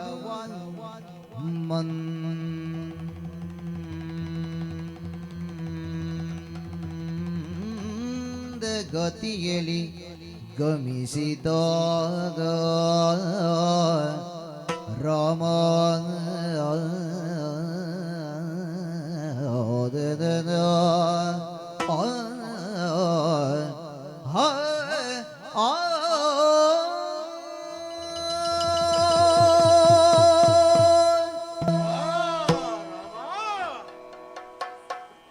ಎಂಥ ಮಂದಗತಿ! ಯಾಕೆ ರಥ ಇಷ್ಟು ನಿಧಾನವಾಗಿ ಸಾಗುತ್ತಾ ಇದೆ ಅಂತ ಒಮ್ಮೆ ಮೇಲಕ್ಕೆ ನೋಡಿ. ನನ್ನ ಪತಾಕೆ ಪಟಪಟನೆ ಅಲುಗುವುದಕ್ಕೆ ತೊಡಗಿದೆ. ಅದಕ್ಕೂ ಅರ್ಥವಾಗಿದೆ, ಕೊಂಡೊಯ್ಯಬೇಡ ಈ ಅಯೋಧ್ಯೆ ಲಕ್ಷ್ಮಿ, ಈ ಸತ್ಯದ ನಿಧಿಯನ್ನು ಕೊಂಡು ಹೋಗಿ ಕಾಡಿನಲ್ಲಿ ಬಲಿಗೊಡುವುದಕ್ಕಾಗಿ ಮುಂದುವರಿಯಬೇಡ. ಕೂಡುದು ಎಂಬ ಹಾಗೆ ನನಗೆ ಸೂಚನೆ ನೀಡುವ ಹಾಗಿದೆ ಈ ರಥಪಥ.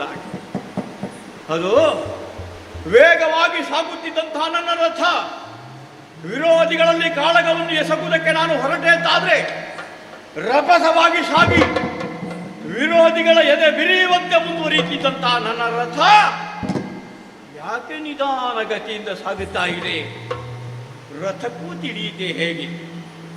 ರಥವೇ ಕಾರಣವಲ್ಲ, ರಥವನ್ನು ಎಳೆಯುತ್ತಿರುವಂತಹ ತುರಗಗಳು ಕಾರಣವಾಗಿದೆ. ರಭಸವಾಗಿ ಸಾಗುತ್ತಿದ್ದಂತಹ ತುರಗಗಳು ನಿಧಾನ ಗತಿಯಿಂದಲೇ ಸಾಗುತ್ತಾ ಇದೆ.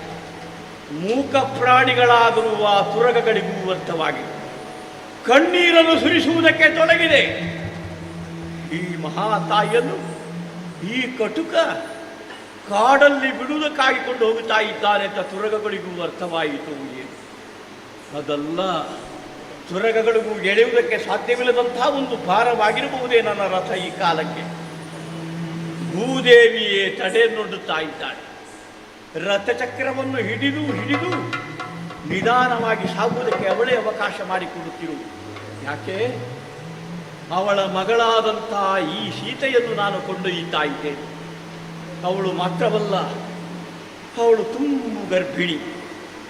ಅವಳ ಗರ್ಭದ ಭಾರ ಇದನ್ನು ಸಹಿಸುವುದಕ್ಕೆ ಬಹುಶಃ ರಥಕ್ಕೋ ತುರಗಕ್ಕೋ ಕಷ್ಟವಾಗುತ್ತಾ ಇದೆಯೋ ಏನು.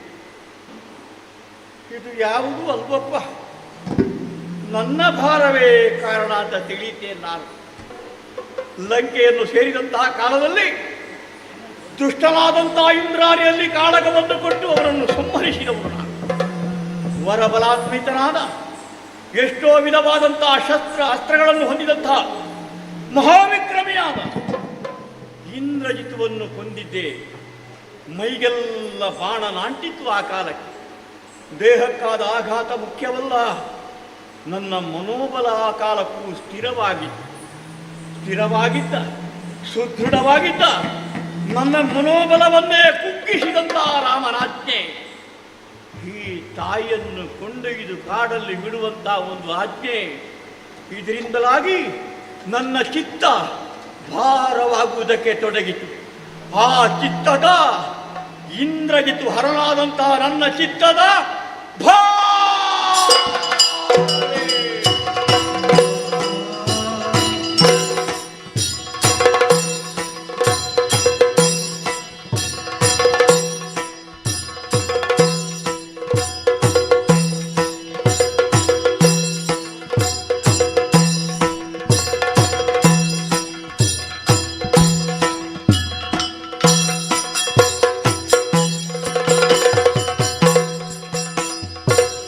ಸಿಂಗರಗಪ್ಪಕ್ಕೆ ಮಂಗಲವಾಕ್ಯದ ರಂಗೊದಗಿಸಿ ವಾಲ್ಮೀಕಿ ರುಚಿ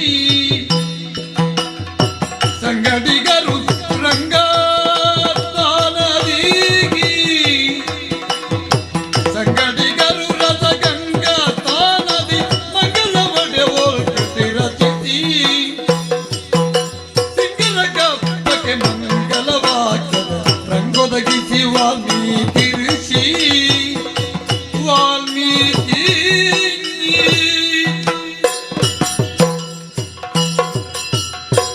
ಮೂಢಧರ್ಮಿಯಾಗಿಯೇ ಬದುಕುತ್ತಿರುವಂತಹ ನನ್ನ ಬದುಕಿಗೊಂದು ತಿರುವನ್ನು ಒದಗಿಸಿಕೊಟ್ಟಂತಹ ಸಪ್ತರ್ಷಿಗಳು. ಅದರಿಂದಲೇ ಶುದ್ಧನಾದಂತಹ ನಾನು ವಾಲ್ಮೀಕ ಗರ್ಭದಿಂದಲೇ ಮೇಲೆದ್ದು ಬಂದು ವಾಲ್ಮೀಕಿ ನಾಮಕನಾಗಿರುವ ಕಾಲಕ್ಕೆ ನಾರದ ರೂಪವೇ ಇದ್ದುಂಟು. ಕ್ರೌಂಚಪಕ್ಷಿಗಳ ಕಾರಣವಾಗಿಯೇ ಬ್ರಹ್ಮದೇವನೇ ಬಂದು ಮಹಾನ್ ಕಾವ್ಯವೊಂದರ ರಚನೆಯಾಗಬೇಕು, ಅದಕ್ಕೆ ಬೇಕಾದ ಪೂರಕತೆಗಳನ್ನೆಲ್ಲ ವಾಣಿಯು ನಾನು ಒದಗಿಸಿಕೊಡ್ತೇವೆ ಅನ್ನುವಂತೆ ಆಡಿದ ನಂತರದಲ್ಲಿ ತಮಸೆಯಲ್ಲಿ ನಿಂದು ಆಶ್ರಮಕ್ಕೆ ಬಂದು ಪೂರ್ವ ಸೂರಿಗಳನ್ನೆಲ್ಲ ನೆನಪಿಸಿಕೊಳ್ಳುತ್ತಾ ಮೊದಲು ಗಣಪನನ್ನು ಭಜಿಸಿ ನನ್ನ ಬದುಕಿಗೆ ಶುದ್ಧಿಯನ್ನು ಒದಗಿಸಿಕೊಟ್ಟಂತ ಆ ರಾಮನ ರಾಮಾಯಣವನ್ನು ಬರೆಯುವುದಕ್ಕೆ ತೊಡಗಿದವನು. ಪುತ್ರಕಾಮೇಷ್ಠಿಯಿಂದ ತೊಡಗಿ ಸಕಲ ಕಥನವನ್ನು ಒಳಗೊಂಡು ರಾವಣಾಧಿಗಳ ವಧೆಯನ್ನು ಮಾಡಿ ಅಯೋಧ್ಯೆಯಲ್ಲಿ ಒಂದು ಸೀತಾಸಹಿತನಾಗಿ ತಾನು ಅಧಿಕಾರವನ್ನು ಹೊಂದಿದ್ದಾನೆ ಎನ್ನುವಲ್ಲಿಯ ತನಕ 24 ಸಾವಿರ ಶ್ಲೋಕಗಳುಳ್ಳ ಶಾಪವನ್ನು ಒದಗಿಸಿಕೊಟ್ಟಂತಹ ಯಾವ ಶ್ಲೋಕ ಉಂಟೋ ಅದನ್ನೇ ಮೂಲ ಶ್ಲೋಕವನ್ನಾಗಿಸಿ ನವರಸಭರಿತವಾದಂತಹ ಕಾವ್ಯ ರಚನೆಯನ್ನು ಮಾಡಿದವರು.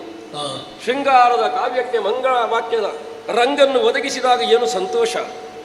ತುಂಬು ಗರ್ಭಿಣಿಯಾದಂತಹ ತಾಯಿಯವರುಗಳು ತಾನು ಧರಿಸಿದಂತಹ ಶಿಶುವನ್ನು ಪ್ರಸವಿಸಿದಾಗ ಏನು ಸಂತೋಷವನ್ನು ಹೊಂದುತ್ತಾಳೋ ತದ್ರೀತಿಯ ಸಂತೋಷವನ್ನು ನಾನು ಹೊಂದಿದವನು. ಆದರೆ ಯೋಚಿಸು, ನಮ್ಮಲ್ಲಿರುವಂತಹ ಶಿಷ್ಯಬಂದಿಗಳೆಲ್ಲ ರಾಮಾಯಣವೆನ್ನುವಂತಹ ಪಾವನ ರಸಗಂಗಾ ವಾಹಿನಿಯಲ್ಲಿ ಮಿಂದು ಭೂತಚರಿತರಾದರು ಎನ್ನುವಲ್ಲಿಗೆ ನಿಲ್ಲಿಸೋಣವೇ? ಪಾವನವಾದಂತಹ ಈ ಚರಿತ್ರೆ ಏನುಂಟು ತ್ರಿಜಗದಲ್ಲೂ ಇದು ವ್ಯಾಪಿಸಬೇಕು ಅಂತಾದರೆ ರಾಗ ತಾಳ ಲಯ ತಂತ್ರೀಯ ಸಮನ್ವಿತವಾಗಿ ಲೋಕದಲ್ಲಿ ಹಾಡುವ ಮೂಲಕವಾಗಿ ಪ್ರಸ್ತುತಗೊಳಿಸಿತು ಅಂತಾದದೆಷ್ಟು ಸೊಗಸಾಗದು. ಎಲ್ಲಿಂದ ಶಿಷ್ಯರನ್ನು ತರೋಣ? ಕಣ್ಣು ಮಾಧ್ಯಂದಿನೇ ಮೊದಲಾದಂತಹ ಶಿಷ್ಯರಿದ್ದರೂ ಗಾಯನ ಕಲೆಯಲ್ಲವರು ಸಿದ್ಧಹಸ್ತರಲ್ಲ. ಅಲ್ಲದೆ ನನಗೆ ತೋರ್ತದೆ, ಎಂದೋ ಸಿದ್ಧಗೊಂಡವರಲ್ಲ. ನನ್ನ ಕರಕಬಲ ಸಂಜಾತರಾಗಿ ಒಂದಿಬ್ಬರು ಸಮರ್ಥರಾದ ಹುಡುಗರು ದೊರಕೊಂಡರೆ ನನ್ನಿಂದಲೇ ಪಾಠವನ್ನು ಪಡೆದುಕೊಂಡವರು ಶ್ರೇಷ್ಠರಾಗುವುದಕ್ಕಾಗ್ತದೆ. ಹುಡುಕೋಣ ಎನ್ನುವಾಗಲೇ 60,000 ವರ್ಷಗಳ ಸುದೀರ್ಘ ಜೀವನವನ್ನು ಕಳೆದಂತಹ ದಶರಥನಿಗೆ ಪುತ್ರಕಾಮೇಷ್ಟಿಯನ್ನು ಮಾಡುವಾಗ 4 ಮಕ್ಕಳಾಗಿದ್ದಾರೆ ಅಂತ ಆದ್ರೆ ನಾನೊಂದು ಶಿಷ್ಯ ಕಾಮೇಷ್ಟಿಯನ್ನು ತೊಡಗಿಸಿಕೊಂಡೆ ಅಂತಾರು ಒಂದಿಬ್ಬರು ಮಕ್ಕಳಾದು ನನಗೆ ದೊರಕಲಾರರೆ, ದೊರೆತಾರು ಎಂಬ ವಿಶ್ವಾಸ ಇರುವುದರಿಂದಲೇ ಅಂತಹ ಒಂದು ಶುದ್ಧ ಸಂಕಲ್ಪವನ್ನು ಮಾಡಿ ಒಮ್ಮೆ ಹಾಗೆ ನಮಗೆ ಬೇಕಾದ ಸುವಸ್ತುವನ್ನು ಸಂಗ್ರಹಿಸಬೇಕೆಂಬ ಉದ್ದೇಶದಿಂದ ವನಾಂತರದಲ್ಲಿ ಸಂಚರಿಸುತ್ತಾ ಸಾಗುತ್ತೇನೆ. ಆ ಸಮಯದಿ ವನದಿಡಿಯೂ ಕೀಳಿತು ಭೂಸುತಿಯ ಕದನದನಿಗೂ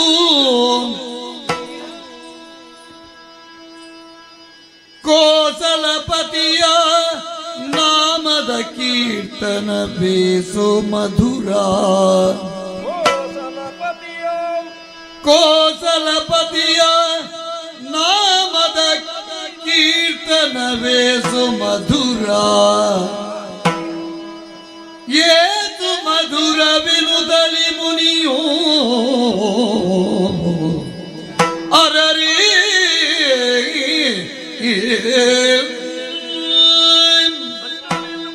ಮುಂದಕ್ಕೆ ಬರುತ್ತಿರುವ ಕಾಲಕ್ಕೆ ಕೇಳಿಸತೊಡಗಿತಲ್ಲ ಪಾವನವಾದಂತಹ ರಾಮನಾಮ. ಕೋಸಲಪತಿಯ ಆ ನಾಮ ಅದೇನು ಮಧುರ. ಮಧುರ ಅನ್ನುವುದಕ್ಕೆ ಯಾವ ಅರ್ಥವನ್ನು ಕೊಡೋಣವಪ್ಪ? ಸಿಹಿ ಹೇಗೆ ಹೇಳಲಿಕ್ಕೆ ಬರುವುದಿಲ್ಲ, ಸವಿದವನಿಗೆ ಅರ್ಥವಾಗ್ತದೆ, ಅದೇ ಮಧುರ. ಈ ನಾಮಕ್ಕಿಂತ ಹೆಚ್ಚಿನ ಮಧುರ ಖಂಡಿತವಾಗಿ ಇನ್ನೊಂದಿಲ್ಲ ಎನ್ನುವುದರಿಂದ ಈಗ ಒಂದು ನಿರ್ಣಯವಾಗ್ತದೆ. ಹೊರಟ ಕಾರ್ಯ ಯಶಸ್ಸನ್ನು ಹೊಂದುತ್ತದೆ, ಅಶುಭವಲ್ಲವಲ್ಲಾದದ್ದು ಶುಭ ಶಕುನ. ಇದು ಶುಭ ಶಕುನವೇ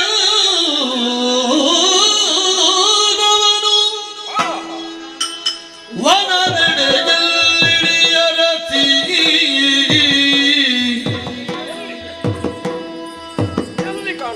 ಶುಭ ಶಕುನ ಗೆದವನು ವನದೆಲ್ಲೆಡೆಯರಸಿ ಸೀತೆಯ ಕಂಡು ಮರುಗದೆಯು ಅಭಯ ಮುದ್ರೆಯ ತೋರಿ ಅಭಯ ಮುದ್ರೆಯ ತೋರಿ ಬೆದರದಿರು ಬೆದರದಿರು ನೀನೆನುತ ಬೆದರದಿರು ನೀನೆನುದ ನುಡಿಸಿದನು ವಿನಯದಿಂದ ಶುಭ ಶಕುನ.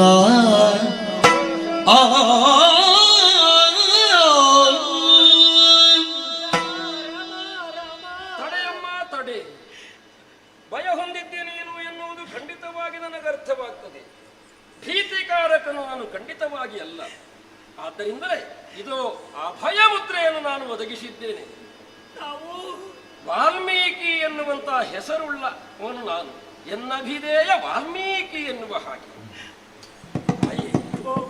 ಒಂದೆರಡು ಮಾತಾಡಿಸಲೇನಮ್ಮ ನಿನ್ನ? ಯಾರಮ್ಮ ಯಾರಮ್ಮ ನೀನು ಯಾರಮ್ಮ ಯಾರಮ್ಮ ನೀ ಘೋರ ಕಾಂತರದೊಳಗೆ ಯಾರಮ್ಮ ನೀ ಘೋರ ಕಾಂತರದೊಳಗೆ ಯಾರನ್ನು ನೆನೆದತ್ತು ಕರೆಯುವಿಕೆ ತಾರಕ ಮಂತ್ರವನ್ನಾರು ಕಲಿಸಿದರು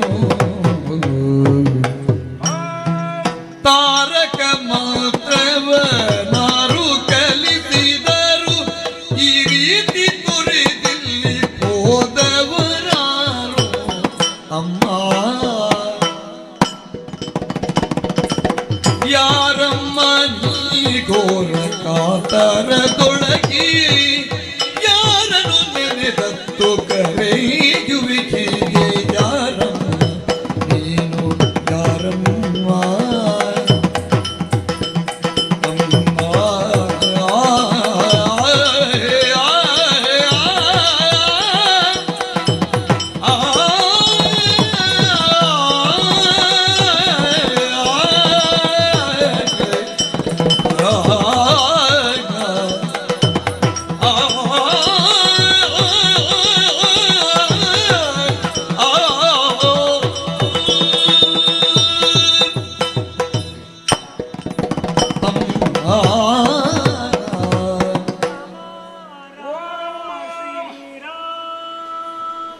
ಅಮ್ಮ, ಮೊದಲಾಗಿ ಹುಟ್ಟಿಕೊಳ್ಳುವುದೇ ಅದಕ್ಕೆ. ಯಾರಮ್ಮ ನೀವು?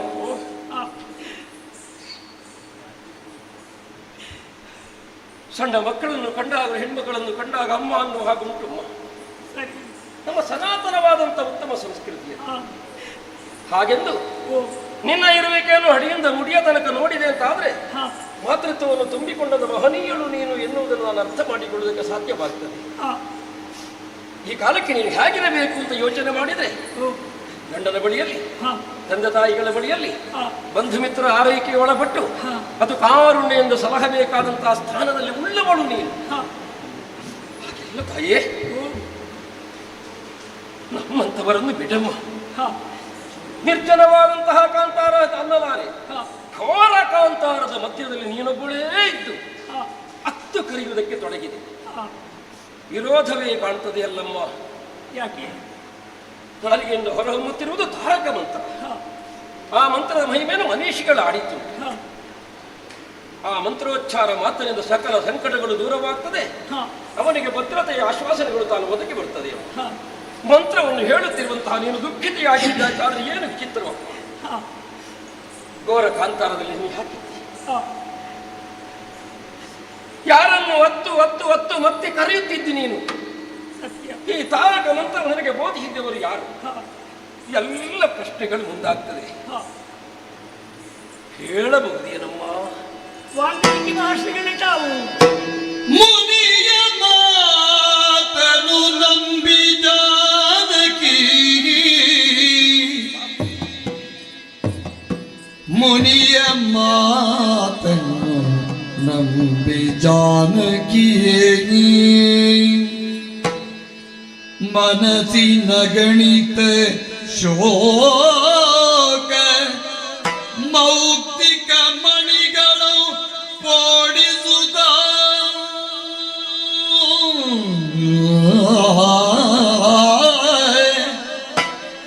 ಮನಸ್ಸಿನ ಗಣಿತ ಶೋಕ ಮೌಕ್ತಿಕ ಮಣಿಗಳು ಓಡಿಸುತ್ತ ಹೊಸಿದ ವಿಷಾದ ಹಾರವನು ಮುನಿಯ ಪಾದಕ್ಕೆ ತೊಡಿಸುತ್ತ ಅರ್ಚಿಸಿ ತೊಡಿಸುತ್ತರ್ಚಿಸಿ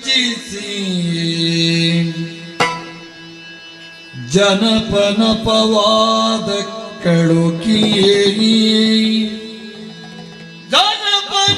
ಜನಪನಪವಾದಕ್ಕೆ ಅಳುಕಿ ತನ್ನನು ವನದಿ ತೊರೆದಾರ್ಥ ಸ್ಥಿತಿಗೆನು ಬಣ್ಣಿಸಿದಳ್ ಅಳುತ್ತಾ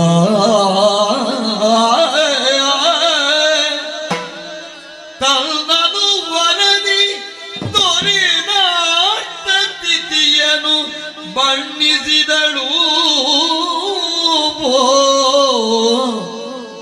ಅಳುತ ಜಾನಕಿ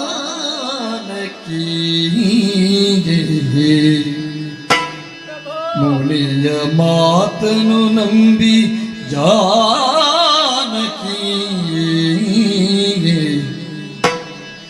ಜೀಯ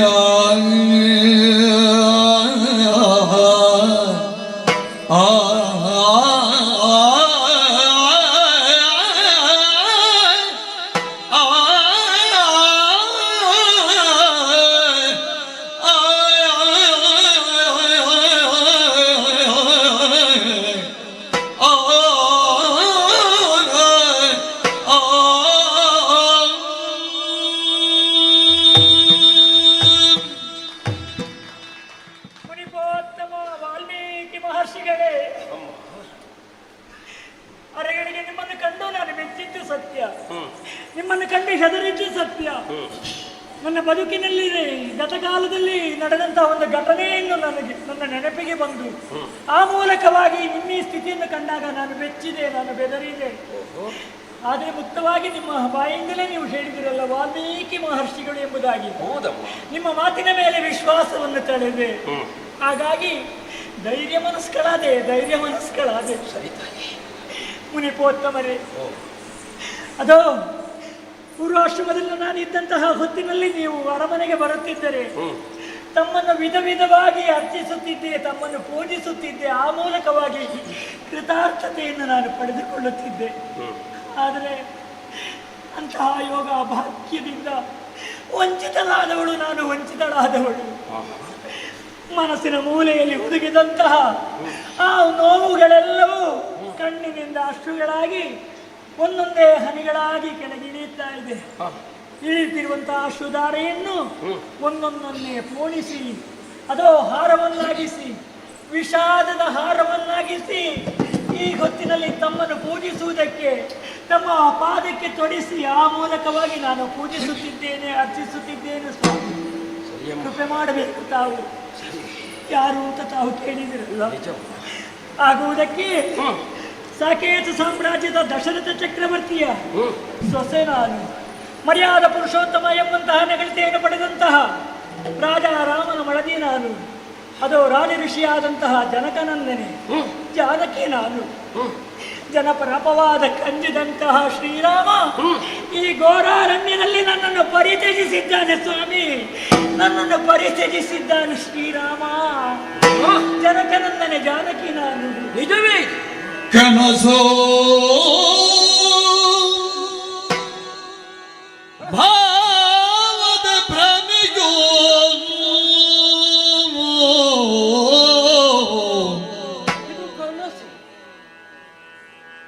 ಕಲ್ಪನೆಯನುಪಮಾಧಿಕ್ಯದ ವಿಲಾಸವೋ ಇನಕುಲದ ವೃಕ್ಷದುಳ್ ಮೂಡಿದ ಕಹಿ ಫಲವೋ ರಾಮ. ಇನಕುಲದ ವೃಕ್ಷದುಳ್ ಮೂಡಿದ ಕಹಿ ಫಲವೋ ರಾಮ. ವಿಧಿಯ ಮನದ ಹಂಚಿಕೆಯರಿವಡಾರಳ ಎನ್ನುತ್ತ ವಿಭ್ರಮೆಯುದ ವಿಧಿಯ ಮನದ ಹಂಚಿಕೆಯರಿವಡಾರಳ ಎನ್ನುತ್ತ ವಿಭ್ರಮೆಯುದ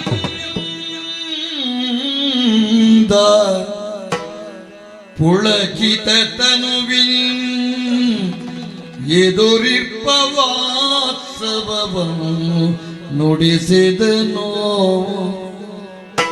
ಎದುರಿಪ್ಪ ವಾತ್ಸವವನ್ನು ನುಡಿಸಿದನು. ಮಾತಿ ಜಾನಕಿ ಎನ್ನ ಕಾವ್ಯ ನಾಯಕಿ. ನಿನಗೆ ಗೀತೆರನ ಸ್ಥಿತಿ ಲಭ್ಯವಾಯ್ತಿ ರಾಮ. ನಿನಗೆ ಗೀತೆರನ ಸ್ಥಿತಿ ಲಭ್ಯವಾಯ್ತಿ ರಾಮ.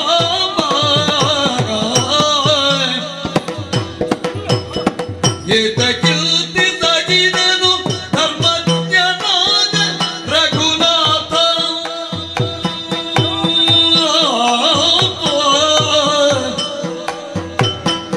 ಏತಕೀರ್ತಿ ತಗಿದನು ಧರ್ಮಜ್ಞನಾದ ರಘುನಾಥ. ನಿಲ್ದಿನ ಗರಿಯ ಕಾಯ್ತೇಗೆ ಮಾತೆ ಜಾನಕಿ ನಾಯಕಿ.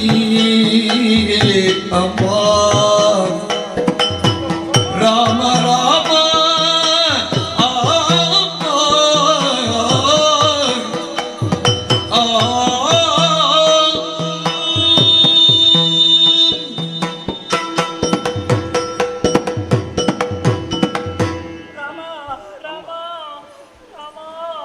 ಒಡಲೊಳಗೆ ಅಡಗಿರುವಂತಹ ಕಡು ದುಃಖವನ್ನು ಕಣ್ಣಂಚೆಯಲ್ಲಿ ಜಲಧಾರಿಯಾಗಿ ಸುರಿಸುತ್ತಾ ನಿನ್ನೆಲ್ಲ ಕಥನವನ್ನು ನೀನು ಆಡಿದಾಗ ಮೊದಲಿಗೆ ನಾನು ನಂಬದೆ ಹೋದೆನಮ್ಮ. ಕನಸನ್ನು ಕಾಣುತ್ತಿದ್ದೇನೆ ಅನ್ನೋ ಹಾಗಾಯಿತು. ಅಲ್ಲ, ನನ್ನ ಭಾವದ ಭ್ರಮೆಯೂ ಇದು. ಕವಿಹೃದಯವುಳ್ಳವನ ಕಲ್ಪನೆ ಅಧಿಕವಾಯಿತು ಅಂದರೆ ಕಲ್ಪನೆ ಅಧಿಕ. ಆದರೆ ಹೀಗೆಲ್ಲ ಆಗುವುದಕ್ಕುಂಟು. ಅಲ್ಲದೇ ಇದ್ರೆ ಯಾವುದೋ ಒಂದು ಮನೆತನದ ಕುರಿತಾಗಿ ನಾವು ಬಹಳಷ್ಟು ಒಳ್ಳೆತನ್ನೇ ಗ್ರಹಿಸಿಕೊಂಡಿರ್ತೇವೆ. ನಮಗರಿವಿಲ್ಲದೆ ಅಂತಹ ಒಂದು ವೃಕ್ಷದಲ್ಲಿ ಕಹಿ ಫಲ ಉದಿಸಿತೋ ಹೇಗೋ ಹೀಗೆಂಬ ಭಾವ ಒಂದರ ಕ್ಷಣ ಹಾದು ಹೋದ್ದು ಸಹಜ. ಆದರೆ ನಿನ್ನ ಇರುವಿಕೆ ತನ್ನ ಪುಳಕಗೊಂಡಿತು ಎನ್ನುವಾಗ ನನ್ನ ಊಹೆಗಳು ತಪ್ಪು, ಯಥಾರ್ಥ ಬೇರೆ ಉಂಟು ಅನ್ನುವುದರ ತಿಳುವಳಿಕೆ ಬಂತಮ್ಮ. ನಮ್ಮಲ್ಲಿ ಅನೇಕ ಅನುಮಾನಗಳು ಬಂದು ಹೋದ ಕಾಲಕ್ಕೆ ಅದರ ಬೆನ್ನ ಹಿಂದೆ ಸಾಗುವುದರ ಬದಲು ಕಣ್ಣ ಮುಂದಿರುವ ವಾಸ್ತವದಲ್ಲೇ ನಾವು ಮಾತನಾಡಿತು ಅಂತಾದರೆ ಯಾಥಾರ್ಥ್ಯವನ್ನು ತಿಳಿಯುವುದಕ್ಕೆ ಸಾಧ್ಯ. ನಾನು ಜಾನಕಿ ಇದ್ದೇನೆ ಎನ್ನುವಂತೆ ನೀನಾಡುವ ಕಾಲಕ್ಕೆ ಒಂದು ಕಡೆಯಿಂದ ಸಂತೋಷ ತಾಯಿ ನನಗೆ. ವಾಲ್ಮೀಕಿ ನಾಮಕರಾದಂತಹ ನನ್ನ ಬದುಕಿನ ಸಾರ್ಥಕ್ಕಾಗಿ ಮಾನವ ಕೋಟಿಗೆ ಜೀವನ ಸಂದೇಶವೊಂದನ್ನು ಸಾರಬೇಕು ಎನ್ನುವ ಹಾಗೆ ಪೂರ್ವ ಸೂರಿಗಳಿಂದ ವಿಧಿಯಿಂದ ಎಚ್ಚರಗೊಂಡು ಘನಚರಿತ್ರೆಯೊಂದನ್ನು ಬರೆದನಮ್ಮ. ನಾನು ಬರೆದಂತಹ ಕಾವ್ಯಕ್ಕೆ ನಾಯಕನಿದ್ದಾನೆ ರಾಮ. ನನ್ನ ಕಾವ್ಯದ ನಾಯಕನವನಾದರೆ ನಾಯಕಿಯಾಗಿರುವವನು ನೀನು. ಮಾತೆ ಜಾನಕಿ ಎನ್ನ ಕಾವ್ಯ ನಾಯಕಿ ನೀನು. ಆದರೆ ತಾಯೇ, ನನ್ನ ಕಾವ್ಯ ನಾಯಕಿಯ ಕುರಿತಾಗಿ ನಾನು ಪ್ರಸ್ತುತ ಅವಳು ರಾಮ ಸಹಿತವಾಗಿ ರಾಮನ ವಾಮಭಾಗದಲ್ಲಿ ಕುಳಿತುಕೊಂಡು ಅಯೋಧ್ಯೆಯಲ್ಲಿ ಸಂತೋಷದಲ್ಲಿ ಬದುಕುತ್ತಿದ್ದಾಳೆ ಎನ್ನುವ ಹಾಗೆ ಭಾವಿಸಿದೆ, ಚಿತ್ರಿಸಿದೆ. ಆದರೆ ನನ್ನ ಮನೋರಥದ ಹಾಗಲ್ಲ. ಅದಕ್ಕಿಂತ ವಿರೋಧವಾದಂತಹ ರೀತಿಯಲ್ಲಿ ನೀನು ಗೊಂಡಾರಣ್ಯದ ಮಧ್ಯೆಯಲ್ಲಿದ್ದಿ ಎನ್ನುವಾಗ ನಿನಗೆ ಈ ತೆರನ ಸ್ಥಿತಿ ಲಭ್ಯವಾಯಿತು ಹೇಗೆ? ಪ್ರಶ್ನೆ ಬರುವುದು ಹೇಗೆ? ಸತ್ಯಾದವಳು ಯಾವುದೇ ಸ್ಥಿತಿ ಗತಿಗೆ ಕಾರಣನಾಗಬಲ್ಲವನು ಪತಿ. ಅವನು ಧರ್ಮಜ್ಞನಾಗಿದ್ದ ಅಂತಾದರೆ ಯಾವ ಕಾಲಕ್ಕೂ ಅವಳಿಗೇನು ಆಗುದು. 16 ಪೂರ್ಣ ಗುಣಗಳುಳ್ಳವ ಅಂತ ಬರೆದ್ರೆ ಏತಕ್ಕಿಂತ ಸಗಿದನು ಧರ್ಮಜ್ಞನಾದ ರಘುನಾಥ. ಉತ್ತಮದ ಗುಣಗಳಿಗೆ ಮೂರ್ತ ರೂಪನು ಎನಿಸಿ ಚಿತ್ರಿಸಿದ ನನ್ನ ಕಾವ್ಯದಲ್ಲಿ ಸತ್ಯವಿತೇರಲಿರಲು. ಯಾಕೆ ಹೀಗಾಯಿತು ತಾಯಿ? ಯಾಕೆ ಗೊತ್ತು? ಸಾಮಾನ್ಯವಾಗಿ ತಾಯಿಯ ಗರ್ಭದಿಂದ ಹುಟ್ಟಿಕೊಂಡ ಯಾವ ಶಿಶುವಿನಲ್ಲಾದರೂ ಮಧ್ಯ ಮಾಂಸಗಳ ಅಂಟುವಿಕೆಯ ಮೂಲಕವಾಗಿ ದೋಷವನ್ನು ಕಾಣುವುದಕ್ಕಾಗ್ತದೆ. ಕರ್ಮದ ಕಟ್ಟನ್ನು ಕಟ್ಟಿಕೊಂಡು ಅಂಟನ್ನು ಮೆತ್ತಿಕೊಂಡು ಬರುತ್ತಿರುವವರಮ್ಮ. ಶುದ್ಧ ವೃತ್ತತ್ವದಿಂದ ಮೇಲೆದ್ದು ಬಂದಂತಹ ನೀನು ನಿನ್ನಲ್ಲಿ ಒಂದು ದೋಷ ಕಾಣುವುದಕ್ಕೆ ಯಾರಿಗೆ ಸಾಧ್ಯವಾಗ್ತದೆ? ಇಂತಹ ಪರಮ ಸತ್ಯ ಗೊತ್ತಿದ್ದು ರಾಮ ನಿನ್ನನ್ನು ಬಿಟ್ಟನಲ್ಲ, ಅವನ ಕುರಿತು ನೋವಾಗ್ತದೆ ಅಮ್ಮ. ಸೀತೆಗೆಂದಳೋ ರಮಣ ನೀತಿ ತಪ್ಪಿದುದಿಲ್ದಾಗ ಜಿಯಾಗ ಏತವನ ಶಂಕಿಪುದು ಖ್ಯಾತರಿಂಗಪವಾದ ಭೀತಿಗೆ ದುರಲಿ ಖ್ಯಾತರಿಂಗಪವಾದ ಭೀತಿಗೆ ದುರಲಿ ಸತಿಯದೇ ತರದು ಕಣನೆ ಎಂದಿನು ತಗ ರಮಣ ನೀತಿ ತಪ್ಪಿದುದಿಲ್ಲ ಜಿಯಾಗ.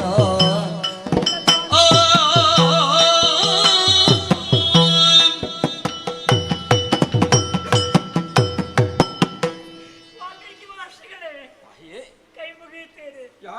ಕಣ್ಣೀರಿನಿಂದ ಮತ್ತೊಮ್ಮೆ ನಿಮ್ಮ ಪಾದವನ್ನು ತೊಳೆಯುತ್ತೇನೆ. ಅನ್ಯಥಾ ಭಾವಿಸಬಾರದು.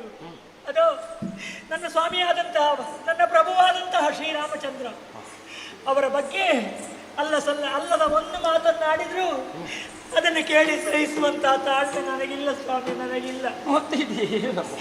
ಅವರನ್ನು ಯಾವ ಕಾರಣಕ್ಕೂ ಶಂಕಿಸಬಾರದು. ಯಾಕೆ ಗೊತ್ತೇ?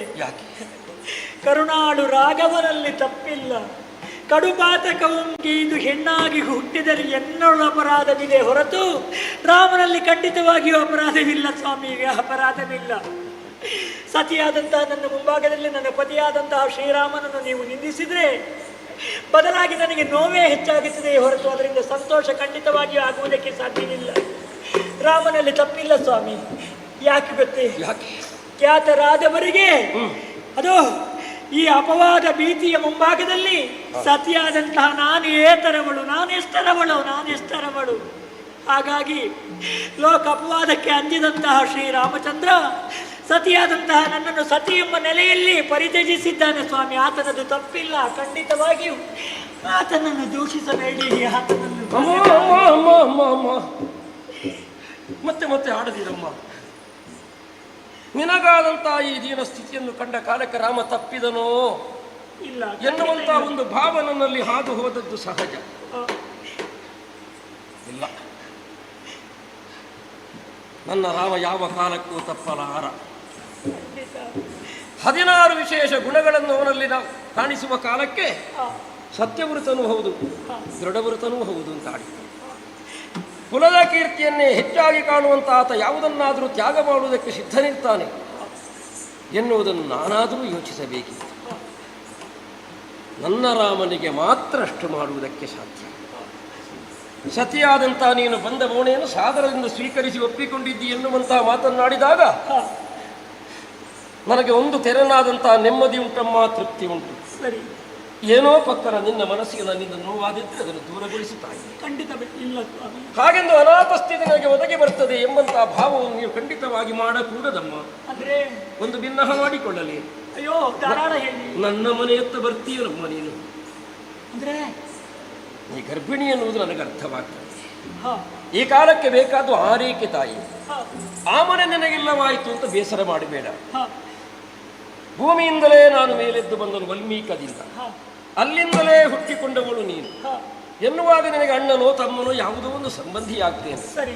ಮೊದಲ ಹೆರಿಗೆ ಆಗಿ ತಂದೆಯ ಮನೆಗೆ ಕಳುಹಿಸುವಂತಹ ಒಂದು ಪದ್ಧತಿ ಉಂಟು ಅಂತ ಆದ್ರೆ ಚೊಚ್ಚಲ ಹೆರಿಗೆಗಾಗಿ ಪಿತೃಗೃಹಕ್ಕೋ ಭ್ರಾತೃಗೃಹಕ್ಕೋ ಬರುವುದರಲ್ಲಿ ಆಕ್ಷೇಪ ಇಲ್ಲವಲ್ಲ. ಖಂಡಿತ ಇಲ್ಲ. ನೀ ಬಂದೆ ಅಂತ ಆದ್ರೆ ನಿನ್ನ ಯಾವ ಸ್ಥಾನದಲ್ಲಿ ನಿಂತು ನಾನು ನಿನ್ನನ್ನು ರಕ್ಷಿಸಬೇಕು. ಅಣ್ಣನಾಗಿಯೋ ತಮ್ಮನಾಗಿಯೋ ಮಾವನಾಗಿಯೋ ತಂದೆಯಾಗಿಯೋ ಚಿಕ್ಕಪ್ಪನಾಗಿಯೋ ಬಂಧುವಾಗಿಯೋ ಸಕಲ ರೀತಿಯಲ್ಲಿ ಸಲಹಿ ಆ ಕುಲಕ್ಕೊಂದು ಋಣ ಹರಿಸುವ ಯೋಗ ನನ್ನದಾಗ್ತದೆ. ಬರ್ತೀಯೋ ತಾಯಿ? ಅವರು ಮಾತಾಡದೆ ಇದೋ ನಿಮ್ಮ ಅನುಗ್ರಹ ಎಂಬಂತಹ ನೆಲೆಯಲ್ಲಿ ತಮ್ಮನ್ನೇ ಹಿಂಬಾಲಿಸಿ ನಿಮ್ಮ ಆಶ್ರಮಕ್ಕೆ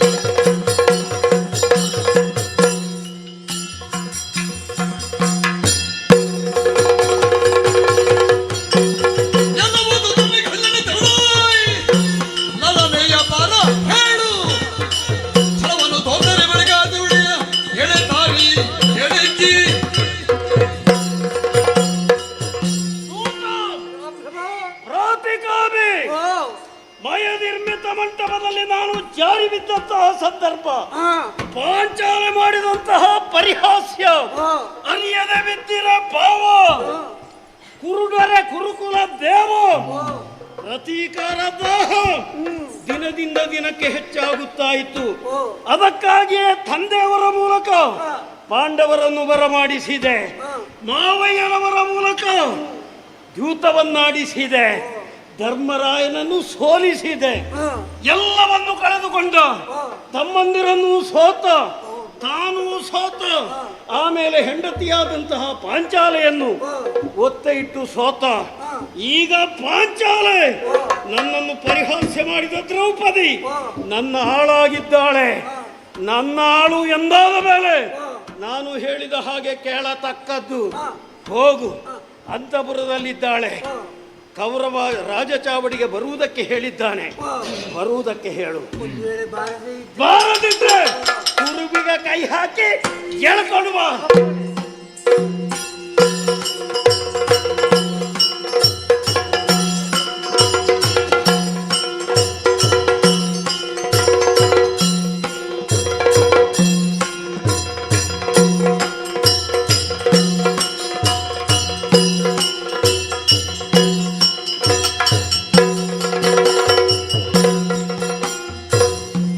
ವನದ ಮುಖಿಯರ ನಡುವಿಗೆ ಮಲ್ತದಿ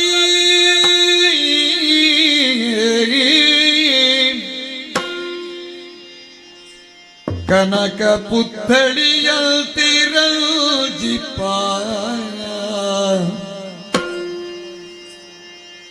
ಕನಕ ಪುತ್ಥಳಿಗಂತಿ ರಂಜಿಪ ಮನೋಮಥನ ಮದದಾನಿಗಿರಗುತ ಪೀಳ್ದೆನ ದೂತೆಯ ಮನುಮಥನ ಮದದಾನಿಗಿರಗುತ ಪೇಳ್ದನ ದೂತಾಯ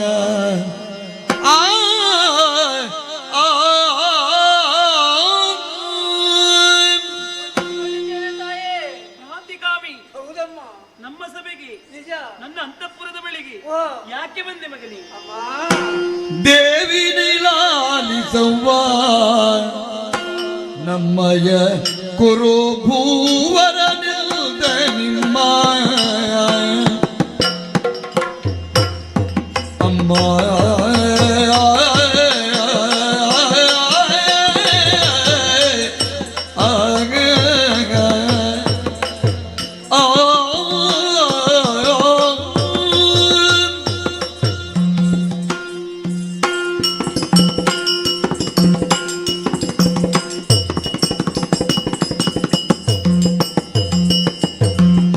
ದೇವಿ ನೀಲಾಲಿಸವ್ವ ನಮ್ಮಯ ಕೊರು ಭೂವರ ನಿಲ್ದ ನಿಮ್ಮ ಆ ವಿಭವದಿ ರಂಜಿಸುವ ಸಭೆಗೀಗಲಿ ಆ ವಿಭವದಿ ರಂಜಿಸುವ ಸಭೆಗೀಗಲಿ ನೀವೈ ತರುವುದಿಲ್ಲ ಮತ್ತವನು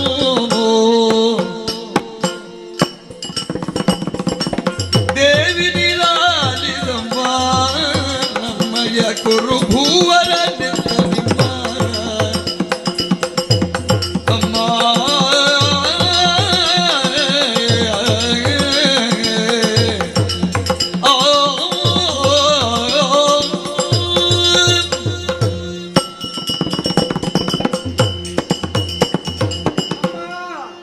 ಮತ್ತೊಮ್ಮೆ ಮಗದೊಮ್ಮೆ ವಂದಿಸ್ತಾ ಇದ್ದೇನೆ. ಎದ್ದೇಳು ಮಗನೇ. ನಾನಾಗಿ ಬಂದವನಲ್ಲ ತಾಯಿ, ಮತ್ತೆ ನಮ್ಮ ಒಡೆಯ ಕೌರವೇಶ್ವರ ಅಪ್ಪಣೆಯನ್ನು ಮಾಡಿದ್ದಾನೆ. ಮೆರೆಯುತ್ತಾ ಇರುವ ಸಭೆಗೆ ನೀವೀಗಲೇ ಬರಬೇಕಂತೆ. ಕೌರವೇಶ್ವರನ ಅಪ್ಪಣೆ ತಾಯಿ. ಕೌರವೇಶ್ವರ ಆಜ್ಞೆ ಮಾಡಿದ್ದಾನೆ. ಹೌದಮ್ಮ. ಧರ್ಮಜ ಮಹಾಪ್ರಭು ಆಜ್ಞೆ ಮಾಡಿದ್ರೆ ನಾನು ಹೋಗಬೇಕಾದವಳು ಹೋಗತಕ್ಕದ್ದು. ಆದ್ರೆ ಕೌರವೇಶ್ವರ ಆಜ್ಞೆ ಮಾಡಿದ್ದಾನೆ. ನಿಜ. ಯಾಕಾಗಿ? ಕಾರಣ ಇದೆ ತಾಯಿ. ಏನದು? ದ್ಯೂತವ ಆಡಿದನು ಸೋತನು ನಿಮ್ಮನಾಥ ಯುಧಿಷ್ಠಿರನು ಭೂತಳ ಸಕಲ ಭಂಡಾರಾದಿಗಳ ಸಗಜಾತ ಭೀಮಾರ್ಜುನನ ಮಾತ್ರೀಯರ ಸೋತನು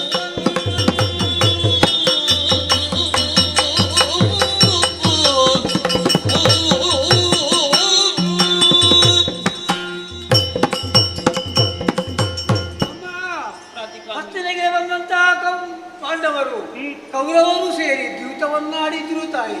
ದ್ಯೂತವನ್ನಾಡಿದರೆ ಕ್ಷತ್ರಿಯರಿಗೆ ಸಪ್ತ ವ್ಯಸನಗಳಲ್ಲಿ ದ್ಯೂತವೂ ಒಂದು. ವಾ. ಸರಸಕ್ಕಾಗಿ ದ್ಯೂತವನ್ನಾಡಿದರೆ ವಾ. ಅದು ತಪ್ಪಿಲ್ಲ ಬಿಡು. ಅಮ್ಮ, ಮೊದಲಿಗೆ ಇದು ಸರಸದ ದ್ಯೂತವಾಗಿತ್ತು. ಆಮೇಲೆ ಒತ್ತೆ ಇಟ್ಟು ಆಟವಾಡುವುದಕ್ಕೆ ಆರಂಭಿಸಿದ್ರು ತಾಯಿ. ಸರಸದ ದ್ಯೂತ ಇದ್ದದ್ದು ಓ, ಆ ಬಳಿಕ ವಿರಸಕ್ಕೆ ಹೋಯಿತೆ. ಹೌದಮ್ಮ. ಒತ್ತೆ ಇಟ್ಟು ಆಟ ಆಡುವುದಕ್ಕೆ ಆರಂಭಿಸಿದ್ರೆ ಹೌದು ತಾಯಿ.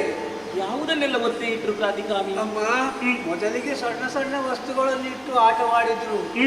ಆಮೇಲೆ ಬೊಕ್ಕಸ, ಭಂಡಾರ, ಆನೆ, ಸೇನೆಯನ್ನೇ ಇಟ್ಟು ಆಟವನ್ನಾಡಿದ್ರು ತಾಯಿ.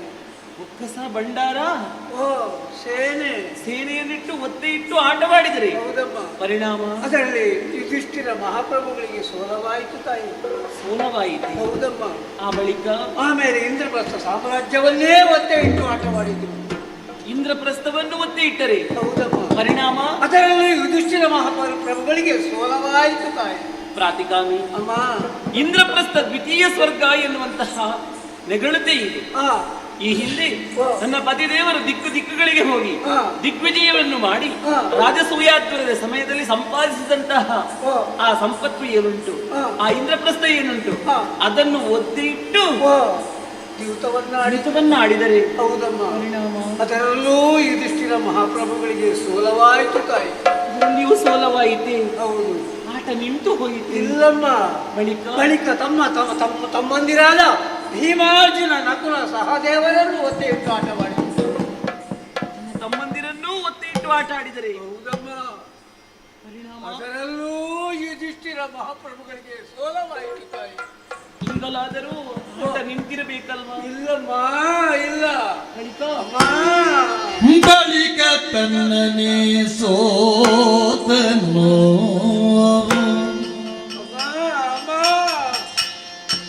ನಿಮ್ಮನು ನೃಪತಿಲಕ ಸೋತನು ಮಾತೇನು ಕಳನು ಗೌರವನು ನಿರ್ದಾಕ್ಷಿಣ್ಯದಿಂದಲೀ ಎಳೆದು ತಾರೆಂದ ತಾನು ನಿಮ್ಮವನು ಬಳಿಕ ತನ್ನನೆ ಸೋತನು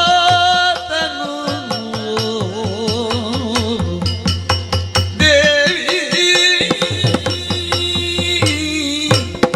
ಅಮ್ಮ. ಸರ್ವಸ್ವವನ್ನು ಕಳೆದಂತಹ ಧರ್ಮರಾಜ ಪ್ರಭುಗಳು ತನ್ನನ್ನೇ ತಾನು ಒತ್ತೆ ಇಟ್ಟು ಆಟವಾಡಿದ್ರು ತಾಯಿ. ತಾನು ಒತ್ತೆ ಇಟ್ಟು ಆಟ ಆಡುವುದಕ್ಕೆ ಪ್ರಾರಂಭಿಸಿದ. ಹೌದಮ್ಮ. ಪರಿಣಾಮ ಅದರಲ್ಲೂ ಯುಧಿಷ್ಠಿರ ಮಹಾಪ್ರಭುಗಳಿಗೆ ಸೋಲವಾಯಿತು ತಾಯಿ. ಸೋಲವಾಯಿತು.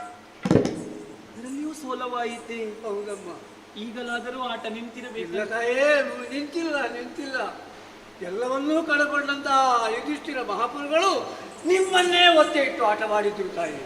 ನನ್ನನ್ನು ಒತ್ತೆ ಇಟ್ಟು ಆಟ ಆಡಿದರೆ ಹೌದಮ್ಮ. ಪರಿಣಾಮ ಅಮ್ಮ, ಅದರಲ್ಲೂ ಧರ್ಮರಾಜ ಮಹಾಪ್ರಭುಗಳಿಗೆ ಸೋಲವಾಯಿತು ತಾಯಿ. ಅದರಲ್ಲಿಯೂ ಸೋಲವಾಯಿತು. ಹಾಗಾದ್ರೆ ನೀನು ಯಾಕೆ ಬಂದಿಲ್ಲ? ಕೌರವೇಶ್ವರ ಮನುಷ್ಯನಾಗಿಲ್ಲ, ಖಳನಾಗಿದ್ದಾನೆ. ಒಮ್ಮಿಂದೊಮ್ಮೆಗೆಲೆ ಅಪ್ಪಣೆಯನ್ನು ಮಾಡಿದ್ದಾನೆ. ಏನೆಂದು? ನಿಮ್ಮನ್ನು ಬರ ಹೇಳು ಎಂಬುದಾಗಿ. ಒಂದು ವೇಳೆ ಬಾರದೆ ಇದ್ರೆ ಎಡೆದಿತ ಎಂಬುದಾಗಿ ಅಪ್ಪಣೆಯನ್ನು ಮಾಡಿದ್ದಾನೆ.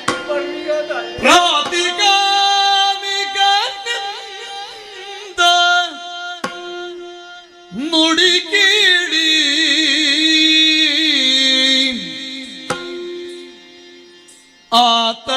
ಆತಳೋದರಿ ಮರುಗಿ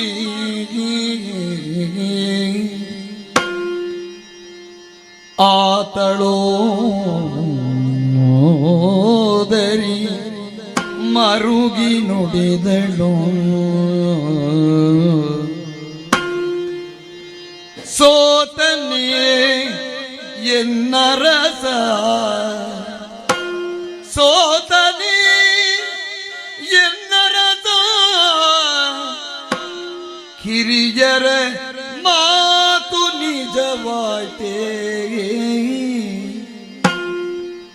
ಸೋತನೇ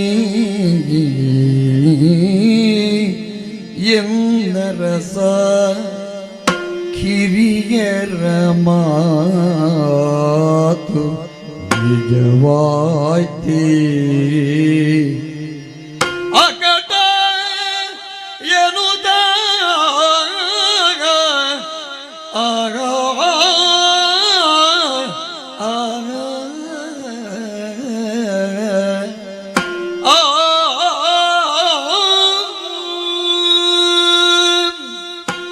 ಸೋತನೇ ಎನ್ನರಸ. ಪ್ರಾತಿಕಾಮಿ ನುಡಿದಂತಹ ಮಾತು ಅದು ಮಾತಲ್ಲ, ನನ್ನ ಹೃದಯಕ್ಕೆ ಶೂಲವಾಗಿ ಪರಿಣಮಿಸುತ್ತಾ ಇದೆ. ಇಲ್ಲವಾದಲ್ಲಿ ಈ ಹಸ್ತಿನಾವತಿಗೆ ಬರುವಂತಹ ಸಂದರ್ಭದಲ್ಲಿ ನಾವು ಪಾಂಡವರು ಹೇಗೆ ಮೆರೆಯುತ್ತಿದ್ದವರು, ಇಡೀ ಭೂಮಂಡಲಕ್ಕೆ ಚಕ್ರವರ್ತಿಗಳಾಗಿ ಮೆರೆಯುತ್ತಿದ್ದವರು ನಾವು. ಆದರೆ ಈಗ ಉಣ್ಣುವುದಕ್ಕೆ ಅನ್ನವಿಲ್ಲ, ಉಡುವುದಕ್ಕೆ ಬಟ್ಟೆ ಇಲ್ಲ. ಕಾರಣ ದ್ಯೂತ. ಕ್ಷತ್ರಿಯರಾದವರು ದ್ಯೂತವನ್ನು ಆಡಬಾರದೆಂದೇನೂ ಇಲ್ಲ, ಆದರೆ ಅದಕ್ಕೆ ವಶವರ್ತರಾಗಬಾರದು, ಅದಕ್ಕೆ ದಾಸರಾಗಬಾರದು, ಸೋಲನ್ನು ಉಣ್ಣಬಾರದು. ಆದರೆ ನನ್ನ ಪತಿದೇವ ಧರ್ಮಜ ಮಹಾಪ್ರಭು ತಿಳಿದು ಈ ಸೋಲನ್ನು ಅನುಭವಿಸಿದರಲ್ಲ. ಇಲ್ಲಿವರೆಗೆ ಕರೆದುಕೊಂಡು ಬಂದದ್ದು ವಿದುರ ಮಹಾಶಯ. ಅವ ಬರುವಾಗಲೇ ಹೇಳಿದ್ದಾನೆ, ನೀವು ಹಸ್ತಿನಾವತಿಗೆ ಬರುವುದು ಬೇಡ, ಧೃತರಾಷ್ಟ್ರ ಭೂಪತಿ ನಿಮ್ಮನ್ನು ಮೋಹದಿಂದ ಕರೆಯುತ್ತಾ ಇಲ್ಲ, ಏನೋ ಇದರಲ್ಲಿ ಕೇತು ಕಾದಿದೆ ಎನ್ನುವ ಹಾಗೆ. ಹೆಚ್ಚೇಕೆ ಭೀಷ್ಮಾಚಾರ್ಯರು ದ್ರೋಣಾಚಾರ್ಯರು ಗುಟ್ಟಾಗಿ ವಿದುರನಲ್ಲಿ ತಿಳಿಸಿದ್ದಾರೆ, ಪಾಂಡವರು ಹಸ್ತಿನಾವತಿಗೆ ಬರುವುದು ಬೇಡ, ಅವರಿಗೆ ಕೇಡು ಎನ್ನುವುದು ಕಟ್ಟಿಟ್ಟ ಬುದ್ಧಿ ಎನ್ನುವ ಹಾಗೆ. ನಾವು ಧರ್ಮಜ ಮಹಾಪ್ರಭುವಿನ ಕಾಲಬುಡದಲ್ಲಿ ಬಿದ್ದು ಬೇಡಿಕೊಂಡು ಹೋಗುವುದು ಬೇಡ ಎನ್ನುವ ಹಾಗೆ. ಆದರೆ ದೊಡ್ಡಪ್ಪನ ಮಾತು ಅದು ವೇದ ವಾಕ್ಯ ಎನ್ನುವ ಹಾಗೆ ತಿಳಿದು ದೊಡ್ಡಪ್ಪನ ಮಾತಿಗೆ ಗೌರವವನ್ನು ಕೊಟ್ಟು ಧರ್ಮಜ ಮಹಾಪ್ರಭು ದ್ಯೂತವನ್ನು ಆಡುವುದಕ್ಕೆ ಹೋದರು. ಪರಿಣಾಮವಾಗಿ ತನ್ನಿಂತಾನೇ ಕೈ ಒಡ್ಡಿ ಈ ಸೋಲನ್ನು ಅನುಭವಿಸಬೇಕಾಗಿ ಬಂತು. ಆದರೆ ಸಂಪತ್ತು ಹೋಯಿತು, ಸಾಮ್ರಾಜ್ಯ ಹೋಯಿತು. ಸಂಪತ್ತು ಸಾಮ್ರಾಜ್ಯವನ್ನು ಕಳೆದುಕೊಂಡರೂ ಮತ್ತೆ ನಾವು ಅದನ್ನು ಮರಳಿ ಪಡೆಯಬಹುದು. ಉಳಿಯಬೇಕಾದದ್ದು, ಉಳಿಸಿಕೊಳ್ಳಬೇಕಾದದ್ದು ಗೌರವ ಮತ್ತು ಧರ್ಮ. ಅದು ಎರಡು ಕಳೆದು ಹೋದರೆ ಮತ್ತೆ ಅದನ್ನು ಮರಳಿ ಪಡೆಯುವುದಕ್ಕೆ ನಮ್ಮಿಂದ ಸಾಧ್ಯ ಉಂಟೆ? ಆದರೂ ಮತ್ತೊಮ್ಮೆ ಈ ದ್ಯೂತದ ಬಗ್ಗೆ ನಾನು ಸರಿಯಾಗಿ ಅವಲೋಕಿಸಬೇಕಾಗಿದೆ, ಸರಿಯಾಗಿ ತಿಳಿದುಕೊಳ್ಳಬೇಕಾಗಿದೆ.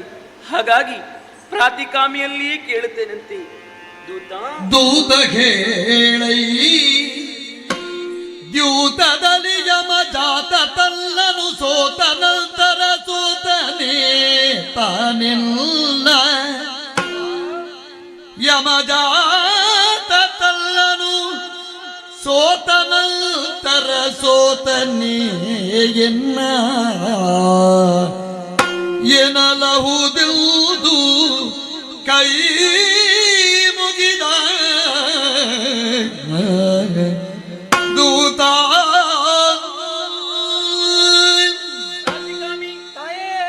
ಹಸ್ತಿನಾವತಿಯಲ್ಲಿ ದ್ಯೂತವನ್ನು ಆಡುವಂತಹ ಸಭೆಯಲ್ಲಿ ನೀನು ಇದ್ದವನು, ಪ್ರತ್ಯಕ್ಷವಾಗಿ ಕಂಡವನು. ಹೌದಮ್ಮ. ಹಸ್ತಿನಾವತಿಯ ಸ್ವಾಮಿನಿಷ್ಠ ಸೇವಕ ನೀನು. ಬರುವಾಗಲೇ ಅಮ್ಮ ದೇವಿ ಎನ್ನುವ ಹಾಗೆ ನನ್ನನ್ನು ಸಂಬೋಧಿಸಿದ್ದೀಯ. ನಿಜ. ನಿನ್ನ ಬಗ್ಗೆ ನನಗೆ ವಿಶ್ವಾಸ ಇದೆ. ಆದ್ದರಿಂದಲೇ ನಾನು ನಿನ್ನಲ್ಲಿ ಕೇಳಿಕೊಳ್ಳುತ್ತಾ ಇದ್ದೇನೆ. ಏನಮ್ಮ? ಮೊದಲಾಗಿ ಧರ್ಮಜ ಮಹಾಪ್ರಭು ಸಂಪತ್ತು ಸಾಮ್ರಾಜ್ಯವನ್ನು ಒತ್ತಿ ಇಟ್ಟು ಆಟವಾಡಿ ಬಳಿಕ ಅದನ್ನು ಕಳೆದುಕೊಂಡರು. ಹೌದಮ್ಮ. ಇಂದ್ರಪ್ರಸ್ಥವನ್ನು ಒತ್ತಿ ಇಟ್ಟರು, ಕಳೆದುಕೊಂಡರು. ನಿಜ. ತನ್ನ ತಮ್ಮಂದಿರನ್ನು ಒತ್ತಿ ಇಟ್ಟು ಆ ಬಳಿಕ ಕಳೆದುಕೊಂಡರು. ಹೌದಮ್ಮ. ಆದರೆ ಮುಂದಿರುವಂತಹ ಪ್ರಶ್ನೆ, ಪ್ರಾತಿಕಾಮಿ ಧರ್ಮಜ ಮಹಾಪ್ರಭು ತನ್ನನ್ನು ತಾನು ಒತ್ತಿ ಇಟ್ಟು ಸೋತ ಬಳಿಕ ತನ್ನ ಮಡದಿಯಾದಂತಹ ದ್ರೌಪದಿಯನ್ನು ಒತ್ತಿ ಇಟ್ಟುವುದೇ, ಅಥವಾ ತನ್ನ ಮಡದಿಯನ್ನು ಒತ್ತಿ ಇಟ್ಟು ಸೋತ ಬಳಿಕ ತನ್ನನ್ನು ತಾನು ಒತ್ತಿ ಇಟ್ಟು ಆಟವಾಡಿ ಸೋತದ್ದೇ? ಈ ಒಂದು ಪ್ರಶ್ನೆಗೆ ಉತ್ತರವನ್ನು ಕೊಡುವೆಯಾ? ಅಮ್ಮ, ಧರ್ಮರಾಜ ಮಹಾಪ್ರಭುಗಳು ತನ್ನನ್ನು ತಾನು ಸೋತ ಬಳಿಕ ನಿಮ್ಮನ್ನು ಒತ್ತೆ ಇಟ್ಟದ್ದಮ್ಮ. ಸತ್ಯಮ್ಮ. ಸತ್ಯವೇ? ಸರಿಯಮ್ಮ. ಅಯ್ಯ, ದೂತ ಬಿಲಾಡಿಸಯ್ಯ ಬೀಳುವೆನು ಮಾತನು ಪಾಲಿಸಯ್ಯ. ದ್ಯೂತದಿ ತನ್ನತ ಸೋತ ಮೇಲ ಮಗನು ಸೋತನೆಲ್ಲನು ಈಗ ನೀತಿಗೆ ಪುದಿ ಬೇಳು ಬೇಳೋ ದೂತ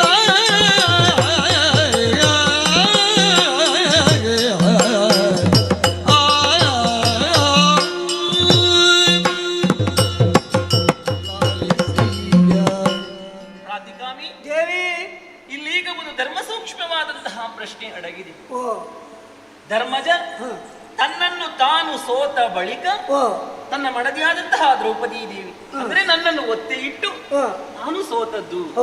ಹಾಗಾದ್ರೆ ಯಾವನೇ ವ್ಯಕ್ತಿಯಾಗಲಿ ಅವನದ್ದಾದಂತಹ ಅವನ ಸ್ವಾತಂತ್ರ್ಯವನ್ನು ಕಳೆದುಕೊಂಡ ಮೇಲೆ ಇನ್ನೊಂದು ವಸ್ತುವನ್ನು ಅಥವಾ ಮತ್ತೊಂದು ವ್ಯಕ್ತಿಯನ್ನು ಒತ್ತೆ ಇಡುವುದಕ್ಕೆ ಅವನಿಗೆ ಸ್ವಾತಂತ್ರ್ಯ ಇದೆಯೇ? ಈ ಧರ್ಮ ಸೂಕ್ಷ್ಮವಾದಂತಹ ಪ್ರಶ್ನೆಯೊಂದು ಹೇಳುತ್ತದೆ. ನೇರವಾಗಿ ಹಸ್ತಿನಾವತಿಯ ಸಭೆಗೆ ಹೋಗಬೇಕು. ಜ್ಞಾನಿಗಳಿದ್ದಾರೆ, ಭೀಷ್ಮಾಚಾರ್ಯರಿದ್ದಾರೆ, ದ್ರೋಣಾಚಾರ್ಯರಿದ್ದಾರೆ, ಪಂಡಿತರಿದ್ದಾರೆ. ಈ ಧರ್ಮ ಸೂಕ್ಷ್ಮವಾದಂತಹ ಪ್ರಶ್ನೆಯನ್ನು ನೀನಲ್ಲಿ ಹೇಳಬೇಕು. ಈ ನಾ ಹೇಳಿದಂತಹ ಮಾತಿಗೆ ಒಂದಕ್ಷರವನ್ನು ಸೇರಿಸಬಾರದು, ಒಂದಕ್ಷರವನ್ನು ಬಿಡಬಾರದು.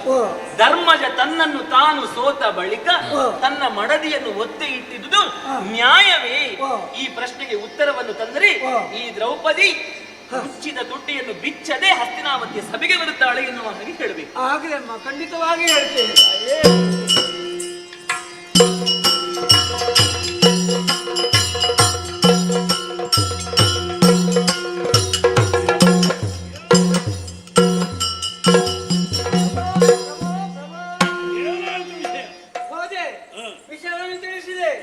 ಬರಲಿಲ್ಲ.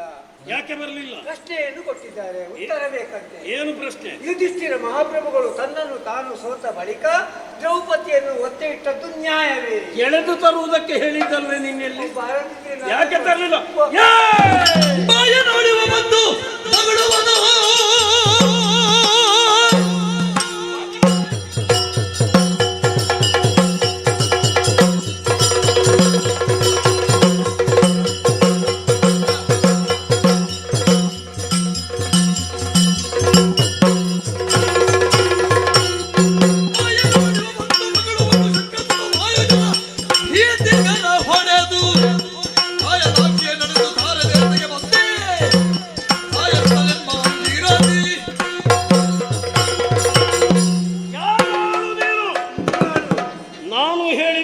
ಕೇಳತಕ್ಕದ್ದು. ಆದ್ರೆ ನೀನೀಗ ಏನು ಮಾಡಿದೆ? ಅವಳು ಹೇಳಿದ ಹಾಗೆ ಕೇಳಿದೆ. ಅವಳ ಪ್ರಶ್ನೆಯನ್ನು ಹೊತ್ತುಕೊಂಡು ಇಲ್ಲಿಗೆ ನೀನು ಬಂದೆ. ಅವಳ ಬಾಯಿನಾಡಿ ಬಂದೆ ಅಲ್ವೇನೋ? ಅರ್ಥವಾಗಿದೆ ನನಗೆ. ಭೀಮನ ಹೊಟ್ಟೆಯನ್ನು ನೋಡಿ, ಅರ್ಜುನನ ರಟ್ಟೆಯನ್ನು ನೋಡಿ ನಿನಗೆ ಭಯವಾಗಿದೆ. ನಟೆ ಒಳಗೆ ದುಶ್ಯಾಸನ.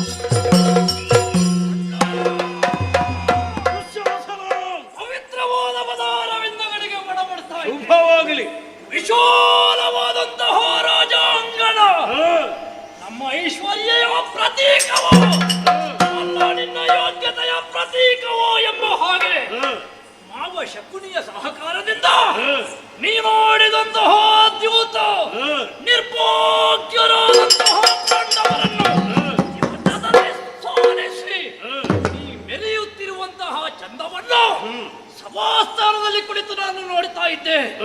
ಆನಂದ ತುಂದಿರನಾಗಿದ್ದೆ. ಆ ಸಮಯದಲ್ಲಿ ಅಮ್ಮ ದುಶ್ಯಾಸನ ಬಾ ಎಂಬ ಹಾಗೆ ಕರೆದೆಯಲ್ಲ, ದುಶ್ಯಾಸನ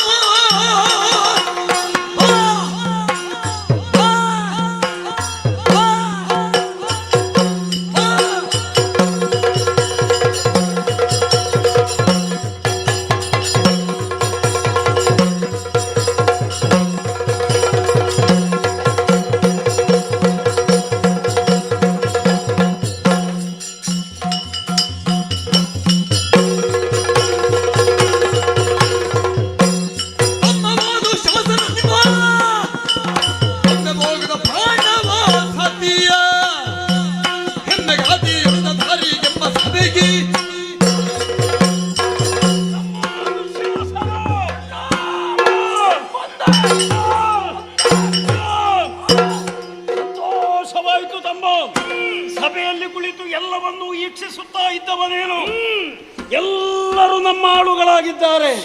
ಪಂಚ ಪಾಂಡವರಾಗಲಿ ಅವರ ಮಡದಿಯಾದಂತಹ ಪಾಂಚಾಲೆ ಆಗಲಿ ನಮ್ಮ ಆಳುಗಳಾಗಿದ್ದಾರೆ.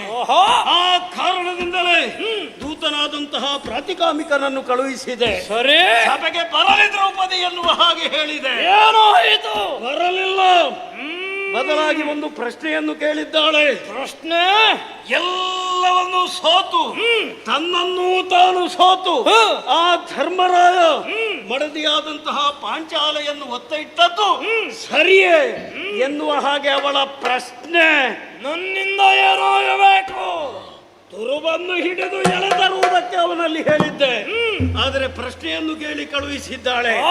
ಹೋಗು, ಬರುವುದಕ್ಕೆ ಹೇಳು. ಒಂದು ವೇಳೆ ಬಾರದಿದ್ದರೆ ತುರುಬಿಗೆ ಕೈ ಹಾಕಿದ್ದರದರನೆ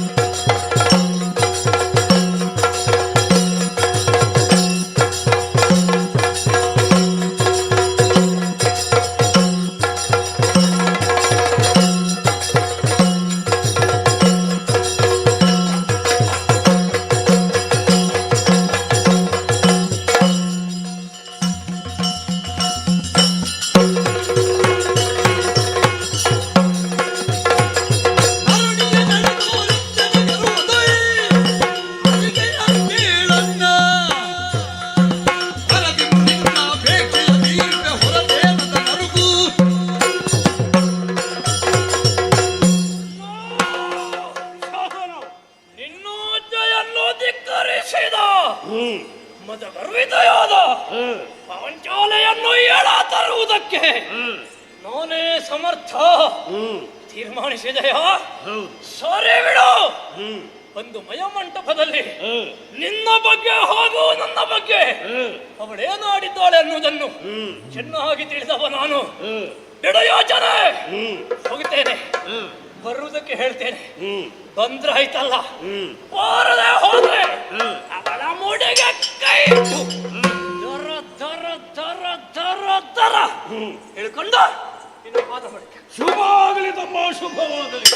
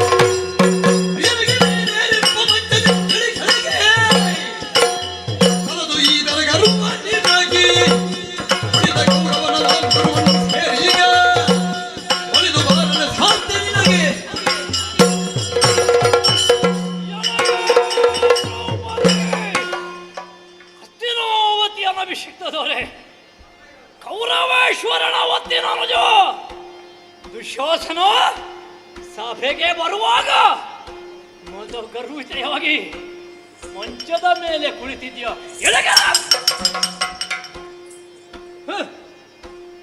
ನಿನ್ನ ಇವರ ಕಣ್ಣಂದಿರಲ್ಲಿ ಹಿರಿಯವರಾದಂತಹ ಧರ್ಮರಾಯ ಜೀವಿತದಲ್ಲಿ ಎಲ್ಲವನ್ನೂ ಸೋತಿದ್ದಾನೆ, ನಿನ್ನನ್ನು ಸೋತಿದ್ದಾನೆ. ನಮ್ಮಣ್ಣನ ಆಜ್ಞೆಯಾಗಿದೆ, ಕರೆಕೊಂಡು ಹೋಗುವುದಕ್ಕೆ ಬಂದವ ನಾನು.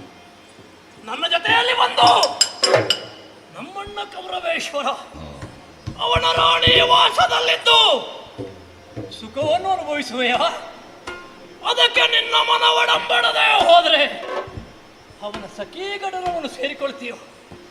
ಆಯ್ಕೆ ನಿನ್ನದು. ಸುದ್ದಿಯನ್ನು ತರುವುದಕ್ಕೆ ಬಂದಂತಹ ಪ್ರಾತಿಕವನಿಕನಲ್ಲಿ ಏನು ಹೇಳಿದೆ?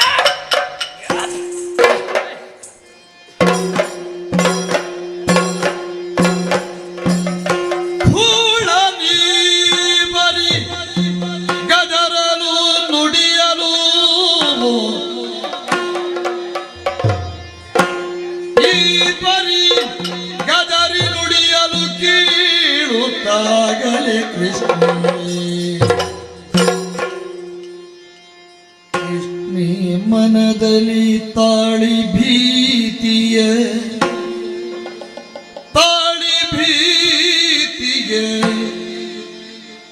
ಕಳನುಳಿದಳು ಮಧುರ ವಚನದಲ್ಲಿ ನುಡಿದಳು ಅನುನಯದೇ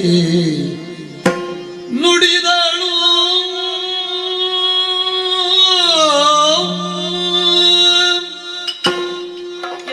ಮರ್ಮಭೇದಕವಾದಂತಹ ಮಾತುಗಳನ್ನಾಡುತ್ತಾ ಇದ್ದಾನೆ. ನನ್ನ ಅಂತಃಪುರಕ್ಕೆ ಬಂದವನು ಸಾಕ್ಷಾತ್ ಯಮನೇನೂ ಅಲ್ಲ. ಪಾಪಿಗಳ ಕೊರಳಿಗೆ ಪಾಶವನ್ನಿಕ್ಕಿ ನರಕ ಲೋಕಕ್ಕೆ ಕೊಂಡೊಯ್ಯುವಂತಹ ಸಾಕ್ಷಾತ್ ಯಮಧರ್ಮನೇ ನನ್ನ ಬಾಗಿಲಿಗೆ ಬಂದ ಹಾಗೆ ನನಗೆ ಭಾಸವಾಗುತ್ತಾ ಇದೆ. ಇವನಾಡುವಂತಹ ಮಾತುಗಳನ್ನು ಕೇಳಿದರೆ ಕಾಯ ಕಂಪಿಸುತ್ತಾ ಇದೆ. ಭವಿಷ್ಯತ್ತಿನಲ್ಲಿ ಏನೋ ಒಂದು ಕೇಡು ಕಾದಿದೆ ಎನ್ನುವುದರಲ್ಲಿ ಅನುಮಾನವೇ ಇಲ್ಲ. ಕೌರವೇಶ್ವರ ಇವನನ್ನು ಕಳುಹಿಸಿಕೊಟ್ಟಿದ್ದಾನೆ, ನನ್ನನ್ನು ಬಲಾತ್ಕಾರವಾಗಿ ಎಳೆದುಕೊಂಡು ಹೋಗುವುದಕ್ಕೆ ಬೇಕಾಗಿ, ಆ ಕಾರ್ಯವನ್ನು ಎಸಗುವುದಕ್ಕೆ ಬೇಕಾಗಿಯೇ ಬಂದಿದ್ದಾನೆ. ಹೆಸರೇ ಹೇಳುತ್ತದೆ, ದುಶ್ಯಾಸನ, ದುಷ್ಟ ಶಾಸನ, ದುಶ್ಯಾಸನ ಎನ್ನುವ ಹಾಗೆ. ಮೂರ್ಖರಲ್ಲಿ ಶತಮೂರ್ಖನಿವ. ಇಂತಹ ಮೂರ್ಖರೊಡನೆ ನಾವು ಕೂಡ ಮೂರ್ಖರ ಹಾಗೆ ವ್ಯವಹರಿಸಬಾರದು ತಾನೆ. ಹಾಗಾಗಿ ವಿನಯದಿಂದಲೇ ಇವನಲ್ಲಿ ಮಾತನಾಡಿಸುತ್ತೇನಂತೆ. ಓ ಮೈದುನ, ಎನಗೆ ಮೈದುನ ನೀನು, ಎನಗೆ ಮೈದುನ ನೀನು, ಮರು ಮಾತೆನಗೆ ದೊರೆಯಲಿ ಪ್ರಶ್ನೆಗೆ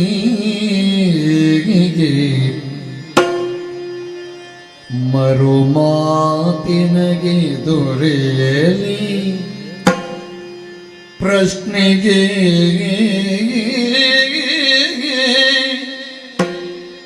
ಅಲ್ಲದೆ ಅನುಜಕ್ಕೆ ಪುಷ್ಪವತಿ ಬರಲೆಂತು ಸಭೆಗೆ ಅಲ್ಲದೆ ಅನುಜಕ್ಕೆ ಪುಷ್ಪವತಿ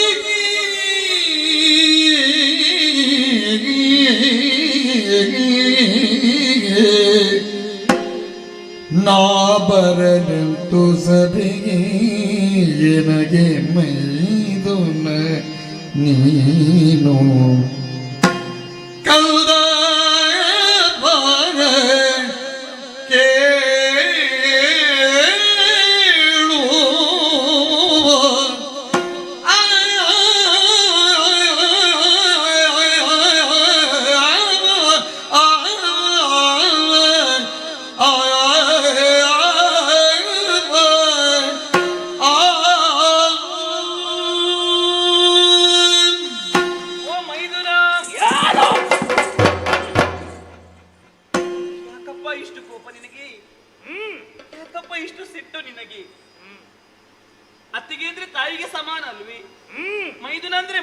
ಅಲ್ಲವೇ? ತಾಯಿಯೊಡನೆ ಮಾತನಾಡುವಾಗ ಇಂತಹ ದುಡುಕು, ಇಂತಹ ಸಿಟ್ಟು ಬೇಕಿ. ನಿನ್ನಂತಹ ಮೈದುನನ್ನು ನಾನು ಪಡೆಯಬೇಕಿದ್ರೆ ನಾನು ಪೂರ್ವ ಜನ್ಮದಲ್ಲಿ ಪುಣ್ಯವನ್ನೇ ಮಾಡಿರಬೇಕು. ಅದಲ್ಲದೆ ನಿನ್ನ ಮಾತಿಗೆ ಮನ್ನಣೆಯನ್ನು ಕೊಟ್ಟು ಹಸ್ತಿನಾವತಿಯ ಸಭೆಗೆ ನಾ ಬರಬಹುದಿತ್ತು. ಮತ್ತೇನು? ಆದರೆ ಈ ಸಂದರ್ಭದಲ್ಲಿ ನನಗೆ ಬರುವುದಕ್ಕಾಗುವುದಿಲ್ಲ ಕಂದ. ಏನು ರೋಗವಾ? ಹೌದು, ರೋಗವೇ. ನನಗಂತಲ್ಲ, ಈ ಲೋಕದಲ್ಲಿ ಎಲ್ಲಾ ಹೆಣ್ಣು ಮಕ್ಕಳಿಗಿರುವಂತಹ ರೋಗ ಇದು. ಹೆಚ್ಚೇಕೆ ಈ ರೋಗ ನಿನ್ನ ತಾಯಿಯನ್ನು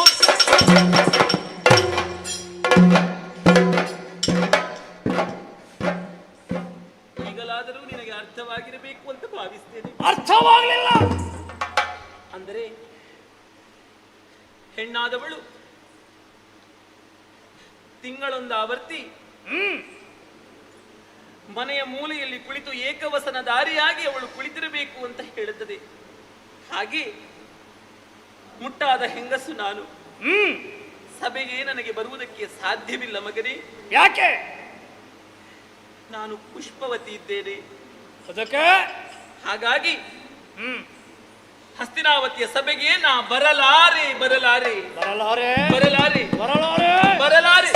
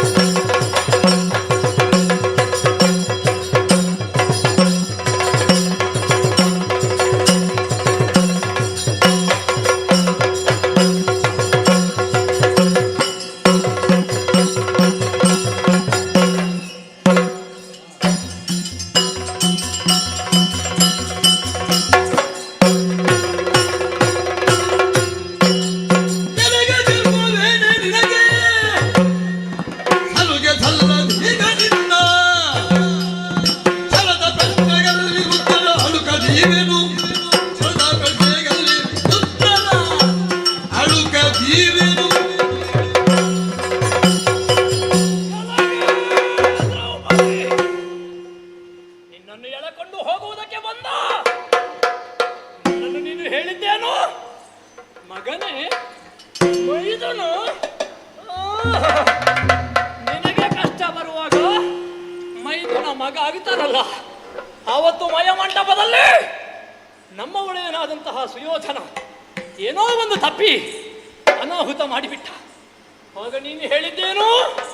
ಅರಿಯದೆ ಬಿದ್ದಿರೆ ಬಾವ, ಕುರುಡರ ಗುರುಕುಲ ದೇವ, ಹೀರಬೇಕಿರ ಬಾವ. ಹೇಳಿದ್ದು ನೀನೇ ಅಲ್ವಾ? ಹಾಗಾಗಿಯೇ ಬಂದಿದ್ದೇನೆ. ಈಗ ಅಣ್ಣನ ಆಜ್ಞೆಯನ್ನು ಪಾಲಿಸುವುದಕ್ಕೆ ಬಂದವ ನಾನು. ಮರ್ಯಾದೆಯಾಗಿ ನನ್ನ ಜೊತೆಯಲ್ಲಿ ಬಂದರೆ ಒಳ್ಳೆಯದು. ಒಂದು ವೇಳೆ ಬಾರದೆ ಹೋದರೆ ನಿನ್ನ ಸಿರಿ ಮುಡಿಗೆ ಕೈ ದರ ದರನ ಹೇಳ್ಕೊಂಡು ಹೋದೆ. ಬರುವುದಿಲ್ಲ ಅಂತ ಹೇಳಿ ಆಯ್ತಲ್ಲ ನಾನು. ಬರಲಾರಿ. ಬಾರದೆ ಹೋದ್ರೆ ನಿನ್ನ ತುರುಬಿಗೆ ಕೈ ಹಾಕಿ ಏನು ಮೈ ಮೇಲೆ ಕೈ ಮಾಡ್ತೀನಿ ನೀನು? ಮೈ ಮೇಲಲ್ಲ, ತಲೆಯ ಮೇಲೆ ಪ್ರಾರಬ್ಧವೇ. ಓ ಮೈದುನ, ಮೈದುನ ಅತ್ತಿಗೆ. ಓ ಮಗನೇ, ಮಗ ಅಮ್ಮನಿಗೆ. ಓ ಬಂಧುವಿ, ಬಂಧು ಬಳಗಕ್ಕೆ. ನೋಡು, ಹತ್ತಿರ ಬರಬೇಡ. ಬಾ, ನಿನಗೆ ಕೆಡುಕಾಗುತ್ತದೆ. ಬಾ, ಮೈ ಮೇಲೆ ಕೈ ಮಾಡಬೇಡ. ಬಾ, ನಾ ಬರಲಾರೆ ಬರಲಾರೆ ಬರಲಾರೆ ಸರಿಬೇಡ ಸಮ್ಮತಿತ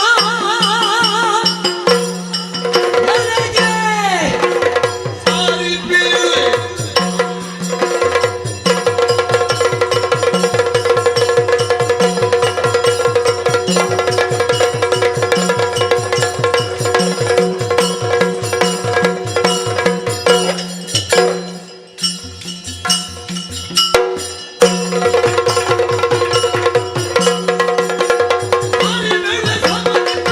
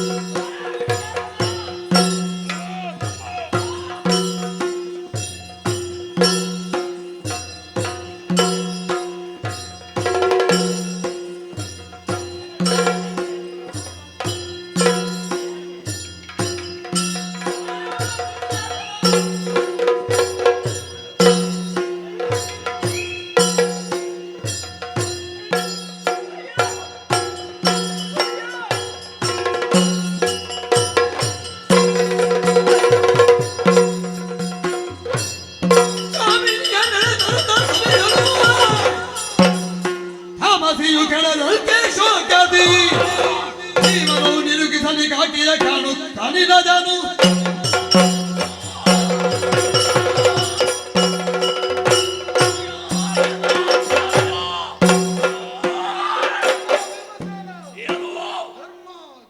ಧರ್ಮವಲ್ಲ ನಮ್ಮ ಹೇಳಿಕೊಂಡು ಬಂದಿದ್ದೇನೆ. ಸಂತೋಷ. ಇನ್ನೇನಾಜ್ಞೆ ಹೇಳು. ಈಗ ನೀನು ವಿಶ್ರಾಂತಿಯನ್ನು ಪಡೆ. ಅಗತ್ಯ ಇರುವಾಗ ಬಳಸಿಕೊಳ್ತೇನೆ.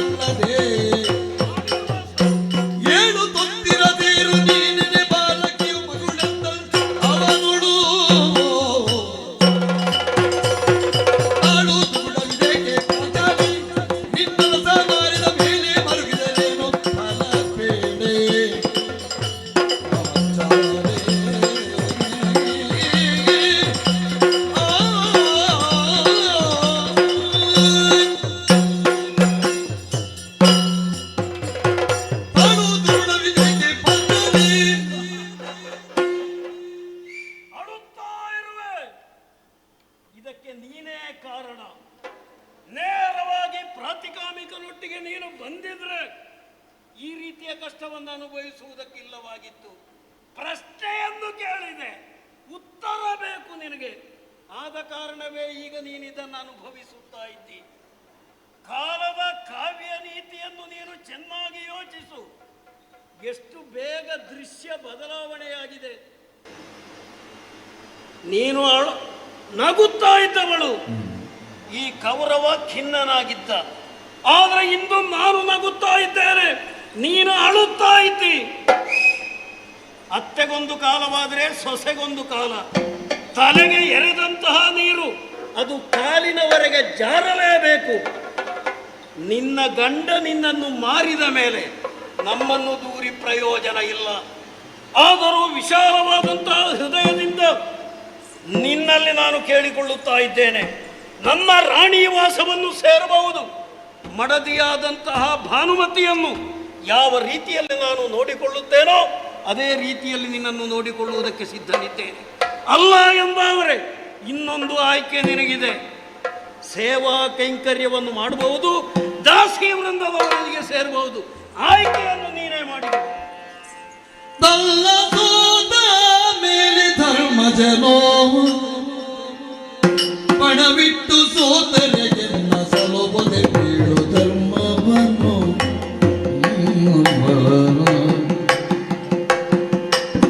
ಇನ್ನಿದರೆ ಧರ್ಮದ ಸುನಿಶ್ಚಯವನ್ನರುಗಿ ಸಭೆಯರು ಮೆಚ್ಚಿದ ಎನ್ನಲೆನು ತಿಳಿದರುಗಲ ಸಂಪನ್ನಿಗೆಂದರು ಸೂತತನೆಯನ್ನು ಕಲ್ಲ ಸೋತ ಮೇಲೆ ಧರ್ಮಜನು ಪಣವಿಟ್ಟು ಸೋತರೆ ಧರ್ಮವೇ ಜಿಯ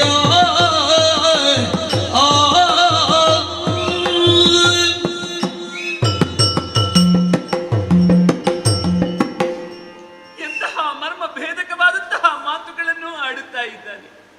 ಇಲ್ಲ, ಈ ಮಾತನ್ನು ಕೇಳಿ ಸಹಿಸುವಂತಹ ಶಕ್ತಿ ನನಗಿಲ್ಲ.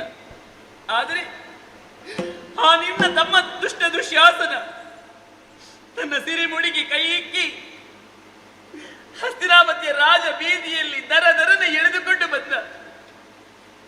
ಕುರಿಗೆ ಮಾರಿಗೆ ಔತಣವನ್ನು ಕೊಡುವ ಹಾಗೆ ಕುರಿಯನ್ನು ಹೇಗೆ ದರದರನೆ ಎಳೆದುಕೊಂಡು ಬರುತ್ತಾರೋ ಹಾಗೆ ನನ್ನನ್ನು ಎಳೆದುಕೊಂಡು ಬಂದ. ಇನ್ನು ಪೂಜೆ ಬೇಗ ಆಗ್ತದೆ. ಅದು ಅಷ್ಟು ಮಾತ್ರವಲ್ಲ, ನೀನು ಬಾಯಿಗೆ ಬಂದ ಹಾಗೆ ಮಾತಾಡುತ್ತಿರುವೆ. ಸಾಲದಕ್ಕೆ ನಿನ್ನ ತುಚ್ಛ ಮಾತುಗಳು. ಆಡು, ನಿನ್ನ ಆಸ್ಥಾನ, ನಿನ್ನ ಅಧಿಕಾರ, ನಿನಗೆ ಆಡುವಂತಹ ಅಧಿಕಾರವಿದೆ. ಆದರೆ ಧರ್ಮ ಸೂಕ್ಷ್ಮವಾದಂತಹ ಪ್ರಶ್ನೆಯೊಂದನ್ನು ನಾನು ಕೇಳಿದ ಬೆಳಿದ್ದೇನೆ. ಅದಕ್ಕೆ ಉತ್ತರವು ನನಗೆ ಸಿಗಲಿಲ್ಲ. ಯಾಕೆ? ನಾ ಕೇಳಿದಂತಹ ಪ್ರಶ್ನೆ ತಪ್ಪಾಗಿ ಇದೆಯೇ ಅಥವಾ ನಾ ಕೇಳಿದಂತಹ ಪ್ರಶ್ನೆಗೆ ಉತ್ತರವನ್ನು ಕೊಡುವುದಕ್ಕೆ ಇಲ್ಲಿ ಯಾರಿಗೂ ನಾಲಿಗೆಯಲ್ಲಿ ಬಲ ಇಲ್ಲವೇ? ಕೊಡಿ, ಉತ್ತರವನ್ನು ಕೊಡಿ. ಧರ್ಮಜ ತನ್ನನ್ನು ತಾನು ಸೋತ ಬಳಿಕ ತನ್ನ ಮಡದಿಯಾದಂತಹ ನನ್ನನ್ನು ಒತ್ತೆ ಇಟ್ಟದ್ದು ನ್ಯಾಯವೇ? ಹೇಳಿ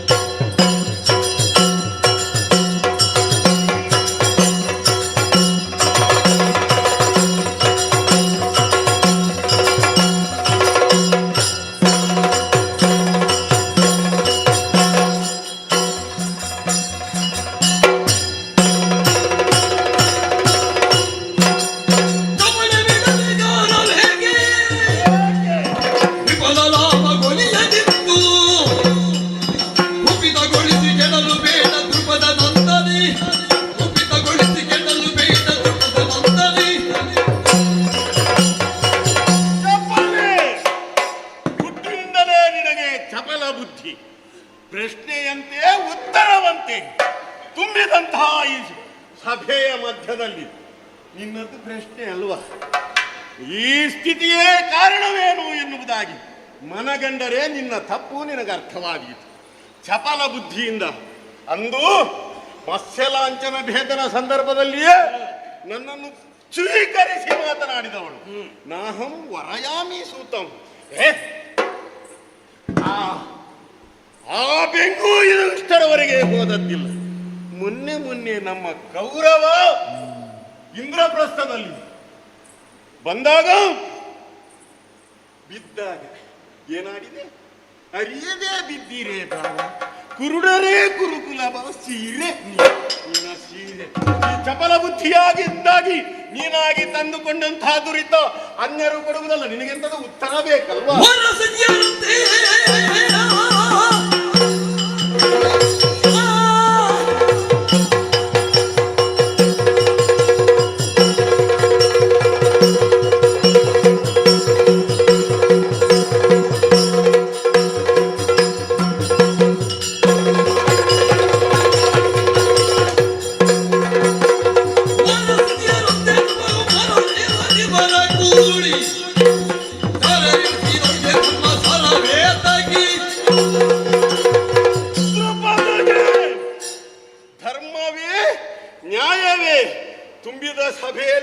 ಪ್ರಶ್ನೆ, ನೀನು ಧರ್ಮವನ್ನು ಕೇಳುವುದಕ್ಕೆ ನೀನೆಷ್ಟು ಧರ್ಮಿಷ್ಠನು ಅಂತ ಬೇಕೋ ಬೇಡವೋ ಹೇಳು. ಪ್ರಪಂಚದಲ್ಲಿ ಏಕಪತಿ ಬಹುಪತ್ನಿಯರು ಇರುವುದು ಕ್ರಮ. ಆದರೆ ನಿಮ್ಮಲ್ಲಿ ಹಾಗಲ್ಲ. ಏಕಸತಿ ಬಹುಮಂದಿ ಪತ್ನಿಯರು.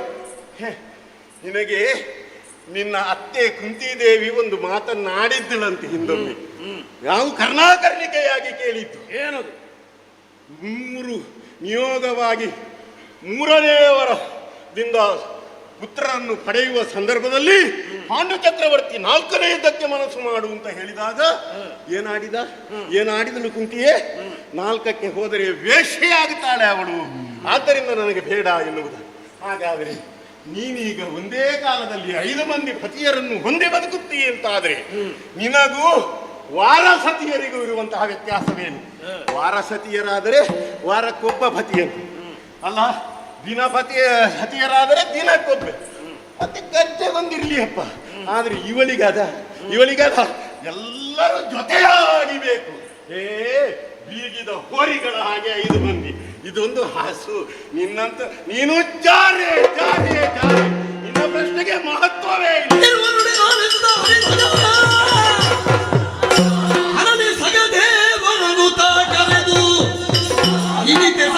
ಅಗ್ರದನ ಕರ ಸುಡಲಗ್ನಿ ಹಾರೆಂದ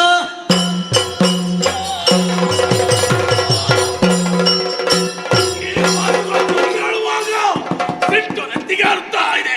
ಇದಕ್ಕೆಲ್ಲ ಕಾರಣ ನಮ್ಮ ಅಣ್ಣ ಧರ್ಮರಾಯ.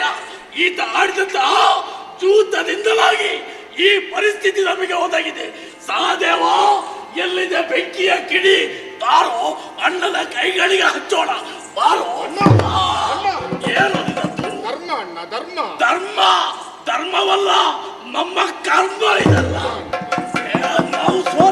ಇದರಲ್ಲಿ ಧರ್ಮ ಧರ್ಮ ಅಕಟ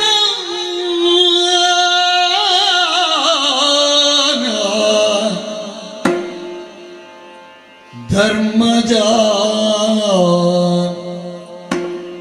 ಭೀಮ ಪನುಗುಣ ನಕುಲ ಸಗದೆ ಬರಿರ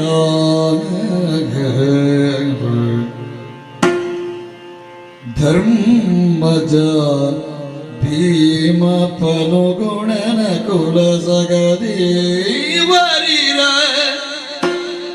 ನೀವು ಬಾಲಕಿಯ ಒಪ್ಪಿಸಿ ಕೊಟ್ಟಿರಿ ಮೃತ್ಯು ದಿನ ತಾಳಿಗೆ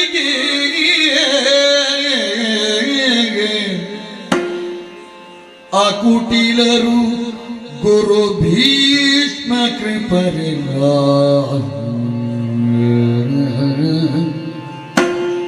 ಅಕುಟಿಲರು ಗುರು ಭೀಷ್ಮ ಕೃಪರಿರ ಸಕಲ ಧರ್ಮವನರಿದವರು ಈ ಧುತ್ಮುಖರಿಗಲ್ದುತ ಸುಮ್ಮನಿಗಿರೇಕೆಂದಳಿಂದು ಮುಖಿ ಅಕಟ ಧರ್ಮಜ ಭೀಮ ಫಲಗುಣ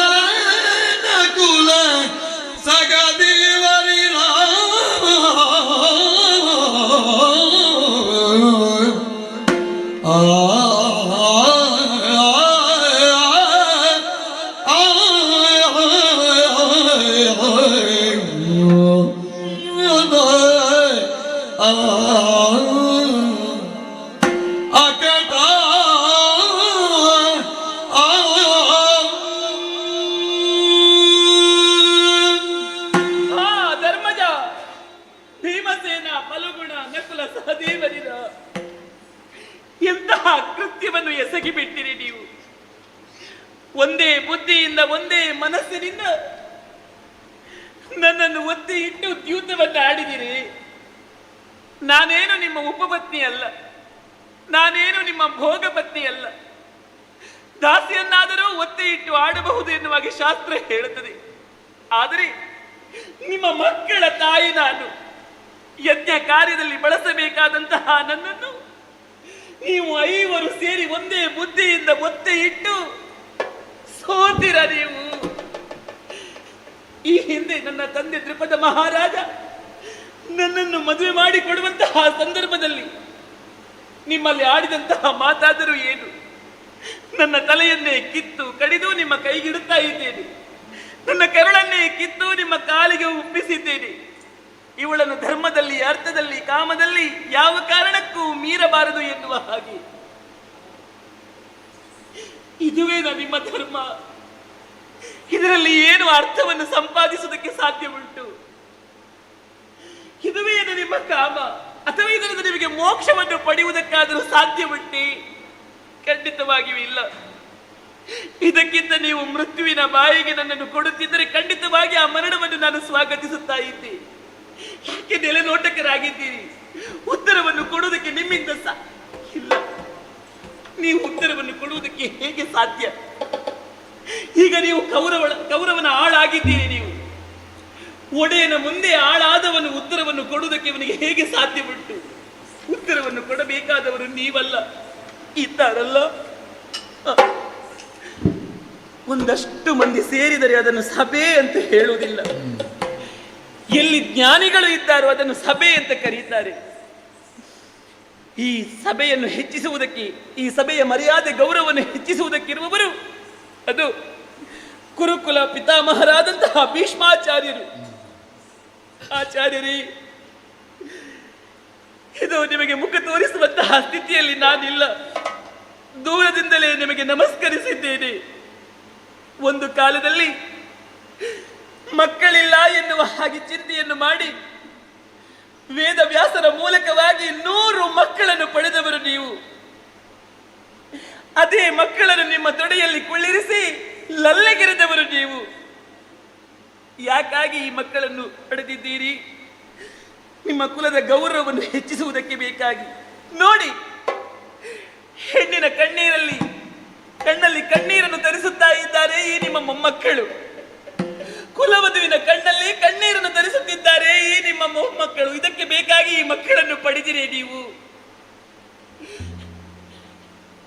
ಭಾರ್ಗವ ರಾಮರಿಂದ, ಬೃಹಸ್ಪತಿ ಆಚಾರ್ಯರಿಂದ, ವಸಿಷ್ಠರಿಂದ ಶಸ್ತ್ರವನ್ನು ಅಭ್ಯಾಸ ಮಾಡಿದವರು ನೀವು. ಕ್ಷತ್ರಿಯರಾದರೂ ಆಚಾರ್ಯ ಪಟ್ಟವನ್ನು ಏರಿದವರು ನೀವು. ನೀವಾದರೂ ನನ್ನ ಪ್ರಶ್ನೆಗೆ ಉತ್ತರವನ್ನು ಕೊಡಬಾರದೆ. ಈ ಕಡೆ ನೋಡಿದರೆ ದ್ರೋಣಾಚಾರ್ಯರು, ಉಭಯಕುಲ ಬಿಲ್ಲೋಜರು, ಶಾಪಾದಪಿ ಶರಾದಪಿ ಎನ್ನುವಂತಹ ನೆಗಳತೆಯನ್ನು ಪಡೆದವರು. ಇವರೆಲ್ಲರಿಗೂ ಕೂಡ ಬಿಲ್ವಿದ್ಯೆಯನ್ನು ಕಲಿಸಿದವರು ನೀವು. ಹಾಗಾದ್ರೆ ಕ್ಷತ್ರಿಯರಾದವನು ಬಿಲ್ಲನ್ನು ಯಾಕೆ ಹಿಡಿಯುತ್ತಾನೆ? ಎಲ್ಲಿ ಗೋವುಗಳಿಗೆ ಹಿಂಸೆಯಾಗುತ್ತದೆ, ಎಲ್ಲಿ ಬ್ರಾಹ್ಮಣರಿಗೆ ಹಿಂಸೆಯಾಗುತ್ತದೋ, ಎಲ್ಲಿ ಅಧರ್ಮವೇ ತಾಂಡವವಾಡುತ್ತದೋ, ಎಲ್ಲಿ ಹೆಣ್ಣಿಗೆ ರಕ್ಷಣೆ ಇಲ್ಲವೋ ಅಲ್ಲಿ ಕ್ಷತ್ರಿಯನಾದವನು ಬಿಲ್ಲನ್ನು ಹಿಡಿಯಬೇಕು. ಆರ್ತತ್ರಾಣ ಪರಾಯಣರಾದಾಗ ಕ್ಷತ್ರಿಯನಾದವನು ಬಿಲ್ಲನ್ನು ಹಿಡಿಯಬೇಕು ಅಂತ ಹೇಳುತ್ತಾರೆ. ಆದರೆ ಈ ನಿಮ್ಮ ಶಿಷ್ಯಂದಿರು ಮಾಡಿರುವಂತಹ ಕೃತ್ಯವಾದರೂ ಏನು ಒಮ್ಮೆ ಸರಿಯಾಗಿ ನೋಡಿ, ಒಮ್ಮೆ ಆಲೋಚಿಸಿ. ಅಂದು ದ್ರುಪದ ಮಹಾರಾಜನ ಹೆಡೆಮುರಿಯನ್ನು ಕಟ್ಟಿ ನಿಮ್ಮ ಮಂಚದ ಕಾಲಿಗೆ ಬಂಧಿಸಿದವರು ನನ್ನ ಗಂಡ ಅರ್ಜುನ ದೇವ. ಸಲಹದಲ್ಲಿ ಮೊಸಳೆಯಿಂದ ನಿಮ್ಮನ್ನು ರಕ್ಷಿಸಿದವರು ನನ್ನ ಗಂಡಂದಿರು. ನಿಮ್ಮ ಮಾನ, ನಿಮ್ಮ ಪ್ರಾಣವನ್ನು ರಕ್ಷಣೆ ಮಾಡಿದವರು ನನ್ನ ಗಂಡಂದಿರು. ನೀವಾದರೂ ನನ್ನ ಪ್ರಶ್ನೆಗೆ ಉತ್ತರವನ್ನು ಕೊಡಬಾರದೆ. ಈ ಕಡೆ ನೋಡಿದರೆ ಅಶ್ವತ್ಥಾಮರು ಕೃಪಾಚಾರ್ಯರಿದ್ದಾರೆ. ಮುನಿದರೆ ಮುಕ್ಕಣ್ಣನ ಮೂರನೇ ಕಣ್ಣಿಗೆ ಉತ್ತರವನ್ನು ಕೊಡುವುದಕ್ಕೆ ಸಾಮರ್ಥ್ಯರಿವರು. ಪಂಡಿತರಿದ್ದಾರೆ, ಶಾಸ್ತ್ರಕೋವಿದರಿದ್ದಾರೆ, ವೇದವನ್ನು ಅಧ್ಯಯನ ಮಾಡಿದವರಿದ್ದಾರೆ, ದೇವಾಂತ ಶಂಭೂತರಿದ್ದಾರೆ. ಇವರೆಲ್ಲರಿದ್ದರೂ ಕೂಡ ಯಾರು ನನ್ನ ಪ್ರಶ್ನೆಗೆ ಉತ್ತರವನ್ನು ಕೊಡುತ್ತಾ ಇಲ್ಲ. ಕೊಡಿ, ನನ್ನ ಪ್ರಶ್ನೆಗೆ ಉತ್ತರವನ್ನು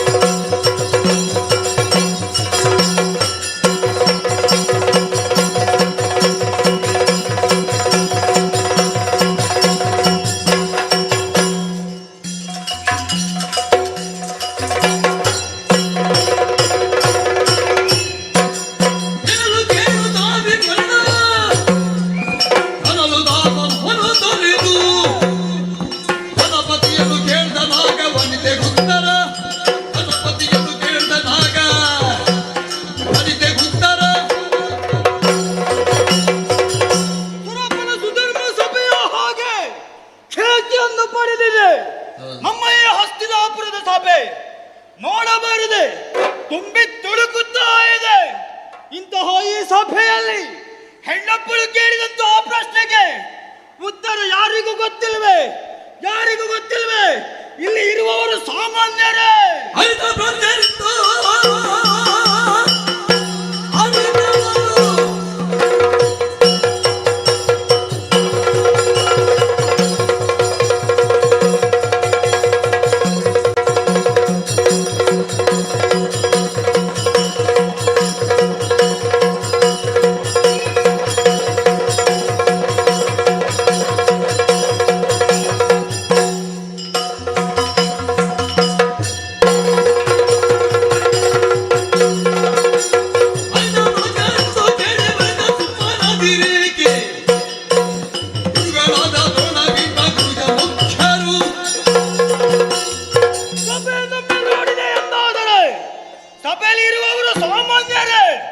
ಅಸಾಮಾನ್ಯ ವ್ಯಕ್ತಿಗಳೇ ಇದ್ದಾರೆ. ನೋಡಬಾರದೆ ಒಂದು ಕಡೆಯಲ್ಲಿ ಗುರುಕುಲ ಪಿತಾಮಹ ಭೀಷ್ಮಾಚಾರ್ಯರು, ಮತ್ತೊಂದು ಕಡೆಯಲ್ಲಿ ದ್ರೋಣಾಚಾರ್ಯರು, ಅಶ್ವತ್ಥಾಮಾಚಾರ್ಯರು, ಕೃಪಾಚಾರ್ಯರು, ಇಂಥವರೆಲ್ಲ ಅರಿತ ಪ್ರಾಜ್ಞರು ಈ ಸಭೆಯಲ್ಲಿದ್ದಾರೆ. ಹೀಗಿರುವಾಗ ಇವಳು ಕೇಳಿದಂತಹ ಪ್ರಶ್ನೆಗೆ ಕಣ್ಣಿದ್ದು ಕುರುಡರ ಹಾಗೆ, ಕಿವಿದ್ದು ಕಿವುಡರ ಹಾಗೆ, ಬಾಯಿದ್ದು ಮೂಕರ ಹಾಗೆ ಸುಮ್ಮನೆ ಕುಳಿತುಕೊಂಡಿದ್ದಾರೆ. ಯಾಕೆ? ಏನು ಇವರಿಗೆ ಪ್ರಶ್ನೆಗೆ ಉತ್ತರ ಗೊತ್ತಿಲ್ವೇ? ಗೊತ್ತುಂಟು, ಆದರೂ ಸುಮ್ಮನಿದ್ದಾರೆ. ಯಾಕೆ? ಒಂದು ವೇಳೆ ಅವಳು ಕೇಳಿದಂತಹ ಪ್ರಶ್ನೆಗೆ ಉತ್ತರವನ್ನು ಕೊಟ್ಟರೆ ನಾಳೆ ನಾವು ತಿನ್ನುವಂತ ಅನ್ನಕ್ಕೆ ಸೊನ್ನೆಯಾಗಿದೆ ಎನ್ನುವಂತಹ ಉದ್ದೇಶದಿಂದ ಸುಮ್ಮನೆ ಇದ್ದಾರೆ. ಇದನ್ನೆಲ್ಲ ಕೇಳಿ ನೋಡಿ ಸುಮ್ಮನೆ ಇರುವವ ವಿಕರ್ಣನಲ್ಲ. ಇವಳ ಪ್ರಶ್ನೆಗೆ ಉತ್ತರ ನಾನು ನಾನು ಸೋತ ಮೇಲೆ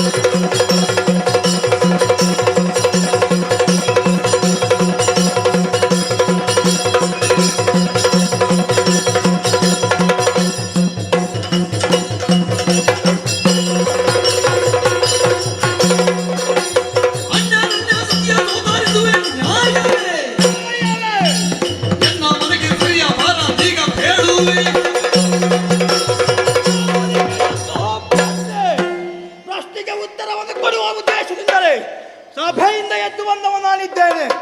ಉತ್ತರ ಉತ್ತರ ಉತ್ತರ ತನ್ನನ್ನು ತಾನು ಸೋತ ಬಳಿಕ ಧರ್ಮರಾಯ ಹೆಂಡತಿಯಾದ ದ್ರೌಪದಿಯನ್ನು ಒತ್ತೆ ಇಟ್ಟುದು ತಪ್ಪು ತಪ್ಪು.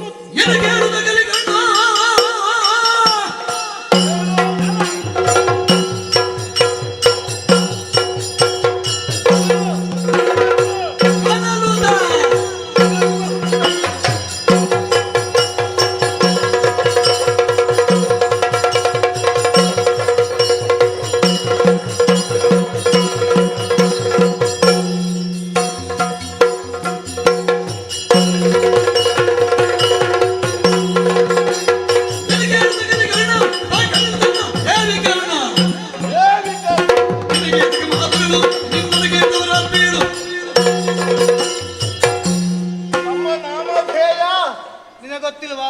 ಎಂತದ್ದು? ಒಂದೇ ನನ್ನದು ನಿನ್ನದು, ಒಂದು ಅಕ್ಷರ ಮಾತ್ರ ಹೆಚ್ಚು ಕಡಿಮೆ. ಹೆಚ್ಚು ಉಂಟು ಅಂತ ಹೆಚ್ಚು ಹಾರಾಡುವುದಕ್ಕೆ ತೊಡಗಿದೆಯಾ? ಏನು ಮಾಡುದು ಮತ್ತೆ? ಇಷ್ಟರ ತನಕ ವಿಕರ್ಣ ಯಾರು ಎಂದು ಕೇಳಿದ್ರೆ ಯಾರಿಗೂ ಗೊತ್ತಿರಲಿಲ್ಲ. ನಿನ್ನನ್ನು ಉದ್ಘಾಟಿಸಿಕೊಳ್ಳುವುದಕ್ಕೆ ಒಂದು ವೇದಿಕೆ ಸಿಕ್ಕಿತು ಅಂತ ಎಷ್ಟು ಚಮತ್ಕಾರದಿಂದ ಬಳಸಿಕೊಂಡೆ ನೋಡು. ನಿಮ್ಮ ನಾಲಗೆ ಹರಿತ ಇಲ್ಲ, ಹಾಗೆ ನನ್ನ ನಾಲಗೆ ಹರಿತ ಉಂಟು ಎಂದು ತೋರಿಸಿದ್ದೇನೆ ಅಷ್ಟೇ. ಹೌದಾ? ಹೌದು. ಇದು ಹರಿತ ಅಂತ ನೀನು ಹೇಳುದು? ಹೌದಾ? ಅಯ್ಯೋ ಬುದ್ಧಿಗೇಡಿ. ಯಾರು? ಉಂಡು ಮಲಗುವುದು ಬಿಟ್ಟು ಒಳಗೆ ಯಾವಾಗಲೂ ಬರುವುದು, ನಾನು ಯಾವಾಗಲೂ ಎದ್ದುಕೊಳ್ಳುವುದು, ನೀವೇ ಬಂದು ಬೇಕಾದ್ದನ್ನೆಲ್ಲ ಮಾತನಾಡುವುದು. ನೀವೆಲ್ಲ ಹೇಗೆ ಮಾಡ್ತೀರಿ, ಎಷ್ಟು ಮಾಡ್ತೀರಿ ಅಂತ ದೂರದಲ್ಲಿ ಕೂತು ನೋಡ್ತಾ ಇದ್ದೆ. ಹೌದಾ? ಈಗ ಎಷ್ಟು ಮಾಡ್ತಾರೆ ಅಂತ ಗೊತ್ತಾಯ್ತಲ್ಲ. ನಿಮ್ಗೆ ಒಂದು ಪ್ರಶ್ನೆಗೆ ಉತ್ತರ ಕೊಡ್ಲಿಕ್ಕೆ ಸಾಧ್ಯ. ಎಂತದ್ದು ಪ್ರಶ್ನೆ? ಎಂತದ್ದು ಪ್ರಶ್ನೆ? ಏನು? ಈಗ ನಾನು ನಿನ್ನಲ್ಲಿ ಪ್ರಶ್ನೆ ಕೇಳುತ್ತೇನೆ. ಹೇಳು. ಈಗ ಸೋತನಲ್ಲ ಧರ್ಮರಾಯ, ಧರ್ಮರಾಯನಿಗೆ ಈಗಲೂ ದ್ರೌಪದಿ ಹೆಂಡತಿಯ ಎಂತದ್ದು? ಅದೆಲ್ಲ ನಿಮ್ಗೆ ಎಂತದ್ದು ನಿಮ್ಗೆ ಗೊತ್ತುಂಟಿಲ್ಲ. ಅದಕ್ಕೆ ಉತ್ತರ ಗೊತ್ತಿಲ್ಲ. ನಿನಗೆ ಗೊತ್ತುಂಟಾ? ಈಗಲೂ ನೀನು ಮೊದಲು ಅವಳು ಕೇಳಿದ ಪ್ರಶ್ನೆಗೆ ಉತ್ತರ. ಈಗಲೂ ಅವಳೇ ಹೆಂಡತಿ ಹೌದಾದರೆ ಸೋತ ಮೇಲೆ ಅವನು ಸೋತ ಮೇಲೆ ಅವಳನ್ನು ಒತ್ತೆ ಇಡುವುದಕ್ಕೆ ಅವನಿಗೆ ಅಧಿಕಾರ ಉಂಟೇ ಉಂಟು. ಅದೆಲ್ಲ ಈಗಲೂ ಮತ್ತೆ ನನಗೆ ಮಾತ್ರ ಗೊತ್ತಿರುವುದಲ್ಲ, ಇಲ್ಲಿರುವ ಎಲ್ಲರಿಗೂ ಗೊತ್ತುಂಟು. ಆದ್ದರಿಂದಲೇ ಅವರು ಸುಮ್ಮನಿದ್ದ. ಈಗ ನೋಡು, ಯಾರು ನಿಮ್ಗೆ ಗೊತ್ತಿಲ್ಲ, ಪರಿಚಯ ಇಲ್ವಾ? ಯಾರ? ನಿನಗೇನಾಗಬೇಕು? ನನಗೆ ಗೊತ್ತಿಲ್ಲ, ನಿಮ್ಗೇನಾಗಬೇಕು? ನನಗೆ ಸಂಬಂಧಿ ಗೊತ್ತು, ನನಗೆ ಅಪ್ಪ. ನೀನಪ್ಪ ಅಲ್ಲ, ನೀನಪ್ಪ ಅಲ್ಲ, ಅಲ್ಲಿದ್ದಾರಲ್ಲ ಅಲ್ಲಿದ್ದಾರಲ್ಲ ಭೀಷ್ಮಾಚಾರ್ಯರು. ಏನಾಗಬೇಕು ನಿನಗೆ? ಗುರುಗಳು ಭೀಷ್ಮಾಚಾರ್ಯರು. ಒಟ್ಟು ಮಾತಾಡಬೇಡ, ಭೀಷ್ಮಾಚಾರ್ಯರನ್ನು ಕೇಳಿದ್ರು. ಯಾರು ಇರ್ಲಿಲ್ಲ ಅವರಲ್ಲಿ ಇದ್ದದ್ದು, ಅವರು ಯಾರು ಬರ್ಲಿಲ್ಲ ಅಂತ ಅವರಿಗೆ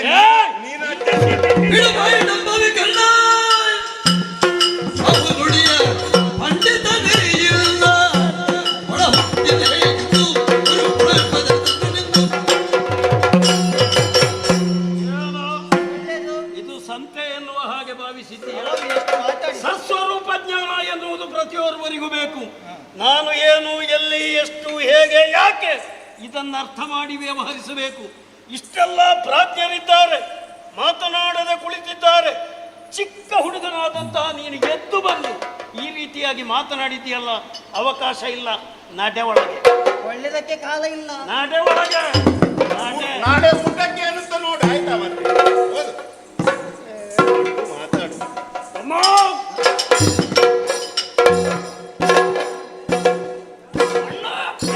ಅದು ಯಾರು ಪರ ಮಾತಾಡ್ತಾರೆ? ಅವ ತಮ್ಮ ವಿಕರ್ಣ ಏನಂತೆ? ಪ್ರಶ್ನೆಗೆ ಉತ್ತರ ಕೊಡ್ತಾನಂತೆ. ಅವನ ಮುಸುಡಿಗೆ ಕೊಡ್ಬೇಕು. ಏನು ಮಾಡೋಣ, ಅಪ್ಪ ಇದ್ದಾರಲ್ಲ. ನನ್ನನ್ನು ಯಾಕೆ ಕರೆದೆ? ತಮ್ಮ ನೋಡಲ್ಲಿ, ನನ್ನ ಆಳುಗಳು ಅವರಿಗೆ ಈ ಹಾರ ಕೇಯೂರಾದಿಗಳು ಯಾಕೆ, ಎಲ್ಲವನ್ನು ಬಿಚ್ಚುವುದಕ್ಕೆ ಹೇಳು. ಅಪ್ಪಣೆ.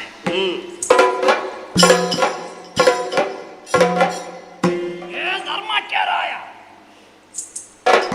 ಏ ರಕ್ಕಸಿಯ ಗಂಡ, ಏ ಅರ್ಜುನ, ನಕುಲ ಸಹದೇವರು ಐವರು ದ್ಯೂತದಲ್ಲಿ ಸೋತಿದ್ದೀರಿ. ಹಾಗಾಗಿ ನಮಗೆ ಹಾರ ಕೇಯೂರಾದಿಗಳು ಅಗತ್ಯವಿಲ್ಲವಂತೆ. ನಮ್ಮಣ್ಣನ ಆಜ್ಞೆಯಾಗಿದೆ, ಎಲ್ಲವನ್ನು ಕಳಚಿಟ್ಟು ಏಕವಚನವನ್ನುಟ್ಟುಕೊಡಬೇಕು. ಯಾರಲ್ಲಿ ಇದನ್ನೆಲ್ಲ ತೆಗೆಯಿರಿ, ಏಕವಚನ ಕೊಡಿ.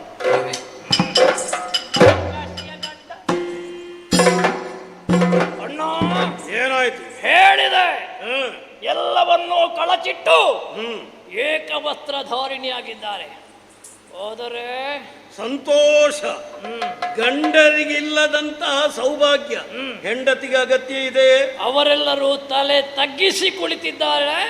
ಅವಳೊಬ್ಬಳು ತಲೆ ಎತ್ತಿ ತಿಮ್ಮನೆ. ವಸ್ತ್ರಾಭರಣಗಳನ್ನು ಬಿಚ್ಚುವುದಕ್ಕೆ ಹೇಳು.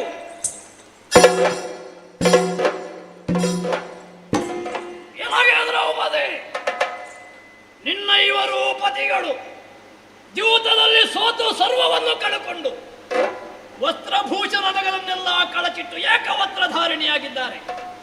ಗಂಡಂದಿರಿಗಿಲ್ಲದ ವಸ್ತ್ರಭೂಷಣ ನಿನಗ್ಯಾಕೆ? ಅಣ್ಣನ ಆಗಿದೆ, ಕಳಚು ವಸ್ತ್ರಭೂಷಣ.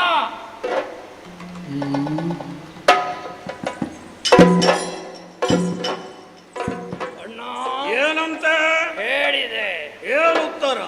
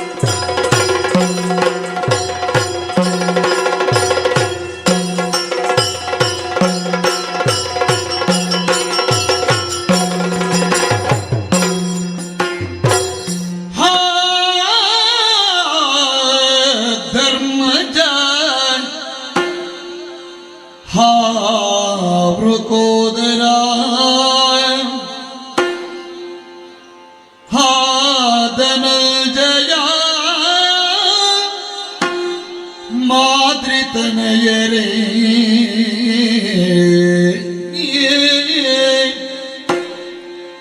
ಕ್ರೋಧದೊಳಗಿ ಪಾಪಿಗೆಲ್ಲಯ ಸೀರೆ ಸೆಳೆಯುವನು ಕಾದುಕೊಳ್ಳಿರಿ ನಿಮ್ಮ ಸತಿಯನೋ ಹಾ ಧರ್ಮಜ ಭೀಮ ಧನಂಜಯ ಮಾದ್ರಿತನಯರೇ ಕಾದುಕೊಳ್ಳಿರಿ ನಿಮ್ಮ ಸತಿಯ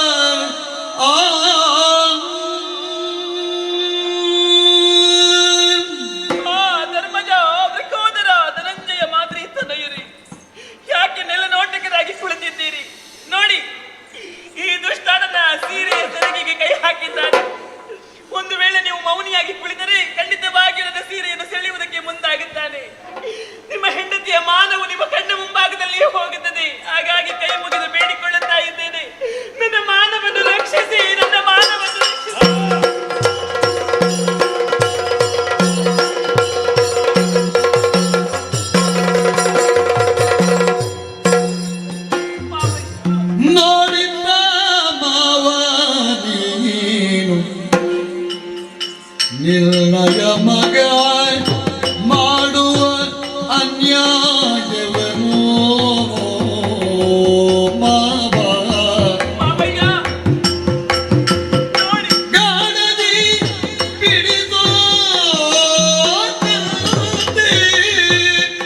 ಗಾಡದಿಯೋ ಬಿಡಿಸೋ ಸೆರಗೊಡ್ಡಿ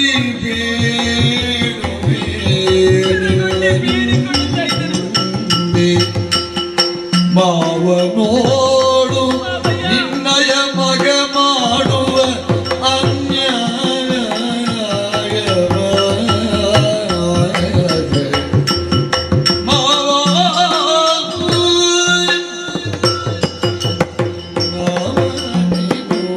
ಮಾವಯ್ಯ, ಹಸ್ತಿನಾವತಿಯ ಧರ್ಮ ಸಿಂಹಾಸನವನ್ನು ಅಲಂಕರಿಸಿದವರು ನೀವು. ನಿಮಗೆ ಕಣ್ಣು ಕಾಣುವುದಿಲ್ಲ, ಆದ್ರೆ ಕಿವಿ ಕೇಳಿಸುತ್ತದೆ. ಈ ಸಮಯದಲ್ಲಿ ಏನಾಗುತ್ತದೆ ಎನ್ನುವ ಹಾಗೆ ನಿಮಗೆ ಚೆನ್ನಾಗಿ ಕೇಳಿಸುತ್ತಾ ಇದೆ ತಾನೆ. ನಿಮ್ಮ ಮಗನಾದಂತಹ ದುಶ್ಯಾಸನದ ಸೀರೆ ಹೆಸರಿಗೆ ಕೈ ಹಾಕಿದ್ದಾನೆ. ಇದನ್ನು ನಿಲ್ಲಿಸುವಂತಹ ಅಧಿಕಾರ ಇರುವುದು ನಿಮಗೆ ಮಾತ್ರ ಮಾವಯ್ಯ. ನನಗೆ ತಂದೆಯ ಸಮಾನ ಎನ್ನುವ ಹಾಗೆ ಸೆರಗೊಡ್ಡಿ ಬೇಡಿಕೊಳ್ಳುತ್ತಾ ಇದ್ದೇನೆ. ನನ್ನ ಮಾನವನ್ನು ರಕ್ಷಿಸಿ ಈ ದುಷ್ಟರನ್ನ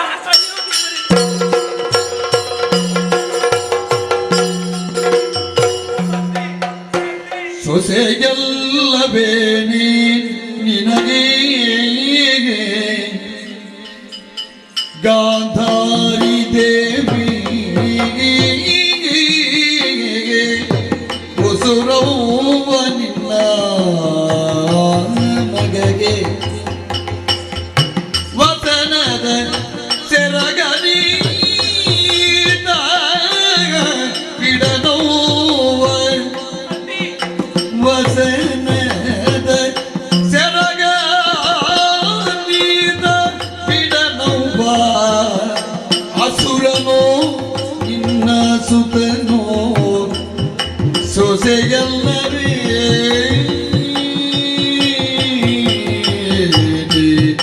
ನಿನಗೀಗೆ ಅಮ್ಮ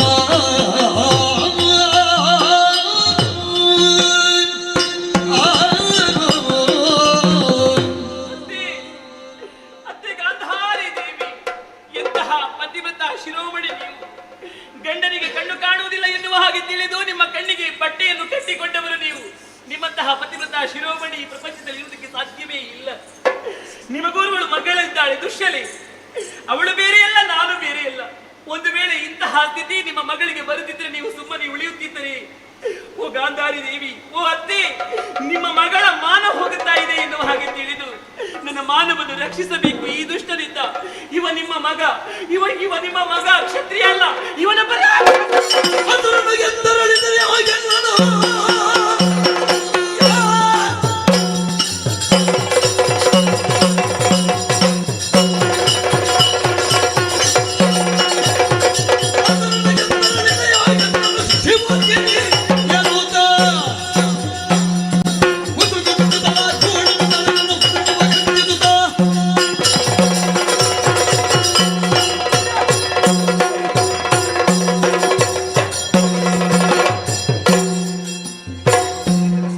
ಕೆಟ್ಟುದಿಲ್ಲವೇ ನೀವೆಲ್ಲ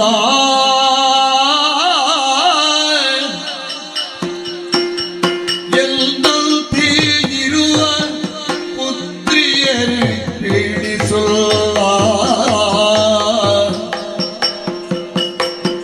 ನೀವೆಲ್ಲ ಎನ್ನಂತೆ ಇರುವ ಪುತ್ರಿಯರ ಪೀಡಿಸುಲ್ಲ ಹುತ್ತದಿಡಿಯುಳು ಬಿದ್ದು ಪಣಿಸಾಯಬಹುದೇ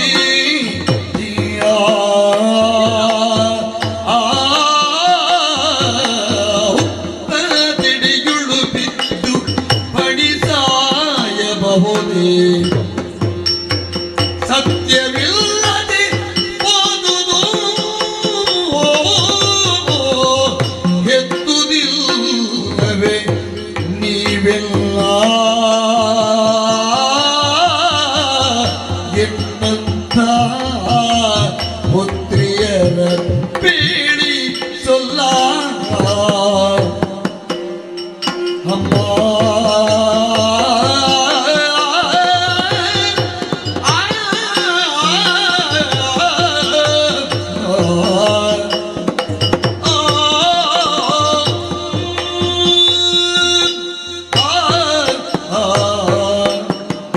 ಓ ಹಸ್ತಿನಾವತಿಯ ಮಾನ ನಿಧಿಗಳೇ, ಈ ಸಭೆಯಲ್ಲಿ ಮೌನವಾಗಿ ಕುಳಿತಿದ್ದೀರಿ. ನಿಮ್ಮ ಕಣ್ಣ ಮುಂಭಾಗದಲ್ಲಿಯೇ ಹೆಣ್ಣೋರ್ವಳ ಮಾನ ಹೋಗುತ್ತಾ ಇದೆ. ಆದರೂ ನೀವು ಮುಚ್ಚಿದ ತುಟಿಯನ್ನು ಬಿಚ್ಚುತ್ತಾ ಇಲ್ಲ. ಯಾರೊಬ್ಬರೂ ಕೂಡ ಪ್ರಶ್ನಿಸುತ್ತಾ ಇಲ್ಲ. ಯಾರೊಬ್ಬರೂ ಕೂಡ ಬಂದು ಈ ದುಷ್ಟ ಕೃತ್ಯವನ್ನು ನಿಲ್ಲಿಸುತ್ತಾ ಇಲ್ಲ. ಒಂದು ವೇಳೆ ನಿಮಗೂ ನನ್ನ ಹಾಗೆ ನಿಮ್ಮ ಮನೆಯಲ್ಲಿ ಒಬ್ಬಳಿಂತಹ ಮಗಳಿರಬಹುದು. ಆ ನಿಮ್ಮ ಮಗಳಿಗೆ ಇಂತಹ ದುಸ್ಥಿತಿ ಒಂದು ಒದಗಿ ಬಂದರೆ ಹೇಗೆ ಮೌನಿಗಳಾಗಿ ನೀವು ಕುಳಿತುಕೊಳ್ಳುತ್ತೀರೋ? ನಿಮ್ಮ ಮಗಳ ಮಾನವನ್ನು ರಕ್ಷಿಸುವುದಿಲ್ಲವೇ? ಹುತ್ತದ ಎಡೆಯಲ್ಲಿ ಬಿದ್ದು ಪಡಿ ಸಾಯಲು ಬಹುದೇ? ಒಂದು ವೇಳೆ ಹಾವು ಹುತ್ತದ ಎಡೆಯಲ್ಲಿ ಬಿದ್ದು ಸತ್ತು ಹೋದರೆ, ಅಥವಾ ಹುತ್ತ ಒಂದು ಹಾವಿಗೆ ಆಶ್ರಯವನ್ನು ಕೊಡುತ್ತದೆ, ಆ ಹುತ್ತದ ಎಡೆಯಲ್ಲಿ ಆ ಹಾವು ಬಿದ್ದು ಸತ್ತು ಹೋದರೆ ಅಪಮಾನವಾಗುವುದು ಹಾವಿಗಲ್ಲ, ಬದಲಾಗಿ ಆಶ್ರಯವನ್ನು ಕೊಟ್ಟಂತಹ ಹುತ್ತಕ್ಕೆ. ನಿಮ್ಮ ಕಣ್ಣ ಮುಂಭಾಗದಲ್ಲಿ ಇಂತಹ ಒಂದು ಕೃತ್ಯ ನಡೆದು ಹೋದರೆ ಅಪಮಾನವಾಗುವುದು ನಿಮಗೆ. ಹಾಗಾಗಿ ಕೈ ಮುಗಿದು ಬೇಡಿಕೊಳ್ಳುತ್ತಾ ಇದ್ದೇನೆ, ನನ್ನ ಮಾನವನ್ನು ರಕ್ಷಿಸಿ, ನನ್ನ ಮಾನವನ್ನು ರಕ್ಷಿಸಿ, ನನ್ನ ಮಾನ.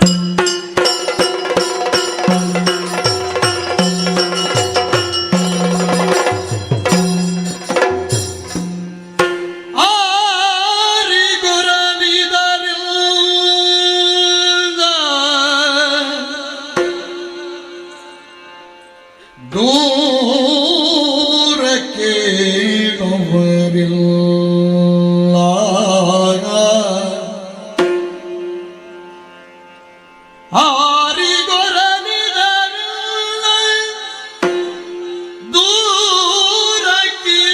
ದೂರಕ್ಕೀಳುವರಿಲ್ಲ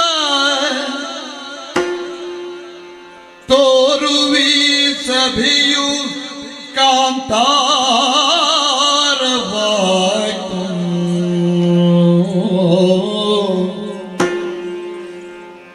ತೋರುವಿ ಸಭೆಯು ಕಾಂತಾರ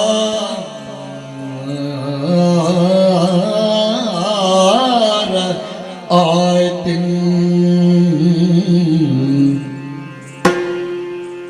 ಎಲ್ಲ ನೀರರೆ ಕೈ ಬಿಡ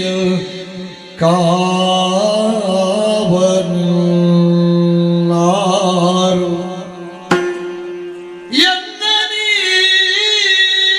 ನೀರರೆ ಕೈ ಬಿಡ ಕಾವನಾರು ಗುರುಗಾಂಗೀಯ ಕೃಪ ಮುಖ್ಯರು ಸೂರ್ಯಗುಟ್ಟಿಗರು ಅರ್ಥ ಭೀತಿಗನೇ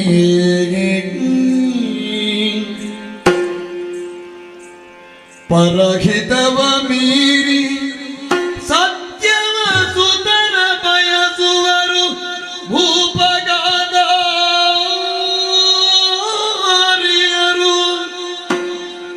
ಇನ್ಯಾರು ಗತಿಗಿನೆಗೆ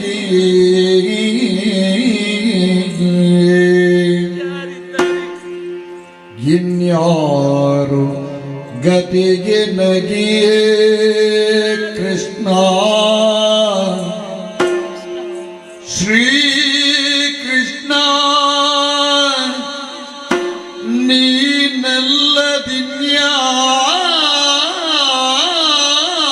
ನೀನಲ್ಲದಿನ್ಯಾರು ಗತಿ ಎನಗೆ ಕೃಷ್ಣ ನೀನೇ ಗತಿ ನೀನಲ್ಲದನ್ಯರಿಲ್ಲ ಕೃಷ್ಣ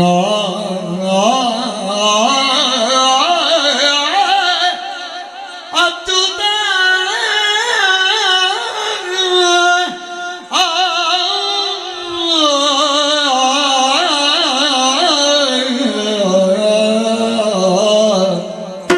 ಕೃಷ್ಣ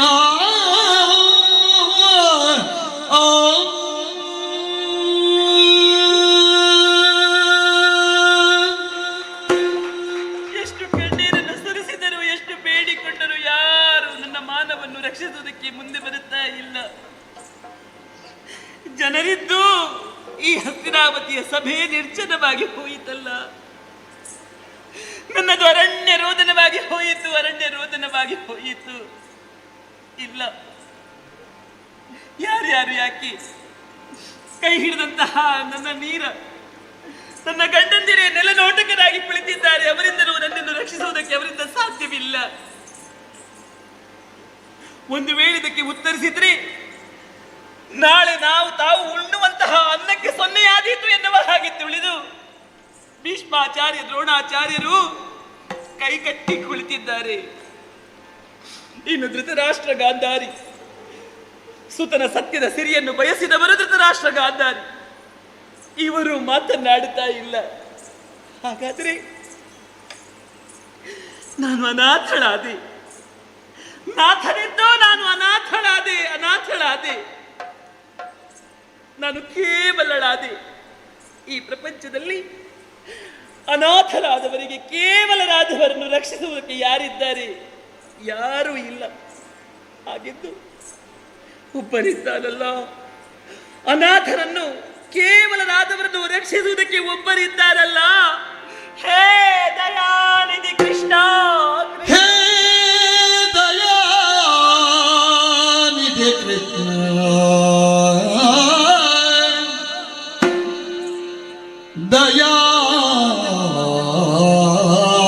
ದಯಾನಿಧಿ ಕೃಷ್ಣ ಕಿ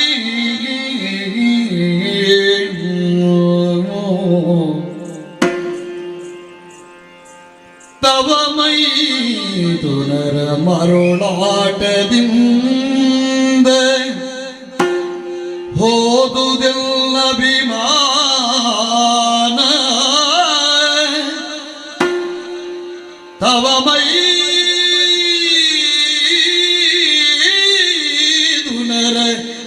ಮರುಳಾಟದಿಂದ ಹೋದುದೆಲ್ಲ ವಿಮಾನ, ಈ ಕೌರವನ ದಿಸಿಗಿಂದ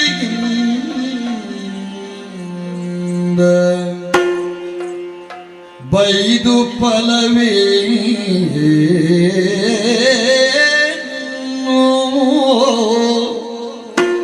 ಬೈದು ಫಲವೇನಿಲ್ಲು ಸಲಹುಗದ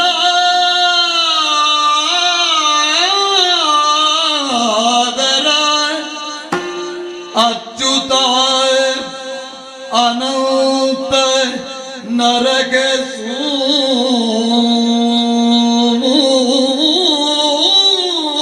ಸೂದನ ಕೃಷ್ಣ ಅಚ್ಯುತ ಅನಂತ ನರಕ ಸೂದನ ಮಾಧವ ವಿಗ್ರಹ ದೀನ ಜನ ಬಂಧು ಮಾಧವ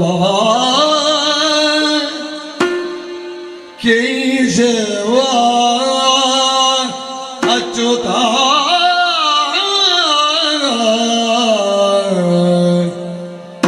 ಆ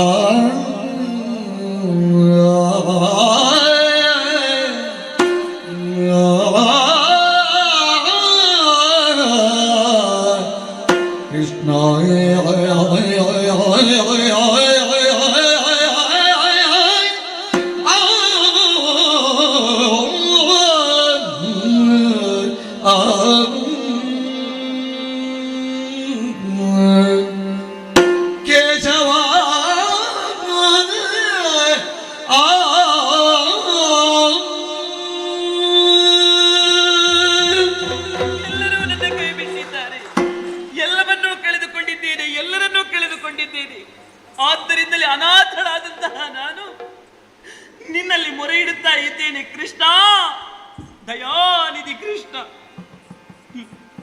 ಪ್ರಪಂಚದಲ್ಲಿರುವಂತಹ ಜನರಲ್ಲಿ ದಯೆ ಎಷ್ಟಿರುತ್ತದೆ? ಅದು ಕೇವಲ ಬಿಂದು ಮಾತ್ರ. ಆದರೆ ನಿನ್ನಲ್ಲಿ ಹಾಗಲ್ಲ ಕೃಷ್ಣ. ನೀನು ದಯಾಸಾಗರನಿದ್ದೀಯ, ದಯಾನಿಧಿ ಇದ್ದೀಯ. ನಿನ್ನ ಬಿಂದುವಿನಿಂದ, ನಿನ್ನ ಆ ಸಿಂಧುವಿನಿಂದ ಒಂದು ಬಿಂದು ದಯೆಯನ್ನು ನನ್ನ ಮೇಲೆ ಇರಿಸು. ನನ್ನ ಮೊರೆಯನ್ನು ಕೇಳು. ಇದು ನಿನ್ನಲ್ಲಿ ನಾನಿವತ್ತು ದೂರ ನೀಡುತ್ತಾ ಇದ್ದೇನೆ. ಬೇರೆ ಯಾರ ದೂರವಲ್ಲ, ತವ ಮೈದೋನರ ದೂರು. ಕುಂತಿ ದೇವಿ ಪಡೆದಂತಹ ಅನರ್ಘ್ಯ ರತ್ನಗಳಿದು. ನಾನು ಮೊನ್ನೆ ಇವರನ್ನು ಮದುವೆಯಾದದ್ದು. ಆದರೆ ನನ್ನಕ್ಕಿಂತ ಮೊದಲೇ ನಿನಗೆ ಇವರು ಮೈದುನರು. ಇವರ ಮರುಳಾಟದಿಂದ ಈ ಕೌರವನ ದೆಸೆಯಿಂದ ಹೋಯಿತೆಂದ ಅಭಿಮಾನ. ಆದ್ದರಿಂದ ಓ ದಯಾನಿಧಿ ಕೃಷ್ಣ, ಅಚ್ಯುತ ಕೇಶವ, ಕಾಲದೋಷವೋ ಕರ್ಮದೋಷದಿಂದಲೋ ಇವರು ಕೆಸರಲ್ಲಿ ಬಿದ್ದಿದ್ದಾರೆ. ಇವರನ್ನು ಎತ್ತುವುದು, ಇವರನ್ನು ಮೇಲೆತ್ತುವುದಕ್ಕೆ ನೀನೇ ಬರಬೇಕು. ಅಚ್ಯುತ, ಮುಕುಂದ, ಗೋವಿಂದ. ಕರುಣದಿ ಕಾಯೋ ಗೋವಿಂದ, ನಿನ್ನ ಮರೆಯ ಹೊಕ್ಕಿನು ಈಗ ವಸುದೇವ ಕಂದ.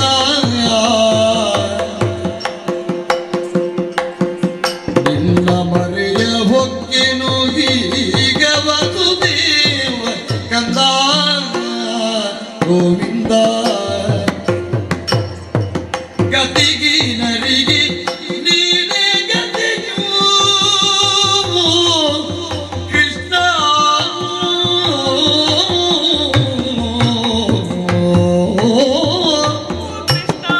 ಗತಿಗಿ ನರಿಗೆ ನೀನೇ ಗತಿಯು ಲಕ್ಷ್ಮೀ ಪತಿ ಜಿನ್ನ ಮಾನವ ನೀಗನಿಕಾಯೋ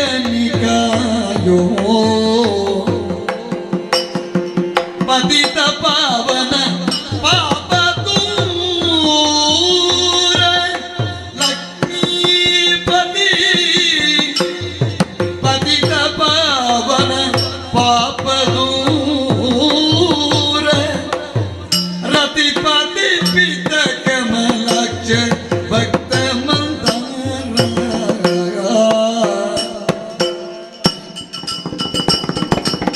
ಕರುಣದಿ ಕಾಯೋ ಗೋವಿಂದ, ನಿನ್ನ ಮರೆಯ ಹೊಕ್ಕಿನು ಈಗ ವಸುದೇವ ಕಂದ ಗೋವಿಂದ.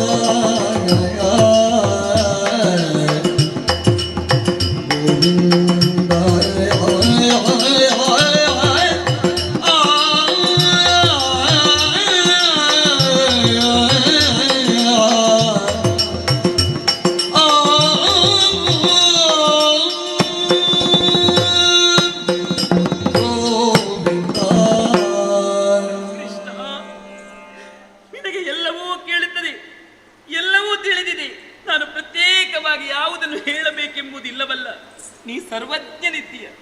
ಆದ್ದರಿಂದಲೇ ಪ್ರಾಪಂಚಿಕರೆಲ್ಲರೂ ಕೂಡ ನಿನ್ನನ್ನು ಗೋವಿಂದ ಎನ್ನುವ ಹಾಗೆ ಕೊಂಡಾಡಿದ್ದಾರೆ. ಗೋ ಎಂದರೆ ಸಂಪತ್ತು, ಗೋ ಎಂದರೆ ಭೂಮಿ, ಗೋ ಎಂದರೆ ಸ್ತ್ರೀ, ಗೋ ಎಂದರೆ ಲಕ್ಷ್ಮಿ. ಗೋ ಎಂದರೆ ಕೇವಲ ಗೋಪಾಲಕರನ್ನು ರಕ್ಷಿಸುವುದರಿಂದ ನಿನಗೆ ಗೋವಿಂದ ಎನ್ನುವಂತಹ ಹೆಸರು ಮಾತ್ರ ಬಂದದ್ದಲ್ಲ.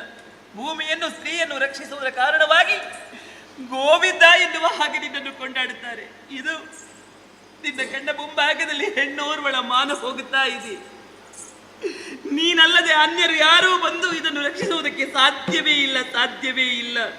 ಆದ್ದರಿಂದ ನಿನ್ನಲ್ಲಿ ಮೊರೆ ಇಡುತ್ತಾ ಇದ್ದೇನೆ ನಾನು. ಅಂದು ಸಲಿಲದಲ್ಲಿರುವಂತಹ ಮಕರನನ್ನು, ಗಜೇಂದ್ರನನ್ನು ಕಚ್ಚೆ ಹಿಡಿದಾಗ ಆ ಗಜೇಂದ್ರ ನಿನ್ನನ್ನು ಪ್ರಾರ್ಥಿಸಿದ ಕ್ಷಣ ಮಾತ್ರದಲ್ಲಿ ಪ್ರತ್ಯಕ್ಷರಾಗಿ ಗಜೇಂದ್ರ ವರದನಾದೆ. ಅಂತಹ ಮೂಕ ಪ್ರಾಣಿಯ ಅಳಲು ನಿನಗೆ ಗೊತ್ತಾಯಿತಂತೆ. ಈ ನಿನ್ನ ತಂಗಿ ದ್ರೌಪದಿಯ ನೋವು ಅಳಲು ನಿನಗೆ ಕೇಳಿಸುತ್ತಾ ಇಲ್ಲವೇ? ಓ ಅಚ್ಯುತ, ಓ ಗೋವಿಂದ, ಓ ಮುಕುಂದ, ನಾ ಎಲ್ಲವನ್ನು ತ್ಯಜಿಸಿದ್ದೇನೆ. ನನಗೀಗ ಎಲ್ಲವೂ ನೀನೇ, ಎಲ್ಲವೂ ನೀನೇ. ತಂದೆ ತಾಯಿ ಗುರು ವರಪಿತ ಮಗ ಬಂಧು ಬಾಂಧವರೆಲ್ಲ ನೀನಿಗೆ ತಂದೆ ತಾಯಿ ಗುರುವರ ಪಿತಾ ಮಗ ಬಂಧು ಬಾಂಧವರು ನೀನೆಂದು ನಂಬಿದೆ ಎನ್ನ ಮಾನವು ನಿಲ್ಲದೈದೆ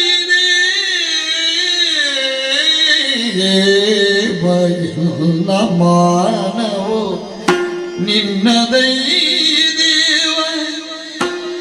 ಇಲ್ದು ಜುಗದೆ ಕಾಗಿ ಸಿಗುವನು ಬಂದು ಬಹು ಕೂಗಗಳು ಬಾಧಿಸುವಂದವಾದುದೇ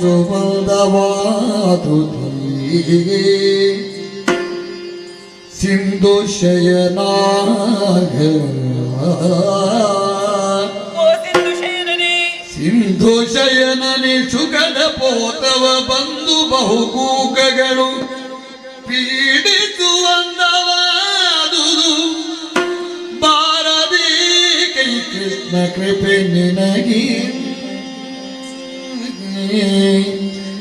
ತಂದೆ ತಾಯಿ ಗುರುವರ ಪಿತಾ ಮಗ ಬಂಧು ಬಾಂಧವ ನೀನೇ ಮಾಧವ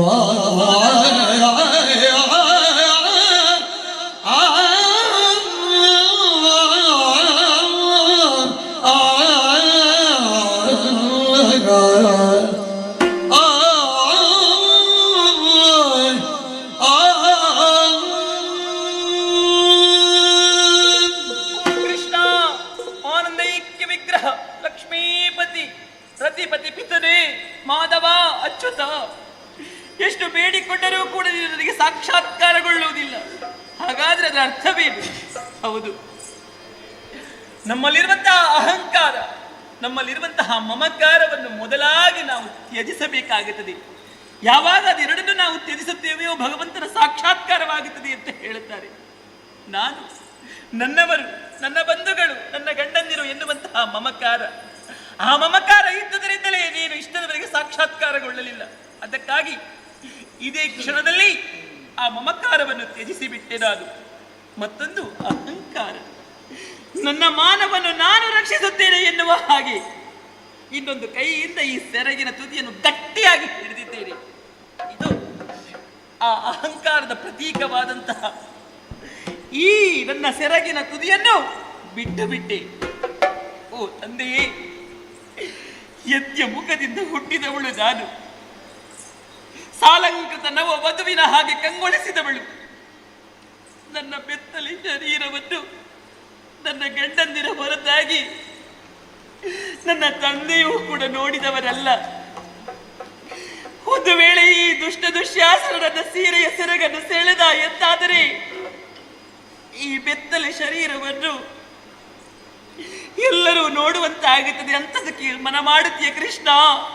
ಇದು ತಂದೆ ತಾಯಿ ಗುರು ಪಿತಾಮಹ ಎಲ್ಲವೂ ನೀನೆ, ಬಂಧು ಬಳಗ ಎಲ್ಲವೂ ನೀನೆ ಕೃಷ್ಣ. ಇದು ನಿನ್ನನ್ನೇ ಧ್ಯಾನಿಸಿದ್ದೇನೆ.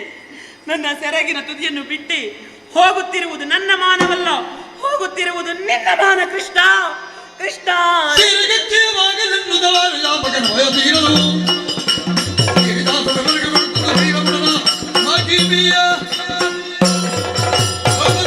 ಸೀರೆ ಅಕ್ಷಯವಾಗಲಿ, ಅಕ್ಷಯವಾಗಲಿ, ಅಕ್ಷಯವಾಗಲಿ.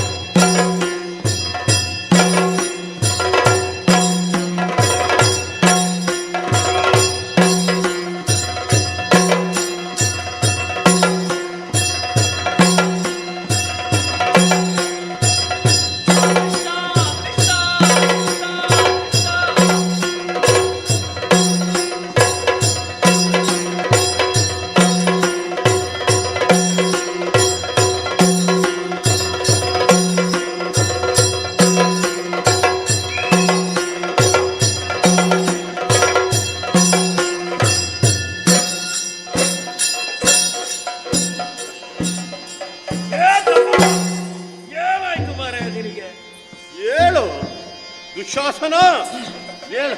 ಕೃಷ್ಣ ಕೃಷ್ಣ ಕೃಷ್ಣ ಏನು? ಕೃಷ್ಣ.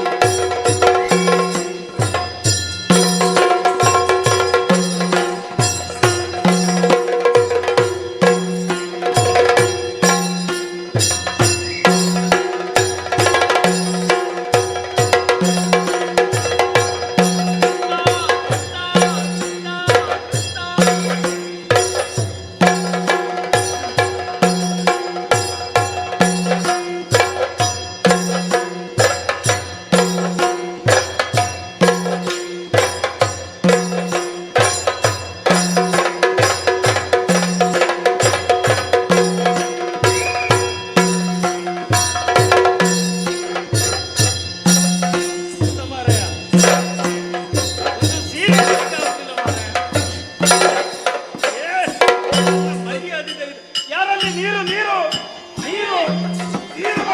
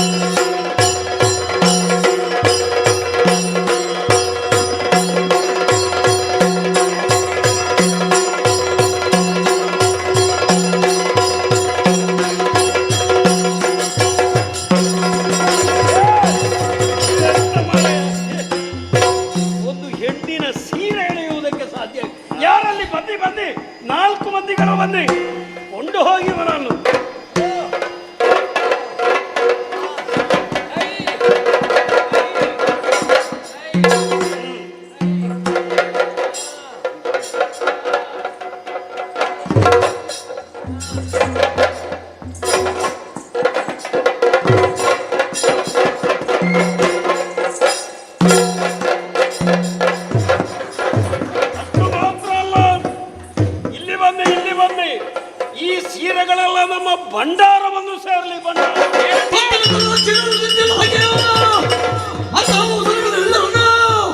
ಸುಟ್ಟುರಿಯುತ್ತ ಬೆರಗಳು ಸಭೆ ತೆಚ್ಚಿಸಲ ಅವಧಿ ಬಂದು ಗುರುಭೂಪದಿಯಾಗಲು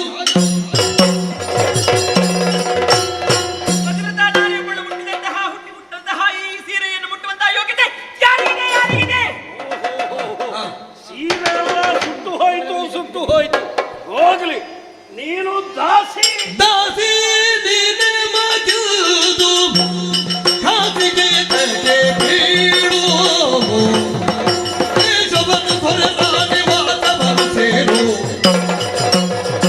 ಆನಂದಿ ಪೊಡೆಯೇರು ಮಾತಾಡಿ ಪೊಡೆಯೇರು ಪೊಡೆಯೇರು ಪೊಡೆಯೇರು ಖಾತಿಗೆ ಚಿಂತುರು ಗುರುನಾಥ ಕರೆಯಲು ಖಾತಿಯೊಳಗೋ ಇಲ್ಲಿ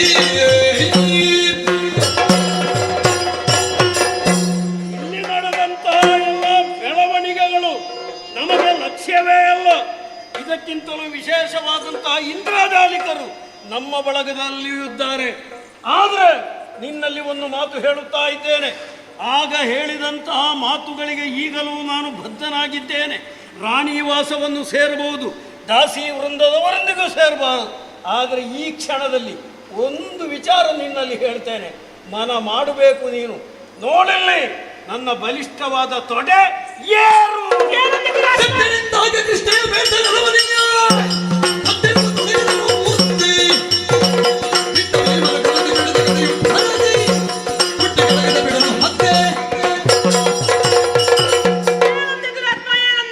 ತುಂಬಿದಂತಹ ಈ ಮಹಾಸಭೆಯಲ್ಲಿ ಪರಮಪತಿ ಪ್ರತಿಯಾದಂತಹ ನನ್ನನ್ನು ತೊಡೆದಟ್ಟಿ ಕರೆದೆಯ.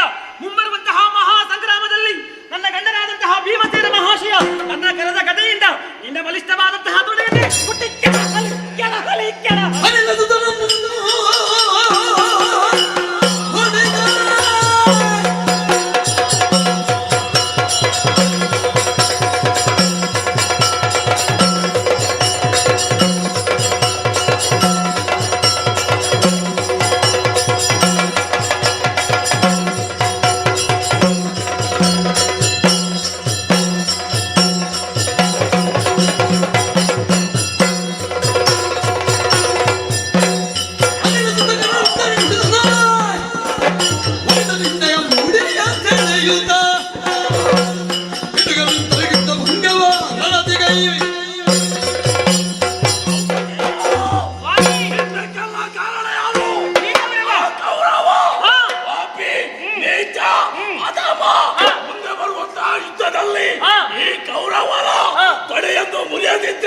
ನಾನು ಭೀಮಸೇನಲ್ಲ, ಅಷ್ಟು ಮಾತ್ರವಲ್ಲ ನಿನ್ನೊಂದು ಕರೆತಂದದ್ದು ಯಾರು?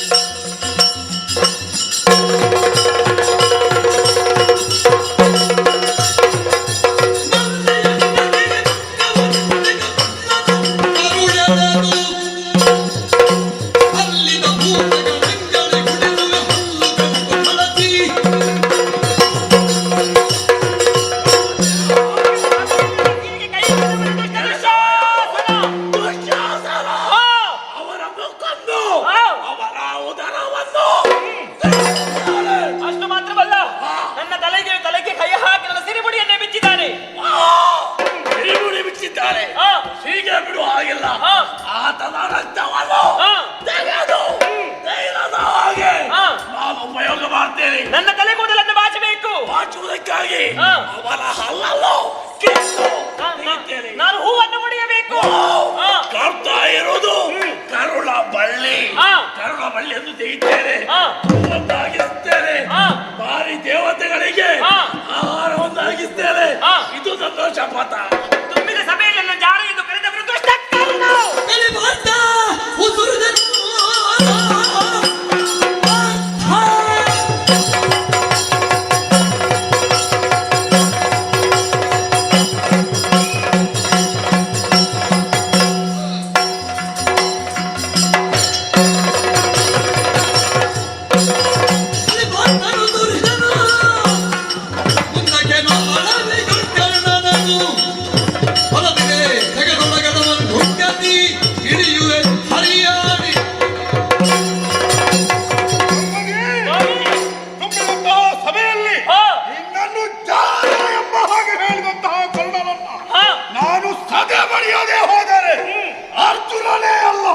ಚಿಂತಿಸಬೇಡ. ಇಷ್ಟಕ್ಕೆಲ್ಲ ಕಾರಣ ದುಷ್ಟ ಶಕುನಿ.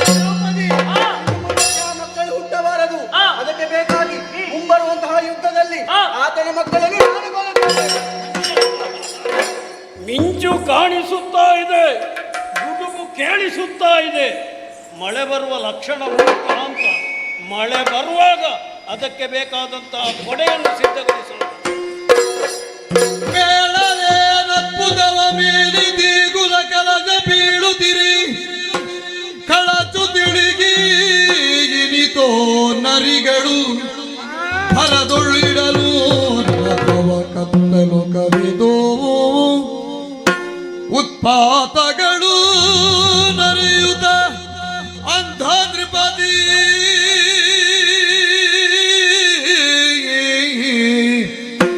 ಅಕಟ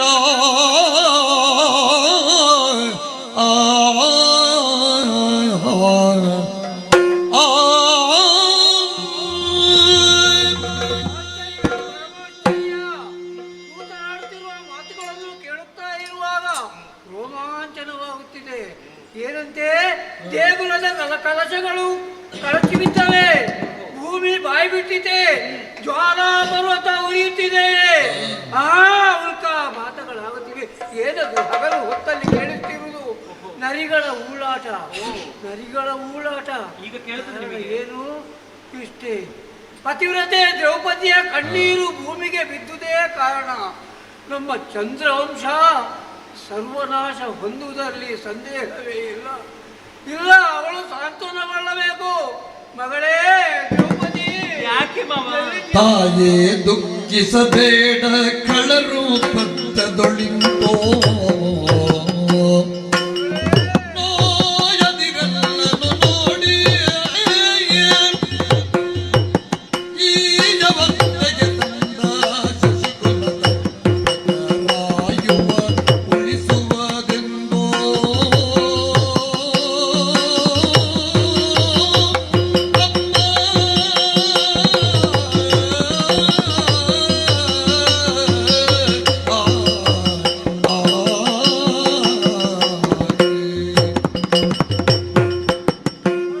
ದ್ರೌಪದಿ, ಮಾವಯ್ಯ. ಬಾ ಮಗ. ಏನಾಯ್ತು? ಬಾ ಮಗ, ಎಲ್ಲಿದ್ಯಮ್ಮ? ಏನಾಯ್ತು ಮಾವಯ್ಯ? ದುಃಖಿಸ್ಬೇಡ ಮಗ, ದುಃಖಿಸ್ಬೇಡ. ಓ, ನಿಮಗೆ ಕೇಳ್ತದೆ ಇದೆಲ್ಲ? ತಿಳಿಸ್ತಾ ಇದೆ ಮಗ.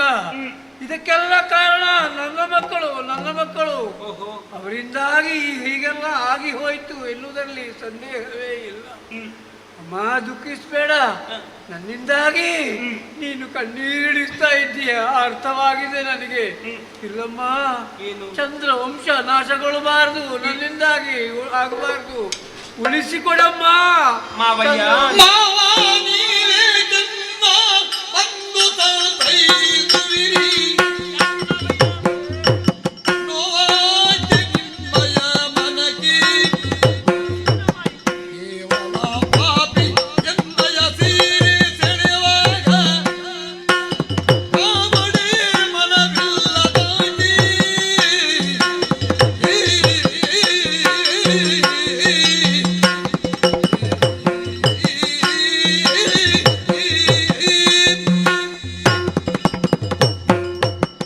ಮಾವಯ್ಯ, ಪಾಂಚಾಲೆ. ಯಾಕೆ ನನ್ನನ್ನು ಸಾಂತ್ವನ ಮಾಡುತ್ತಾ ಇದ್ದೀರಿ ಮಾವಯ್ಯ? ಈಗ ಬಂದು ನನಗೆ ಸಾಂತ್ವನದ ನುಡಿಯನ್ನು ಹೇಳಿದರೆ ಏನು ಪ್ರಯೋಜನ? ಆ, ಮಾವಯ್ಯ, ಒಂದಂತೂ ಸತ್ಯ, ವಾ, ನನ್ನ ಮಾವನಿಗೆ ಕಣ್ಣು ಕಾಣುವುದಿಲ್ಲ ಅಂತ ಮಾತ್ರ ನಾನು ತಿಳಿದದ್ದು. ವಾ. ಈಗ ನನಗೆ ಅರ್ಥ ಆಯ್ತು, ನಿಮಗೆ ಕಿವಿಯೂ ಕೇಳಿಸುವುದಿಲ್ಲ ಎನ್ನುವ ಹಾಗೆ. ತಿಳಿಸ್ತದೆ ಮಗ. ಎಷ್ಟು ಕಣ್ಣೀರನ್ನು ಸುರಿಸಿ ನಾನು ಗೋಗರಿದವಳು. ವಾ. ನನ್ನ ಮಾನವನ್ನು ರಕ್ಷಿಸಿ ರಕ್ಷಿಸಿ ನಿಮ್ಮಿಂದ ಸಾಧ್ಯ ಎನ್ನುವ ಹಾಗೆ. ಆ, ಈಗ ಊರೆಲ್ಲ ಕೊಳ್ಳೆ ಹೊಡೆದು ಹೋದ ಮೇಲೆ ಊರಿಗೆ ಬೇಲಿ ಹಾಕಿ ಏನು ಪ್ರಯೋಜನ? ಪುತ್ರ ವ್ಯಾಮೋಹಕ್ಕೆ ಬಲಿಬಿದ್ದೆಮ್ಮ. ಮನೆಯೆಲ್ಲ ಹೊತ್ತಿ ಉರಿದ ಮೇಲೆ ನೀರು ತಂದು ಏನು ಪ್ರಯೋಜನ ಹೇಳಿ? ವಾ. ಏನು ಮಾಡುವುದಕ್ಕೂ ಸಾಧ್ಯ ಇಲ್ಲ ಮಾವಯ್ಯ. ಬೇಡಿಕೊಳ್ತಾ ಇದ್ದೇನೆ, ನಮ್ಮ ವಂಶವನ್ನು ಉಳಿಸಮ್ಮ. ಏನು ಮಾಡಬೇಕು? ಮಗಳೇ, ನೀನು ಸಂತುಷ್ಟವಾಗುವುದಿಲ್ಲ ಎನ್ನುವುದಕ್ಕೆ ಗೊತ್ತೇ ಇದೆ. ಹ. ಮಗಳೇ, ಏನು ಮಾವ? ನಿನ್ನ ಸಮಾಧಾನಕ್ಕೆ ಬೇಕಾಗಿ ಹ. ನಿನಗೆ 3 ವರಗಳನ್ನು ಕೊಡ್ತೇನೆಮ್ಮ. ಹ. ಏನು ಬೇಕು ಅದನ್ನು ಕೇಳಿಕೋ. ಹೌದೇ? ಕೇಳಮ್ಮ. ನಿಮ್ಮ ಸಾಂತ್ವನಕ್ಕೆ ಬೇಕಾಗಿ ನಾನು ಆ ವರವನ್ನು ಕೇಳುತ್ತಾ ಇದ್ದೇನೆ. ವಾ, ಮೊದಲಾಗಿ ಆ. ನನ್ನ ಗಂಡಂದಿರು ಆ. ಜೀವಿತದಲ್ಲಿ ಸಂಪತ್ತು, ಸಾಮ್ರಾಜ್ಯ ಆ. ಇವೆಲ್ಲವನ್ನು ಕಳೆದುಕೊಂಡಿದ್ದಾರೆ. ವಾ, ಮಾತ್ರವಲ್ಲ, ಆ. ಅವರ ಆಯುಧಗಳನ್ನು ಕಳೆದುಕೊಂಡಿದ್ದಾರೆ. ಆ.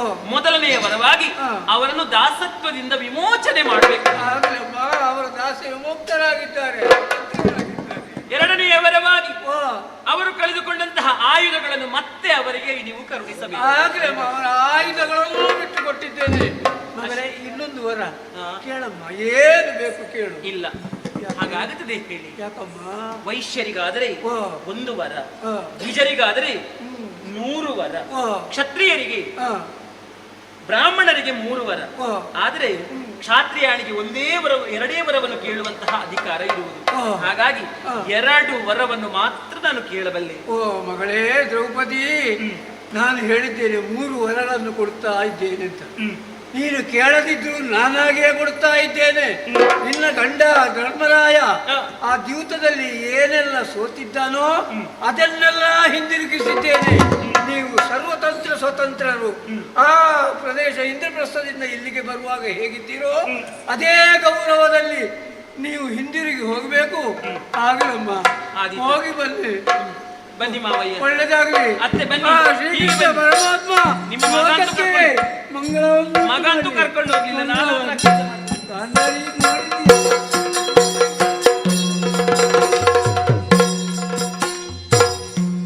ಶಂಖಚಕ್ರಧರ ಶ್ರೀ ಗೋವಿಂದ ಗಾನವೇ ಪರಮಾನಂದ. ಪಕ್ಷಿವಾಗನ ಲಕ್ಷ್ಮೀ ರಮಣ, ಪಕ್ಷಿವಾಗನ ಲಕ್ಷ್ಮೀ